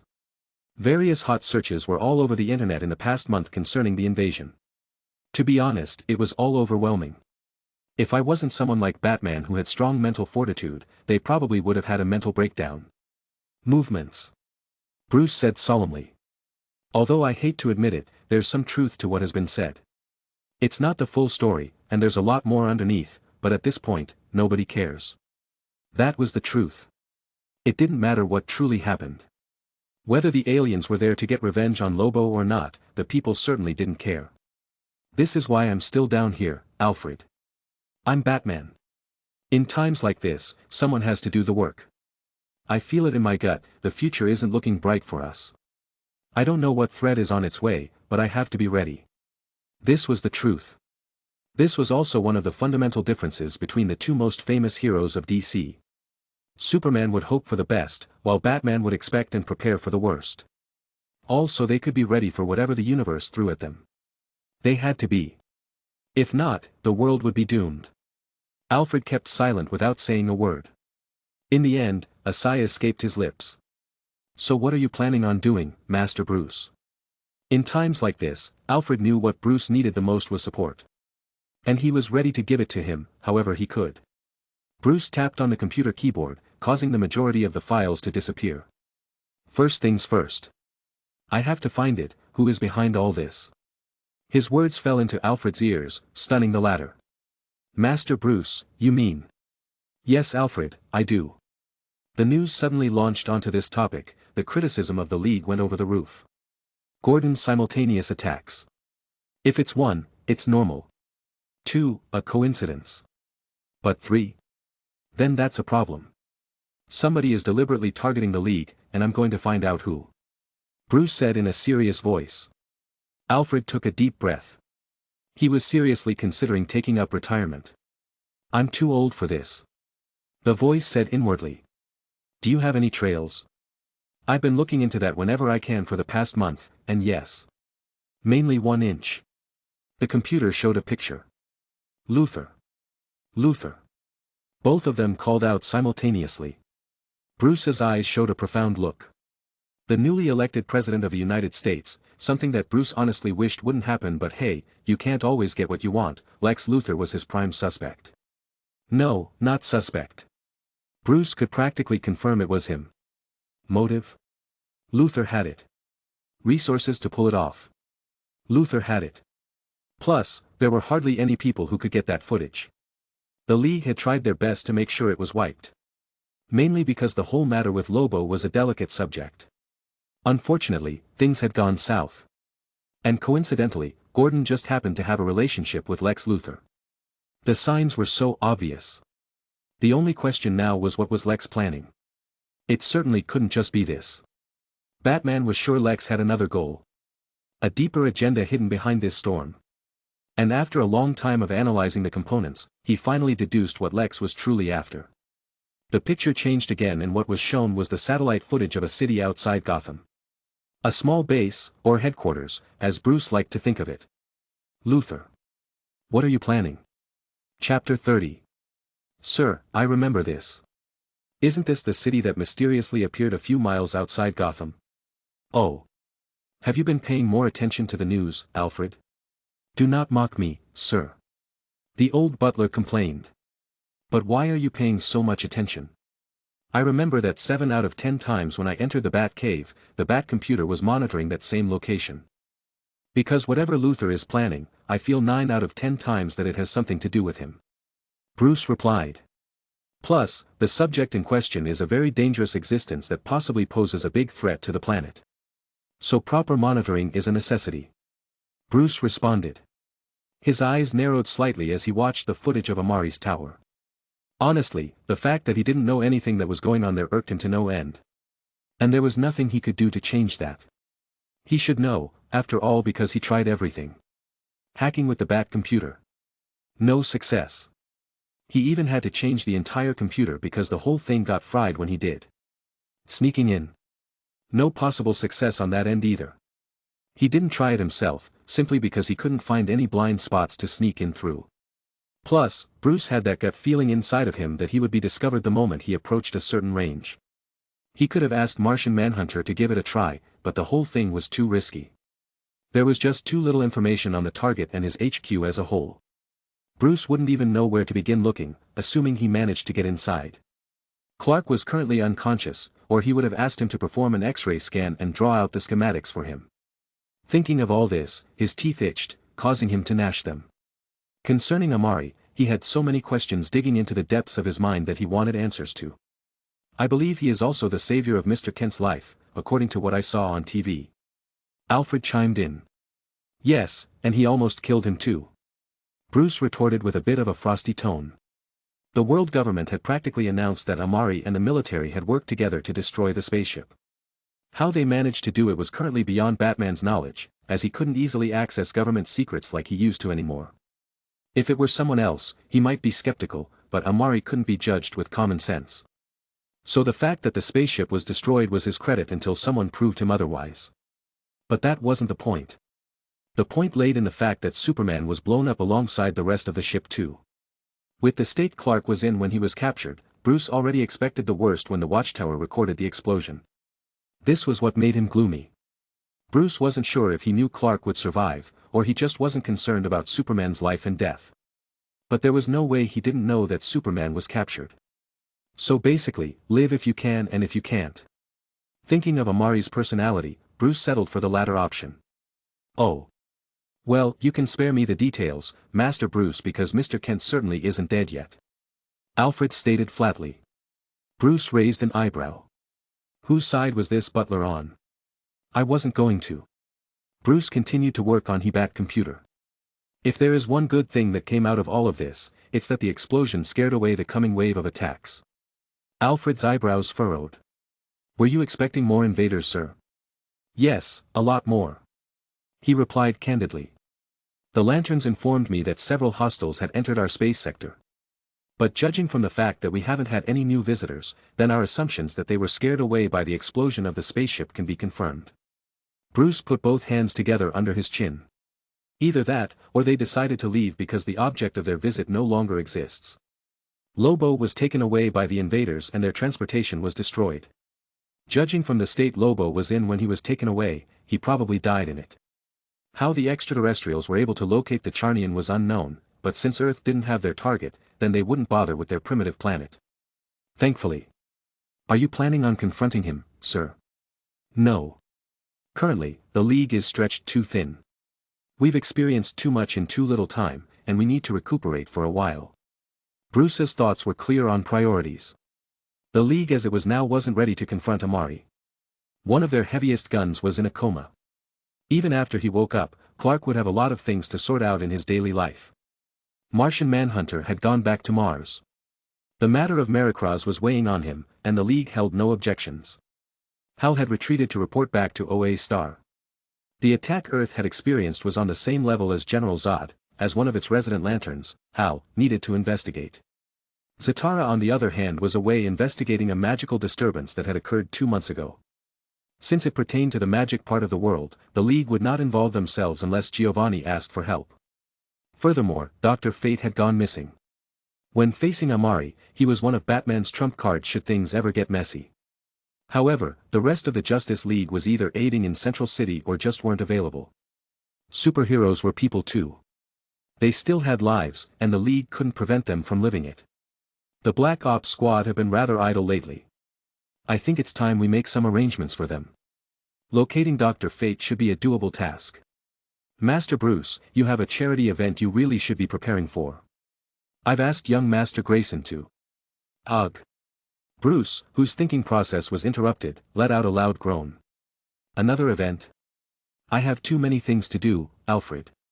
Just cancel. You've cancelled all your itinerary in the past month. I remind you that your other persona still needs to appear in public if you want to continue to parade as the Dark Knight unnoticed. My lord, Bruce put that down immediately. Alfred yelled as he saw Bruce reach into one of the small drawers beside his Bat computer and pull out caffeine tablets, break them down, and add the dust to his coffee.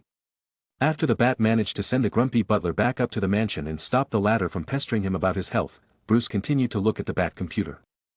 His gaze locked on that tower outside Gotham was rather grave. After a while of staring, he immediately began to set his plans. Through consecutive incidents, Bruce had discovered that the League's response time was practically insufficient. If the rest of the League could appear in Central City in at most 1 minute after they received the alert, numerous things could have gone down differently. This was a problem that needed to be solved at all costs. The public slander from the masses would have to be soothed with a League statement. The lack of manpower on the side of the Justice League couldn't be solved in a short time. He also had some ideas concerning the junior team.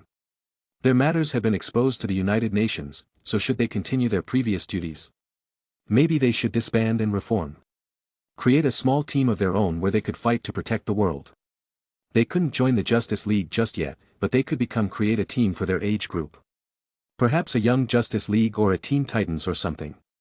He'd speak to Dick about it when he had time. As for the black hands moving behind the scenes, Bruce would continue to investigate. Also the world could hope for a better tomorrow, Bruce would prepare to defend against the worst. Meanwhile, above the Wayne Manor. Scene change, Gotham City. Several blimps flew in the sky, each monitoring a few blocks and carried 2 logos on them. LexCorp and GCPD. Hello folks, this is Gotham Radio. Tonight we're going to be talking about the new fleet of Gotham's automated surveillance blimps which took flight earlier this week. Produced by LexCorp Industries and verified by the new President of the United States Lex Luthor, are these unmanned eyes in the sky, a black eye on people's privacy? Well, that's what civil liberty groups are saying. What about you? And before we open the lines and accept your calls, here's headline news. Nikki. The male voice called out to his co-host. Well Jay, blimps aren't the only things we've been seeing these past few nights. A rash of meteor showers has lit up the skies from coast to coast this week. Following the Central City invasion incident, authorities reported that these meteor showers are the remnants of the destroyed alien spaceship that invaded Earth's atmosphere. Luckily, the casualties were reduced to a minimum as the majority of these meteors crashed in non-populated areas, sea areas, or were timely handled by Justice League members. As for the online movements and public discussions against the Justice League for causing the Central City disaster, the press is still waiting for the League to give a formal reply. Apart from the superheroes seen active in search and rescue operations, some Justice League members haven't been seen since the day of the invasion and have entered seclusion away from the public eye. Members such as the Man of Steel from Metropolis, Wonder Woman, and our very own Dark Knight Batman haven't been seen in the past 2 weeks and more. In other related news, the voice slowly faded out as numerous people continued to listen to the Gotham City radio station. But unknown to the Gotham populace, a burning meteor streak descended from the sky into Earth's atmosphere. From afar, it looked like a flaming fireball coming to deliver divine judgment. Its destination, Gotham City. However, the air surrounding the meteor that was descending at rapid speed suddenly began to swirl. The change in weather phenomenon around it didn't last long. Only for 3 seconds. Despite that, the course of its crash site had been altered as it steered away from Gotham City, headed towards the outskirts. Less than a minute later, it crashed into a giant lake, causing a massive wave to erupt. From what we can tell, folks, something just crashed right on the outskirts of Gotham City. Sources tell us that it's another meteor. The water wave washed out of the lake, flooding the surrounding area. Luckily, there was nothing but grass and rock in the surroundings. The water was disturbed, leading to countless waves. Until a while later, the chaotic lake finally eased. Splash! A figure suddenly appeared on the edge of the lake, gasping for air. Who it was unknown, and the features couldn't be seen in the dark night. The figure stood up and strolled away from the body of water. Sporting a head full of long yellow hair and the body covered with a red, long robe with a special S symbol in the center. The cloth slid off, exposing what could only be described as a marvelous sight for any man to see. The curvy body, generous assets and feminine figure clearly indicated the sex of the person in question. Ugh! Kara let out a groan as her hazy vision became clearer. The first thing she did was to examine her surroundings while gathering her thoughts. She opened her mouth and muttered a few words, yet anyone who could hear her wouldn't be able to understand them. What happened? Where am I? Kara asked herself in Kryptonian. Her hands were on her head as she surveyed the area. What she saw gave her a little surprise. She looked around only to discover that she had landed in what looked like a city. A rather technologically advanced city with well-designed architectural structures. However, the whole area was completely foreign to her. Done sightseeing? A clear voice said from behind her, startling the young Kryptonian. Kara turned around in panic, and what came in view was a strangely dressed male figure. Black hair, purple eyes, wearing clothing she had never seen before. And what shocked her was his words. Judging from what she heard, the man opposite her wasn't speaking Kryptonian, but she could strangely understand what he was saying to her. Hello. My name is Kara Zor-El. Would you be kind enough to inform me what star sector this planet belongs to? She asked hopefully in the Krypton language. However. No. Amari said with a flat face. His eyes scanned the naked figure of one of the last two survivors of the planet Krypton. A normal person would just see a naked girl standing on the grass. A pervert would be seeing a wet dream. Amari's eyes saw something else. The body structure, cell composition and core nucleus of the female in front of him was undergoing tremendous changes while doing nothing but just standing there. Even when there was no sunlight. No. Kara frowned tightly, especially when feeling the unscrupulous gaze of the latter that seemed to be able to see through her. According to the calculations of her parents, she was supposed to land in a primitive solar system. According to the general knowledge she knew, the inhabitants of this planet should be in a backward era. Was it possible that the later couldn't understand what she said? Oh, I can understand you. Don't worry about where you are. Some people will fill you in on that soon enough. But for now. His eyes suddenly glowed, and his pupils developed complex patterns. Looking into those beautiful pair of eyes, Kara was a little dazed. This was the first time she had seen the eyes of a living person transform like that. Just take a nap. Suddenly, an intense feeling of drowsiness assaulted her. Kara stumbled from side to side as her head spun with dizziness before plopping to the floor. The last thing her brain could register was the feeling of two firm, strong arms lifting her naked body from the ground. Subsequently, everything went dark. Chapter 31. Gotham Outskirts. HQ. Amari stood in front of Kara's pod with a pondering look on his face. His facial features often shifted between that and a questioning look with a raised eyebrow. The holographic Red Queen looked at her master, who was doing nothing other than standing there in what seemed to be deep thought for the last 7 minutes. She had already scanned the Kryptonian specimen that had been delivered and was now undergoing a different process. Unlike Batman's cramped bat cave in the original work, the room they inhabited was rather large. Almost twice as spacious as the one used for government conferences. Kara's naked body lay within a pod which constantly shone with yellow light, analyzing her genetic structure to the very last particle. Strangely, apart from Amari, the Red Queen and Kara within the technological contraption, the only thing that could be seen in the spacious room was the spacecraft that had transported the future Supergirl to Earth. The AI finally uttered words that broke the silent atmosphere. Is there anything you require assistance with, Master? Huh. Oh no, what makes you think that? Your expressions portray what I can only describe as you having difficulty in making a decision. Are you perhaps pondering what you will do with the Kryptonian female? No. That's not it. Thinking about calculated steps for your future plans then? That's not it either. Then can you please enlighten me? I can't decide on a name for this place. Red Queen. Amari looked at the lifelike puzzled expression on the face of the AI and was a little amused inwardly. Nevertheless, he wasn't kidding. This place that he had created with nothing but a thought and the expenditure of some energy, he truly didn't know what to call it. Your actions ever since your arrival on this planet have been rather bold, sir. Quite inconsistent with your low-key profile in the last month. The plain sentence had a lot of truth to it. Apart from the military announcement stating that they had cooperated with him to destroy the invading spaceship, Amari hadn't made any public moves in a while. His presence, or lack thereof, had given many people sleepless nights. The one on the top of that list was his new neighbor in Gotham City, Batman. But that was to be expected of the most paranoid man in the DC multiverse. It was already surprising enough that Batman didn't make contact since the last time they met. Neither did any members of the Justice League. No Flash, Martian, no one. But when you think about it, they probably had bigger problems at the time. Following in second place was the American government. The World Council had given him the right to live on the planet. However, there was no clause in their verbal agreement that stated where he would reside. Wherever he decided to base himself was his concern. And the concern of the country he resided in. So, placing himself near Gotham had caused the American government to grow restless. General Lane had placed satellite surveillance on his territory 24 hours a day. Of course, they didn't dare to take it too far. There were no secret agents snooping around his base, neither were there any special tricks used against him. This was probably due to the fact that such infiltrations had zero chances of actually succeeding and would only achieve the aim of pissing him off. At least until they found a way to restrain the extraterrestrial, the government didn't dare to tear all face. However, they were always on guard against him and whatever he had planned. His low-key profile could mean many things. Or, it could mean nothing whatsoever. Honestly speaking, they were worrying too much.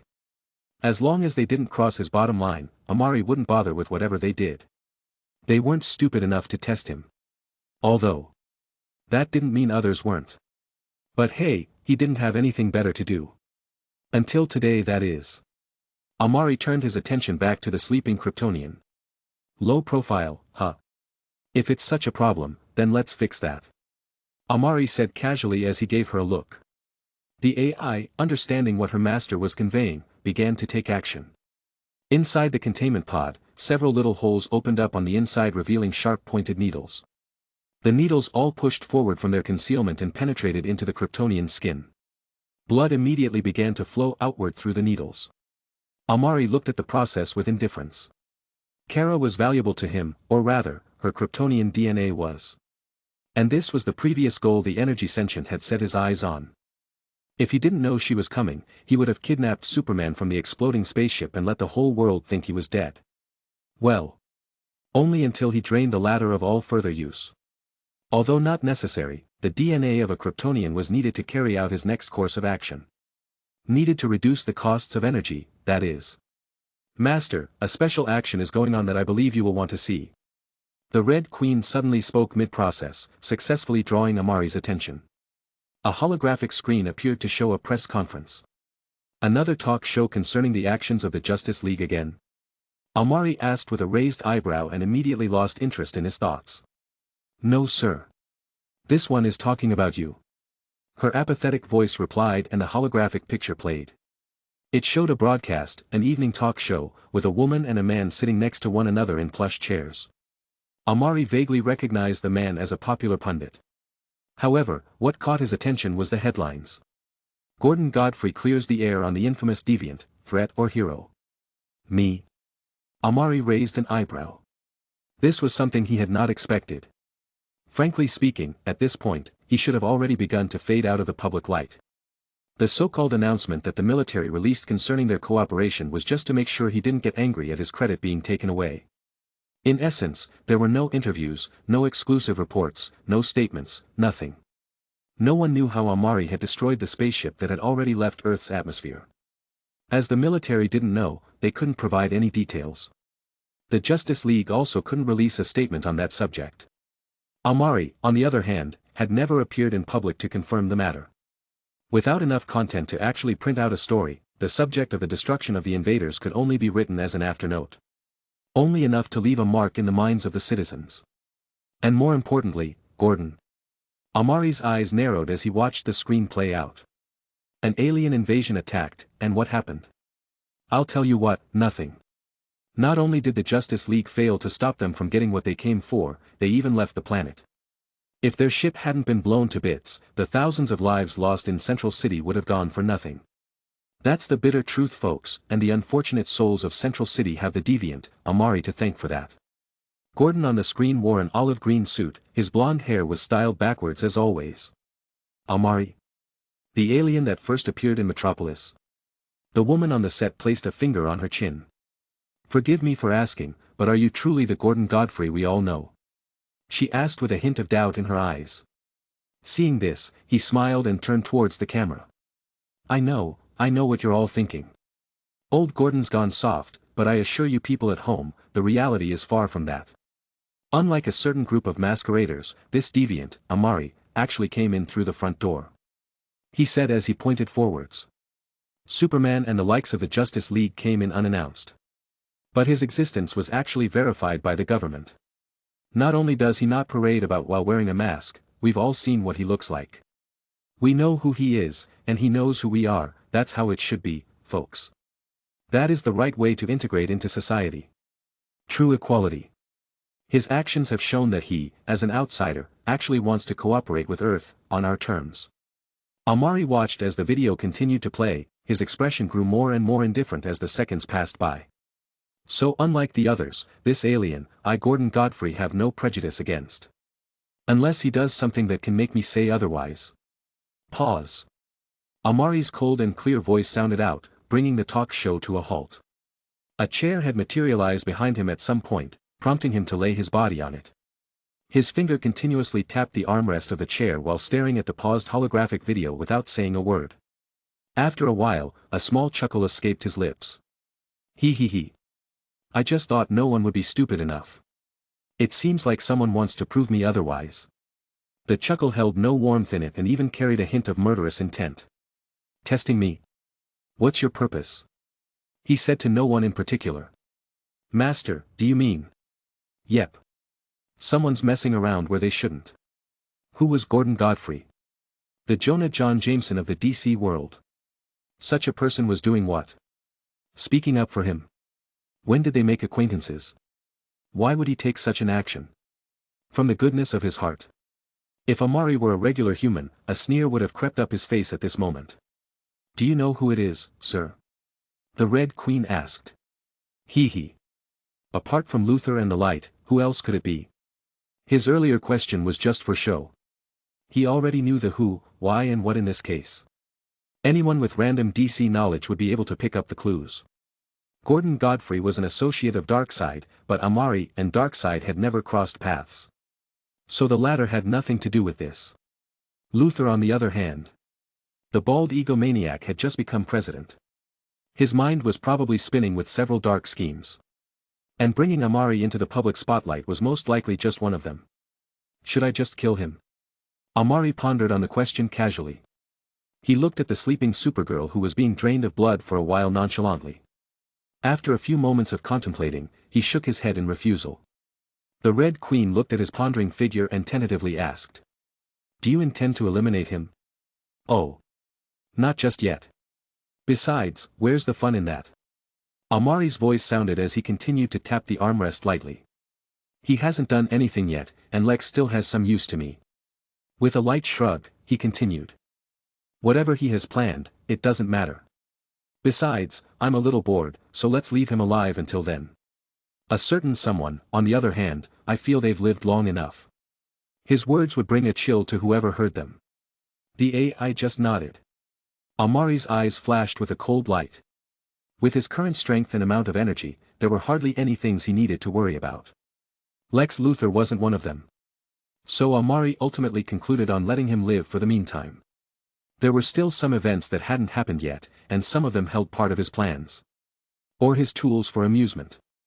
Not to mention, after General Lane's future incident, the latter might just kill Lex on his own. All in all, it mattered little to him. Thinking of this, his eyes changed to form the Mangekyo Sharingan pattern.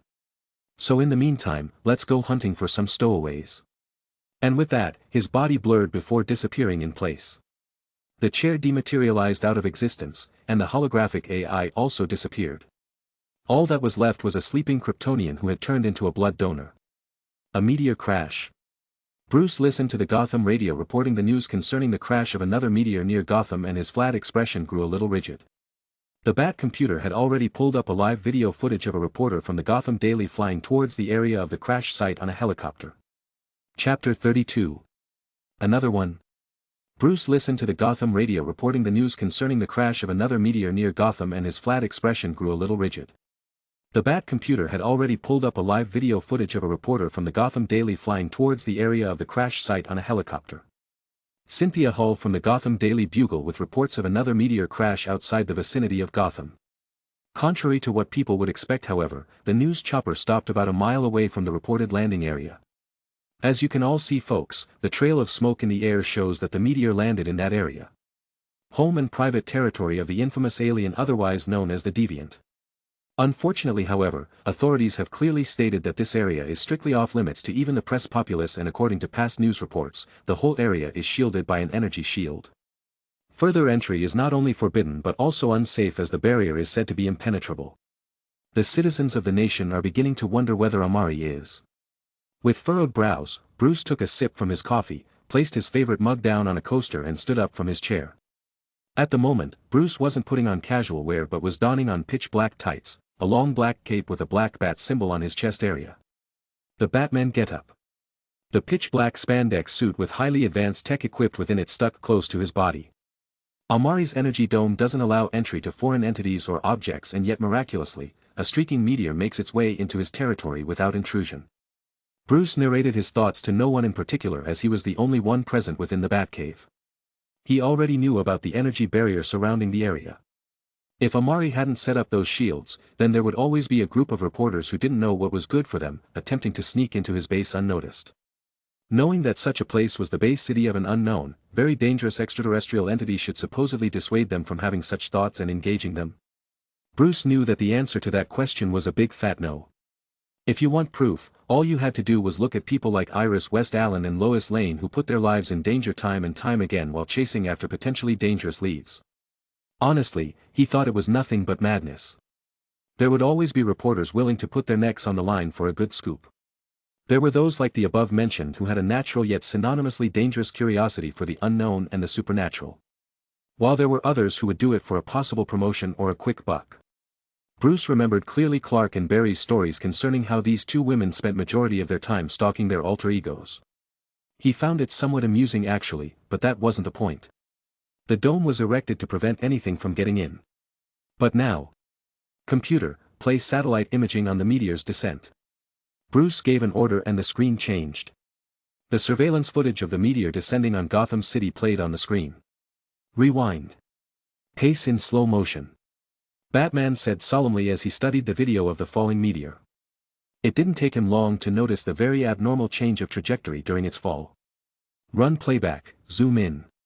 The image of the meteor was magnified several times. As the world's best detective, Bruce noticed the swirl that appeared in the atmosphere after examining for several minutes. It didn't last long, barely 2 seconds, yet it was enough to change its original course headed for Gotham Harbor. He caused it to deviate. Something's up with that meteor. Bruce immediately came to a conclusion. Anyone else would have probably chalked it up to a weather phenomenon, anyone else but him. Looking at the screen, Bruce fell into a bit of a dilemma. Should he go down and investigate on his own immediately, or should he contact the rest of the League to take action together? After a while of contemplating. Batcomputer, contact Cyborg. Bruce reached out and placed his hands behind his neck. His fingers accurately grasped the fallen, lead-lined cowl and wore it over his face, fully putting himself into the bat costume. Bruce looked at the video of the meteor and his heart was completely restless. Although he didn't know why the latter suddenly decided to show himself after the past month of seclusion, the fact that he had set off waves in his heart. Bruce practically living in the Batcave for the past month was partly to monitor Amari's actions. And the fact that the latter seemed to have gone into hibernation unsettled him greatly. His sudden action in Bruce's eyes carried a great deal of importance. Batman. What's the situation? Cyborg's face appeared on the screen. A meteor appeared over Gotham's skies and crashed into the deviant city.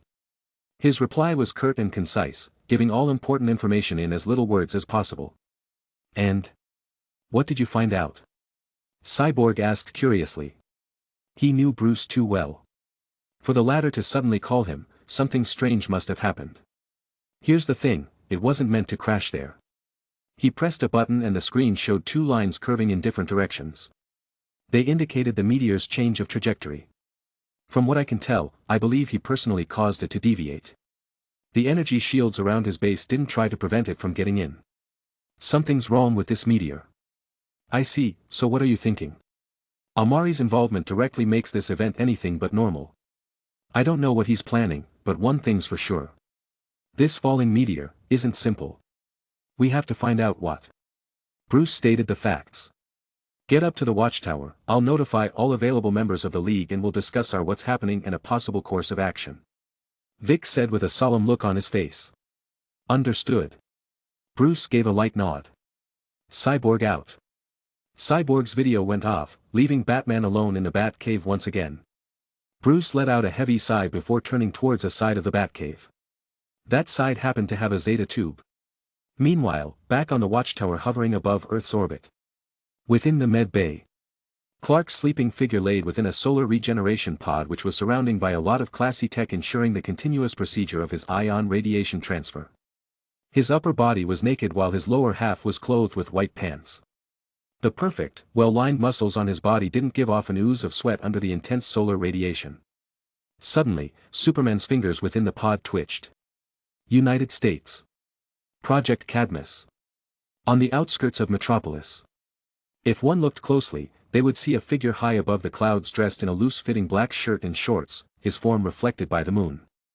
The male's line of sight wasn't on the distant Metropolis nightlife, but rather, gazing downwards on what looked to be a fully armored compound. There were several buildings in the large area that made up what he deemed a small city, even smaller than his. The lights were shining brightly within the vicinity as the buildings were surrounding with nothing but lush trees and vegetation for miles. Guards patrolled the area with guns and highly advanced technological weapons the average person couldn't see on the United States police force and were watchtowers with multiple sentinels. Amari watched all this from the heights of the clouds with his improved vision. And this place was the one and only Project Cadmus, or just Cadmus for short.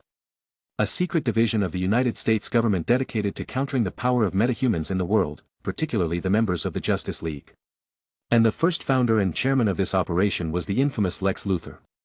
Although related to the new United States president, the origins of Cadmus were mostly unclear. However, apart from Lex, the people who had dealings in Cadmus's operations could still be broadly named. Amari's mind wandered to what he remembered from the words of Emil Hamilton to a certain someone. Power brokers, politicians, criminals, and black ops mercenaries with one thing in common besides their humanity's last hope against your kind.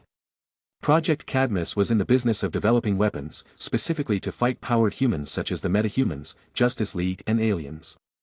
Their dealings were. Amari didn't care about that. His eyes wandered around the area and stopped on a specific building. And to think you would be hiding here of all places. Quite surprising, I admit. With your capabilities, no one would even think of looking for you here if they managed to discover that you didn't die. Amari stated casually as his lips were slightly upturned. Why was he here? Quite simple. He was going to destroy Cadmus. Although he decided not to kill Lex just yet, he certainly wouldn't let the latter live comfortably. Nevertheless, attacking Cadmus was just the icing on the cake. He was here to finish something he started in the first place. Amari's figure descended from the air rapidly and appeared in front of the Cadmus base. His arrival caused a large crater to appear on the ground with numerous cracks. His sudden drop-in didn't go unnoticed either. All it took was 3 seconds and all the alarms started blaring within the buildings. Numerous lights shone on his figure outside the walls, followed by the sounds of the guards powering up their weapons. You are trespassing on private property. Drop to the ground with both hands behind your head or we will open. A guard on a watchtower shouted in a shaky voice with as much courage as he could muster.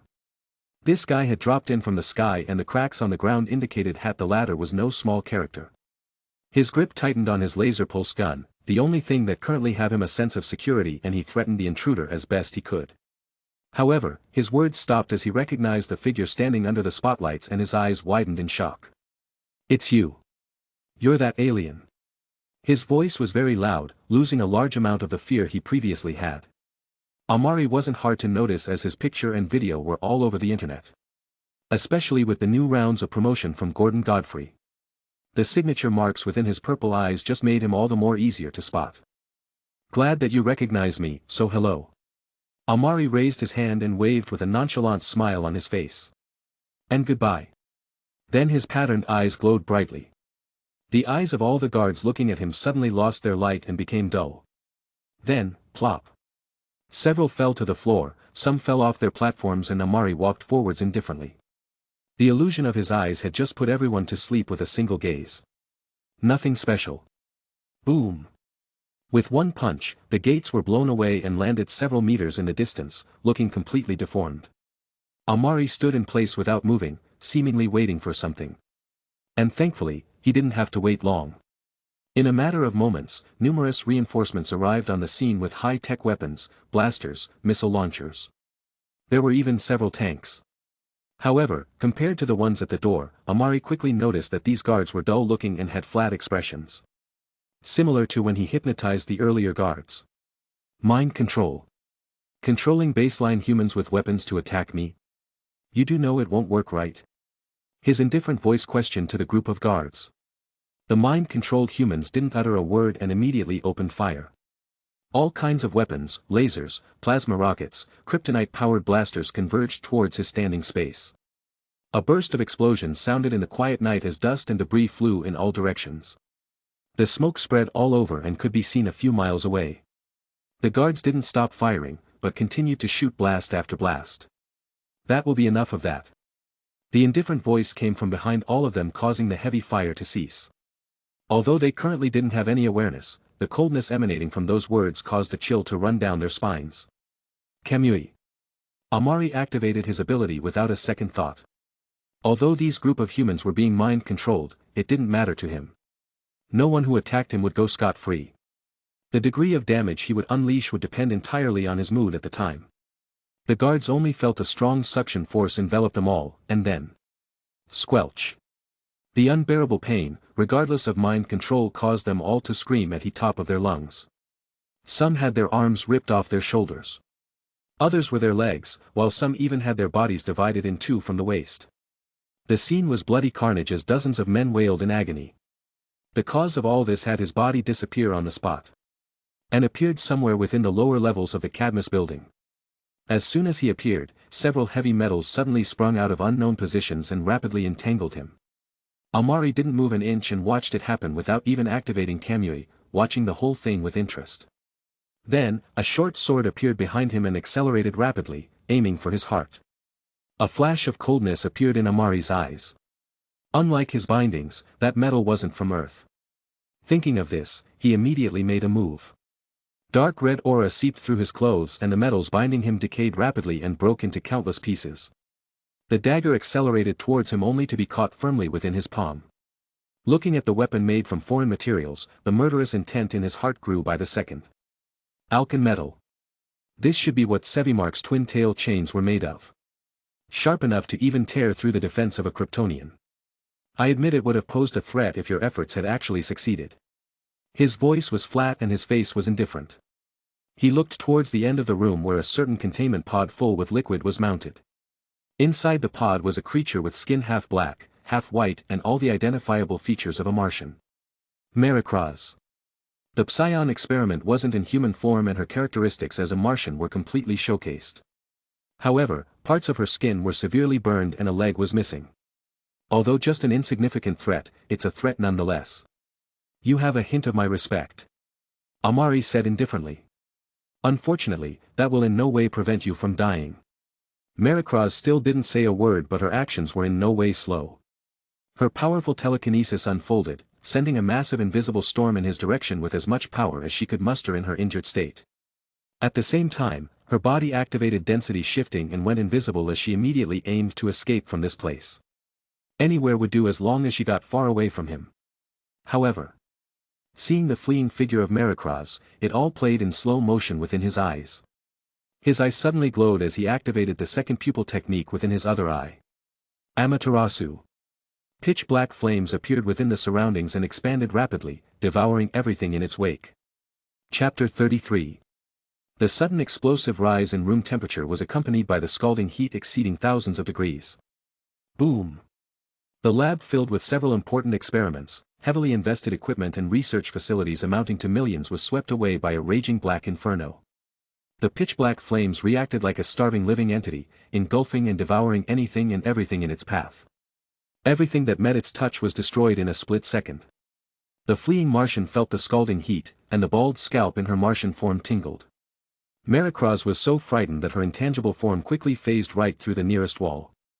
Her flying speed was raised to the extreme, that it seemed her soul would leave her body and escape on its own if she didn't move fast enough.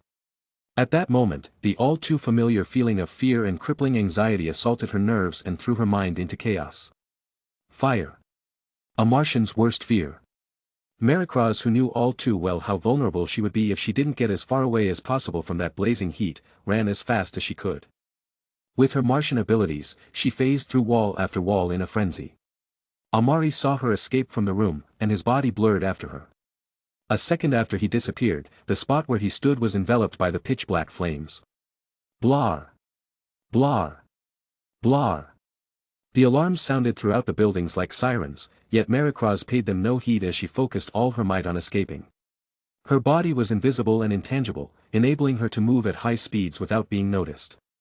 The Martian who was flying forward suddenly changed directions and pierced through the roof.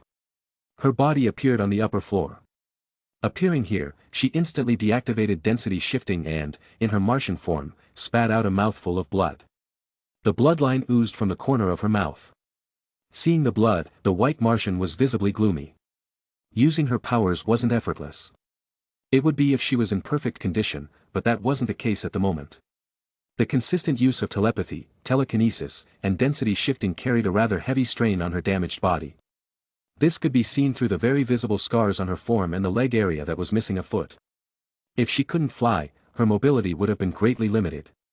However, in her opinion, being severely wounded was much better off than being dead. The self-destruct blast from her spaceship back a month ago carried great destructive power. Sensing that something was wrong at that time, she immediately phased away and escaped from the spaceship at her fastest speed. Nevertheless, she didn't make it out unscathed, as she was still caught within the range of the explosion. Even if she was a Martian, a blast of that magnitude was enough to leave her in a half-dead state. Her current physical condition was the result of 1 month's worth of recuperation. After all, the Martian physiology granted highly enhanced durability, making them almost nigh invulnerable, capable of tanking bullets, armored shells, energy blasts and a lot of kinetic damage, but ultimately, this level of toughness was still a bit lacking when compared to Kryptonians. Surviving an explosion almost comparable to a nuclear blast was already good enough. The fact that she also survived the trip back to Earth in the meteor debris, although not in one piece, was enough to show how tough her body was. When she discovered her situation, alongside her mangled body, she immediately hid as deep as she could to avoid being discovered. In her current state at that time, she was at her most vulnerable. If she was discovered by the government or the Justice League, only the universe knew what her fate would be like. So until she fully recovered, she decided to hide herself. Now her body wasn't at peak state and she was forced to exert herself. This result was counterproductive. At that moment, her eyes suddenly turned white and a feeling of crisis engulfed her. She immediately activated density shifting as quick as she could, while the space beside her trembled. What came out of nowhere was a fist moving at lightning speed and fully coated with a dark red aura on it. Luckily, it passed right through her body without inflicting any damage whatsoever. Maricroz immediately backed away as fast as she could, with speed a human could never keep up with. Pushing both hands forward, her telekinesis rushed out in an attempt to smash the opponent far away. The walls and floor were destroyed in the process. Amari walked forward with unhurried steps as the waves slammed into his being, but didn't succeed in slightly halting his movement. All the energy was absorbed like a dried-out sponge thirsty for a drop of water. Your telekinesis isn't my match, even in its heyday. The coldness emanating from his voice was followed up by the release of the same pitch-black flame. The black fires instantly emerged from the void and flooded the hallway. Seeing the approaching flames, Maricroz felt the deep, thick engulfment of death. The black fire engulfed the entire hall with its flames, but the Martian was nowhere to be found. Amari stared at the burning hallway indifferently, not at all concerned about his escaping target. Why would he be concerned when the target was planning on initiating a sneak attack right behind him? Lo and behold, he was right. The white Martian suddenly appeared from the floor behind him. The red eyes on her white face gave off a red glow. Amari turned around in time to receive a full head-on attack of Martian vision. 2 thick rays of heat slammed into his chest with a temperature degree capable of rivaling Superman's. Martian vision. One of the lesser-known abilities of Martians. Amari stated plainly, looking not the least bit affected by the blazing lasers constantly blasting at his chest. Kamui. With the activation of his ability, a strong suction force appeared in the surroundings. Maricroz immediately felt the absurdly strong pull that latched onto her right arm. Before she could properly react, her arm twisted and was instantly ripped off from the shoulder. Squelch. Blood splattered all over the place and rushed out of the torn-off shoulder like a broken water tap. Creech. A painful, inhumane wail that couldn't possibly be human resounded in the hallway. The severe pain made the Martian fall from the air with a thud. Too bad, Amari wasn't considerate enough to let her finish her wail of agony. His figure appeared in front of her in less than a second and grabbed her by the throat. The wailing stopped as the Martian felt the strong grip on her neck. Not just any Martian can use Martian vision. Even in the face of fire, you didn't freeze up as easily as other Martians would have. Amari continued to speak with a face that screamed, "I don't care about anything. Telepathy and telekinesis that surpasses even the Manhunter, TSK. Those Psion bastards actually wanted to recreate a burning Martian. Lunatics, I say." The struggling Martian froze for a second. Her eyes widened as she looked at Amari with a hint of disbelief lying within them. "Surprised how I know all that?" He raised an eyebrow in amusement. "I know many things. This stuff isn't even worth mentioning, so don't bother your soon-to-be-dead head about it. Seriously. You had so much potential. Those lizard lunatics actually almost completed their goal. It's too bad. You just couldn't contain your curiosity. I guess it's true that curiosity kills the cat." At that point, Maricra's white and black body was covered with cold sweat. "You. What are you? That is none of your concern, dear. Alright, time to send you to the afterlife." His indifferent face finally showed a serious expression. Knowing that she was about to be killed, the Martian's survival instinct kicked in. However, her body trembled when she discovered she couldn't density shift. Her eyes immediately glowed red, ready to fire another blast of vision. Unfortunately, 2 fingers were poked into those eyes, effectively blinding them. Screech. Another painful screech resounded. "The chamber will definitely find you." Knowing that this was the end, her hideous face swore viciously. Yeah, classic death lines. With a little more force applied to his wrist, the neck of the Martian was crushed with a snap. Amari expressionlessly looked at the corpse with no signs of life and wore a pondering look. His original idea was to use Amaterasu to burn the corpse of the Martian until it was nothing but ashes. But now on second thought, the blood of a half-awakened burning Martian was just as valuable as Kara's. Her death was already a done deal either way the moment she tried to peek into his head, but that didn't mean her corpse couldn't be out to good use. Plus, it could give him some surprises. The Martians were the veritable descendants of the race furnace. Also known as burning Martians, known for their violence, ferocity, and will for destruction. 20,000 years ago, the burning Martians were the dominant life form on the planet Mars.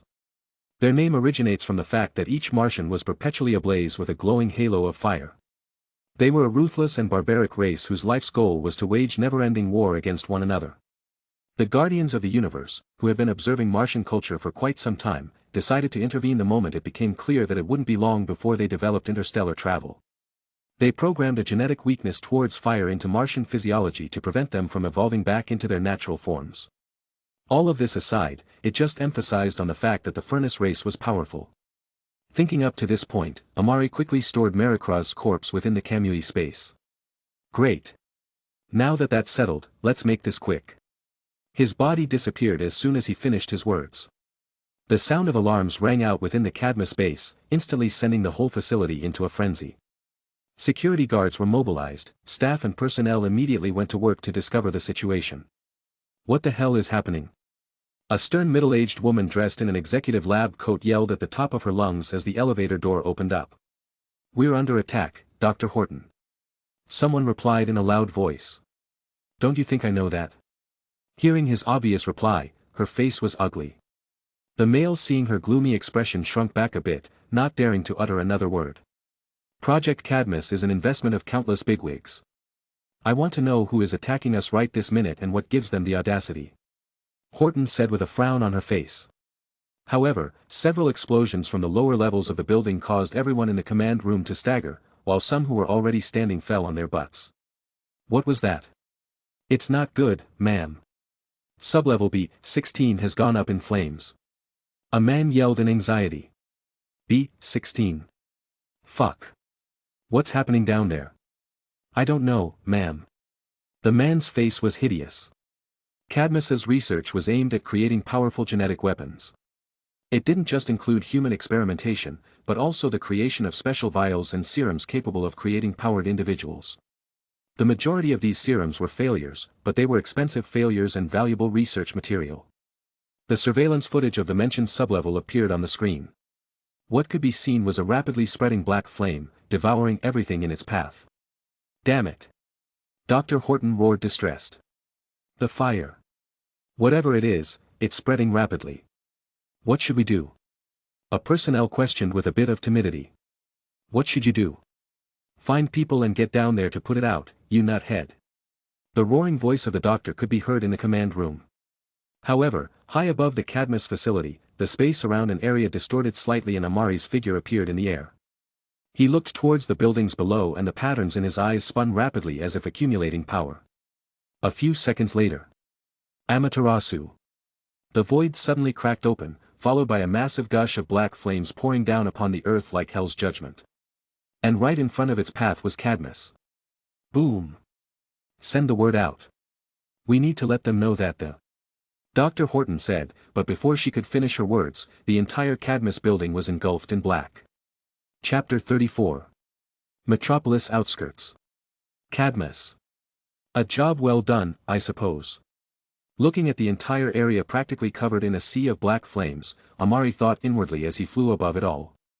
Cadmus was now officially history. Well. At least this division of it. There were other Cadmus research sites across the United States. This was just one of them. However, he didn't have any intentions to pursue the rest. The loss of this facility alone had caused Luthor to lose millions in hardware and billions in software. As for the rest, he was too lazy to actually put his hands into action. Destroying one was enough. Plus, if he decided to destroy a few more, it might disrupt Lex from carrying out his plans. We certainly can't have that. His gaze shifted from the burning ruins towards the direction of Washington, D.C. As his work was done, Amari withdrew his gaze and conveniently disappeared into space. The space concealment he had thrown around the area to isolate space and prevent any news from getting out timely disappeared as soon as he did. Judging by this time tomorrow, the whole of America would be bustling with this news. Washington, D.C. In a high-rise penthouse. Looking at the screen in front of him, Lane couldn't help getting annoyed deep within his heart. Nevertheless, etiquette needed to be maintained, and his facial expressions didn't change a bit. This matter is deemed inappropriate, Mr. President. The picture in front of him showed the face of the newly elected American president. Dressed in a stylish black suit, blue tie and white long-sleeve shirt within, the bald head on his body made his identity unmistakable. Lex looked at Lane's unchanging expression from his end, and his eyebrows furrowed a little. Why do you say so, General? The AI is too dangerous. It has already been decided that the Red Queen will be under the care and control of the United States military to decipher for our use. Sam said flatly. His standard army coat was gone from his shoulders and his dressing, although formal, looked a lot more casual than it usually was. I'm just saying, if the military is having trouble deciphering such advanced technology, Cadmus Operations is more than happy to take this burden off your hands. We have ample resources after all. Lex said with a slight smile on his lips, trying to make himself look as amiable as possible. Sam frowned. As do we, Mr. President. To be frank with you, although the progress is slow, progress is progress. This is highly advanced technology we are dealing with, after all. And due to its source, the AI is something that cannot be rushed, if not, the disadvantages would outweigh the benefits. Lex's small smile dropped from his face.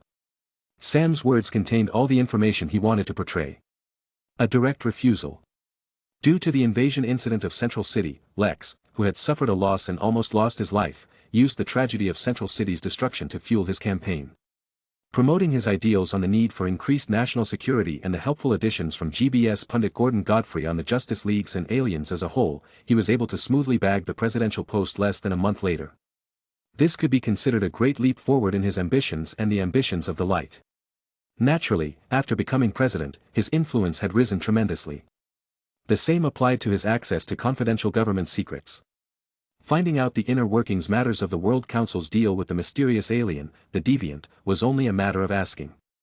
And therefore, the pieces on Lex's chessboard suddenly multiplied exponentially. What caught his attention the most at the current time was the confirmed news of the United States Defense Department being in possession of a highly advanced artificial intelligence procured from the mysterious alien himself. Amari. With his status, Lex had pulled some strings to discover just what made the AI so precious. As a result, what he found out caused his scientific heart to burn with passion. At the same time, his scheming intellect went to work at several times the usual pace.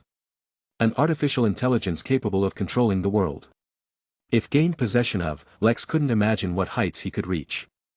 With such a valuable tool, the ambitions of the light could be realized sooner than they could imagine. Lex couldn't even begin to think about. This was an intelligent weapon capable of bringing the entire world under the control of one group. Or one man. A cunning, ruthless light flashed within his eyes, disappearing just as fast as it appeared. So without hesitation, Lex immediately launched an offensive to obtain his target. But now there was a significant stumbling block in his way. Lane. Sam's words were a disguised refusal. And after communicating with the general, he could see his stance on the matter. Lane wouldn't let this happen. There were no ifs or buts on this. Sam Lane was a straightforward and stubborn man. Looking at that firm look in his eyes, Lex was sure that the general wasn't going to hand over the Red Queen even if Superman came crashing down. And what further worsened this headache, was the knowledge that there was nothing he could do to officially obtain it from the other party. Lex had just become president. Sure, he had connections, but connections could only get you so far. Although Lane said that the Red Queen would be handled by the military, the amount of influence the military had over the AI was almost nil. Because the AI wasn't obtained from some military laboratory or government tech lab or even an alien wreckage that dropped into Earth's atmosphere, but from Amari. The latter didn't hand it to the military. No, he handed it to General Sam Lane. And although he was only the Secretary of the Defense Department, whenever it came to things concerning aliens, or the deviant in general, Lane answered to no one but the Council. Not the military, not any government country, not even the President of the United States. And even with his cunning and influence, Luthor hadn't gotten to the level of putting the Council under his payroll. To put it in harsher terms, the Council didn't give a rat's ass about LexCorp. The only relationship they had with him was Cadmus, and the World Council had already decided that Lex Luthor wouldn't gain possession of the AI.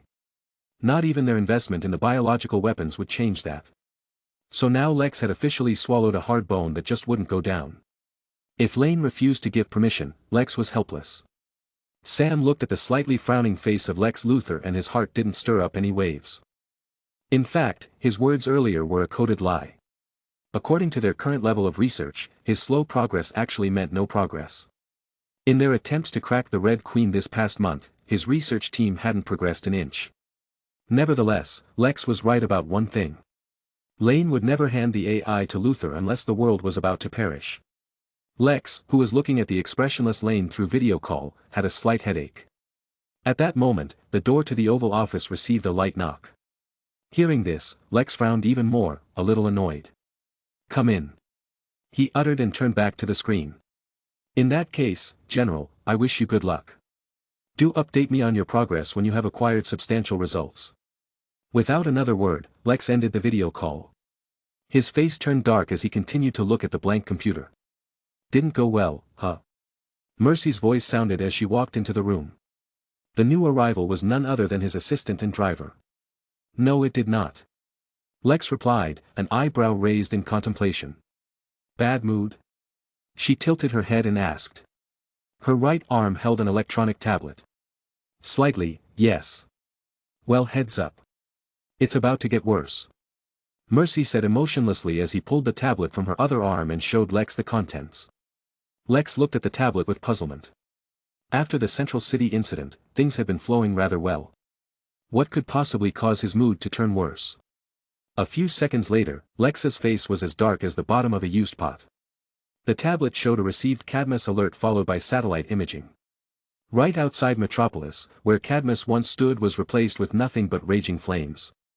The air in the office was eerie and gloomy, and Mercy swore she could feel murderous intentions brewing up in her boss. "When did this happen?" Lex asked after a long time. "The alert was received a few minutes ago."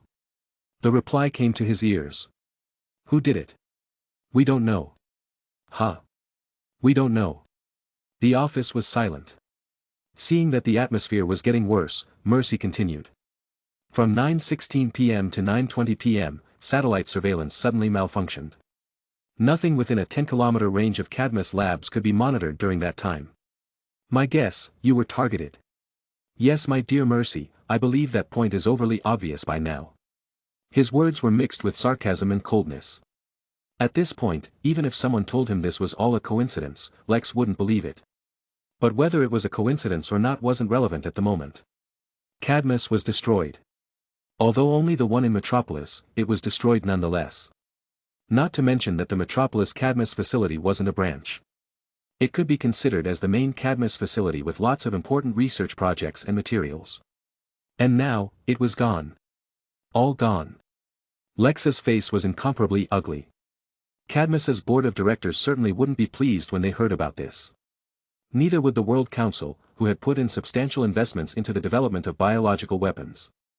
First, they lost Project KR, and now Metropolis Cadmus has been destroyed. If Lex had a minuscule chance of obtaining the AI from the Council with some well-placed bargaining chips before, well, now that chance was gone. Not only was it gone, the losses suffered this time were tremendous, setting them back several years in research. There was practically no chance now to obtain the AI. The urge to smash his office suddenly welled up within him. However, he was Lex Luthor, a successful megalomaniac. This urge was quickly suppressed. However, the constant heaving of his chest was enough to show that this time, Lex was furious at the setbacks his plans had suffered. The office maintained an eerie silence as Lex eventually calmed down. His face now portraying indifference and his mind going into constant calculations. Eventually, a plan came into mind. What you gonna do now? Seeing the light in her boss's eyes, Mercy couldn't help but ask. Use all resources. Find out whoever did this at all costs.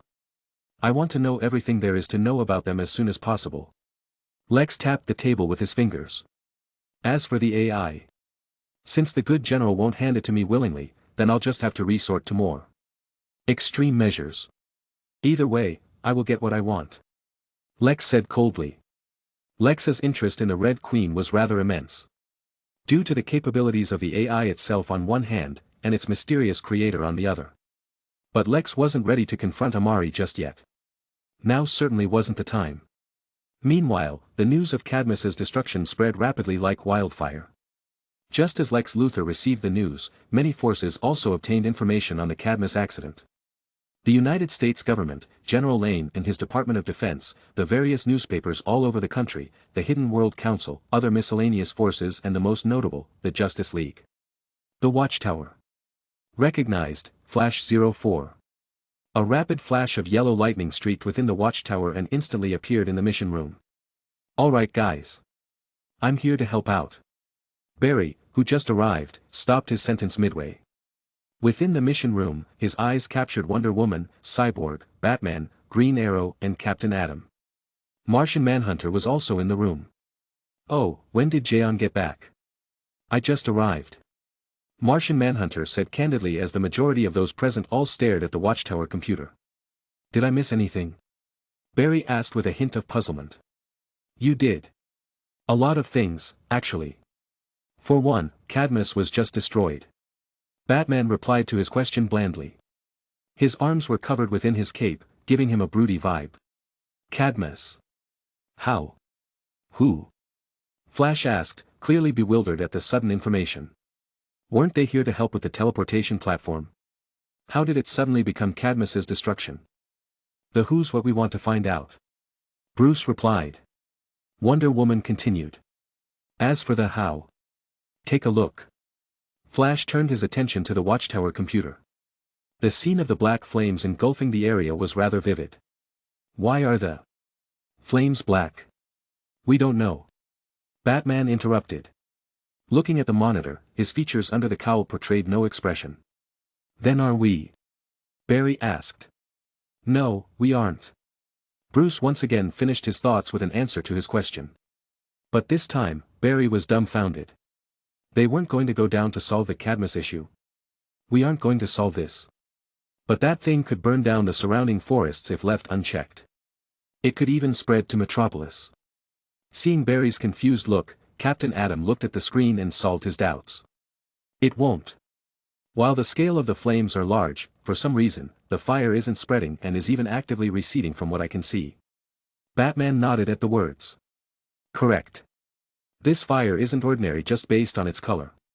I've contacted Zatara and Red Tornado. They're on their way to take care of it and will fill us up on all the details once they are there. The screen showing the Cadmus fire was minimized before something else showed up. For now, we have bigger fish to fry. The screen showed the meteor incident in Gotham City. A meteor descended on Gotham's outskirts. Right into the deviant's turf, and he didn't do anything to stop it. Batman began his briefing. Cyborg and I suspect that there's something special about this meteor. Something different from the other crashes around the world. Whatever it is, we have to investigate it. The expressions of everyone in the room were weird before showing mixed expressions. I don't know Batman. That's it. There isn't really much to go on here. Flash said with a wry smile. Many Leaguers had known about Batman's monitoring of Amari's territory. I agree with Flash. We can't really make a move just based on the fact that a meteor crashed into his turf. John added. I would agree with you. If satellite imaging didn't show this. Next, Bruce showed them the momentary swirl in the meteor's path and the abnormal change of trajectory. The expressions of everyone condensed slightly. The reaction is small, and the swirl is almost unnoticed. It could be an atmospheric phenomenon, it could be intentional, it could be something else. I know Amari's case is rather sensitive, leaving us unable to act in full regard, so I used the Watchtower hyperscope to examine the meteor surveillance. Turns out. The paused image of the flaming meteor turned blue, followed by the screen altering to show several outlines. Soon, an outline appeared in front of them. It wasn't a full picture, and it was rather blurry, but it was enough to make their expressions shift. It's not a meteor. It's a spaceship. Bruce finished solemnly. You've got to be kidding me. Flash exclaimed. Frankly, I wish I were, but that's not the case. Bruce replied. The meteors that fell around the world were mostly space debris, alongside destroyed parts of the alien mothership. We destroyed the ones we could get our hands on. As for those the world governments got to first, we can only stand with our arms crossed. Nevertheless, all those were just pieces. This. He pointed at the image. Is definitely not from the Central City incident. My guess, it's something else. And our extraterrestrial resident has a keen interest in it. I don't know about you, but I smell trouble. Bruce didn't say anything more, but just stood there and watched them. This matter wasn't an easy thing to solve. Do we have any idea what's inside? Diana asked. No. Bruce shook his head. Nevertheless, I believe this is enough for us to take action. Amari is already dangerous, the addition of whatever this thing is could threaten the world. Agreed. Bruce nodded. I don't know guys. With Amari's character, I don't think he's gonna just hand it over. We're probably in for a big confrontation. It doesn't matter. We'll be ready for him. Cyborg has the space blockade tech ready. Tornado and Giovanni will join us when they deal with the Cadmus incident. If Amari refuses to cooperate, that just means he has something to hide. Bruce said coldly. They soon all came to a unanimous decision. A few minutes later, the monitor room was empty save for a certain Oliver Queen, who was left behind on watch duty. TSK. Why am I always stuck on duty when the good stuff goes down? Green Arrow let out a disappointed sigh as he turned his attention to the Watchtower computer. However, his attention was quickly captured by an alert going off. Reading the message, Oliver was stunned before hurriedly running towards the med bay where Superman rested. Chapter 35. Justice League Public HQ. Hall of Justice. Washington, D.C. The silver-white moon shone brightly in the nighttime all over the city. Recognized, Batman 02. Recognized, Martian Manhunter 07. Two pulses of golden yellow light flashed within the Hall of Justice inner room, followed by the staunch bodies of two figures stepping out of the Zeta tubes. Bruce walked out indifferently, his arms covered underneath his cape, while his face portrayed nothing but seriousness. Following behind him was the Green Martian himself, John Johns. Looking around, he instantly recognized the familiar surroundings and guessed their current location. Nevertheless, the fact that they were here left him slightly puzzled. Batman. Why did the Zeta tubes bring us to the hall? What about the rest of the League? Why is it just the two of us? He asked in an attempt to clear his puzzlement. They had just finished discussing their next course of action to take against Amari. So why was the teleport location of both of them different from the other Leaguers? We need to do something before we get to that. And I need your help for some extra matters. The dark and broody voice of the Dark Knight resounded in his ears. Oh. Then what can I assist you with? He asked. Flash said something that I agree with.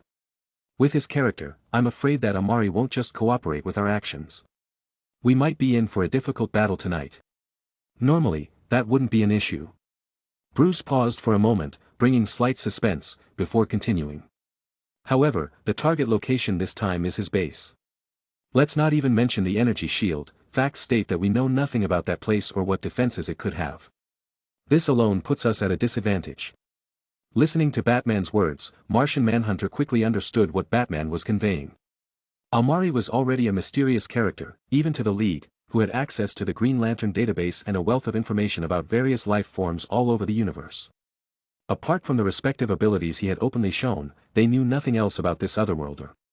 A fact that, honestly, Batman didn't like one bit. Now, they were about to invade into the said alien's private space. Batman didn't know about others, but the League's true headquarters, the Watchtower, had all sorts of defense mechanisms and powerful weapons systems designed to attack all unauthorized intruders on the spot. So did Superman's fortress. Hell, even his own Bat Cave had some security alarms, as well as a few high-tech traps set here and there for security purposes. And with such a large base, almost equivalent to a small city, Bruce wouldn't believe that the energy shield was the only form of defense Amari had within his territory. He wouldn't believe it even if he was tied up by the Joker and beaten to death with a walking stick. We don't know what he has in there. Without info, we are definitely going to suffer some losses. If we have to fight him within that place, our situation might get ugly. Bruce's tone was grim. The situation was quite similar to him battling the Joker within the latter's clown castle. A death trap in the literal sense. Bruce didn't dare to take such a big risk. Especially if his neglect could cause a Leaguer to turn out severely injured, or even worse, dead. The thought alone sent a slight shiver down his spine. Bruce was right to be concerned, as although satellite imaging could only show the surface view of the place, the whole city practically screamed the word futuristic. A series of worst-case scenarios had already played within his head several times over. Energy cannons, disintegrator rays, teleporters, meta-human dampeners, flamethrowers. If Amari had designed some traps against them, then they would find themselves in a tough situation if they got caught. What if they were teleported straight into a deep space the moment they set foot into the place? Or an endless space similar to the Phantom Zone? Or instantly bombarded with disintegration rays? Clark wasn't here, or else he would definitely add kryptonite guns and red sun tech to the list. Bruce would never underestimate his enemy. Instead, he would prepare contingency plans for contingency plans. The entire place could be a death trap. I don't know about you, but I certainly wouldn't want to engage him in his domain. If we aren't careful, we could get killed. He stated his mind, and sure enough, John frowned at his words. Reason pointed out clearly that Batman was right to be concerned. Fighting the enemy on his turf was plain stupid. So what are you thinking? We draw him out. Lure him out of his base and cutting off any possibility of him leveraging on external strength. Bruce proved time and time again that he was by no means a fool. To be honest with you, I'd rather not have to fight him if not necessary. Our goal is the spaceship and what's in it. If we can obtain it without having to battle him, it would be for the best. Amari was someone who could go toe-to-toe with Superman. Although both of them hadn't officially fought yet to determine who was stronger, Bruce had a rough estimate of Amari's physical capabilities.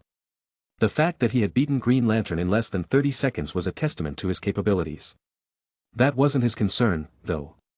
The League had heavy hitters within their ranks. Shazam, Captain Atom, Wonder Woman and even Martian Manhunter. The physical strength of these members, although inferior to the Man of Steel in a one-on-one battle, were enough to make even Clark helpless when facing them all together. Shazam's strength wasn't even inferior to Clark himself. At least, that's what the last data report on Superman said. That was a very long time ago. As for now, getting off track a bit. What truly gave him a headache was the additional abilities he possessed that they knew of and those they didn't know a thing about. Batman was confident, not arrogant. We split into two teams. One will lure him out of his base and use Cyborg's tech to shut down his teleportation ability. With his ability to escape hindered, we can hold him down long enough for the others to search his base. Once we find the spaceship and what's inside, then we can leave. Maybe take the opportunity to get some info on our alien resident. Once we're done, we leave, unless of course we find something we can't ignore. After all, we aren't planning on attacking him. As long as it stops there, even if he's angry, I believe he won't go too far. And if he does, then we'll take him down. Show him that his schemes won't always work for him. Perhaps get him to be a little more honest. Bruce finished candidly. This operation was something he was actually very much looking forward to. To be honest, in his evaluation, what all the capabilities he had currently shown, Amari was at best equivalent to Superman. And sure, Clark could take down other Leaguers in a one-on-one, possibly 3 to 5 at maximum. And that was considering if kryptonite wasn't used, and he didn't square off against magic users like Dr. Fate, Satara and Shazam. Wonder Woman at this point hadn't fully activated her divine power and was still a demigod with stronger physical fitness at best. Point being, in the face of more numbers on the opposite side with almost equal strength, even Clark could and would be subdued. The Deviant wasn't a Mazo after all, that needed 8 Leaguers to fight for 4 hours to finally dismantle. Of course, his was mainly due to the fact that the android could only use one ability at a time. In the final analysis, Batman had chalked Amari up to the same level of villains like Black Adam. I see your point. Quite frankly, I agree. But how do you plan to achieve that? John asked curiously. The League's relationship with Amari could already be described. However, Amari hadn't made any public appearances since he created his fortress more than a month ago. If there were no accidents, he should be within his base with the spaceship and whatever was inside. There's someone we need to see who can help here in Washington. He's the only person known to have contact with Amari apart from us. And I need you to come with me for some additional insurances. Bruce answered. You mean? John's mind buzzed for a second, and he immediately reacted. Bruce just nodded in agreement. Very well, let's go. Bruce didn't say anything else, turned around and began walking. The Zeta tubes brought us to Washington, I believe he should within the city. Correct. Bruce replied, and they said no more. Washington, D.C., penthouse. Sam Lane walked towards the miniature bar at the other end of the large living area with furrowed brows. He required a drink.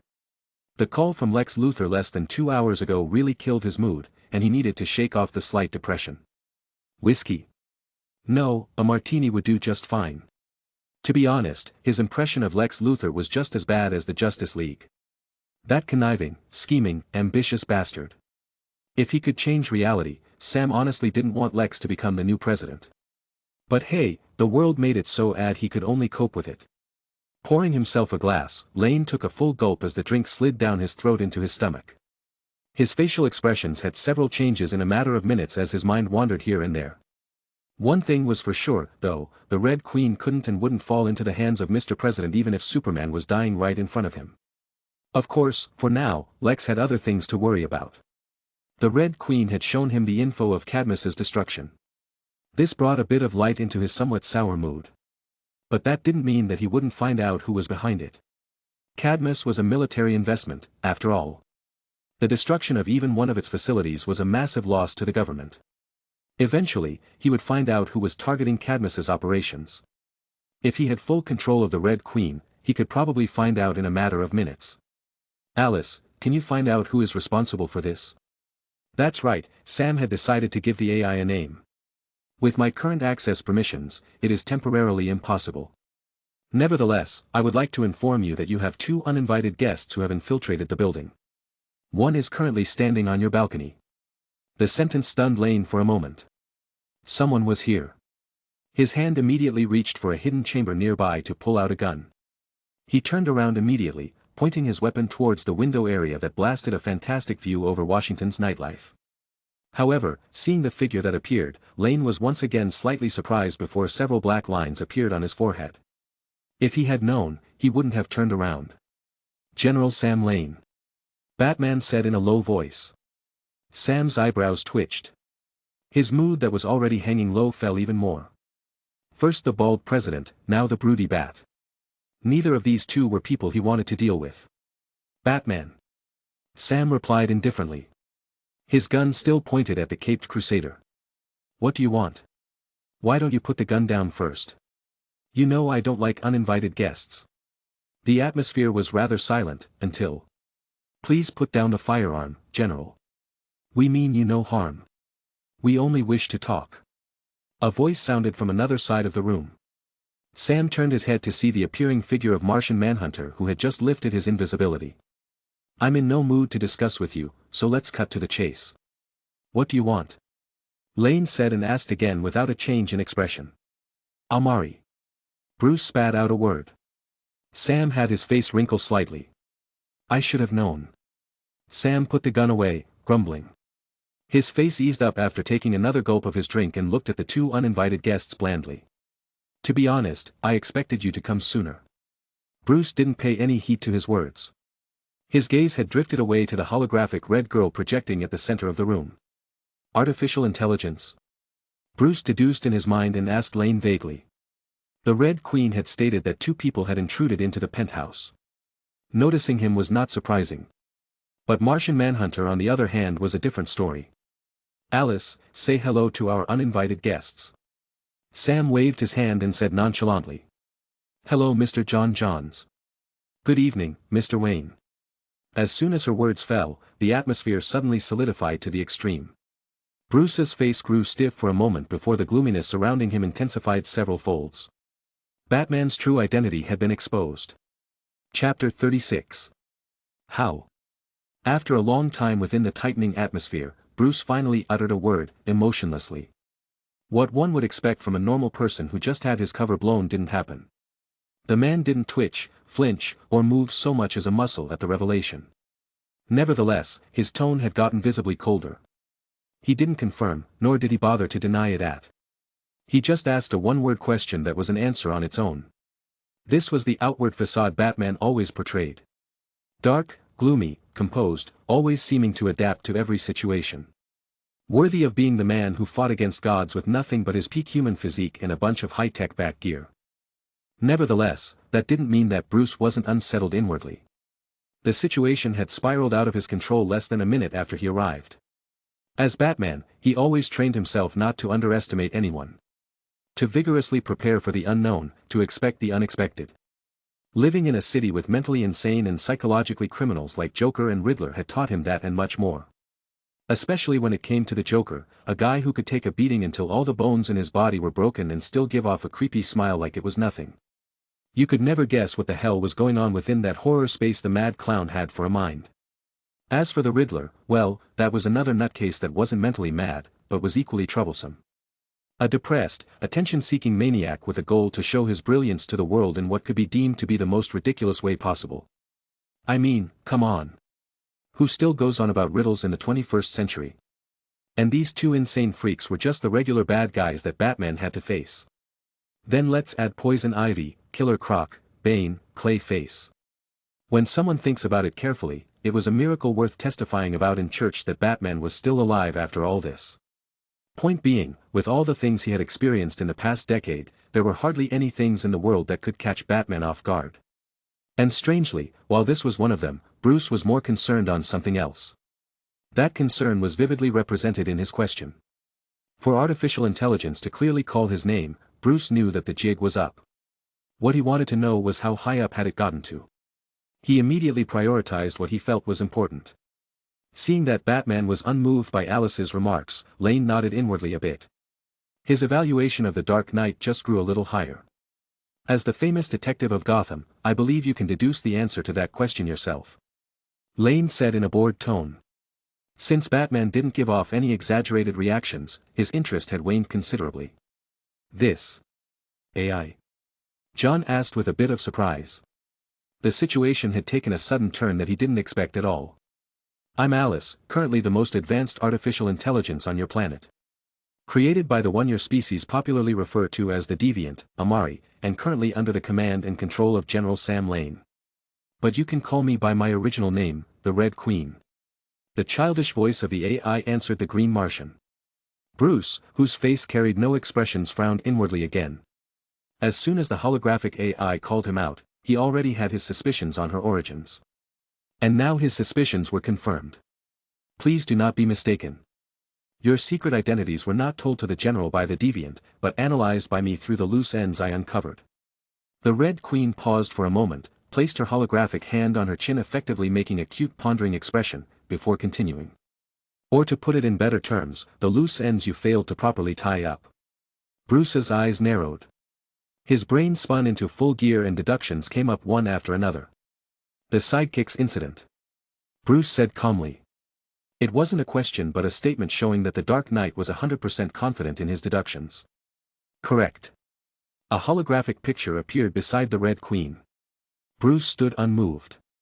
But also partially incorrect as well. However, the next word successfully threw him off his game a bit. The identities of the Justice League members were kept secret from everyone except themselves. There were even some who didn't know the true identities of others within the League. For example, those new additions who had just newly joined the League. As fresh recruits, they didn't have enough rapport and trust level with the rest of the Leaguers to fully know their identities. As although the Justice League liked to treat all members equally, in truth, social hierarchy and relevant status wouldn't change in any organization, no matter how good-natured the founders were. It was absurd to think a new addition would get the same level of trust and status as the founding 7 League members, or even those who came before them. Unless, of course, you already had a deep enough trust with the originals or had strong enough power to gain their attention. After all, not everyone could have the same power level as Superman. In the end, the one with the biggest fist always had the highest speaking status. Even until this moment, no one else among the League knew Shazam's true identity besides Batman, who found out accidentally. If that weren't the case, how could they let Billy Batson, a teenager, sit on the same level as the other 7? At one point, when his identity was exposed, the League even discussed ejecting him from the League due to his young status. But that wasn't the point. All League members knew the risks that accompanied their identities as heroes. So therefore, the number one rule in the superhero community apart from the famous, strictly implemented no-kill rule in the DC universe was to guard your secret identity tighter than a security team responsible for the safety of the president. This was more or less for their own good. If not, the villains you fought last Tuesday could come knocking on your door for a friendly chat before you get back home on Sunday afternoon. Batman was the staunchest supporter of this. He even emphasized it to Robin so much that the Boy Wonder didn't even let his teammates know his true identity during their initial meeting. For Superman as well, Batman hit this point harder than a construction worker on a payday. So for someone like Batman, it was impossible to leave any so-called loose ends. The others basically had a tight leash on their identities as well. Clark, who played Superman with an open face, couldn't even be recognized due to a pair of glasses. The only mistake they had ever made wasn't even theirs to begin with. The Black Ops Squad had used their abilities without donning their alter egos, effectively exposing the fact that they were the Justice League protégés. The League didn't blame them for it, nor did they have any plans on doing so. They were young after all, so it was normal for young people to make mistakes. Only this mistake was starting to look a little more costly. Alice didn't give the broody bat a chance to voice his doubts, as the holographic projection displayed a video. The video of the Young Justice team fighting Amari about a month ago. Only this time, their faces weren't blurred at all. The video paused, and 6 pictures appeared alongside various data and information. Robin, Aqualad, Kid Flash, well-known Justice League protégés, are famous enough on their own. The other 3 are relatively unknown since the Justice League made no announcement of their existence, nor have they been seen fighting alongside any League members save for the newly emerged Superboy who appeared alongside Superman to save a falling school bus on a collapsing bridge. But, based on the skills and abilities they portrayed, their respective mentors can be easily deduced. One of Superman, one of Green Arrow, and the last from you Mr. Johns. The Red Queen stayed towards Martian Manhunter. The later could only give a frank nod. I analyzed their pictures without their masks and ran them through facial recognition. After obtaining their identities, it was easier to perform a wider search to gain the identities of their respective mentors. Simply retrieving and filtering through all information on whom they have been in contact with since the day of their birth in their records, numerous things could be easily inferred. Combined with using complex algorithms to perform accurate predictions and calculations, the rest came easy. To be honest, it was easier than it sounds. Her voice was plain and contained cold, hard facts. And that is where the loose ends of the older generation come in. Barry Allen, a CSI working for the Central City Police Department, has some minor imperfections in his submitted reports on reviewing crime scenes. Almost as if he were actually there the moment the majority of them happened. His close relationship with Kid Flash, Wally West added together with the coincidence that Mr. Allen was struck by a bolt of lightning, the striking signature of the Flash if I might add, in the particle accelerator incident of Star Labs yet mysteriously survives and his awakening after being placed in a coma for 9 months also coincidentally matches the time period of the Flash's emergence seems too much of a coincidence. I believe you would agree with my perspective, wouldn't you, Mr. Wayne? The childish voice sounded in his ears. Bruce's lips subconsciously twitched. Yes, when explained like that, those were too many coincidences to round off. Quite frankly, at this point, he didn't like where this was going. And why did this AI give him the same feeling of that bastard alien, who in Bruce's professional opinion would achieve great success if he decided to become a lawyer. Oh right, this AI came from him. Apparently, even the product has the same aura as its creator. But Batman's mind barely lingered on that point for a second. A new problem had arisen, the Flash was exposed and so was he. Still, the Red Queen didn't seem to have finished. The situation of the following three actually lead to dead ends, however. Her evaluation of the junior speedster was over and the pictures of Superboy, Miss Martian and Aqualad enlarged. The identity of Superboy has no linkage to Superman apart from his origins, as the latter has not come into contact with anyone else. The Red Queen stated Superboy's situation candidly. Unlike the others, Connor was a clone of Superman. One that Clark honestly wanted nothing to do with at this time. Due to this, Superman hadn't contacted the problematic, moody teenager even after Batman's discussion with him and therefore, his identity was temporarily undiscovered. Bruce also realized this situation and for the first time ever, the Caped Crusader felt a little sweaty and breathed a sigh of relief. Thankfully, Clark was resistant to his idea at first and hadn't made contact. If Superman's identity was exposed, then. Moving on. The similar situation was emphasized on the other two. Aqualad was the protege of the Sea King, Aquaman. The latter's secret identity was no secret to the government at all, so it was useless. Although Martian Manhunter liked to disguise himself as a black guy occasionally, knowing his true identity was also worthless. John could easily change form to assume another identity anytime, anywhere. The threat against him wasn't that high. When it finally rested on Robin, Bruce at this point had already deduced how in his mind. After all, the fact that Dick Grayson was adopted by Bruce Wayne was no secret. Coupled with the situation of Gotham and the means of Batman, it was clear that only someone who had a lot of cash flow could be qualified to become the Dark Knight. Add that to the billionaire playboy Bruce Wayne suddenly disappearing for 5 years when he was younger and his tragic origin story, it wouldn't take a genius to put 2 and 2 together. Of course, now Batman had an urge within his heart. One to destroy this artificial intelligence at all costs. Chapter 37. So you firmly pursued the matter of our identities to the point of making a deal with the devil. Bruce looked at Alice indifferently. His vision switched to General Lane, who was watching all this like a bystander. Quite right, that is if you consider Amari a devil. To be honest, I was quite surprised when I learned the truth myself. Who would have thought that the legendary Batman was actually the equally legendary Bruce Wayne? The irony is astounding, if I do say so myself. Sam waved his hand with a flat face. Why? Bruce asked. The League has done nothing that requires you to treat us with such prejudice. Does the government fear us so much that they are more willing to stand with an outsider to guard against us? Precautionary measures, Mr. Wayne. Alice replied in Sam's place. The Justice League is a fronted organization made up of the most powerful individuals there are on the planet.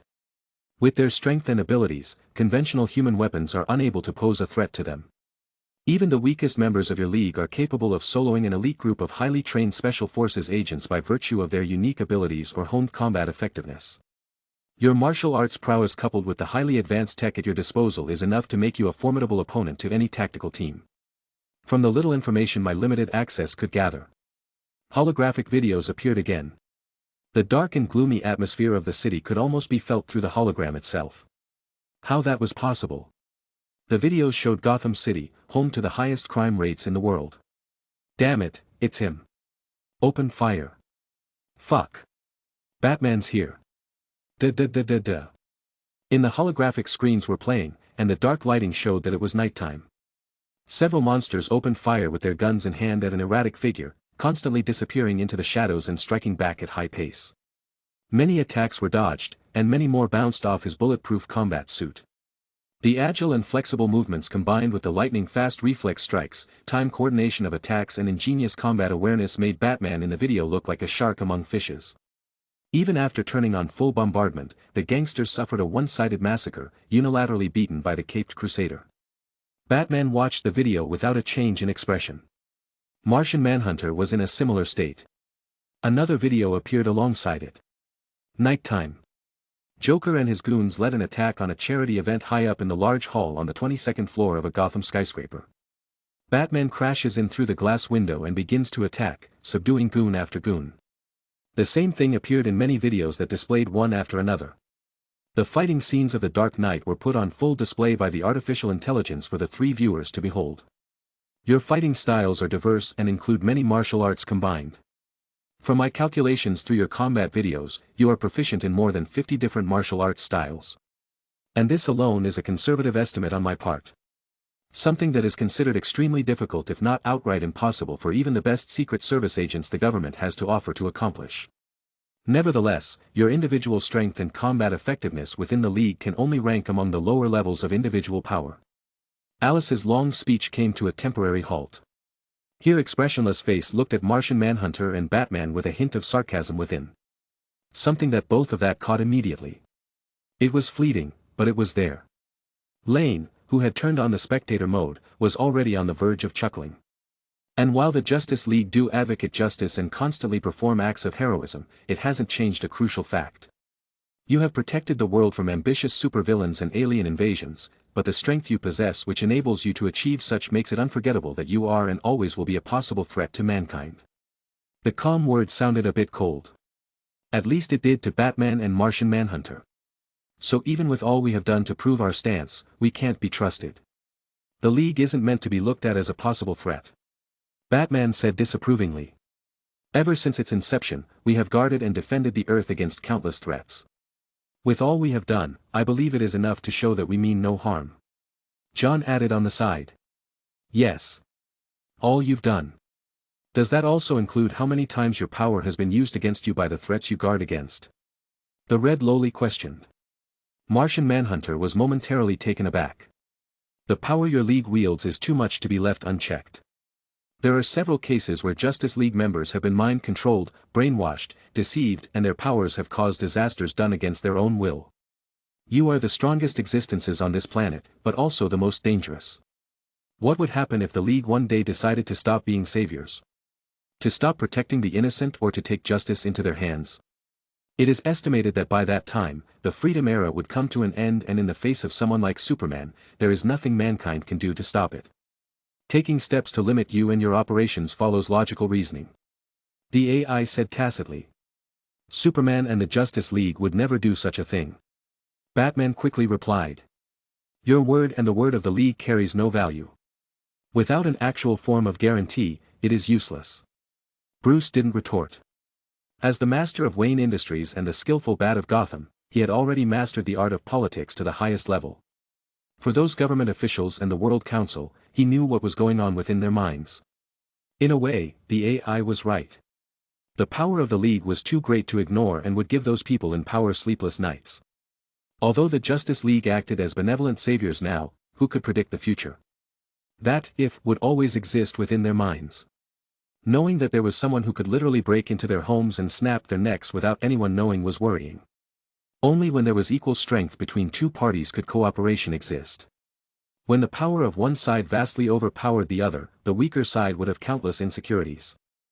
It was only normal to seek some sort of countermeasure against them. The same way, Batman kept precautionary measures against all Justice League members.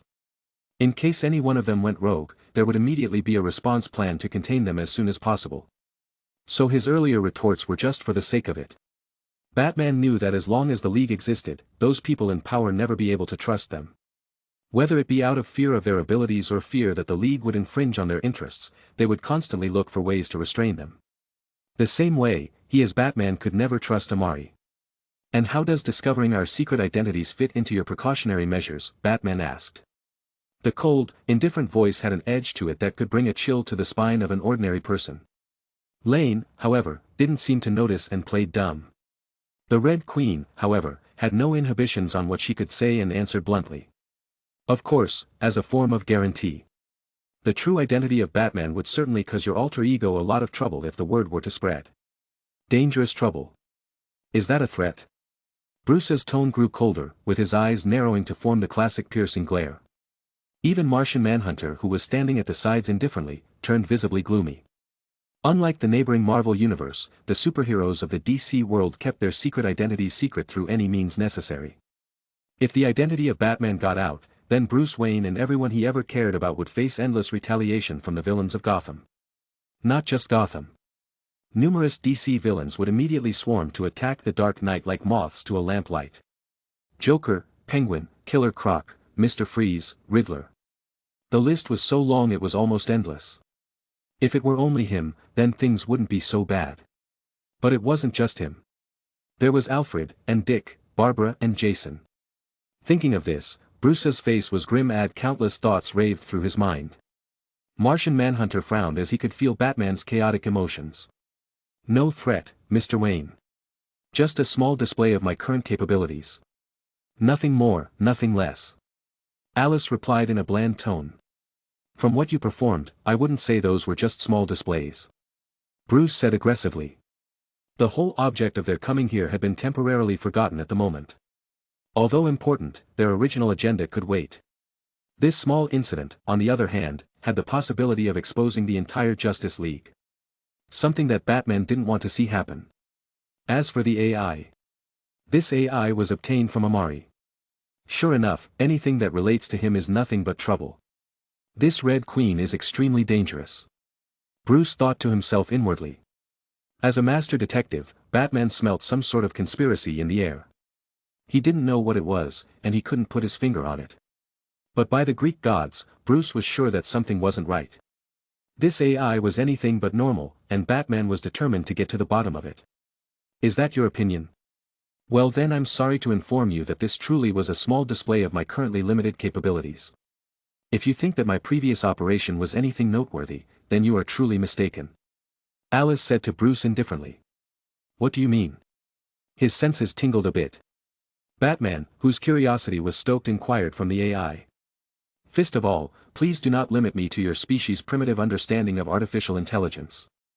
I am not just artificial life but fully self-aware and capable of understanding. My processing and deduction ability is several thousand times more powerful than the best thing your race can currently acquire.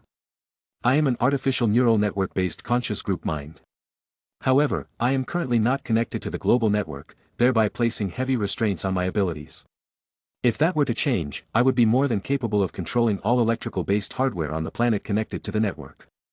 Traffic lights, electric cars, international stations, power plants, military hardware, airplanes, ships, submarines, the internet. I would be able to perfectly monitor all forms of communication that takes place, no matter how secure the line it is on. With satellite surveillance, no intelligence on the face of the planet would be able to escape my perception. Everything could be controlled, everything could be monitored, crime rates would drop to an all-time low, advancements in science and technological fields, global conflicts resolved in the fairest and simplest ways. In a few words, hooked into everything, destined to run it all. Compared to all this, Mr. Bruce, discovering the identities of your friends is a little triviality. Do you agree? The childish voice that sounded adorable spoke deafening words. John and Bruce but stood still, the words still ringing in their heads, placing them in severe shock. Bruce, on the other hand, felt the essence within that long delivery. As the paranoid man that he was, his mind effectively filtered the majority of what was said within that small lecture. Crime rates would drop to an all-time low, advancements in science and technological fields, global conflicts resolved in the fairest and simplest ways. All that part was directly thrown to the back of his mind, locked somewhere he would never remember it again. After removing all that, what was left was the part that caused the Bat of Gotham to experience the greatest worry he had ever felt since he learned of Amari's existence. No intelligence on the face of the planet would be able to escape my perception. Everything could be controlled, everything could be monitored. Hooked into everything, destined to run it all. At that moment it was as if Bruce had a vision. One where the entire world was overthrown by machines and artificial intelligence caused the extinction of mankind. After a long time of silence, Batman finally came back to his senses. His eyes gave off a piercing glare at the little red hologram, and his tone had dropped from heavily cold to downright frosty. So basically, you're the real-life presentation of the Skynet. Sam Lane. Martian Manhunter. I am not the Skynet from the Terminator movie, Mr. Wayne. The Red Queen replied while giving Bruce a subtle look. That's not the point. All you've said has led me to conclude that compared to Amari, you are an even bigger threat. One that Earth can't tolerate. Bruce said with extreme aggression as he took 2 steps forward. Currently, Bruce had forgotten everything else. His only thought right then was to destroy the AI, one way or another. The uneasiness deep within his gut had never been so strong in his life. Compared to when he was unfamiliar with Superman or his hostility to Amari, it was several times stronger. Numerous thoughts flashed through Batman's head, and all of them were the worst possibly conclusions he could come with. The Red Queen was right, she wasn't an AI, she was practically a weapon. One that could cause great chaos and destruction. Even if something like a robot rebellion didn't happen, based on her listed capabilities, the Red Queen would become a dangerous entity if she fell into the wrong hands. The League and all their secrets, their movements. All of it would be exposed. This was something Batman couldn't tolerate in the slightest, so his mind and body were in complete tactic understanding. Destroy the AI first, consider the consequences later. That will be enough of that. At that moment, Sam, who had been sitting on the sidelines, said in an incomparably cold voice.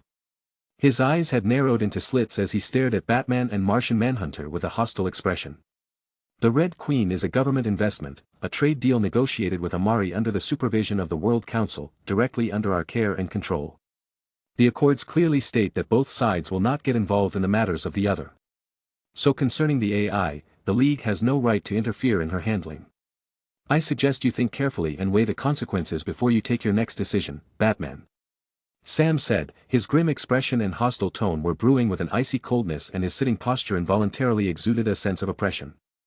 For people like Batman, this sense of oppression wasn't worth mentioning. Batman, calm yourself. Please remember why we are here. A hand was placed on Bruce's shoulder, effectively bringing him back to his senses. Bruce turned to look at John, who gave a faint nod, and then towards the cold-looking general, and finally rested on the AI. His aggressive momentum receded back to his originally indifferent nature. Now wasn't the time for this. Currently, they had other things to worry about. This matter isn't over. Bruce stated. Humph. Sam answered with a cold snort.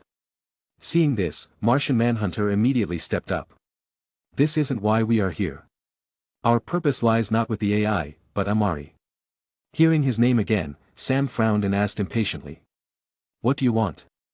We need you to help us contact him. Set up an immediate meeting. Bruce answered his question. Then why don't you just go to his base and have your meeting there? We don't want to meet him in his territory. We need him temporarily out of it. Sam heard the words and several thoughts appeared in his mind. In a matter of seconds, he could analyze a portion of their intentions.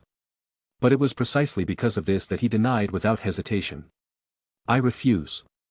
General Lane didn't like Amari. But he would rather not mess with him either. This was simply looking for trouble. Bruce stated after seeing the quick denial. I have something that will make you change your mind. Chapter 38. Washington, D.C., Penthouse High-Rise. A black shadow swooped down from the window of the building in the dead of night, descending rapidly like a black dot. If one looked close enough, they would be able to discern that the falling figure had a humanoid figure. Bruce, who was falling at a rapid pace, had no expression. His face maintaining that cold, indifferent look which provided no insights to what was going on within his mind.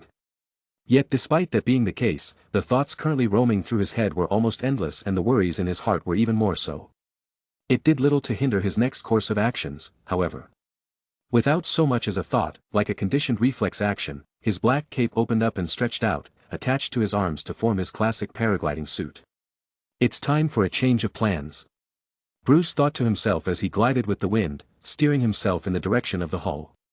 Back in the building, Sam watched the Dark Knight depart with a face quite similar to the caped crusader. His mature features showed nothing but calmness, hiding a multitude of thoughts within him. Was that wise, General? Alice asked with a questioning tone.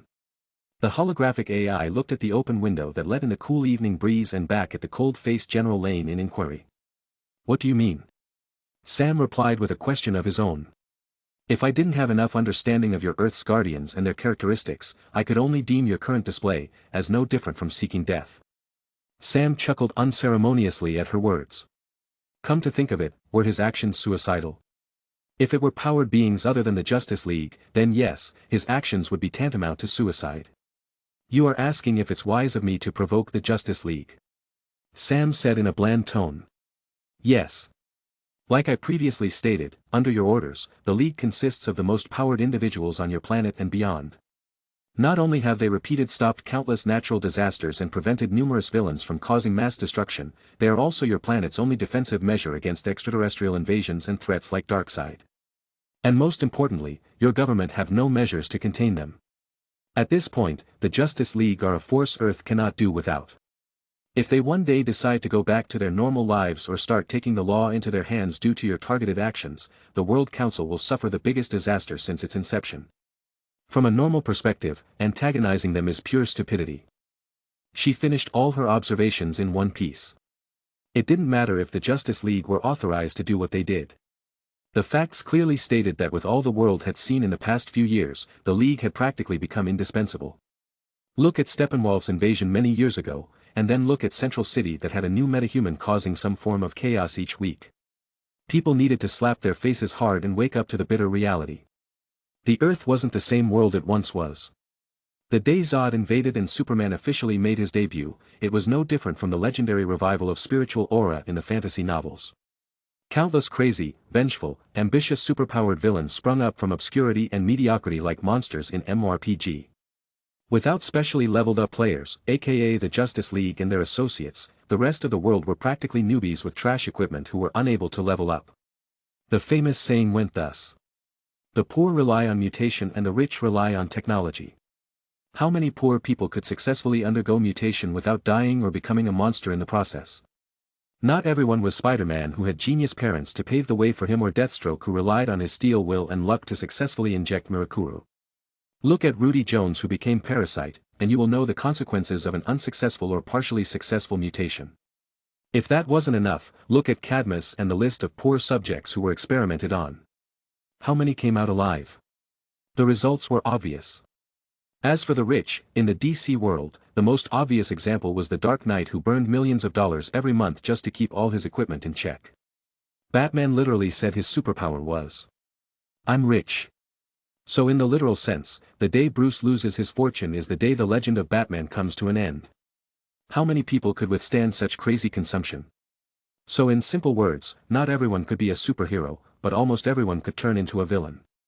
The day the Justice League all decided to hang up their capes, cowls, and tights to live completely normal lives would mark the beginning of the villain era. Or would you expect the regular law enforcement who were paid less than 60 grand a year and equipped with nothing but guns and batons to deal with superpowered criminals capable of exploding buildings with a finger snap? If you want an answer, look at Gotham's law enforcement before Batman arrived. "They don't pay me enough to deal with this shit." It is the standard motto of every Gotham Police Department staff, save for Gordon. Lane heard her words but did not reply. Partially because he knew perfectly well that everything she said was nothing but the truth, but the main reason was because, "That isn't my concern," Sam said coldly. "You don't have to worry about my intentions or that of the World Council. Besides, no matter how much truth the subject has to it, some things will not change. The world depends on the Justice League, and that fact is as much a cancer as it is a merit." His words ended, followed by the habitual finger tapping on the armrest of his chair whenever he found himself to be in deep thought. Sam Lane was many things, and a kind soul definitely wasn't one of them. On the one hand, he was a man who genuinely cares about the welfare of his country, so much that he would be willing to sacrifice his life if the situation calls for it. On the other hand, he was extremely arrogant, proud, selfish, self-righteous, and in many ways, brutal and insidious. In specific situations, he could be just as ruthless as Lex Luthor. For such a man, he wouldn't hesitate to use whatever means necessary to bring down those he deemed enemies. And for Sam Lane, who strongly regarded his country as his lifeblood, the fact that the United States and even the whole world was dependent on the Justice League and its members to save them at every turn was a problem on its own. The very concept that Earth's most powerful force were a group of people capable of destroying the world anytime they wanted to and that none of these people were under their control unsettled him greatly. The fact that there were aliens among them wasn't helping that case either. Sam's mind drifted back to when he was young. Born in the 1950s, into a military family. When he was a child, his father used to bring Sam and his sister to the movies every Sunday. During one of these occasions, they saw The Day the Earth Stood Still. Sam remembered how strongly impressed and terrified he was at that movie. It was also the catalyst which convinced Sam that extraterrestrials were the biggest threat to both the country and the whole planet, since their technology and powers could wipe out humanity in a few moments. The subsequent invasions and disasters did nothing more than solidify that concept. For the old general, Sam would never tolerate anything that could be deemed a threat to the United States. Anything and everything that could do so would be deemed dangerous by him as long as it wasn't under his control. The Justice League just so happened to fall into that category. They had powers far beyond human capabilities, they had technology capable of destroying humanity. The majority of them weren't even human. To be honest, Sam had little opinions on the actions of the Justice League. He cared little for their heroic actions and deemed them threatening regardless of whether they were dangerous or not. On this end, if Lane took second position, no one would dare to compete for first. This man stood on top of the list, surpassing even the paranoid Batman, Lex Luthor and Gordon Godfrey by so many levels. Precisely because of this, Sam wouldn't care what other people think. No amount of good the League did would change that fact for him. Not just the Justice League, but Amari as well. Don't look at his cooperation with Amari, but when it came to the matter of aliens, Lane had already regarded the deviant as a potential enemy who needed to be regarded with the highest level of caution. With his elitist views and what he had seen with his own eyes, Sam very much believed that Amari was someone much more dangerous than the Justice League. Having personal contact with him, no one in the world wanted to lock up the deviant and throw away the key more than he did. However, Sam was many things, but just as he wasn't a kind soul, he wasn't stupid either. The Red Queen was right. Earth at his point didn't have the ability to contain the Justice League, much less Amari. And to be honest, he was genuinely wary of the other party. It was okay to scheme against the Justice League, the chance of success was still possible, and even if their motives were later discovered, the League wouldn't attack them as long as it didn't exceed their tolerance limit. But trying to scheme against the latter. Sam's understanding of what humans called an early death was suddenly refreshed. With his understanding of the other party, Sam was sure that he wouldn't be as tolerant as Superman or even Batman. He would rather not get killed when he still had some more years to live. The cold evening wind was quite soothing, but Sam's face was particularly grave when a certain someone came to mind. Seeing that the temporary boss wasn't going to say anything more, Alice spoke up. "So are you going to do it?" Her question caused Lane to raise an eyebrow, before frowning and nodding with a cold tone. "Do it, let him know that Batman wants to meet him in Gotham. As for what? He'll figure it out himself," Sam said with a nonchalant tone. Actually, he might already know about it now. Sam thought to himself. Thinking of Amari's showed ability to see the future and the Justice League planning to set up a trap. Sam suddenly felt a bit of pity for Batman. "You poor souls. You have no idea what you are getting yourselves into. But what does it have to do with me?" Sam thought. The Red Queen asked again. "Are you really not afraid of my creator coming to settle scores with you?" Sam didn't even reply to that question. "I wasn't the one that schemed against him. I just fulfilled a request." Amari's arrival had given the old general some ideas. Cadmus wasn't bringing out fully productive results. The best they had ever come up with was Project KR, that was taken away by the Justice League. Currently, Lane needed suitable weapons to convert into playing cards against the Justice League.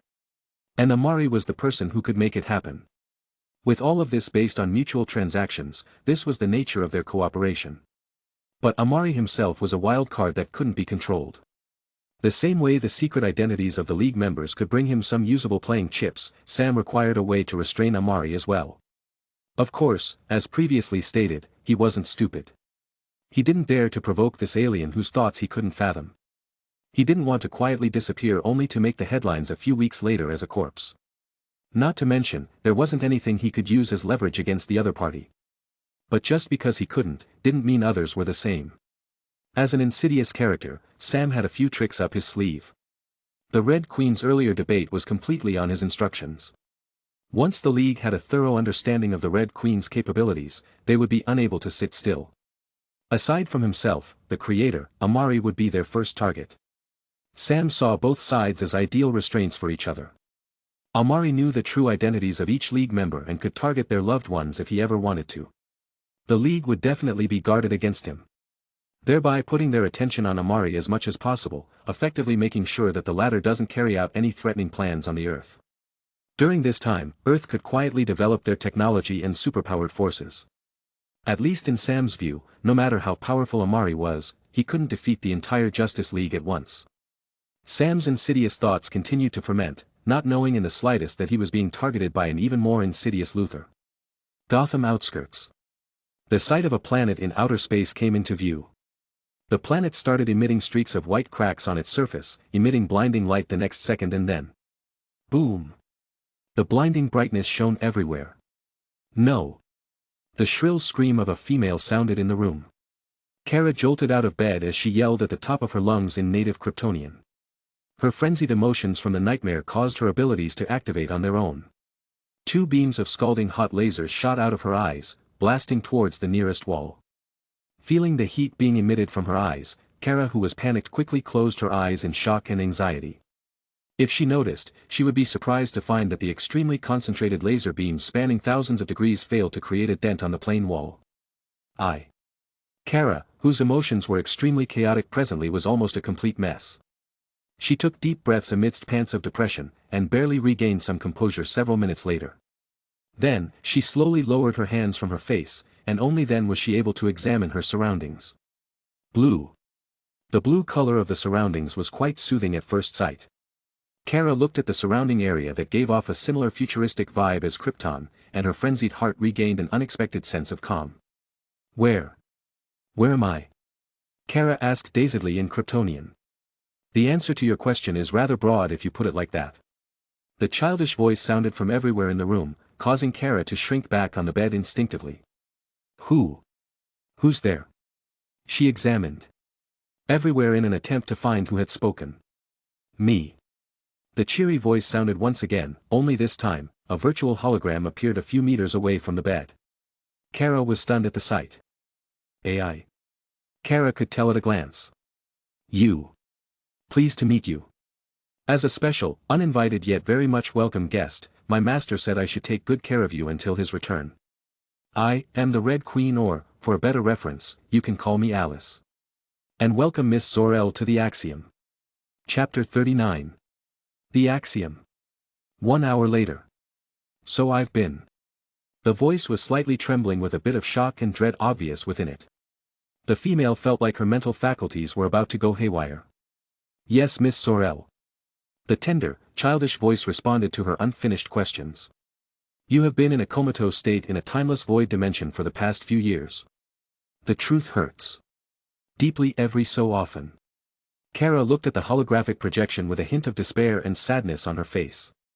The palm holding the sofa that she sat on clenched forcefully.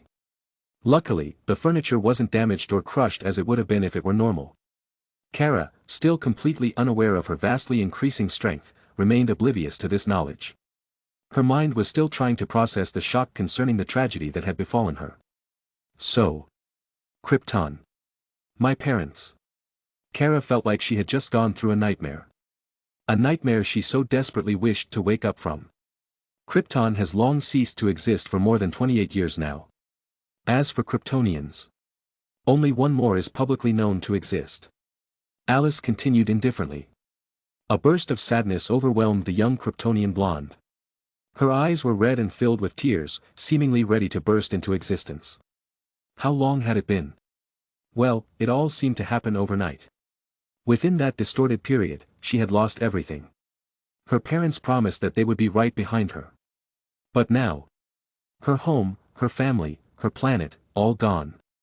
Presently, the blonde Kryptonian felt a strong urge to cry her heart out. The depression and sadness hit all at once, and she needed to find an outlet. Soft sobs echoed in the room, and the Red Queen did not interrupt. After a while, the sobs subsided. Kara looked at the artificial intelligence with red eyes. She forcibly restrained her complex emotions, and her mind spun rapidly to determine her next course of action. Although Kryptonians weren't known to be a cold-blooded race, that didn't mean that their thought process was similar to humans. Rather, their whole planet operated on a social structure which followed a complex code of rationality and order. Their emotional outbursts were greatly subsided when compared to mankind. So in a way, Kryptonians saw reality through the lenses of principles. This was clearly indicated in their actions of abandoning the natural process of childbirth and letting machines take its place. Kara and her family were one of the rare cases whose thinking process differed from the rest of their race, but not by too much. Unlike Superman, who was raised on Earth and practically had no Kryptonian traits apart from his DNA and heritage, Kara's 18 years on Krypton weren't meaningless. At the critical moment, the inherent rational instinct kicked in, causing her to suppress her emotions. Right now, Krypton was destroyed, her parents were dead, and now she was on a foreign planet with no idea what was going to happen to her next. As unlike in the original timeline, she didn't land in Gotham Bay and attracted Batman's attention. Well, she still attracted Batman's attention, but there was a significant difference. Similarly, Superman didn't appear to find out the cause of the disturbance upon her arrival, alongside the chaos that ensued because of it. How could he? Even if Kara had landed in Gotham Bay, Clark wouldn't be able to appear at the moment. After all, he was still comatose when Supergirl arrived. Apart from a select few or, more accurately, two. No one knew she even existed. Wait. You said there's one more. Another Kryptonian?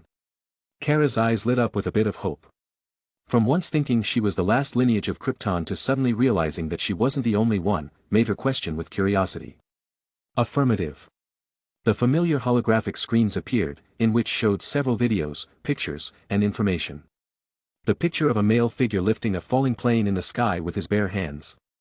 Videos of freezing burning buildings, stopping tsunamis, volcanic eruptions, press conferences, fighting villains, stopping invasions. All of these holograms showed the face, figure, even the rough silhouette of the handsome man dressed in red and blue tights. The written report's headline, the report videos, all of it was translated in Kryptonian. Kara could accurately read and understand all the information she was seeing. However, that exact fact left her in a bit of shock and disbelief. Especially when she looks at the picture at the center of all the holograms. Jet black hair, dazzling facial features, the sharp eyes that carried determination, firmness and a strong sense of awe-inspiring justice. The most eye-catching thing to her wasn't the magnificent feat of lifting such large objects disproportional to the body size or the varying abilities shown by the other party but the iconic, quite visibly large S logo on the chest area representing a house on Krypton she knew all too well. The House of El. Is that Uncle Jor-El? Looking at the somewhat familiar features of her uncle, Kara asked subconsciously with a bit of excitement. Was Uncle Jor-El still alive? However, the headlines on the videos and written reports said otherwise. Not Jor-El, the son of Jor-El. His Kryptonian name Kal-El of Krypton is lesser known and much less iconic than the identity publicly acknowledged by the Earth's masses. Superman, according to himself, is the last survivor of the Kryptonian race. Kal-El? The name was like a bolt of lightning in her mind, causing her disbelief to soar to the extreme. That's impossible. I mean, it can't be. Kara vehemently denied it as she shook her head. When I left Krypton, he was still an infant. The son of my uncle can't possibly be this old. Looking at the picture, Kara's words grew softer and softer. At this point, the clues could be seen clearly. The face that resembled her uncle was not only distinctively younger, but also had the features of someone else. Aunt Laura. Perhaps so. At that moment, a masculine voice sounded in the room, startling the young Kryptonian. Her eyes darted back and forth around the room and quickly settled on an area at the other end of the room towards her right. There, the surrounding space swirled and distorted. And a figure appeared out of it. But your cousin appeared on Earth 28 years ago as the infant you remember. You, however, have been trapped in the Phantom Zone for the same period of time. It's you. Kara said with a slight frown on her features as she saw the face of the first person she encountered after her landing. The fact that she had fallen unconscious at the other party's mere words left her with a subconscious bad impression. I guess so. Amari shrugged his shoulders indifferently while once again taking a good look at the Kryptonian female. Unlike when he left almost 2 hours ago, Kara wasn't standing before him naked but fully clothed in regular attire. Or at least, as regular as it could get. She wore a black and white sweatshirt alongside form-fitting female shorts. For an 18-year-old, she was surprisingly blessed with well-fitted assets in the right areas. Feeling the gaze of the other party, Kara frowned a bit more. Her body gave off distinct signs to her brain as if the man opposite her could practically see through her clothing. In truth, that was precisely what was happening. The only error in the logic was that he wasn't observing her due to her physical looks but due to her body structure. The Kryptonian bloodline was truly a gift. Even after being drained of so much blood without even realizing it, Kara didn't give off the air of an anemia patient. Kara's POV. If there was one word I could use to describe my feelings right now, it would undoubtedly be chaotic. Now this stranger had arrived, leaving me much more unsettled. Looking at his face which held surprisingly gorgeous features. Possibly too gorgeous. My wariness unknowingly decreased by several notches. Nevertheless, that didn't mean much at the moment. I'll take it from here, Alice. He said to the holographic AI. The AI didn't disappear, but no more words were uttered. And then he dropped backward, and fell into a heavenly plush chair that hadn't existed a second ago.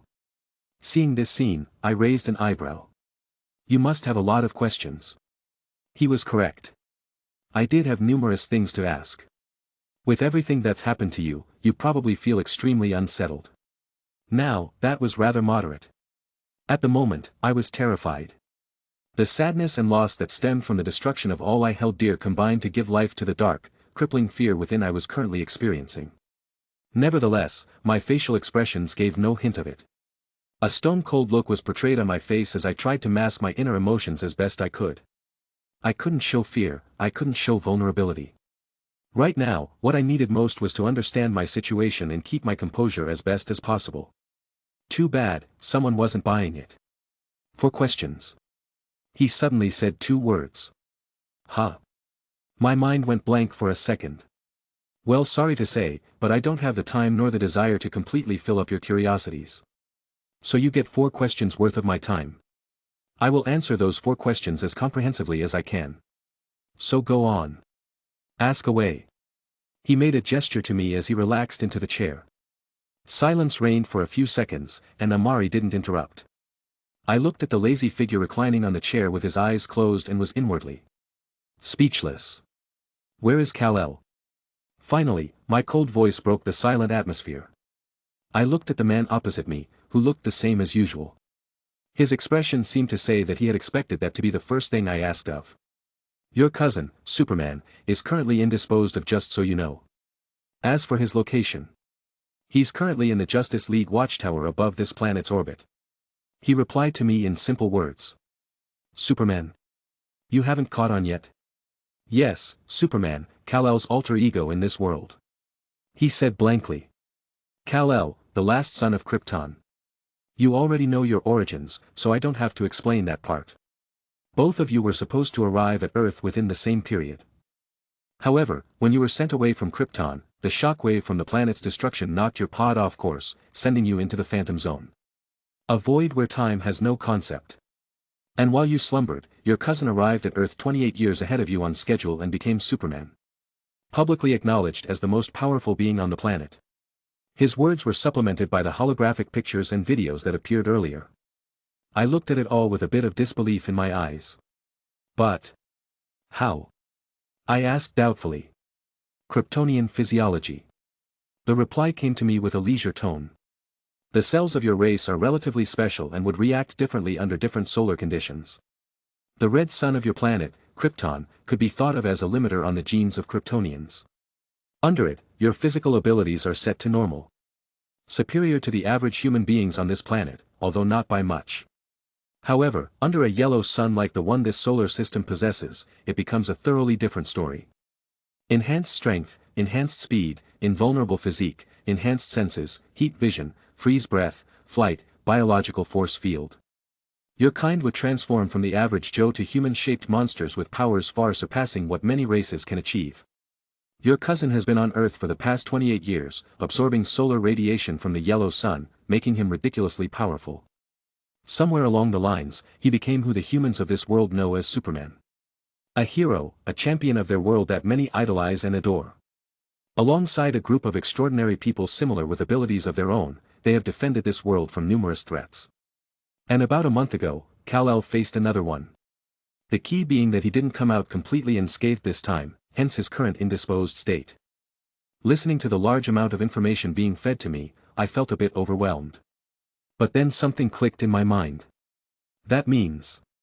Yes, that's what's happening to you. The radiation from the yellow sun is currently making your genes undergo tremendous changes. Hence, giving you abilities that you are in no way familiar with. Due to the little amount of time you have been here, the abilities you have access to are limited. Although you will be nowhere near as powerful as Kal-El in a short period of time, you should activate your full capabilities after a week of sunbathing at most. His words once again cut me off before I could finish. Honestly, it got on my nerves a little. Nevertheless, that had answered the doubts I had concerning what was happening to me. Ever since I woke up, my body seemed to be full of strength. So much strength. Last question. He said again with a leisure tone. Huh. I was stunned. Why did it suddenly become the last question? I had only asked one so far. I have currently asked 3 questions. Kal-El's condition, Kal-El's strength and your current physical condition. 3 questions in all. Last one, if you will. My mouth hung open in disbelief. Did those count as questions? Why the hell didn't you tell me? I took a deep breath, calming the brewing frustration in my heart. With both hands massaging my temples, I thought long and hard about what to ask for my last question. After a while, I raised my head up to look at his face, still sporting that nonchalant look, and drew in a breath. What do you want with me? General POV.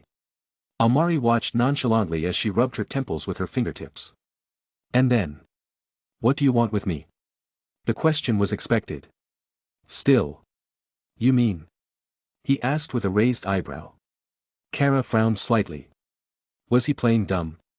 Now that I'm here, what do you want with me? She asked in a cold tone. Judging from your words, you know who I am, where I'm from and the origin of my arrival. I don't believe that you have no ulterior motives. And I doubt you will allow me to leave this place. Kara said word by word. She had figured this out the moment the AI uttered her name and explained what had happened to her. Some things which she didn't even know herself. This information was clearly impossible for others to obtain. The truth concerning Kal-El's situation was questionable to a certain extent. However, Kara was sure that whoever this man was, he knew she was coming. This alone left her quite startled, but now was not the time to ponder how it was possible. She wasn't a naive little girl who would think that others were subconsciously good-natured. This man opposite her definitely had some unknown intentions. If what he said concerning her cousin was true, then was he planning on using her against her cousin? Was he one of Kal-El's enemies? Various thoughts brought her mind. Honestly, you're thinking too much. Hearing her words, Amari shook his head. I have no desire to keep you here any more than you want to stay. Just say the word, and you can leave whenever you want. His words left the blonde dumbfounded. She subconsciously thought that he was being sarcastic. But she couldn't see any trace of sarcasm on his face. After a while, she asked in doubt. You aren't kidding. Just say the word whenever you want, the Red Queen will teleport you to the other side of the dome immediately. Amari answered casually. Kara looked a bit sluggish. Was she truly misunderstanding things here? Or would she be teleported into some kind of death chamber as soon as she said the words? A deep frown was etched into her face as she scrutinized the expression of the other party for a long time. Finally, she gave up. The latter's expression didn't change one bit. So you don't have any ulterior motives towards me? Kara couldn't help but ask doubtfully. Not anymore. I already have what I want. Amari shrugged. And what would that be? The genes within your blood. Kara, you're truly thinking too much. I have no desire to keep you here to use as some kind of leverage against your cousin. Honestly, he isn't qualified to let me do so. Kara's heart shook, and then the frown on her face intensified. Her blood. That however doesn't mean someone else won't. Suddenly, his voice turned solemn, shaking her awake from the numerous thoughts in her head. What do you mean by that? Kara asked with a bit of urgency. For some reason, she had a sense of unease at his tone. Amari looked at her calmly and replied. My situation is a bit special. To put it in simple terms, this base of mine is under strict supervision by many forces on this planet. The enemies of your cousin and his little hero group constitute the majority of them. Kara listened to his words. She swore that she could see amusement within his eyes. The recent arrival of your spaceship drew their attention even more so. They don't dare to come in and ask directly, of course, so no one knows of your existence on this planet apart from me. That however, will change the moment you step outside my territory. His lips turned upward slightly. You can leave if you seek to locate your cousin, Kal-El. If you're lucky, the Justice League might discover you before anyone else, and after going through a series of identity checks, a lot of suspicion, and training to let you have control of your currently uncontrollable abilities, you will reunite with your long-lost cousin. If you aren't, someone else will come to capture you the moment you are 5 miles away from the energy shield. As for what they will do to you, well, let's just say it won't be anything good. Amari finished while thoroughly observing the expression of the blonde female, whose face was changing faster than a New York minute. The amusement on his features were extremely obvious without the slightest intent to conceal it. Kara at this moment was truly frightened. She looked at Amari's expression and there it was. It was practically written all over his face. He was enjoying her predicament. Don't believe me? He raised an eyebrow in question. I can show you. Then, his eyes aligned straight with hers. The next moment, for Kara, everything went dark. Barely a second passed by and Kara, who was still normal a second ago, had her expression distort. A feeling of weakness hit her which she couldn't explain, and she clasped her forehead. Mental exhaustion. Amari still looked the same, while Kara's face was a bit pale. Those were some of the most likely possibilities. I don't think you want to see more. Saying that, he looked at her intently, startling the Kryptonian a bit. I've taken something from you, and it's my principle to always offer an equal exchange. I caused your ship to appear in my base, so until the moment you decide to leave, I will be fully responsible for your well-being. Amari wanted to say more, but at that moment, there was a timely interruption. Forgive my interruption, Master, but there's something you should know. Alice said. Oh, what's it this time? General Lane has a message. Batman wants to meet with you. Huh? Amari exclaimed in slight surprise. He raised his head for a split second, staring at nothing but air, before a smirk appeared on his face. A chuckle escaped from his lips before turning into full-blown laughter. Kara, who had regained herself, looked at Amari, who was laughing a bit wildly, and surprise appeared on her face. The next moment, Amari turned his head to face her. Hold on for a minute, I'll be right back. Then, he disappeared from his seat, and so did the seat. Chapter 40. I have a significant question here now. So it goes like this. What would you do if you had the capability to stand on top of the world for real, the potential to become an apex creature in the multiverse, and yet surprisingly had no particular interests and desires you wanted to enact? You had the strength, the power, you could be a tyrant, be a ruler, a conqueror, a ROB. You could be a guardian, protecting multiple dimensions as your territory, or an enslaver who makes subjugating worlds a side hustle. You could be anything you wanted just based on your desires, yet had no desires to speak of whatsoever. No aims, no goals, no ambitions. Nothing. Not even wants. No need for admiration, no desire for fear, no thirst for vengeance, no longing for love, no particular drive. I mean, was it humanly possible? To have so much power and yet have no purpose? Maybe it was, maybe it wasn't. But then again, I wasn't human to begin with, so what did it matter? As a being whose body wasn't even created through the natural cycle of reproduction, it would be strange if the concept of human desires applied to me.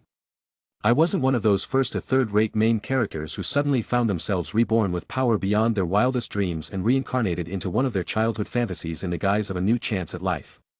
Point being, I didn't have the urge to suddenly right the wrongs I had seen in my favorite TV series, verify suspicions I had concerning stories, decide to eliminate a villain just because I found them disgusting, or gather all the prettiest females I could think of from my past life and fulfill every man's wish of becoming a harem king. I technically wasn't even human, and even if I was, I would be less than 3 months old. I didn't have a past life, I didn't have any unfulfilled wishes due to hyperactive imagination. Currently, apart from more energy, which was the only thing that was never unwelcomed, and my initial desire for a definite form which was already completed, I quite literally wanted nothing.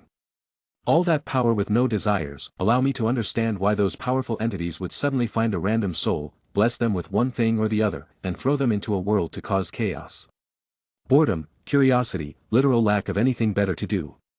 They were either powerful enough to have everything they wanted and saw no interest in going about enslaving universes, or they just lacked the necessary human emotion and saw such endeavors as pointless tasks. Why would gods feel the need to subjugate ants? Only beings like Darkseid and Trigon, who still needed dimensions to increase their power ever so slightly, would engage in such tasks. Do you ever hear about the one above all and the presence going about enslaving dimensions? Why those beings created their respective multiverses was known to them and them only, but if you were to attribute it to anything, it would most certainly be boredom. I was currently in a similar state. Like stated earlier, I truly didn't have anything better to do at the moment, which was why I decided to meet with Batman, even after knowing everything that was about to happen. It wouldn't make a difference anyway. And so I left. Teleported straight from the Axiom all the way to Gotham City, a few miles away. Gotham's nightlife had never been quiet. No matter what, you could always count on the sounds of gunshots, explosions, or some random shit happening within the middle of the night to let you know that something was definitely happening somewhere. Something you didn't want to know about. This city was just that chaotic. It was eating itself, and the surveillance blimps weren't helping the case in any way. But that wasn't my problem. Transversing through space, I appeared on the roof of a building that was rather decrepit in the lower slums of Gotham. It was an abandoned factory with no life signs within hundreds of meters. Fairly isolated. For a trap, it's a bit conspicuous. Just right to make sure that civilians don't get hurt in case there is an incident. Practically deserted and could make someone suspicious. But this could just be thrown on Bruce's weird meet-up placing. He's here. Ready your positions. I heard the distorted voice below me say in a hushed tone. Probably to the comm link to other leaguers. Like expected, an ambush. They were trying to mask their presence as much as possible, so I wouldn't notice. How, might you ask? Magic. Zatara was here, cloaked with an invisibility spell, alongside Martian Manhunter. They weren't the only ones, though. Apart from Batman, who was standing out in the open within the warehouse, I quickly picked up the extremely fast fluctuations in a circular distance. The Flash, Barry Allen, was obviously setting up the space jammer. A set of spherical devices created by Cyborg using Motherbox technology, working on similar principles as the boom tubes. Only instead of creating portals, this one did the opposite, making sure no portal could be opened within its range by messing up the space nodes in the surroundings. Cyborg's original plan for this baby was to create a planetary shield. Capable of detecting and preventing any and all unauthorized teleportation into Earth's premises, effectively defending against Darkseid. It wouldn't just stop with Darkseid. This tech could also help Zatara and the rest of the Magic Society to defend the Earth from demonic invasions from other dimensions. Giovanni had mentioned this problem to Cyborg due to the mysterious dimensional disturbance which was clearly felt by all magic users on the planet. The Justice League had approved of it, even more so. After all, such unrestricted entry was something the League didn't want to see. Too bad, though, Cyborg hadn't been able to make it work on a larger scale. Mainly because the mass of the Earth was too large and the power source to keep such a contraption working 24/7 was something the League couldn't afford. Unless they decided to hook Captain Atom into it and drain him for all the energy he was worth. Of course, that was on large scale. For a distance of less than 1,000 meters, the jammer would work just fine. Still, if Batman relied solely on that, then he wouldn't be Batman. Zatara presently was gathering his mana and chanting a space confinement spell to create a double reinforcement. I have to admit, though, the magic power of this human was astounding. Casting such a spell required a lot of magic power, and such a large amount of magic power, even within a concealment spell, was as conspicuous as a blazing sun in front of my eyes. You could consider this as one of the abilities gained from my ability to absorb energy. I call it energy vision. Due to lack of information, even if I couldn't see the future, this alone would already expose their actions. Giovanni's magic power was quite noticeable. You could imagine what Shazam's would be like. Yep, Billy Batson was here as well. Hiding high up in the clouds, waiting for the signals to strike. As well as Green Lantern, Hal Jordan, and Red Tornado. Batman, Shazam, Martian Manhunter, Zatara, Red Tornado, Green Lantern. Minus Flash, who wasn't participating in the containment operation, that makes 6 Leaguers. Well, the Justice League truly thinks highly of me. Sending 6 Leaguers for a containment operation. Don't underestimate the number. You must know that right now, the League isn't as numerous as it would be in the future. At present, the number of official Justice League members totaled 19. Not even breaking the 20th mark. However, one important person was missing from this lineup. Knowing his situation, I didn't find it surprising. My body shuttled through space and appeared within the warehouse, a couple of meters away from Batman. Nice night for an ambush, don't you think so, Bruce? My tone was carefree without the slightest worry. The caped crusader stood there, his face indifferent, without any fluctuations. You noticed. It wasn't a question but a statement. There wasn't any shock or surprise at it either. Yep. I shrugged while making a gesture. Zatara might be able to hide his energy signature from Superman, but for me, it won't make a difference. Plus, the whole thing was suspicious to begin with, just starting from the message. And you walked in here anyway, knowing it was a trap. Is it conceit or confidence? Who knows? I've got nothing better to do for the time being. We'll find out what it is after this is all over, either way. Besides, you weren't betting that I would stay away after I got the message, were you? I asked with an indifferent tone. Bruce remained silent. This in its own way was a form of acquiescence. Bruce never expected me not to know that this was a setup. He would consider it weird if I didn't notice anything and walked in here blindly. The main point, he was expecting me to walk in here, full of confidence and recklessness, exactly like I just did. He knew a little about me from his brief examination of my character. In the face of such provocation, me not answering was equivalent to being afraid in his eyes. Not that I cared what he thought, but once again, I had nothing better to do, so why not just go with the flow? So tell me, Bruce. I asked nonchalantly with a bit of sarcasm.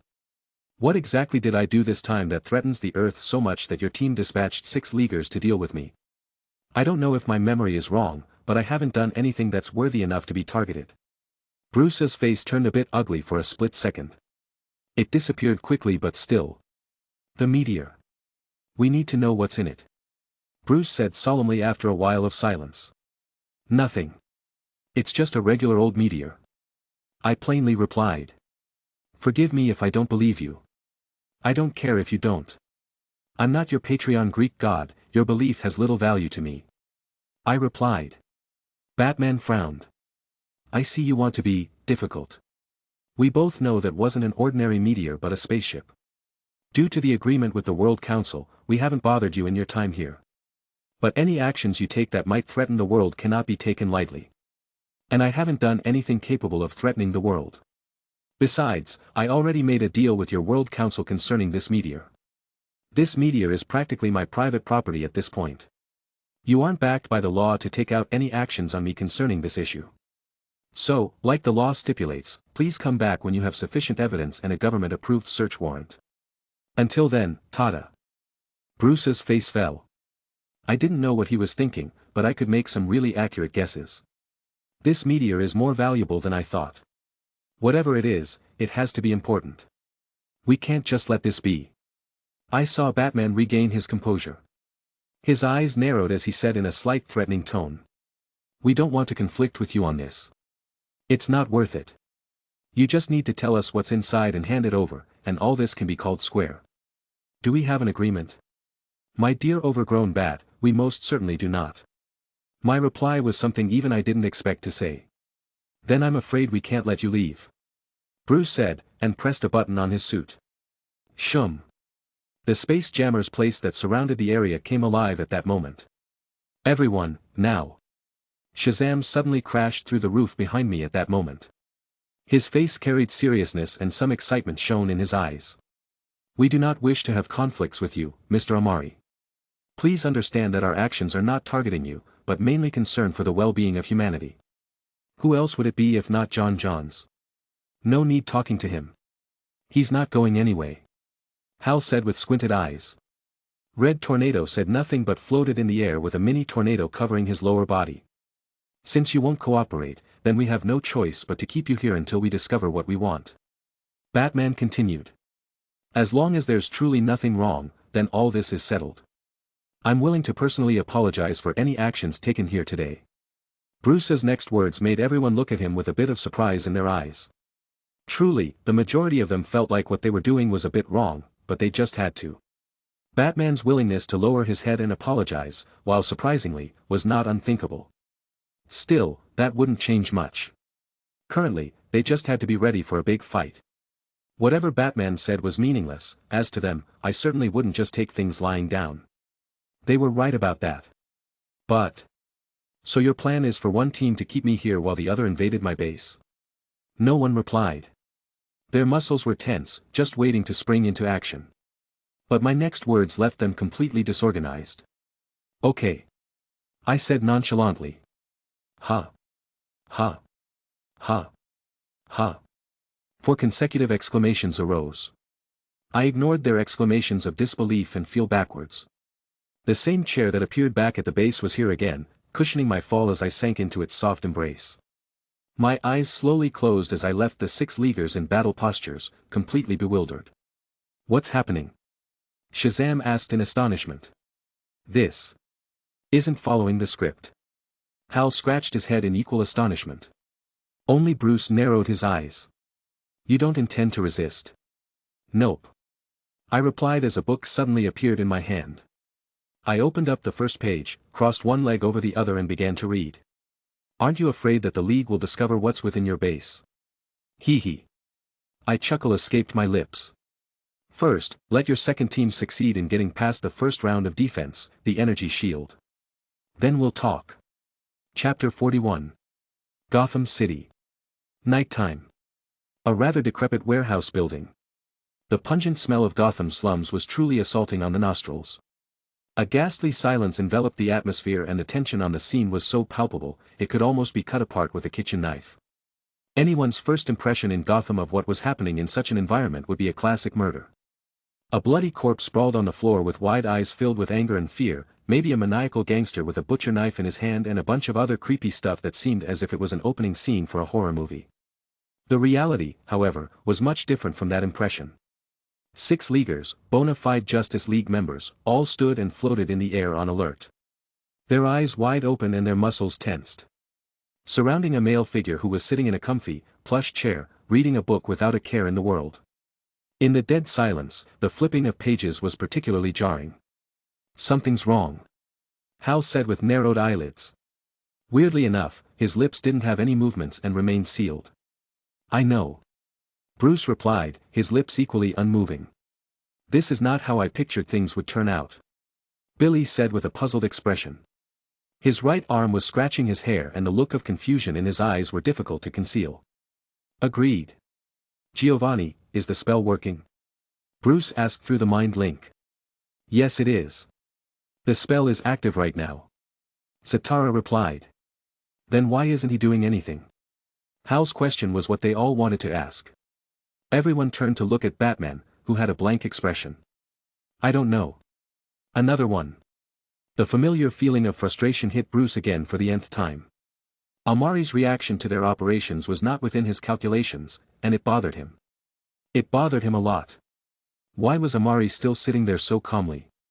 Did he really have nothing to hide? Was the meteor truly just a meteor? No, Bruce was sure it wasn't. Amari's character, Bruce, could confidently say that he had a certain level of understanding.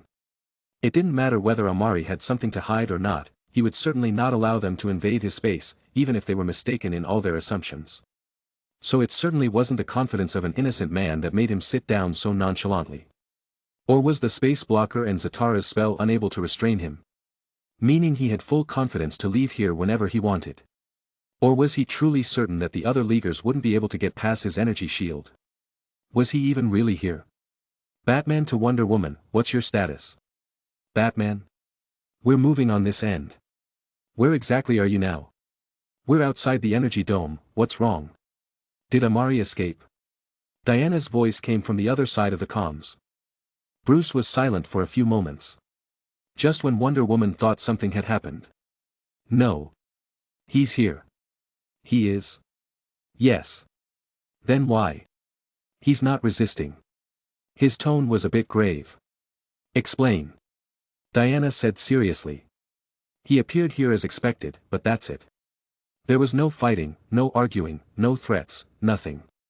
He's just sitting there as if it has nothing to do with him.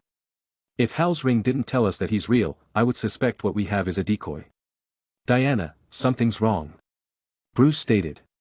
What are you thinking? I don't know. He might have some unknown tricks up his sleeve.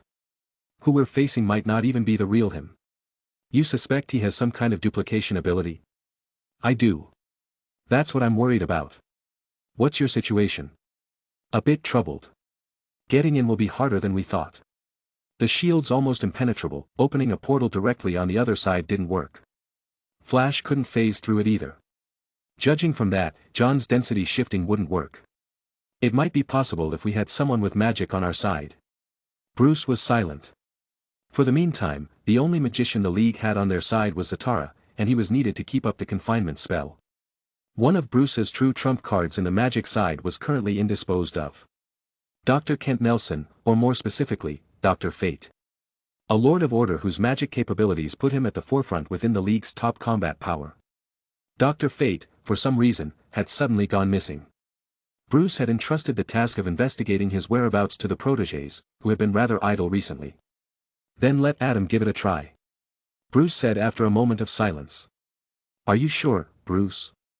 Diana's voice on the other end was a bit solemn. We're already here, we won't turn back because of a mere energy shield. Bruce gave a curt nod.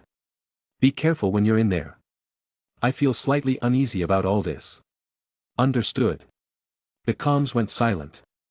Bruce took his hand away from his ear and looked at Amari, who was reading leisurely with narrowed eyebrows. The axiom.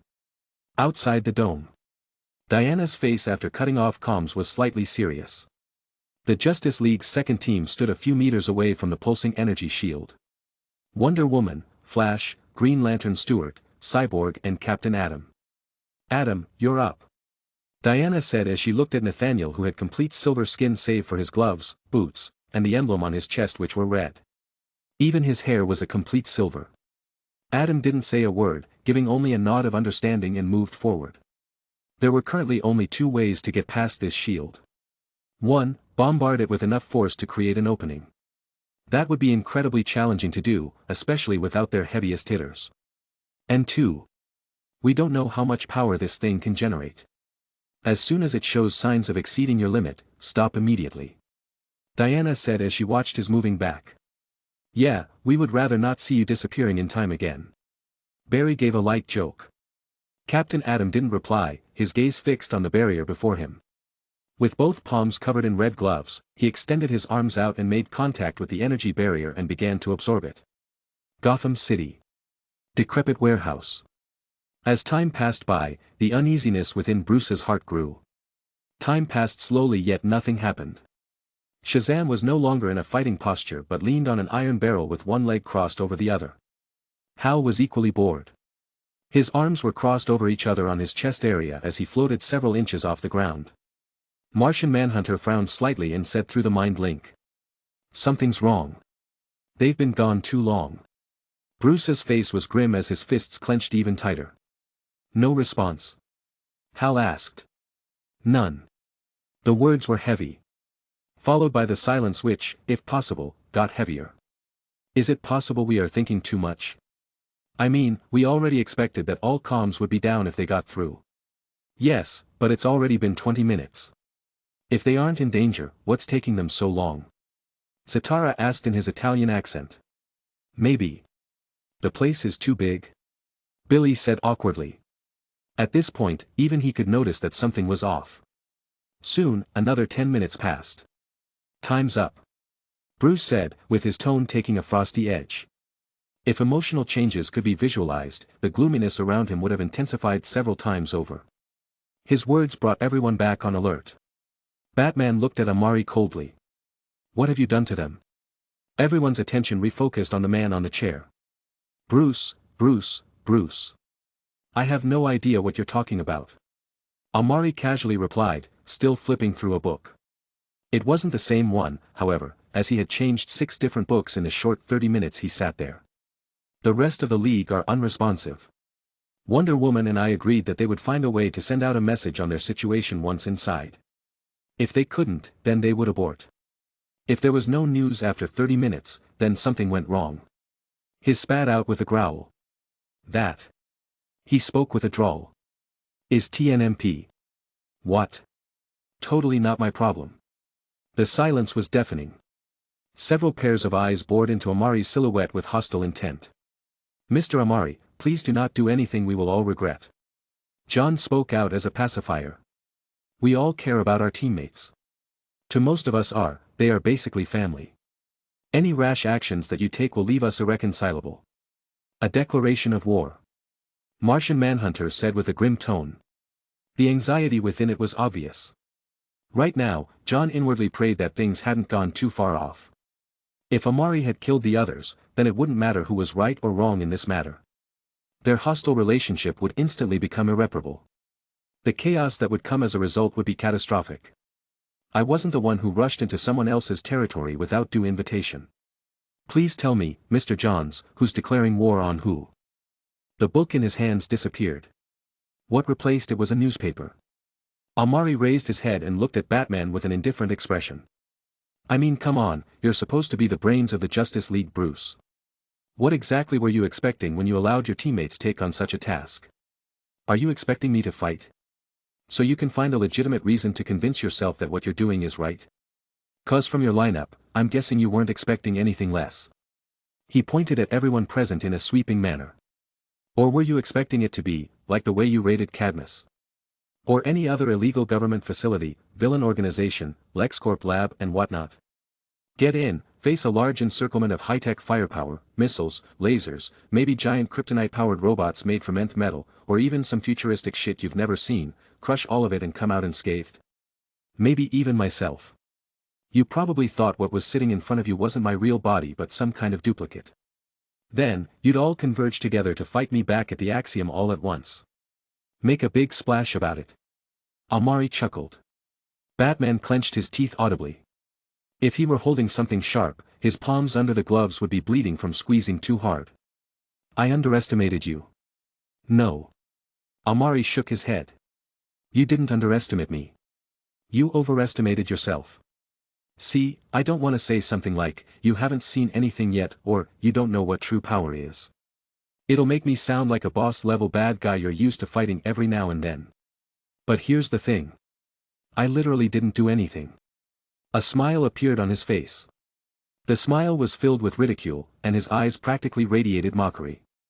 This was probably the first time that Amari revealed such human-like expressions. You did. Everyone's faces twisted to form different expressions. Mainly surprise, doubt, and disbelief. Don't understand. Then let's simplify it, shall we? His voice had a somewhat upbeat tone. Now, what do you think is the best way to hide something? Silence answered him. No thoughts. Then I'll answer myself. You see, in my opinion, the best way is to make sure the hiding place is somewhere that can't be reached by anyone but yourself. So when I built the Axiom a month ago, I knew that eventually, someone was going to come snooping around.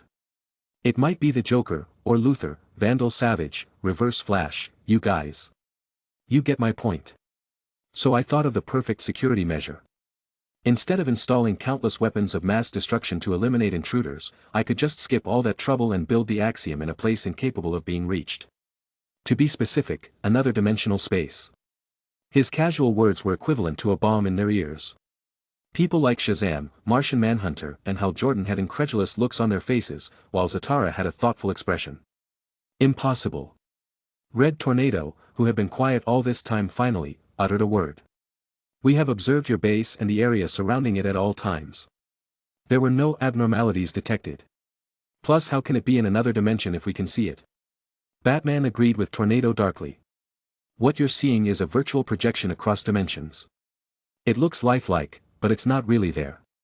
And the energy shield surrounding it is not just to prevent anything from going in, it also serves as a sort of trigger. The moment anything goes through it, a hole is torn open in the fabric of space, pulling anything close with tremendous force. When Captain Atom disrupted the energy barrier, there was a crack in the space fabric. My guess, your teammates were unfortunately sucked in with no resistance. He shrugged his shoulders. So you see, Bruce. I didn't lift a finger. You all agreed on your operation, so this was all you're doing. Bruce's face was gloomy. The rest of the League also had unsightly expressions. Tornado, go. Batman said to Red Tornado, who took off immediately without a word, heading back to the watchtower. Where are they? Hal asked with urgency. As a space cop, he knew that traversing space was extremely dangerous. Why are you asking me? I don't know. Amari didn't even look at the agitated lantern. His attention was fully focused on the newspaper, as if he had found something much more interesting than their present conversation. Too bad, Hal didn't have the mood to care about that now.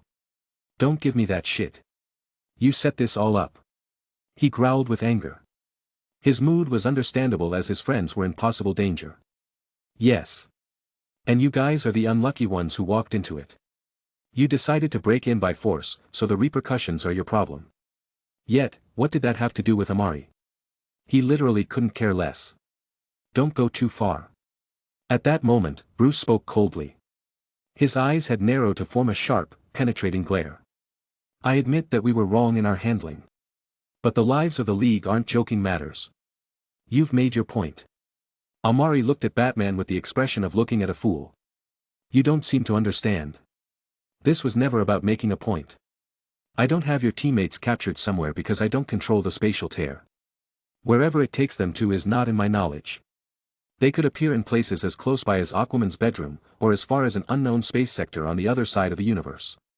If they're unlucky, they might just fall into Apocalypse, a parallel dimension or even a black hole. Some might get ripped to pieces in the spatial tiers.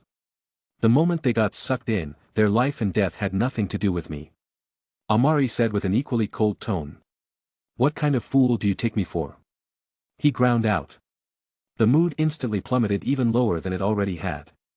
Apparently, Batman didn't like the answer he had given. Like I said, not my problem. Are we done here? 'Cause if we are, I'm leaving. Amari stood up from his chair, which disappeared. That is not an answer that we can accept. Zatara said while chanting an incantation. Retag 8 Sitsim Rewap. Chapter 42. Gotham City was a place where you learned to expect the unexpected to survive. What happened here every night for all of its residents was nothing more than the average weekday. Tonight, certainly, wouldn't be any different. Boom. With a loud bang, the roof of the dilapidated warehouse explodes. Dust and debris flying every which way, alongside several figures rushing out of the building that was already on the verge of collapse before this. The least eye-catching was a grappling line that shot towards the high ledge of a taller building. The dark figure of Batman swooshed through the window and out of the building just before the whole place caved in on itself. With incredible reflexes, superb skills and his grappling gun, he swung from one ledge to another before landing on the damaged road. The streets in these parts of the slum were exactly as how you would expect it. Like an abandoned construction site urgently in need of repairs. Bruce couldn't care less. He had barely regained his footing when something green burst out of the collapsing building at remarkable speeds. Ugh! The green silhouette hit the caped crusader head-on, knocking him back like a bowling pin, several meters away. Thud! Bruce crashed to the ground with a thud. Hal, who was thrown out on the other hand, bounced off the ground many times before slamming into a wall. Cracks similar to spiderwebs appeared on the point of impact. The Green Lantern let out a low groan. Well, I didn't see that coming. He meant it literally. The speed of the attack was too fast for him to react to. Thinking of this, Hal gritted his teeth in frustration. This wasn't the first time he had faced him, and just like back then, he was having his ass handed to him. Hal slowly lifted himself off the crash point. The small rubble that had fallen on his glowing uniform slid off as he returned his gaze to the hole he had made when he was blasted out. The warehouse was on the verge of collapse. Numerous cracks had appeared on the walls and debris fell with every passing second. I didn't expect you to. A nonchalant voice fell into Hal's ears. A figure leisurely stepped out of the hole that was formed due to the lantern's exit. Amari stood at a distance, his facial expression as flat as his voice tone. His right hand held a man dressed in formal attire which consisted of a white shirt with a red bow tie attached, over which there is a yellow vest, topped by a black blazer. Giovanni Zatara. Unfortunately, he was now unconscious. Hal's eyes widened when he saw this. Especially when he noticed that wisps of fluorescent lights were being drawn out of the magician. By the way, you should let him know if he wakes up. As the last fluorescent energy was drawn from Giovanni, Amari casually tossed the Italian on the floor like discarded garbage. That magic doesn't work on me. Seeing Zatara unmoving, Hal burst into a flood of rage. Ag! Bursts of dazzling green willpower emerged from all over him. He stretched his right hand forward and supported it with his left hand.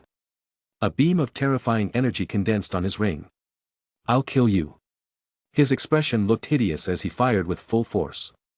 The green energy beam traveled at an astonishing speed, locating Amari, who didn't even bother to dodge and firmly slammed into his chest.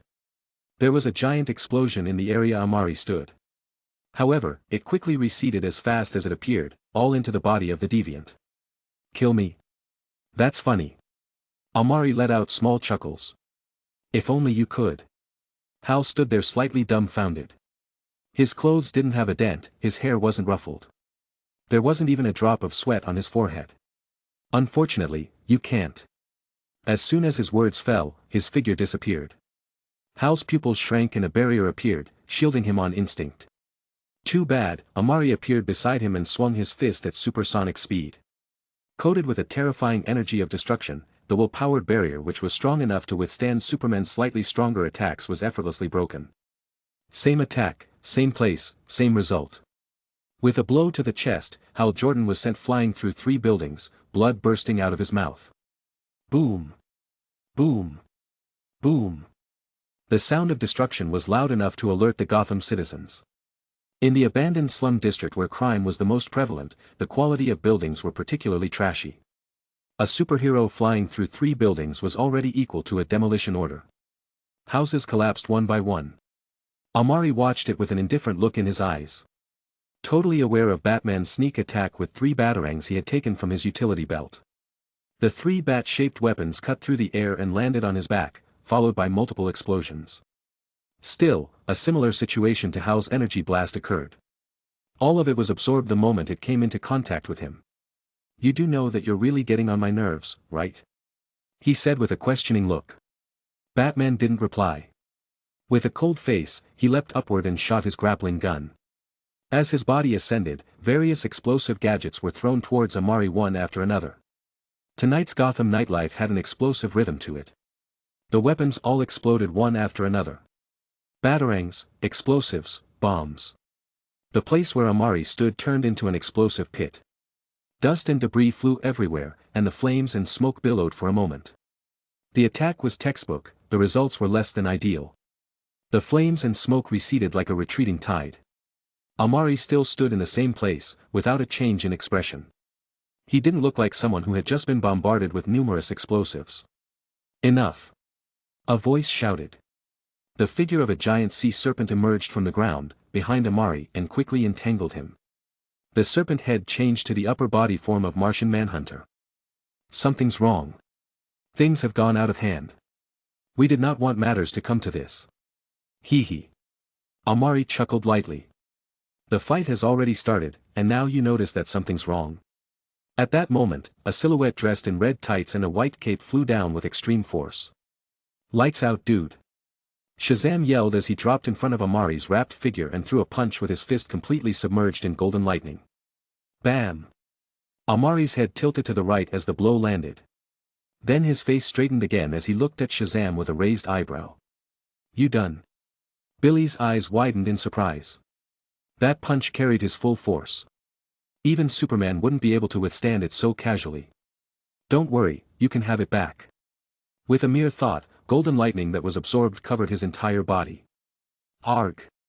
Martian Manhunter, who was restricting him, bore the brunt of it as the absorbed energy was expelled in all directions.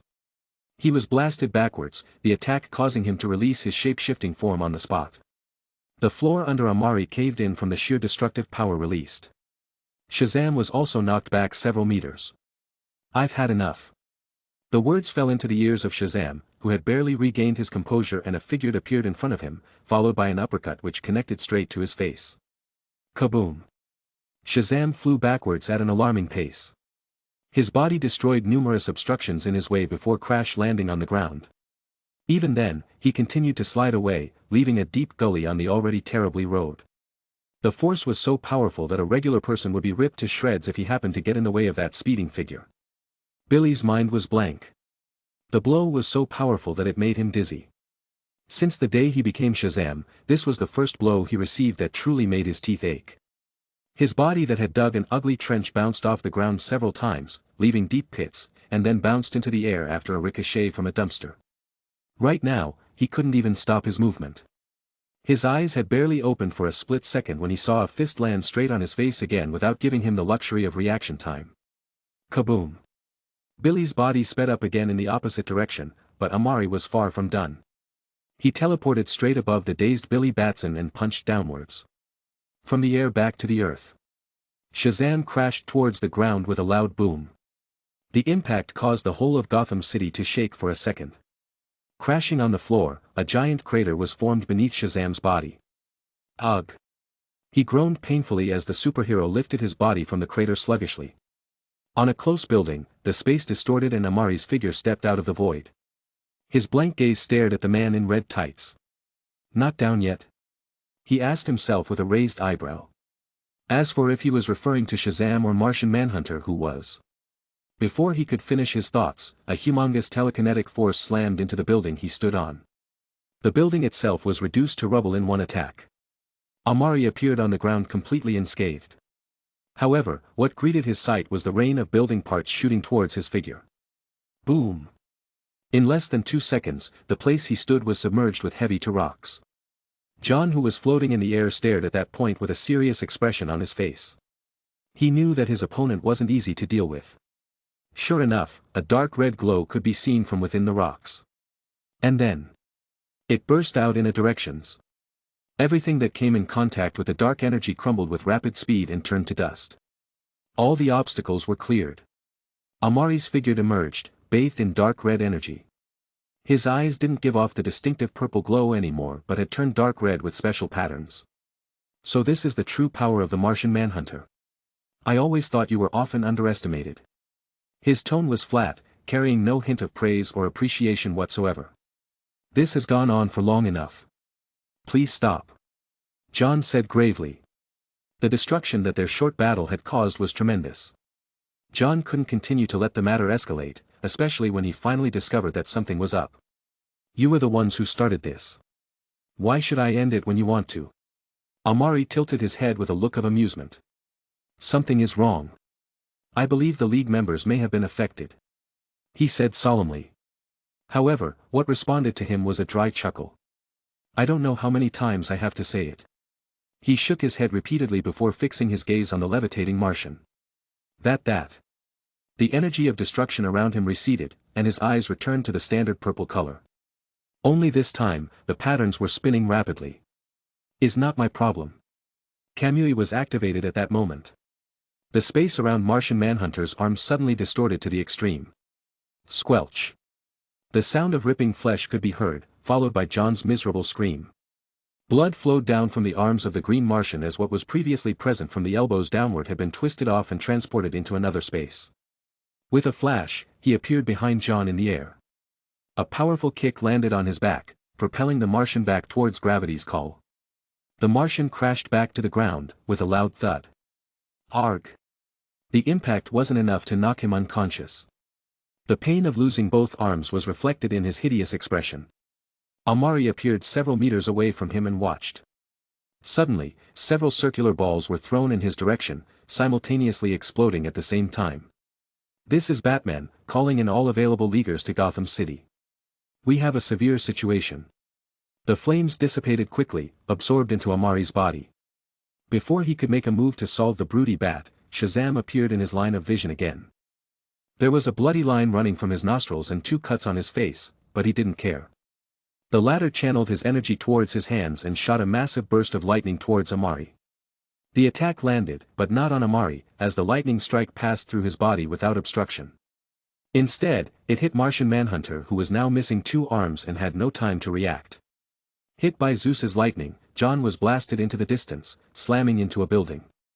Seeing that the attack hit, but not on the person he intended, Billy froze for a moment. Amari appeared before the Greek champion in the blink of an eye. Shazam quickly swung his fist, but it was firmly clamped by the opponent's palm. He did the same with the other, but the result was no different. He wanted to attack again, but the severe pain that hit him the next second made him scream and fall to his knees. Destructive energy surged from Amari's palms into the fists of Shazam. To be honest, this was quite underwhelming. Your performance isn't as strong as I expected it to be. Amari locked his gaze on Shazam's eyes and activated the hypnotic ability of the Mangekyo Sharingan.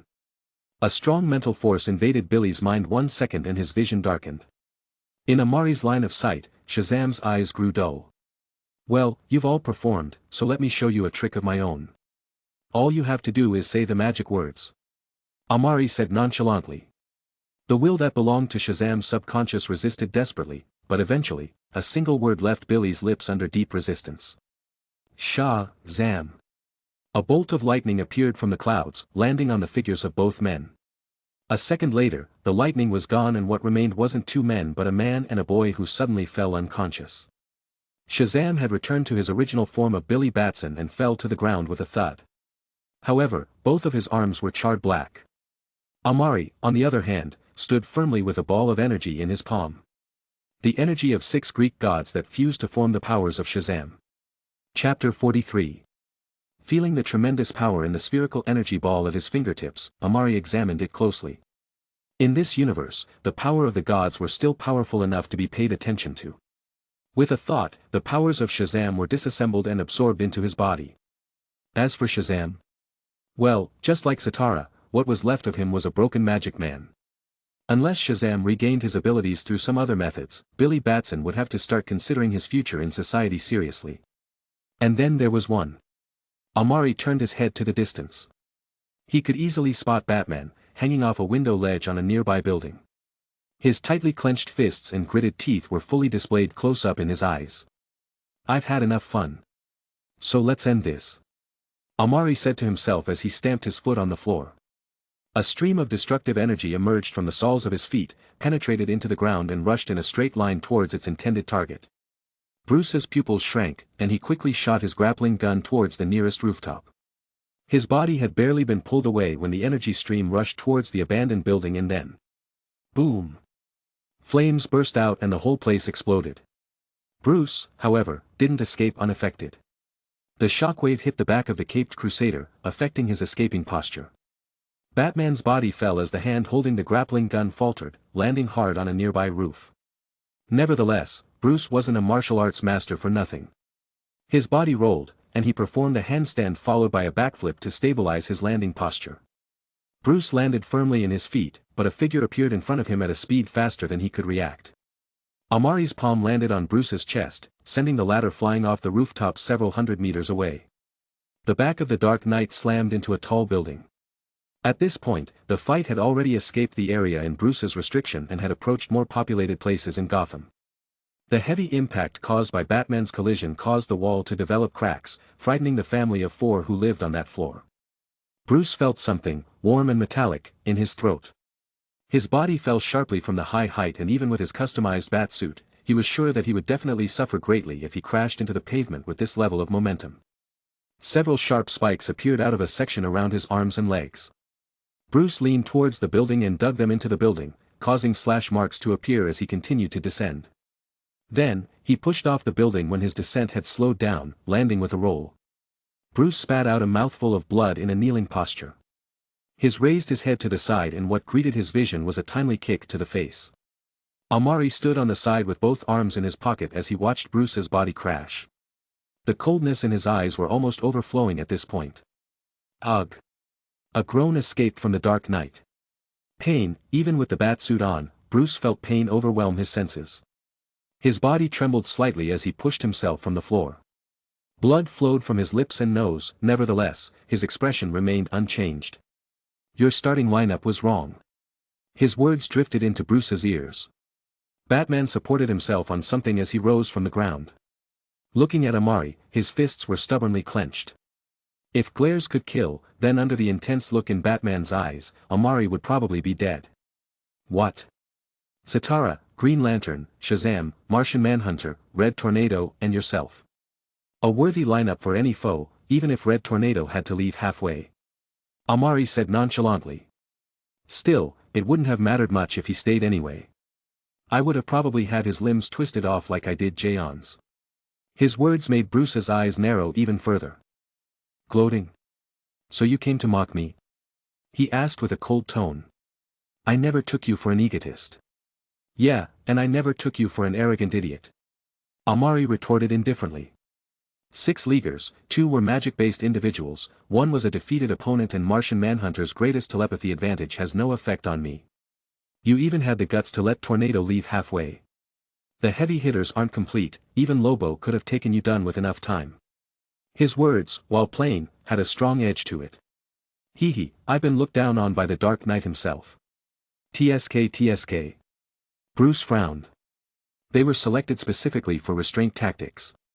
An error in my calculations due to too little information. It seems magic has no effect on you. His tone was grave. On this night, Bruce finally realized that he might have overestimated his strength. His trust in the Justice League, composed of the most powerful individuals in the world, had somewhat blinded him. Amari's capabilities greatly exceeded his expectations. 5 Leaguers. And it wasn't even a struggle like it was with Amazo, it was a complete massacre. It didn't matter whether they were the heaviest hitters or not, but the strength that lay in their comprehensive abilities was not something any random villain could fight against, yet this alien seemed to have a counter for everything. Living up to his public alias, he was a deviant in the true sense. Bruce still remembered when Zatara attacked. Even with the space confinement spell on, Amari teleported as if magic didn't affect him. As for the space jammers, well, they blew up the moment he did. And now, he had taken down 4 Leaguers in such a short time span. If he didn't know that Clark had never shown how strong he really was, he would wonder if even Superman could achieve such a feat. Oh. You're awfully calm for someone who just got beaten and had his teammates trashed, crippled and left in a state of near death. The casual words were like needles piercing into Bruce's skin. His palms clenched tightly, and it took a considerable amount of willpower not to do something impulsive at this moment. It doesn't matter what happens to us. I swear on my life that you will get what's coming to you. Really? Then who's gonna give it to me? You or Superman? Bruce didn't reply, his face cold. But Amari could see it. In his eyes, there was a flash of murderous intent. You probably want to kill me now, don't you? But even if you wanted to, you can't. And so far, your countermeasures have failed. Now what? Do you plan to appeal to my human side, reason with me? I doubt you have a human side, but if possible, yes. No. Amari shook his head. You don't plan to do that at all. If you wanted to, you would have from the start. You're stalling. The rest of the League, or what's left of it, should be on their way here with your last countermeasure, the Phantom Zone projector, am I right? Amari asked with a raised eyebrow. Bruce's eyes flashed for a split second. It was so fast that even someone who specializes in studying micro-expressions wouldn't be able to notice it. Ha ha ha. Amari laughed. A hearty laughter on one hand. You know I can teleport, right? You don't seriously expect sending me to the Phantom Zone to be an ideal countermeasure. Everything has a limit. Bruce said after a moment of silence. Amari was right. Right now, he was just trying to buy time. Waiting for the rest of the League to arrive. Maybe. Amari shrugged. But the limits are defined by the nature of the subject in question. And FYI, my ability isn't teleportation. He said with amusement. Finally, Bruce's indifferent facade broke. Amari watched the change in his expression, and the amusement gradually faded away. Now he was bored. This wasn't amusing anymore. So Mr. Dark Knight, any other ideas? Silence answered him. No. Amari tilted his head. Then let's get this over with. As he said so, a ball of destructive energy appeared in his right hand, spinning rapidly. Are you going to kill me? Bruce asked calmly. Trust me when I tell you, I'm seriously considering that option. He said with a blank face. A second later, the space around both of them swirled and Batman felt an irresistible suction force envelop him. A second later, they appeared on top of a building. Bruce, who had appeared, had his eyes flash with a small light.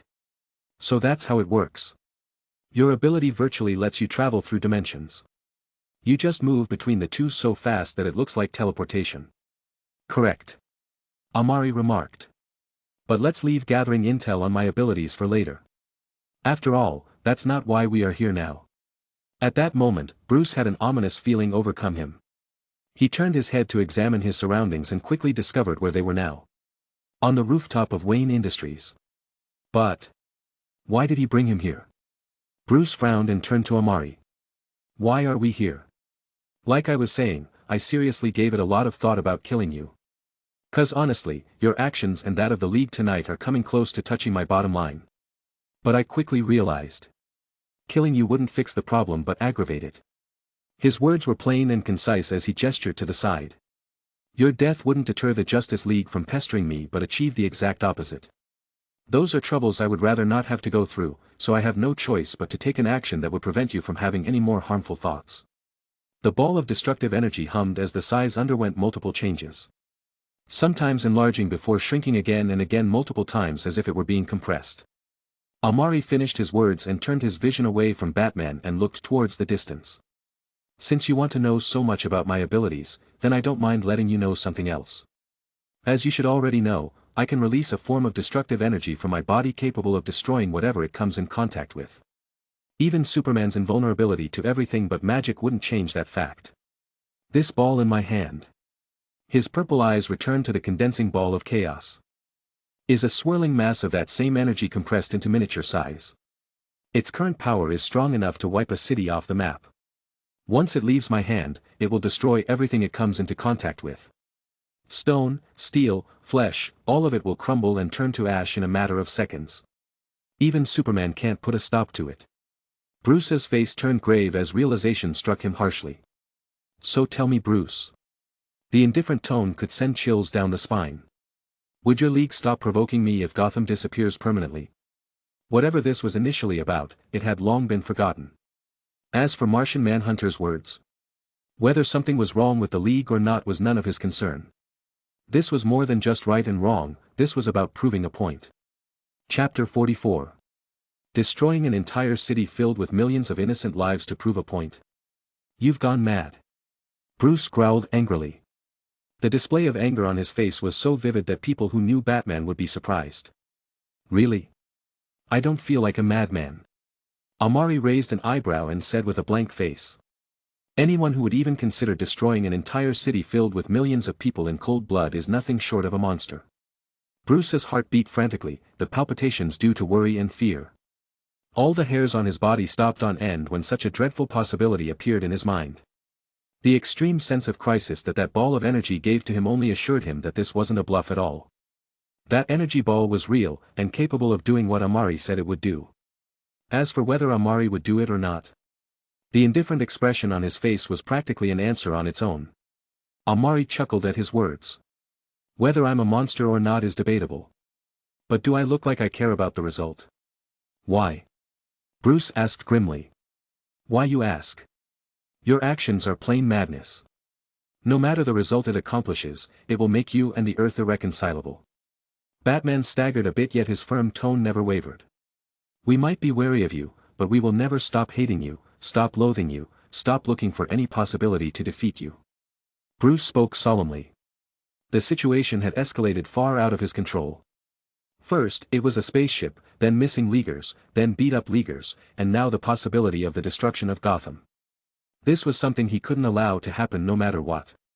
Now, he could only hope that Amari would listen to reason. However, the next set of words that came out left him somewhat stunned. Isn't that what you want? Amari's voice was calm. How could that be what I? He said, subconsciously defending himself, only for his words to trail off at the end. Oh really? Then why Bruce? Amari asked. You led the League to encircle me, another led to invade my property, and then you used force after you failed. His tone grew colder and colder with each sentence. I've got to ask. Do you think so little of me? That I'm like any other villain you cross paths with, where you have the full right to barge in and treat me how you will, expecting me to take it as it is? Well, if this isn't the rhythm of making enemies, then I don't know what is. Bruce took 2 steps back in disbelief, his facial features were marred with confusion and a bit of disbelief. Shaking his head to get rid of useless thoughts, he replied. Never wanted it to get this far. We just wanted to know what was in the meteor. It's our job to make sure the Earth is secure. Isn't Cadmus dangerous? Don't you know that they carry out illegal experimentation? I mean, there's literally a little Superman running around with that little team of protégés you and the rest of the League have. It should serve as sufficient evidence. Why don't you also forcibly detain Lex Luthor against his will and search through everything he has according to what you're doing to me? Amari asked with intrigue. Bruce was speechless. Nothing. Amari raised an eyebrow. You and Luthor aren't the same. Batman said in a grave and deep tone. Ignoring the amusement on Amari's face. In my evaluation, you are much more dangerous than him. Your potential threat far exceeds Lex. Because I'm not human. Batman didn't say a word. The silence was an answer on its own. Looks like I'm right. Amari clicked his tongue and said blandly. When we first encountered, I had the same prejudice against Superman. Seeing that things were taking a wrong turn, Bruce spoke up immediately. You were right about one thing. Earth in this time is primitive. Our civilization compared to the vast universe is inherently far weaker and more vulnerable.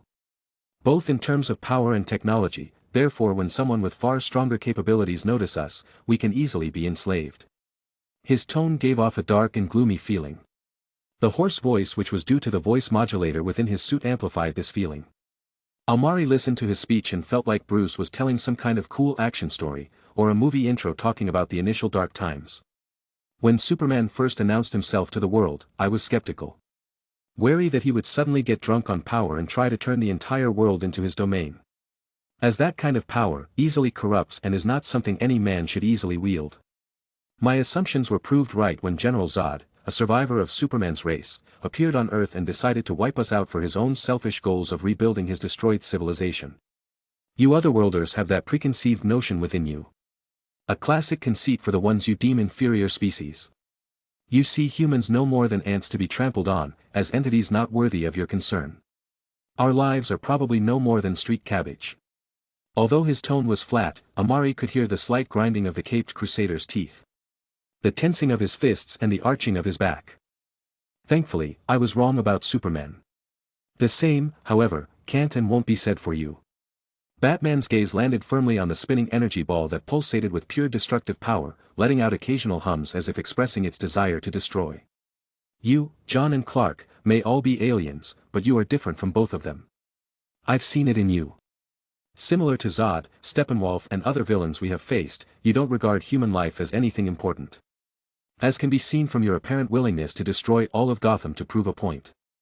Luthor may be our enemy, and the damages he has caused in his schemes may cause lives to be lost, but even he wouldn't play with the life of an entire city just to get to Superman. So in my eyes, you pose a danger threat to humanity. For someone with such power, technology and no humanity to stay within our planet, forgive me if I don't feel comfortable. I was wrong about Clark, but I doubt I'm wrong about you. You might be just as powerful as he is, but you're not Superman. With narrowed eyes, the caped crusader ended. And what followed was silence. The wind blew in the Gotham night, causing Batman's cape and Amari's hood to move with it.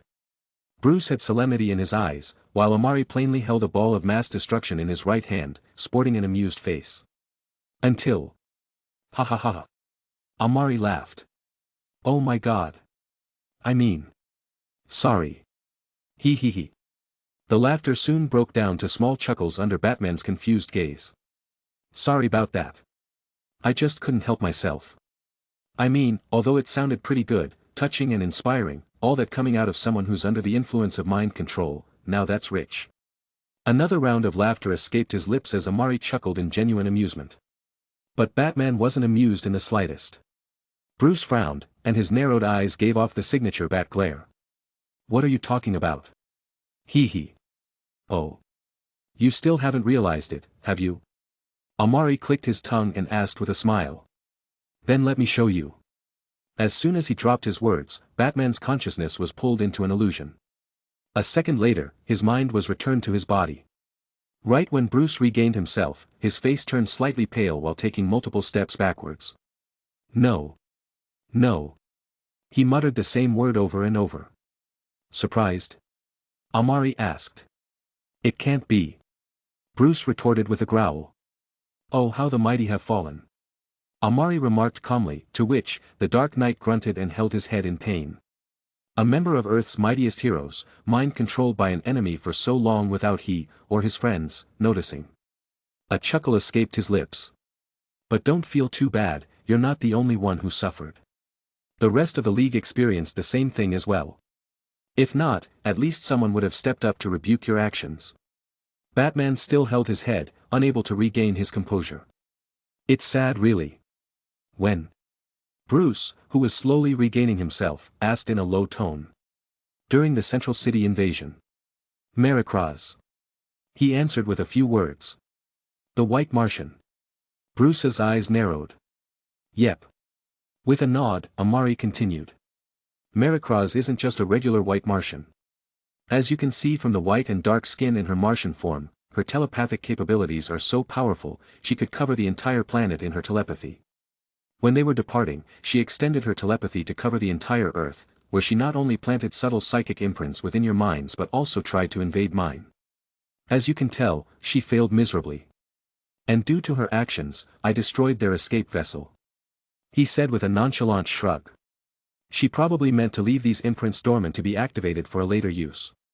What for, I don't know, neither do I care, but when I destroyed their mothership, she survived and appeared on Earth with the meteor showers.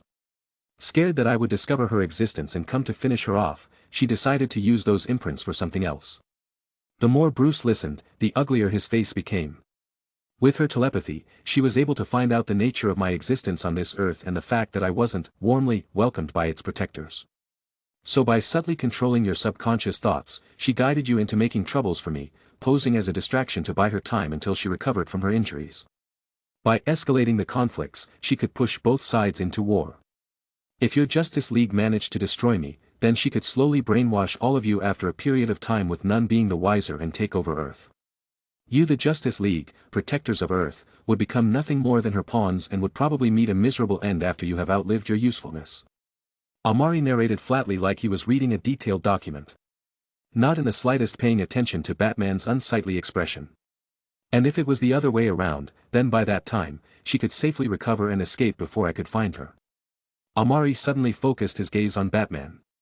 By the way, you guys are usually mind-controlled by villains all the time.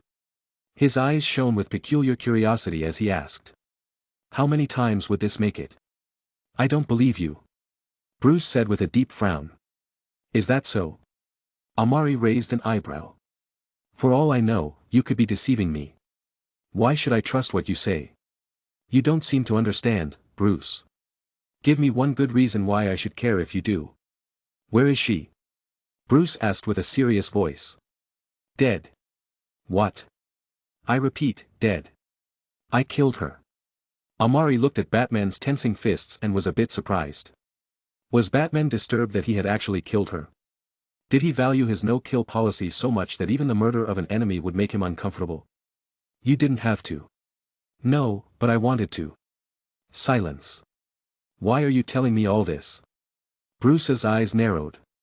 The way he looked at Amari was a little more unkind. To let you know 3 things. Amari said as he raised his hand and extended the first finger. 1. To let it sink into that skull of yours that everything that has happened tonight, mind control or not, is all your fault. Amari spoke with a plain tone. No matter how powerful Marikraz is, she can't brainwash the minds of the entire League at once. Her telepathy, though powerful, hasn't reached that level. And changing the minds of some would only let the others know that something is wrong, hence the psychic imprint. She controlled your thoughts by amplifying the ideas and emotions you already have. Meaning, everything you've done is still within your will, just amplified.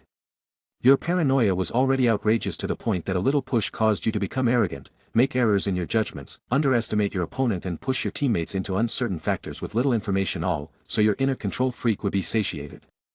Something that the regular Bruce, no matter how paranoid he was, would never do. You want proof? Take it from your actions. You just said that you wouldn't treat Luthor the same way you treat me because I'm an alien and thereby more dangerous. That in itself is something Batman can never say. That's the whole point of your being, Bruce. When it comes to dealing with villains, you're uncompromising. Now the life status of Wonder Woman and the rest are unknown, while the others are currently in an awful state, confirming the words I said to you a few minutes ago. I didn't do anything, Bruce, you did. Batman clenched his fists tightly. Amari ignored it and continued. 2. I don't take kindly to threats and warnings. Especially any attempts on my life. The only reason your teammates are still alive is that they were under her subconscious control.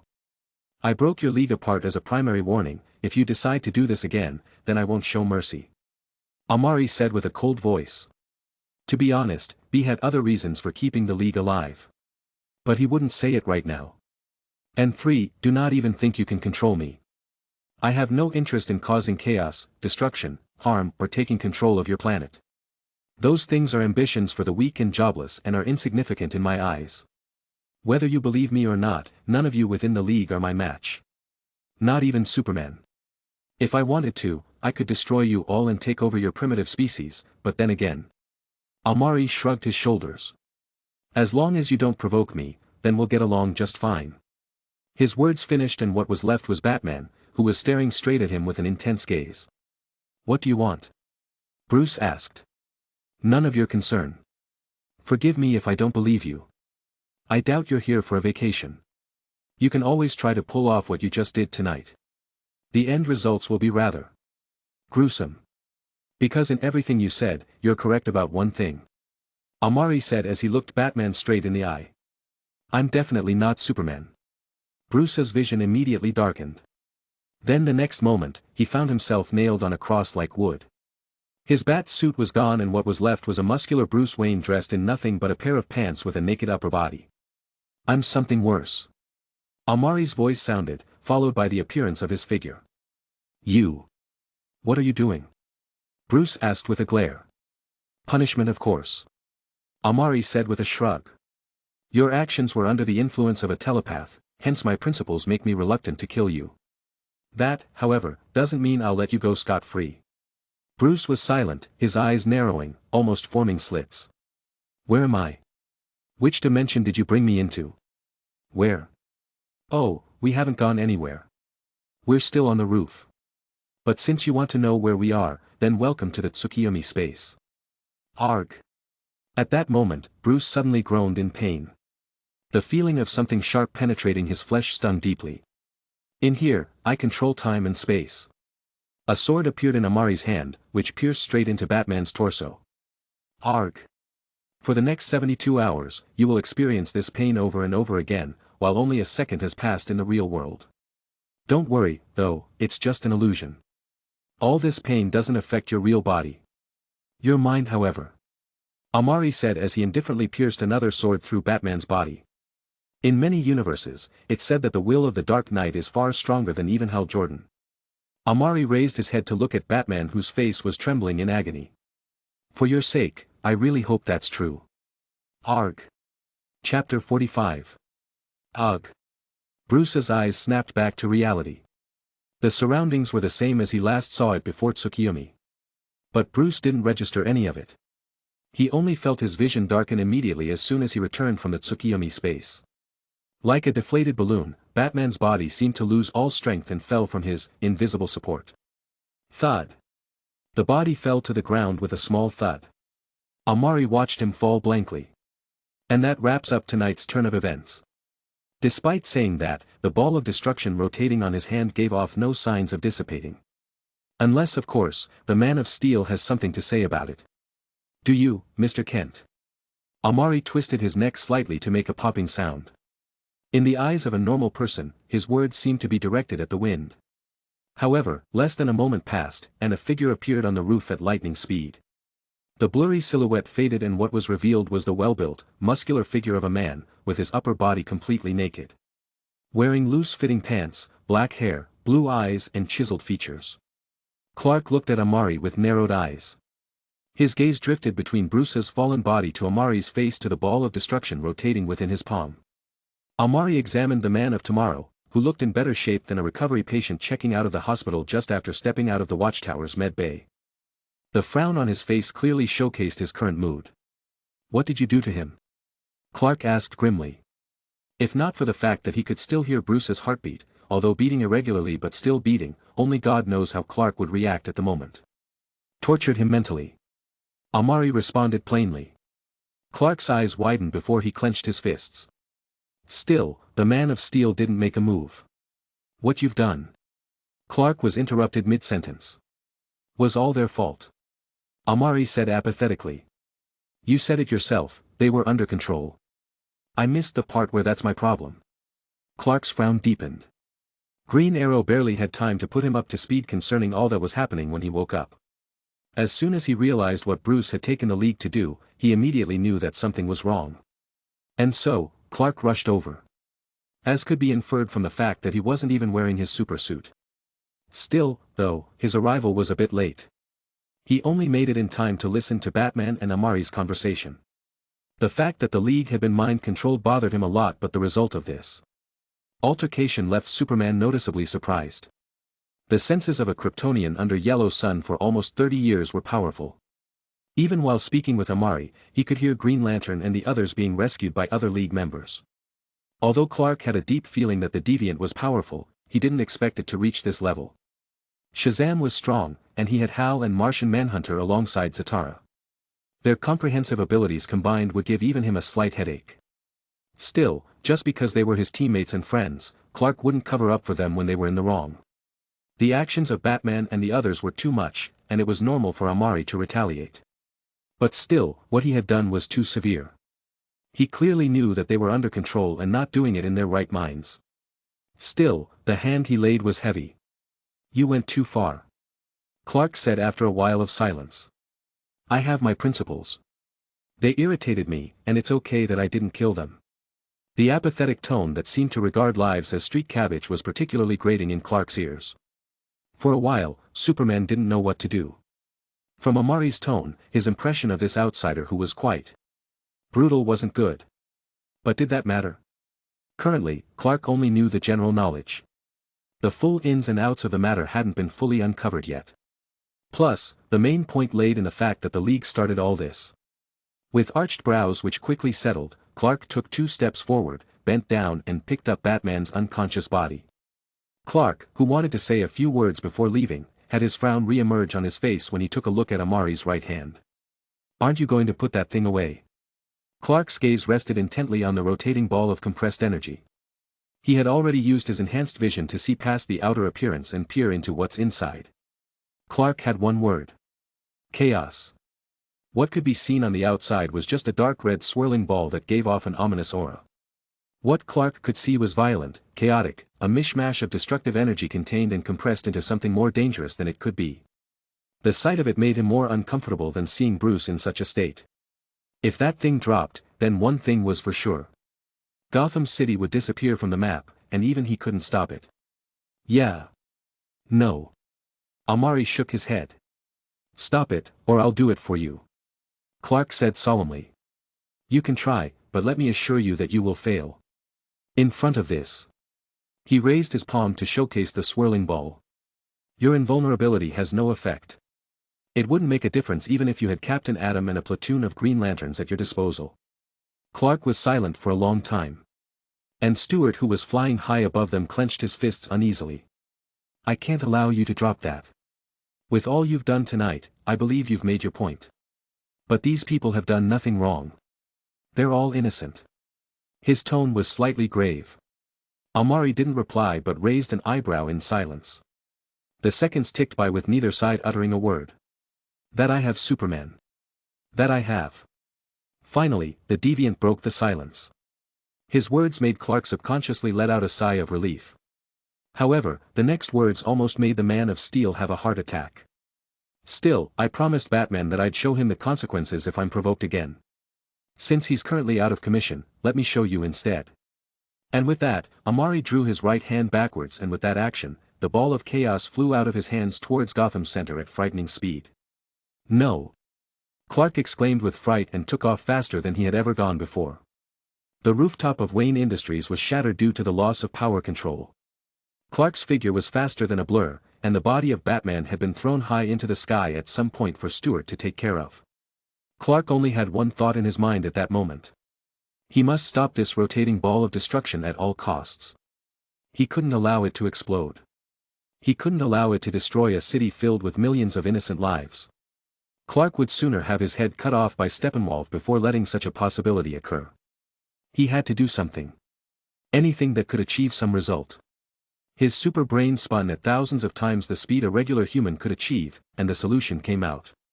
The Man of Steel took in a deep breath and expelled the freezing cold air from his lungs as low as it could go. Clark's speed was very fast. Before the swirling ball could land, he had already arrived before it. But instinct let him know that the whole thing would explode as soon as he laid hands on it. Contact with the sphere would cause it to immediately go berserk, and Clark knew he wouldn't be able to contain the blast with his hands alone. So he opted for the next best thing, freezing it. Too bad, as soon as his freeze breath came in contact with it, the same result which he tried to avoid took effect. Boom! The dazzling red and pitch-black night was all Clark could see, followed by the rapid deconstruction of everything around him. His sense that had been honed to the extreme, felt it all. The citizens of Gotham had no time to react. There was no pain, no screams, no yells for help, nothing. Although it was slower for him, for them, it was but an instant. At that moment, he felt infinite and endless regret. Why? Why did things have to turn out like this? These people had done nothing wrong, yet why? Clark felt it all as the red and black darkness swallowed him up as he was closest to the blast. And then... Quick, okay. Clark let out a frightened gasp as light returned to his vision. His senses all returned to him again as he found himself still standing on Wayne Industries' roof. The night was still there, the people were still there, Bruce was still in his arms. All of it was right how it was, as if the destruction had never happened. The only thing that was different was that Amari was gone. At that moment where Superman's confusion and mixed emotions were at its peak, the nonchalant voice once again sounded in his ears. "That is what will happen, Mr. Kent, so I do hope we can get along from now on. And FYI, you guys should really get something to protect yourselves from mind control. The voice said before returning to silence. The roof of Wayne Industries, a recently awoken Superman, stood there with a battered Batman in his arms. His expression was extremely grave. Was that just now an illusion? But how? Clark was a bit frightened. A light breeze blew past as a result of the flapping of wings. Hawkman, who was hiding in the clouds, appeared. Are you okay? I'm fine. Are we going to let him go? He asked hesitantly. For now, we do nothing. Clark said while shaking his head. No matter what happened tonight and how it happened, Bruce was right about one thing. He's very dangerous. Superman said with a sharp gaze, looking towards the location of the axiom. We've suffered a lot of damage. Hawkman stated. Let's discuss it later. Clark replied as he noticed several surveillance blimps heading their way. The League will need to give a satisfactory answer to the government for all this. For now, let's get out of here. This whole charade had not gone unnoticed. And they as the key figures would definitely be questioned. Just after waking up from injury, Superman had a lot of paperwork suddenly dropped on his desk. Metaphorically, that is. His literal paperwork back at the Daily Planet was still waiting for him. Thinking of this, his mind involuntarily drifted to Lois. Far away in another city, Metropolis. Crisis invasion. Justice League to blame. Perry read the newspaper in his hand out loud before turning it around and facing the front page at the group of people standing or sitting at the other end of his desk. These were all Daily Planet key employees. I hate it. Perry said as he tossed the newspaper onto his desk with a blank face. The faces of the staff changed. Mr. White seemed to realize what they were thinking and corrected himself. Not the writing's fine. Just a crap headline. He said as he fell back on his chair, covering his face with his right hand. But Chief, that's what the other major newspapers are writing on. A male said. Exactly, that's the problem. You wouldn't understand, Walter, so don't ask. And don't call me Chief. Perry pointed at the bald middle-aged man and said with a serious voice. Someone, give me angles. If we want to surpass the rest, we need something fresh. Whatcha got? Perry stood up, dropped both arms on the table, before pointing at Cat Grant. The beauty was stunned at first before quickly regaining her composure. Superman still refusing to make a statement on the Central City attack. Is he scared? Love it. Perry exclaimed. Scratch that headline a bit and write out this. Where is Superman? You got that? Got it, Chief. But why that? I said, don't call me Chief. And for your information, this angle is being completely overlooked. Perry said solemnly. All of the United States have been busy tooting the whole invasion incident being the League's fault and President Luthor promising to implement new actions to make sure this thing doesn't happen again. But let's face it, the world's gone to shit anyway, so what possible guarantee could make sure something like this never takes place? Just leave all that aside for a minute. The whole thing has happened and the likes of Wonder Woman has stepped up to make a statement on the issue, but how many people have noticed that up until now, Superman hasn't made a single public appearance? His words successfully hit the ears of the working staff. Chief, where are you going with this? Olsen, who was holding a camera, asked with confusion. I'm going somewhere, Jimmy. Somewhere the people of America in these troubled times wouldn't even think about. You don't need to think too much, just know that I've gotten a scoop from an anonymous source that is sure to have the papers out of stock by this time tomorrow. Kent, show them what you got. Perry randomly pointed to the side. But no one answered. Great Caesar's ghost. Where the hell is Clark? Perry let out while fuming. His eyes darted from left to right and finally rested on someone. Lane, where the hell is Kent? Lois was taken a bit by surprise but quickly regained her composure and answered quickly. Clark's been absent ever since returning from sick leave. Something about investigating a case you sent him on. She replied with a raised eyebrow. Perry's eyebrows furrowed, before relaxing. A sigh escaped his lips as he laid back on his chair. That kid is like an erratic ghost occasionally. First, he calls in sick and now this. Muttering slightly, Perry caressed his forehead before turning to look at the staff. Let me know as soon as he gets back. And God, so help me he doesn't. Well, what are you waiting for? Dismissed. His words fell, and the group quickly scattered out of his office.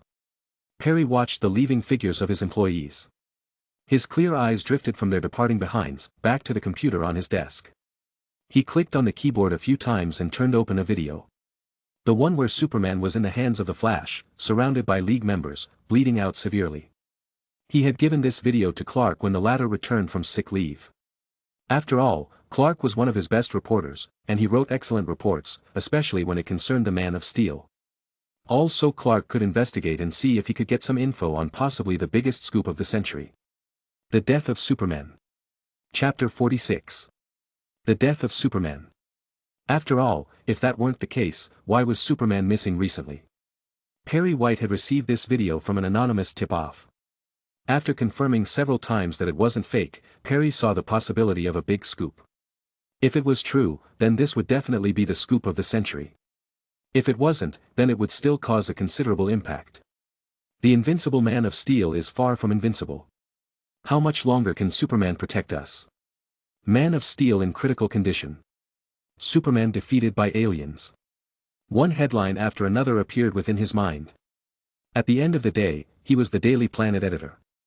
He may not have anything against Superman and may secretly admire him, but that fact would need change. His job was to bring new, reliable and spicy news to the general public. Although the video was evidence enough, and even if nothing had truly happened to Superman, no one would say anything against him, he still wanted to be sure. This was why he asked Clark to investigate. When his mind drifted towards Clark, a thoughtful look flashed through his eyes. But with his flat expression, no one would be able to tell what he was thinking. "Hey Jimmy." Lois called out as she caught up with the duo of Jimmy Olsen and Cat Grant. "Hey Lois, what's up?" Nothing, just the usual work." Cat nodded at her reply while going through one folder after another. She wore a beige-white top, alongside a sexy black skirt that fit tightly, all complementing her heels. "I feel you sister, the news train this past month has been on the fast track." Cat voiced her thoughts, to which Jimmy replied. "You can say that again. With the whole Central City invasion and all, I've been taking more pictures than I have all year. I can feel my fingers cramping. By the way, do you think Luthor is gonna make good on his promises?" Jimmy's question made Cat let out a small chuckle. Who knows what Lex Luthor's up to? Besides, isn't there an old saying that goes, all politicians are the same? I'd have more hope for the Joker next door suddenly gaining sanity. What about this new scoop Perry's talking about? What could be up with Superman? I don't know Jimmy, we'll have to wait for Clark to find that out. The trio made a left turn at the corridor. "Hey guys, about Clark." Lois, who had been silent the whole time, finally had a chance to butt in. "Have you guys found him a bit different?" "Huh? Clark? What about him?" Jimmy asked with puzzlement. It's nothing. I just noticed that he's been a little off since he got back from sick leave." Lois replied with a slight frown. Cat tilted her head slightly.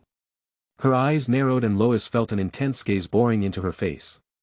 "You're sure observant of our famous coffee boy, aren't you?" A smile appeared on Cat's face as she spoke in a teasing tone.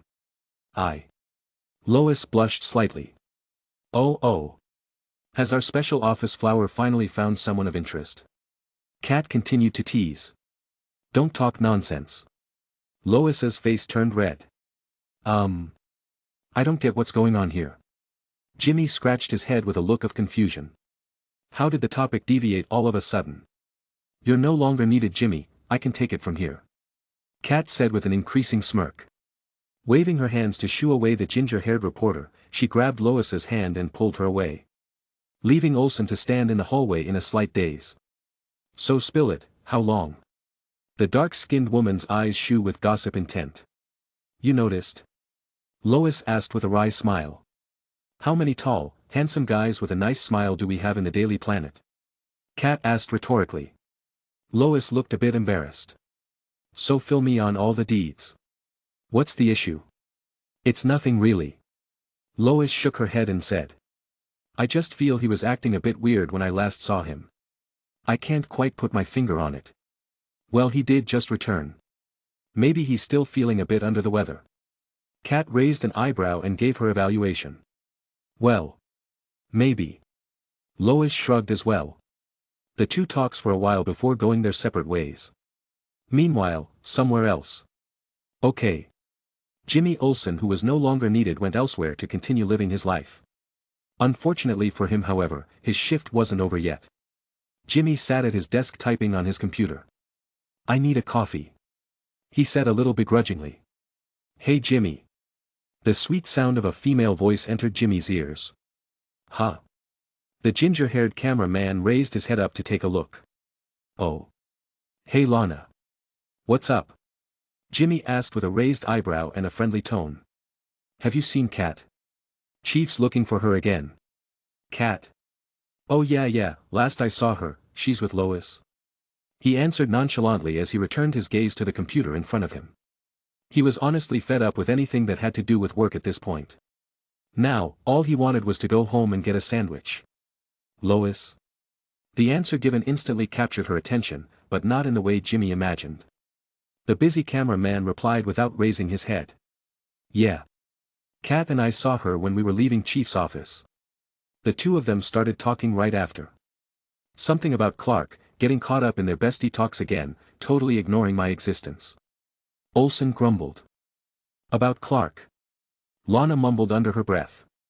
Her eyes had a special light flash within it. Something that the relationship novice Jimmy Olsen wouldn't understand even if he noticed. And quite frankly, he didn't. Yeah, something about finding him slightly off. And then, they started talking about it, completely leaving me standing there. Kinda rude to just leave a guy like that, wouldn't you agree? Lana? Where'd she go?" The rambling Jimmy finally raised his head only to discover that the person he was talking to was gone. Turning his head around, he finally found the figure of the redhead disappearing into a corridor. "Alright, see you later then," Jimmy said with a deadpan expression on his face. "Taxi."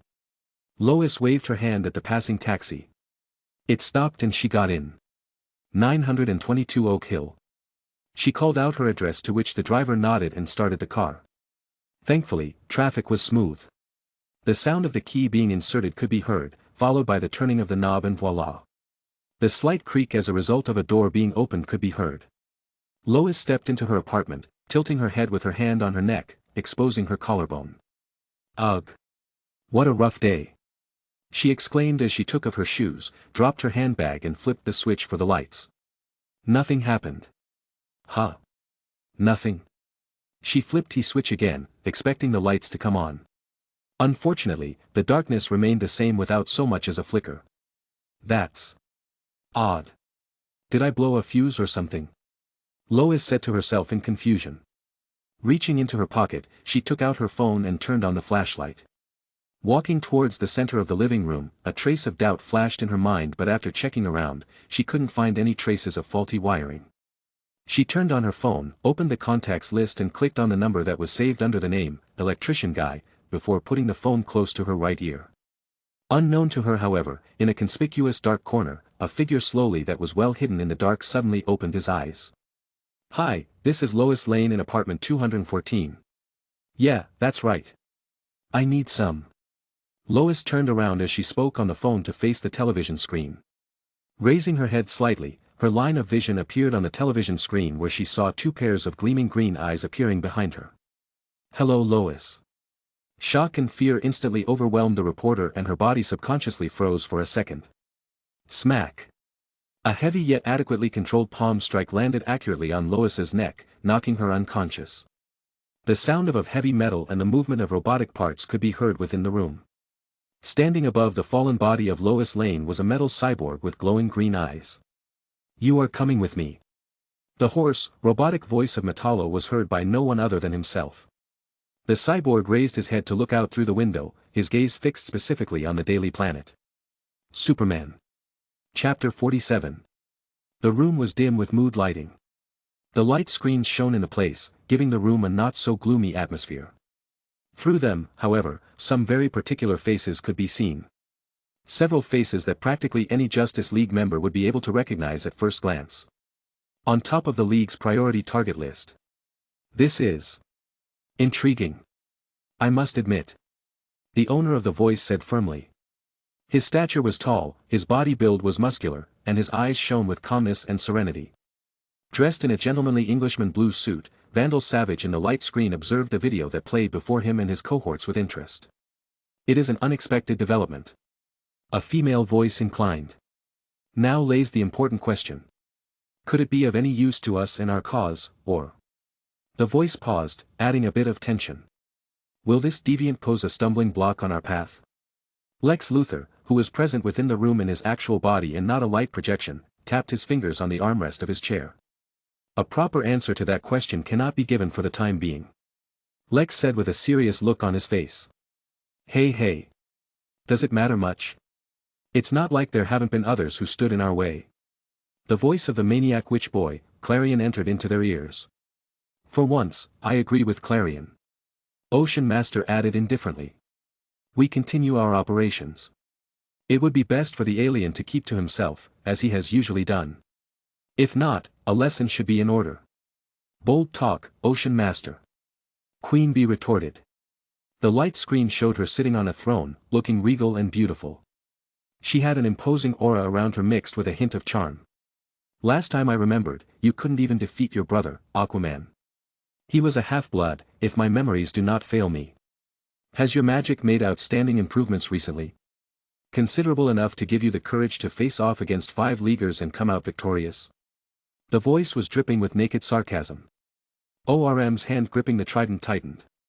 He bit back on the rude rebuttal that threatened to leave his lips at any moment, forcefully controlling himself from exploding in anger. His loss to his half-brother, Aquaman, was what he considered his greatest shame.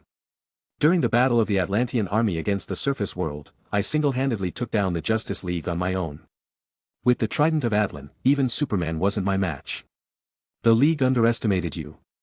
And Superman's weakness to magical energy wasn't even known to himself at the time. Besides, they aimed to incapacitate you, not kill you. While you failed to kill them even after trying your best. The brain blandly rebutted the shallow remarks of the banished prince. Even without hands, he gave a fatal blow to Ocean Master's fragile ego. In Brain's view, with Superman's speed and power, crushing the banished prince was something that could be done from a mile distance. If Ocean Master could truly destroy the League on his own, what did he need them for? Before ORM could fume, Lex jumped into the conversation. I'll have to agree with Brain on this one. Since you were so powerful with the Trident of the Sea, would you be able to get rid of the Justice League once and for all if we successfully retrieve it for you?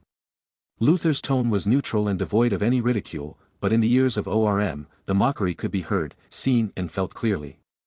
ORM was about to explode from anger. He was a prince, a royal prince. Rightful heir to the throne of Atlantis. How dare these people mock him? How dare they ridicule him? No. Queen Bee asked with a visible sneer. You have no confidence to do that, but your bragging abilities look quite capable. Enough. Seeing the way things were developing, Savage quickly put a stop to it. We are all partners here with a common cause. Such squabbling among ourselves is beneath us. He said so without turning his head or shifting his gaze.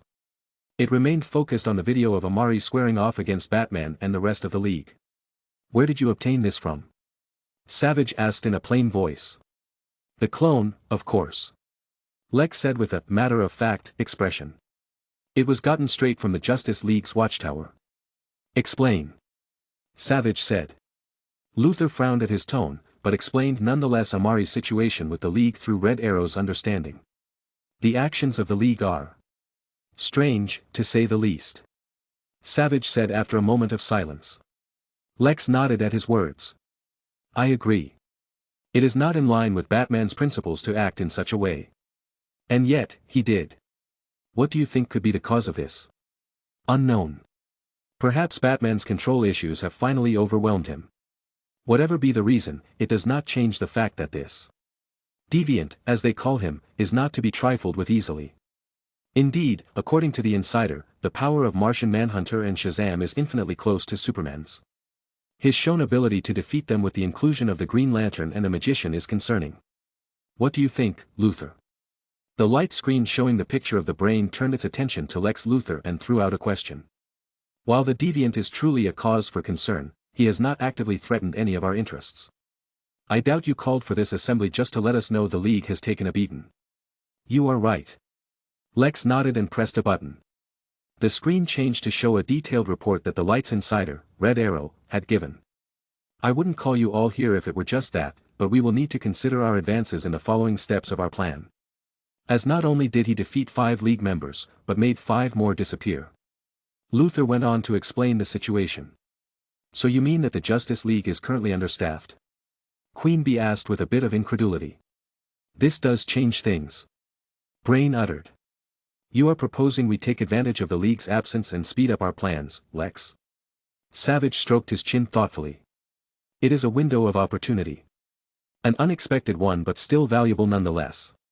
Are the missing Leaguers dead? It is currently unknown. Our council is incomplete yet. With the demon's head absent due to several circumstances, we cannot take a vote to decide on moving ahead of schedule. Plus, the timeframe is too short, and the advantage is unreliable. Who knows whether Wonder Woman and the rest would suddenly appear the following day. We should wait for a while to determine the situation. Savage said calmly. I am more interested, however, in this alien that has come to our notice. Do you intend to contact him? Queen Bee couldn't help but raise an eyebrow. I am considering it. Such a person could make a wonderful addition to our cause. Savage said with a bit of a fiery look in his eyes. Ocean Master frowned. He had watched the video and read the reports, so he naturally knew how powerful Amari was. That was not in our plans. He voiced his disapproval. Maybe not, but still. I suddenly have a feeling of cherishing talents.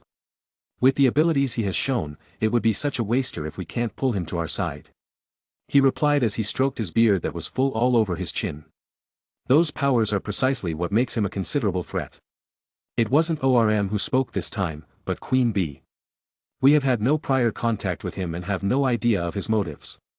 Exposing ourselves to him could very much be counterproductive. Especially if, through him, the League gets wind of us. The League have already gotten wind of us. Even if they don't know who we are specifically, Batman knows that someone is playing behind the scenes. And since when do we fear being exposed to the light? A chuckle escaped from the lips of the several millennium-old fossil. It will be different if we expose ourselves prematurely for the League's notice when it is completely unnecessary. ORM however wasn't going to back down. The interests of the light were not in his mind when he uttered this sentence. He simply didn't want the addition of another powerful individual into the council that could pose a threat to him. ORM was someone who was most confident in his personal strength. In a one-on-one battle, he believed the only one who could trump him among those present was the Lord of Chaos, Clarion. Although the rest had some backhands, considerable power and influence, all that was trivial in the face of the Atlanteans' vast numbers and technology. Once he became king, the light could and would be disposed of. Then he would lead the Atlanteans to return to their peak, wiping off the surface dwellers, and become the ruler of both land and ocean. But all that was still in the far future. For now, he needed their help and couldn't afford to fall out with them. He had to endure and make sure that things didn't turn unfavorable for him. And fighting against someone who was practically immune to magic, how was that in any way favorable? So he strongly resisted the addition of Amari. With a blank, indifferent expression, ORM continued. Apart from adding more muscle, Amari cannot bring anything more valuable to the light's cause. We already have numerous associates when it comes to top combat power, but those of us seated here who truly having the decision-making power have different spheres of influence respectively. I hate to admit it, but the fishman is right. Queen Bee said with a stretch of her hand. While power is important, the core of our organization is based on the individual networks each one of the 7 original members control. If that weren't the case, then someone like Black Adam would also have the right to sit alongside us just by virtue of his powers alone. While Amari's personal strength does surpass the ruler of Kondak on the surface, his influence on Earth does not. One is an alien while the other is a ruler. And from my judgment, I doubt this. Amari will be willing to become a subordinate member of Light. And that is only the surface issues. Stretching her waist while sitting, the curves of her body looked tantalizing, giving off a seductive sight that could make regular men drool. Too bad, no one among them was a regular man. Lex's mind that was burdened with so much knowledge had greatly overpowered his sexual emotions. The same could be said for the millennia-old caveman, who had practically lived from ancient times till date. Only Ocean Master could be a little moved, but as a former Atlantean king, he had seen many beauties. His former fiancée, Mara, was on the same level, if not surpassing Queen Bee. The fact also remains that he is currently an uncontrollable factor. With his personal strength, he could even pose a threat to you Vandal. After all, he has already taken away the immortality of someone else. Queen Bee's eyes sparkled with amusement, looking at Savage as if wanting to watch a good show. The League files were accessible to almost every official member. Except for some strictly guarded secrets which only people like Batman had access to, others were for public viewing. Amari's danger files included his feat of taking away Lobo's immortality. Something that was easily accessible to Red Arrow. Sure enough, Vandal Savage faltered when it came to this. The fiery passion in his eyes dwindled significantly. You must know that the core of Savage's significance was not only the connections he had laid down over the past 1,000 years, but also the fact that he was able to live that long. His immortality was the core of his being at this point. If not, Savage would have died to Clarion millennia ago when he battled with the Lord of Chaos. His physical capabilities were beyond ordinary beings for sure, but in front of a Chaos Lord, Savage would have died. 1,000 lives wouldn't be enough to sustain him if he weren't immortal. It was also for this reason that he was able to strike a bargain with Clarion. If not, how could just anyone have the capability to make such a powerful being agree to work with him? If, for some reason, he lost his immortality, his influence and prestige would be inevitably reduced. At that time, he didn't know if he would be able to prevent these ambitious members from having any funny ideas. Seeing Savage remain silent, Queen Bee continued. Not to mention his origins are questionable. Even the Justice League have no idea who or what he is, where he's from and how far his powers go. Mysterious in my eyes. She finished with a smile. When out that way, it does sound unnecessary. The brain voiced his opinion. The practical value that can be added can't outweigh the risks. Savage also thought similarly. However, that may not necessarily be the case. This alien might be more valuable than you think. So said the voice of the bald genius. Chapter 48. Vandal Savage could be accurately described as a living fossil from the earliest era of the Earth. A literal caveman existence who had watched human civilization rise and fall with the destruction of hundreds of empires and the rise of even more. In terms of age, the Master of Shadows, leader of the League of Assassins, the iconic demon's head Ra's al Ghul who had used the Lazarus Pit to cheat death and live for hundreds of years would have to call him ancestor, and when it came to seniority, he was second to Clarion alone. Living so long and witnessing so much, Vandal had long since had plans for humanity as a whole. Countless kingdoms, empires, clans, tribes, they rose from the ashes and crumbled, some being remembered and some being completely submerged within the sands of time, forgotten for all eternity. Some, he personally ruled, and others, he carried extremely high, important positions. He called himself a visionary, a veteran and orchestrator of every significant war mankind has ever had. With the aim to shape the world for the war of tomorrow. His tomorrow. He believed himself to be the only one with the right vision and capability to lead humanity to its next step in the process of evolution. But despite never being able to actually rule the world after trying for 50,000 years, the experience, wealth and resources that he had gathered over his long lifetime stated that his ambitions had never been extinguished. Unlike many villains who had an extremely dramatic and equally tragic backstory turning them into what they eventually become, or were just plain lunatics seeking to cause more chaos for their amusements, Vandal's reason for villainy was the most common one in the book. To rule the world. And so to achieve that aim, he had founded and joined numerous organizations over the years. The most recent one being, The Light. After Superman announced himself to the world, the arrival of Zod, and the formation of the Justice League who sought to maintain the world's current status quo, Vandal realized that as long as the League existed, his ambitions to conquer the world and rise to power would forever remain an extravagant ambition. The League would never condone the idea of one man ruling over the entire world. To pass through this obstacle, Savage knew that he wouldn't be able to accomplish it on his own. So after lurking and gathering intel for several years, he extended invitations to Ra's, Lex Luthor, Queen Bee, Ocean Master, Brain, and Clarion, thus securing clout on different spheres of influence, the underworld, business, politics, the sea, science, and magic, respectively. The Light created or co-opted networks of operatives, placed key individuals in key positions, and explored the boundaries of all new technology. Genetic engineering, biochemical engineering, robotics, nanorobotics, technosorcery, and all conceivable methods of mind control were all explored by the Light in its quest to accelerate human evolution. Each founding member had a strong chain of networks and a considerable sphere of influence. Through them, it made majority of their plans and schemes possible. They were the head members not due to their personal strength but the value each of them had to offer. Amari, although powerful, had no such value. Without it, he would only become a marginal member at best. Far from their status. That was Queen Bee's conclusion, but apparent, Lex thought otherwise.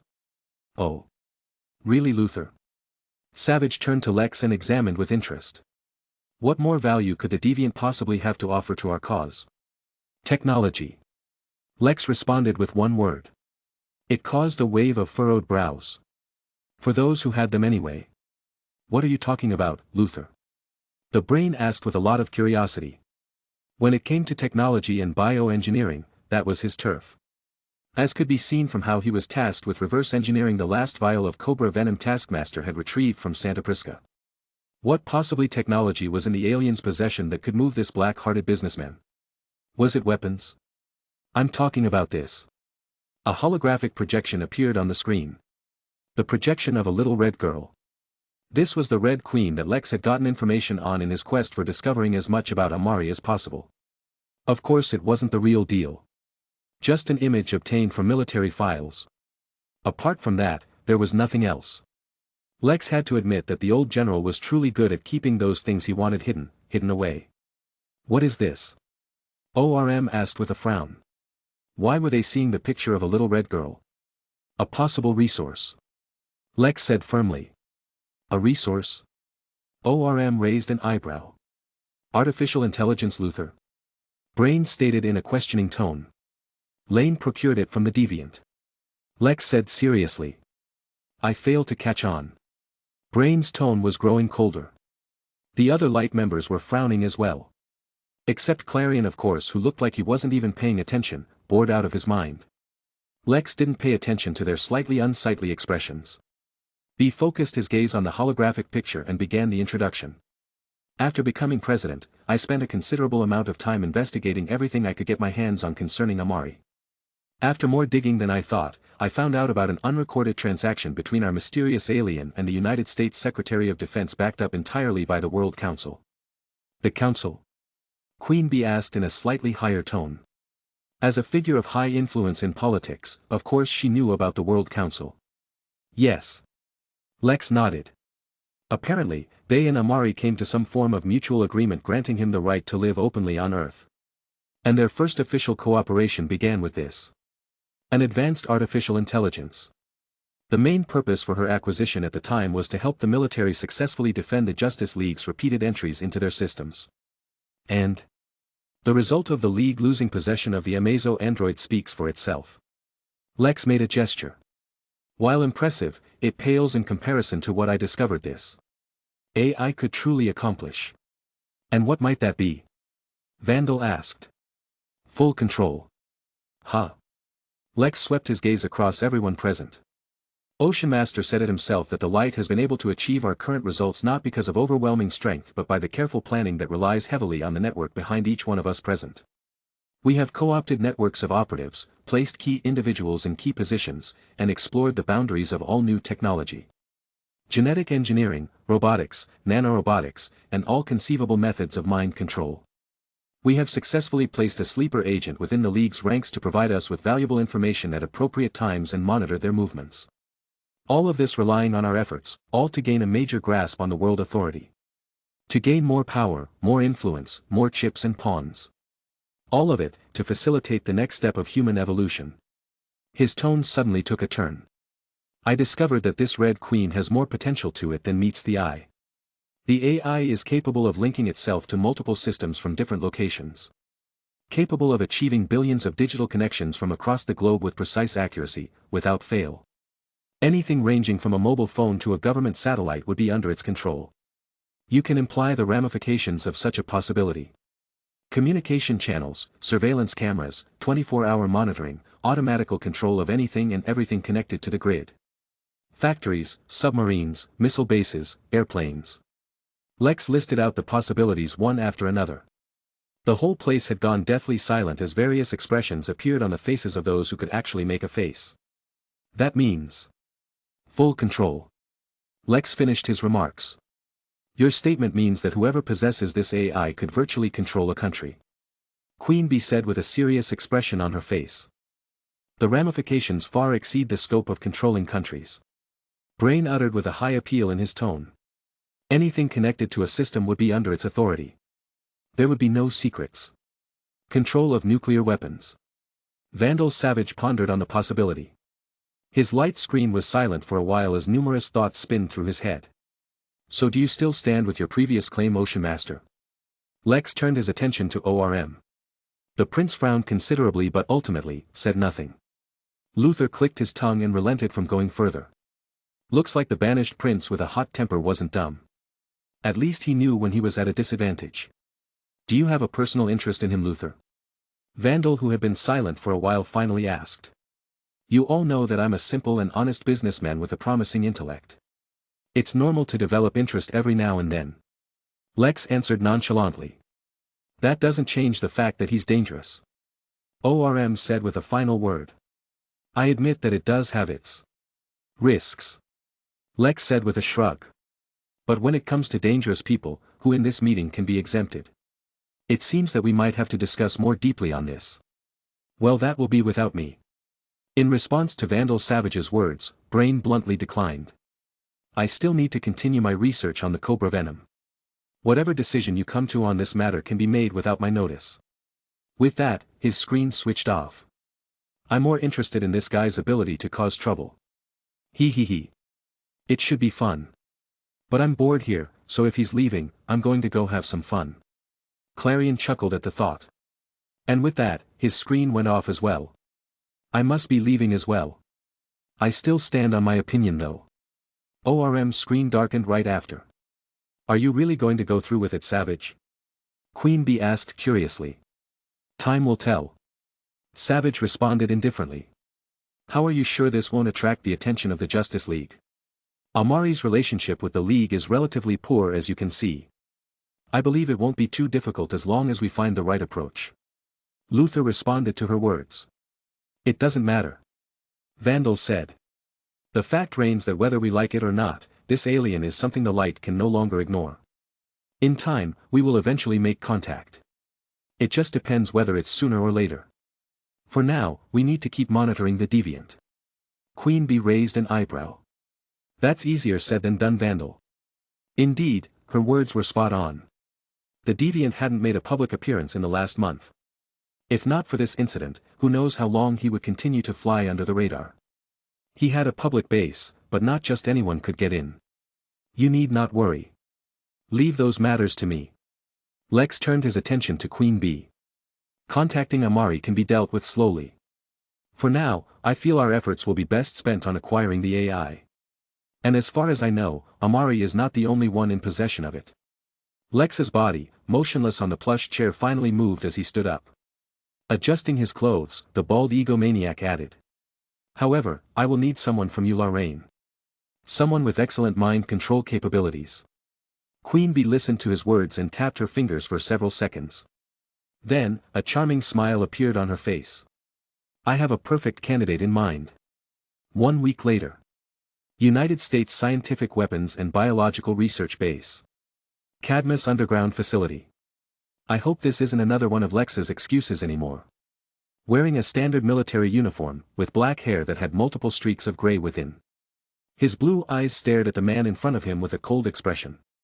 Dr. Austin Blake knew that the old general was annoyed just from his expression. Yet he could only give off a wry smile and try his best to explain the situation. We are trying our best, General Lane, but you should know that scientific research on genes and weapons take a considerable amount of. His words were unfortunately cut short by the impatient Sam. I've heard that line 1,000 times and quite frankly at this point, I'm sick of it. His eyes narrowed to give off a piercing gaze. I didn't drop here uninvited to be fed a bunch of excuses. I'm here for progress reports on the military's investments that has been costing us billions of dollars each year. Austin was silent. He knew what the Secretary of Defense was here. And as the one placed in charge of this division of Cadmus Laboratories, he had to stand up to bear the general's possible wrath. Austin took in a small gulp. Traces of unnoticed sweat had begun to surface on the skin of the middle-aged man. The silence was particularly jarring. Project Blockbuster isn't ready yet. Finally, the only words he could use at this time escaped his thin-looking lips. Sam's face turned cold immediately. That's not what I was supposed to hear. He said as he tilted his head slightly. That. Austin racked his head to come up with the right words. He knew that a lot was currently on the line here. Sam Lane wasn't an easy guy to get along with. Even as a well-renowned scientist with a few degrees and a loud reputation to his name, one wrong word could put him on the chopping board like a fish hoisted out of water. We aren't completely without results. The original aim of the blockbuster serum was successfully achieved. Those injected with it gain extremely enhanced strength and defense. Completely worthy of the billions the military have invested. Austin tried to pay out some good points which could hopefully make things a bit easier. Too bad, Lane wasn't going to let that happen. I know that.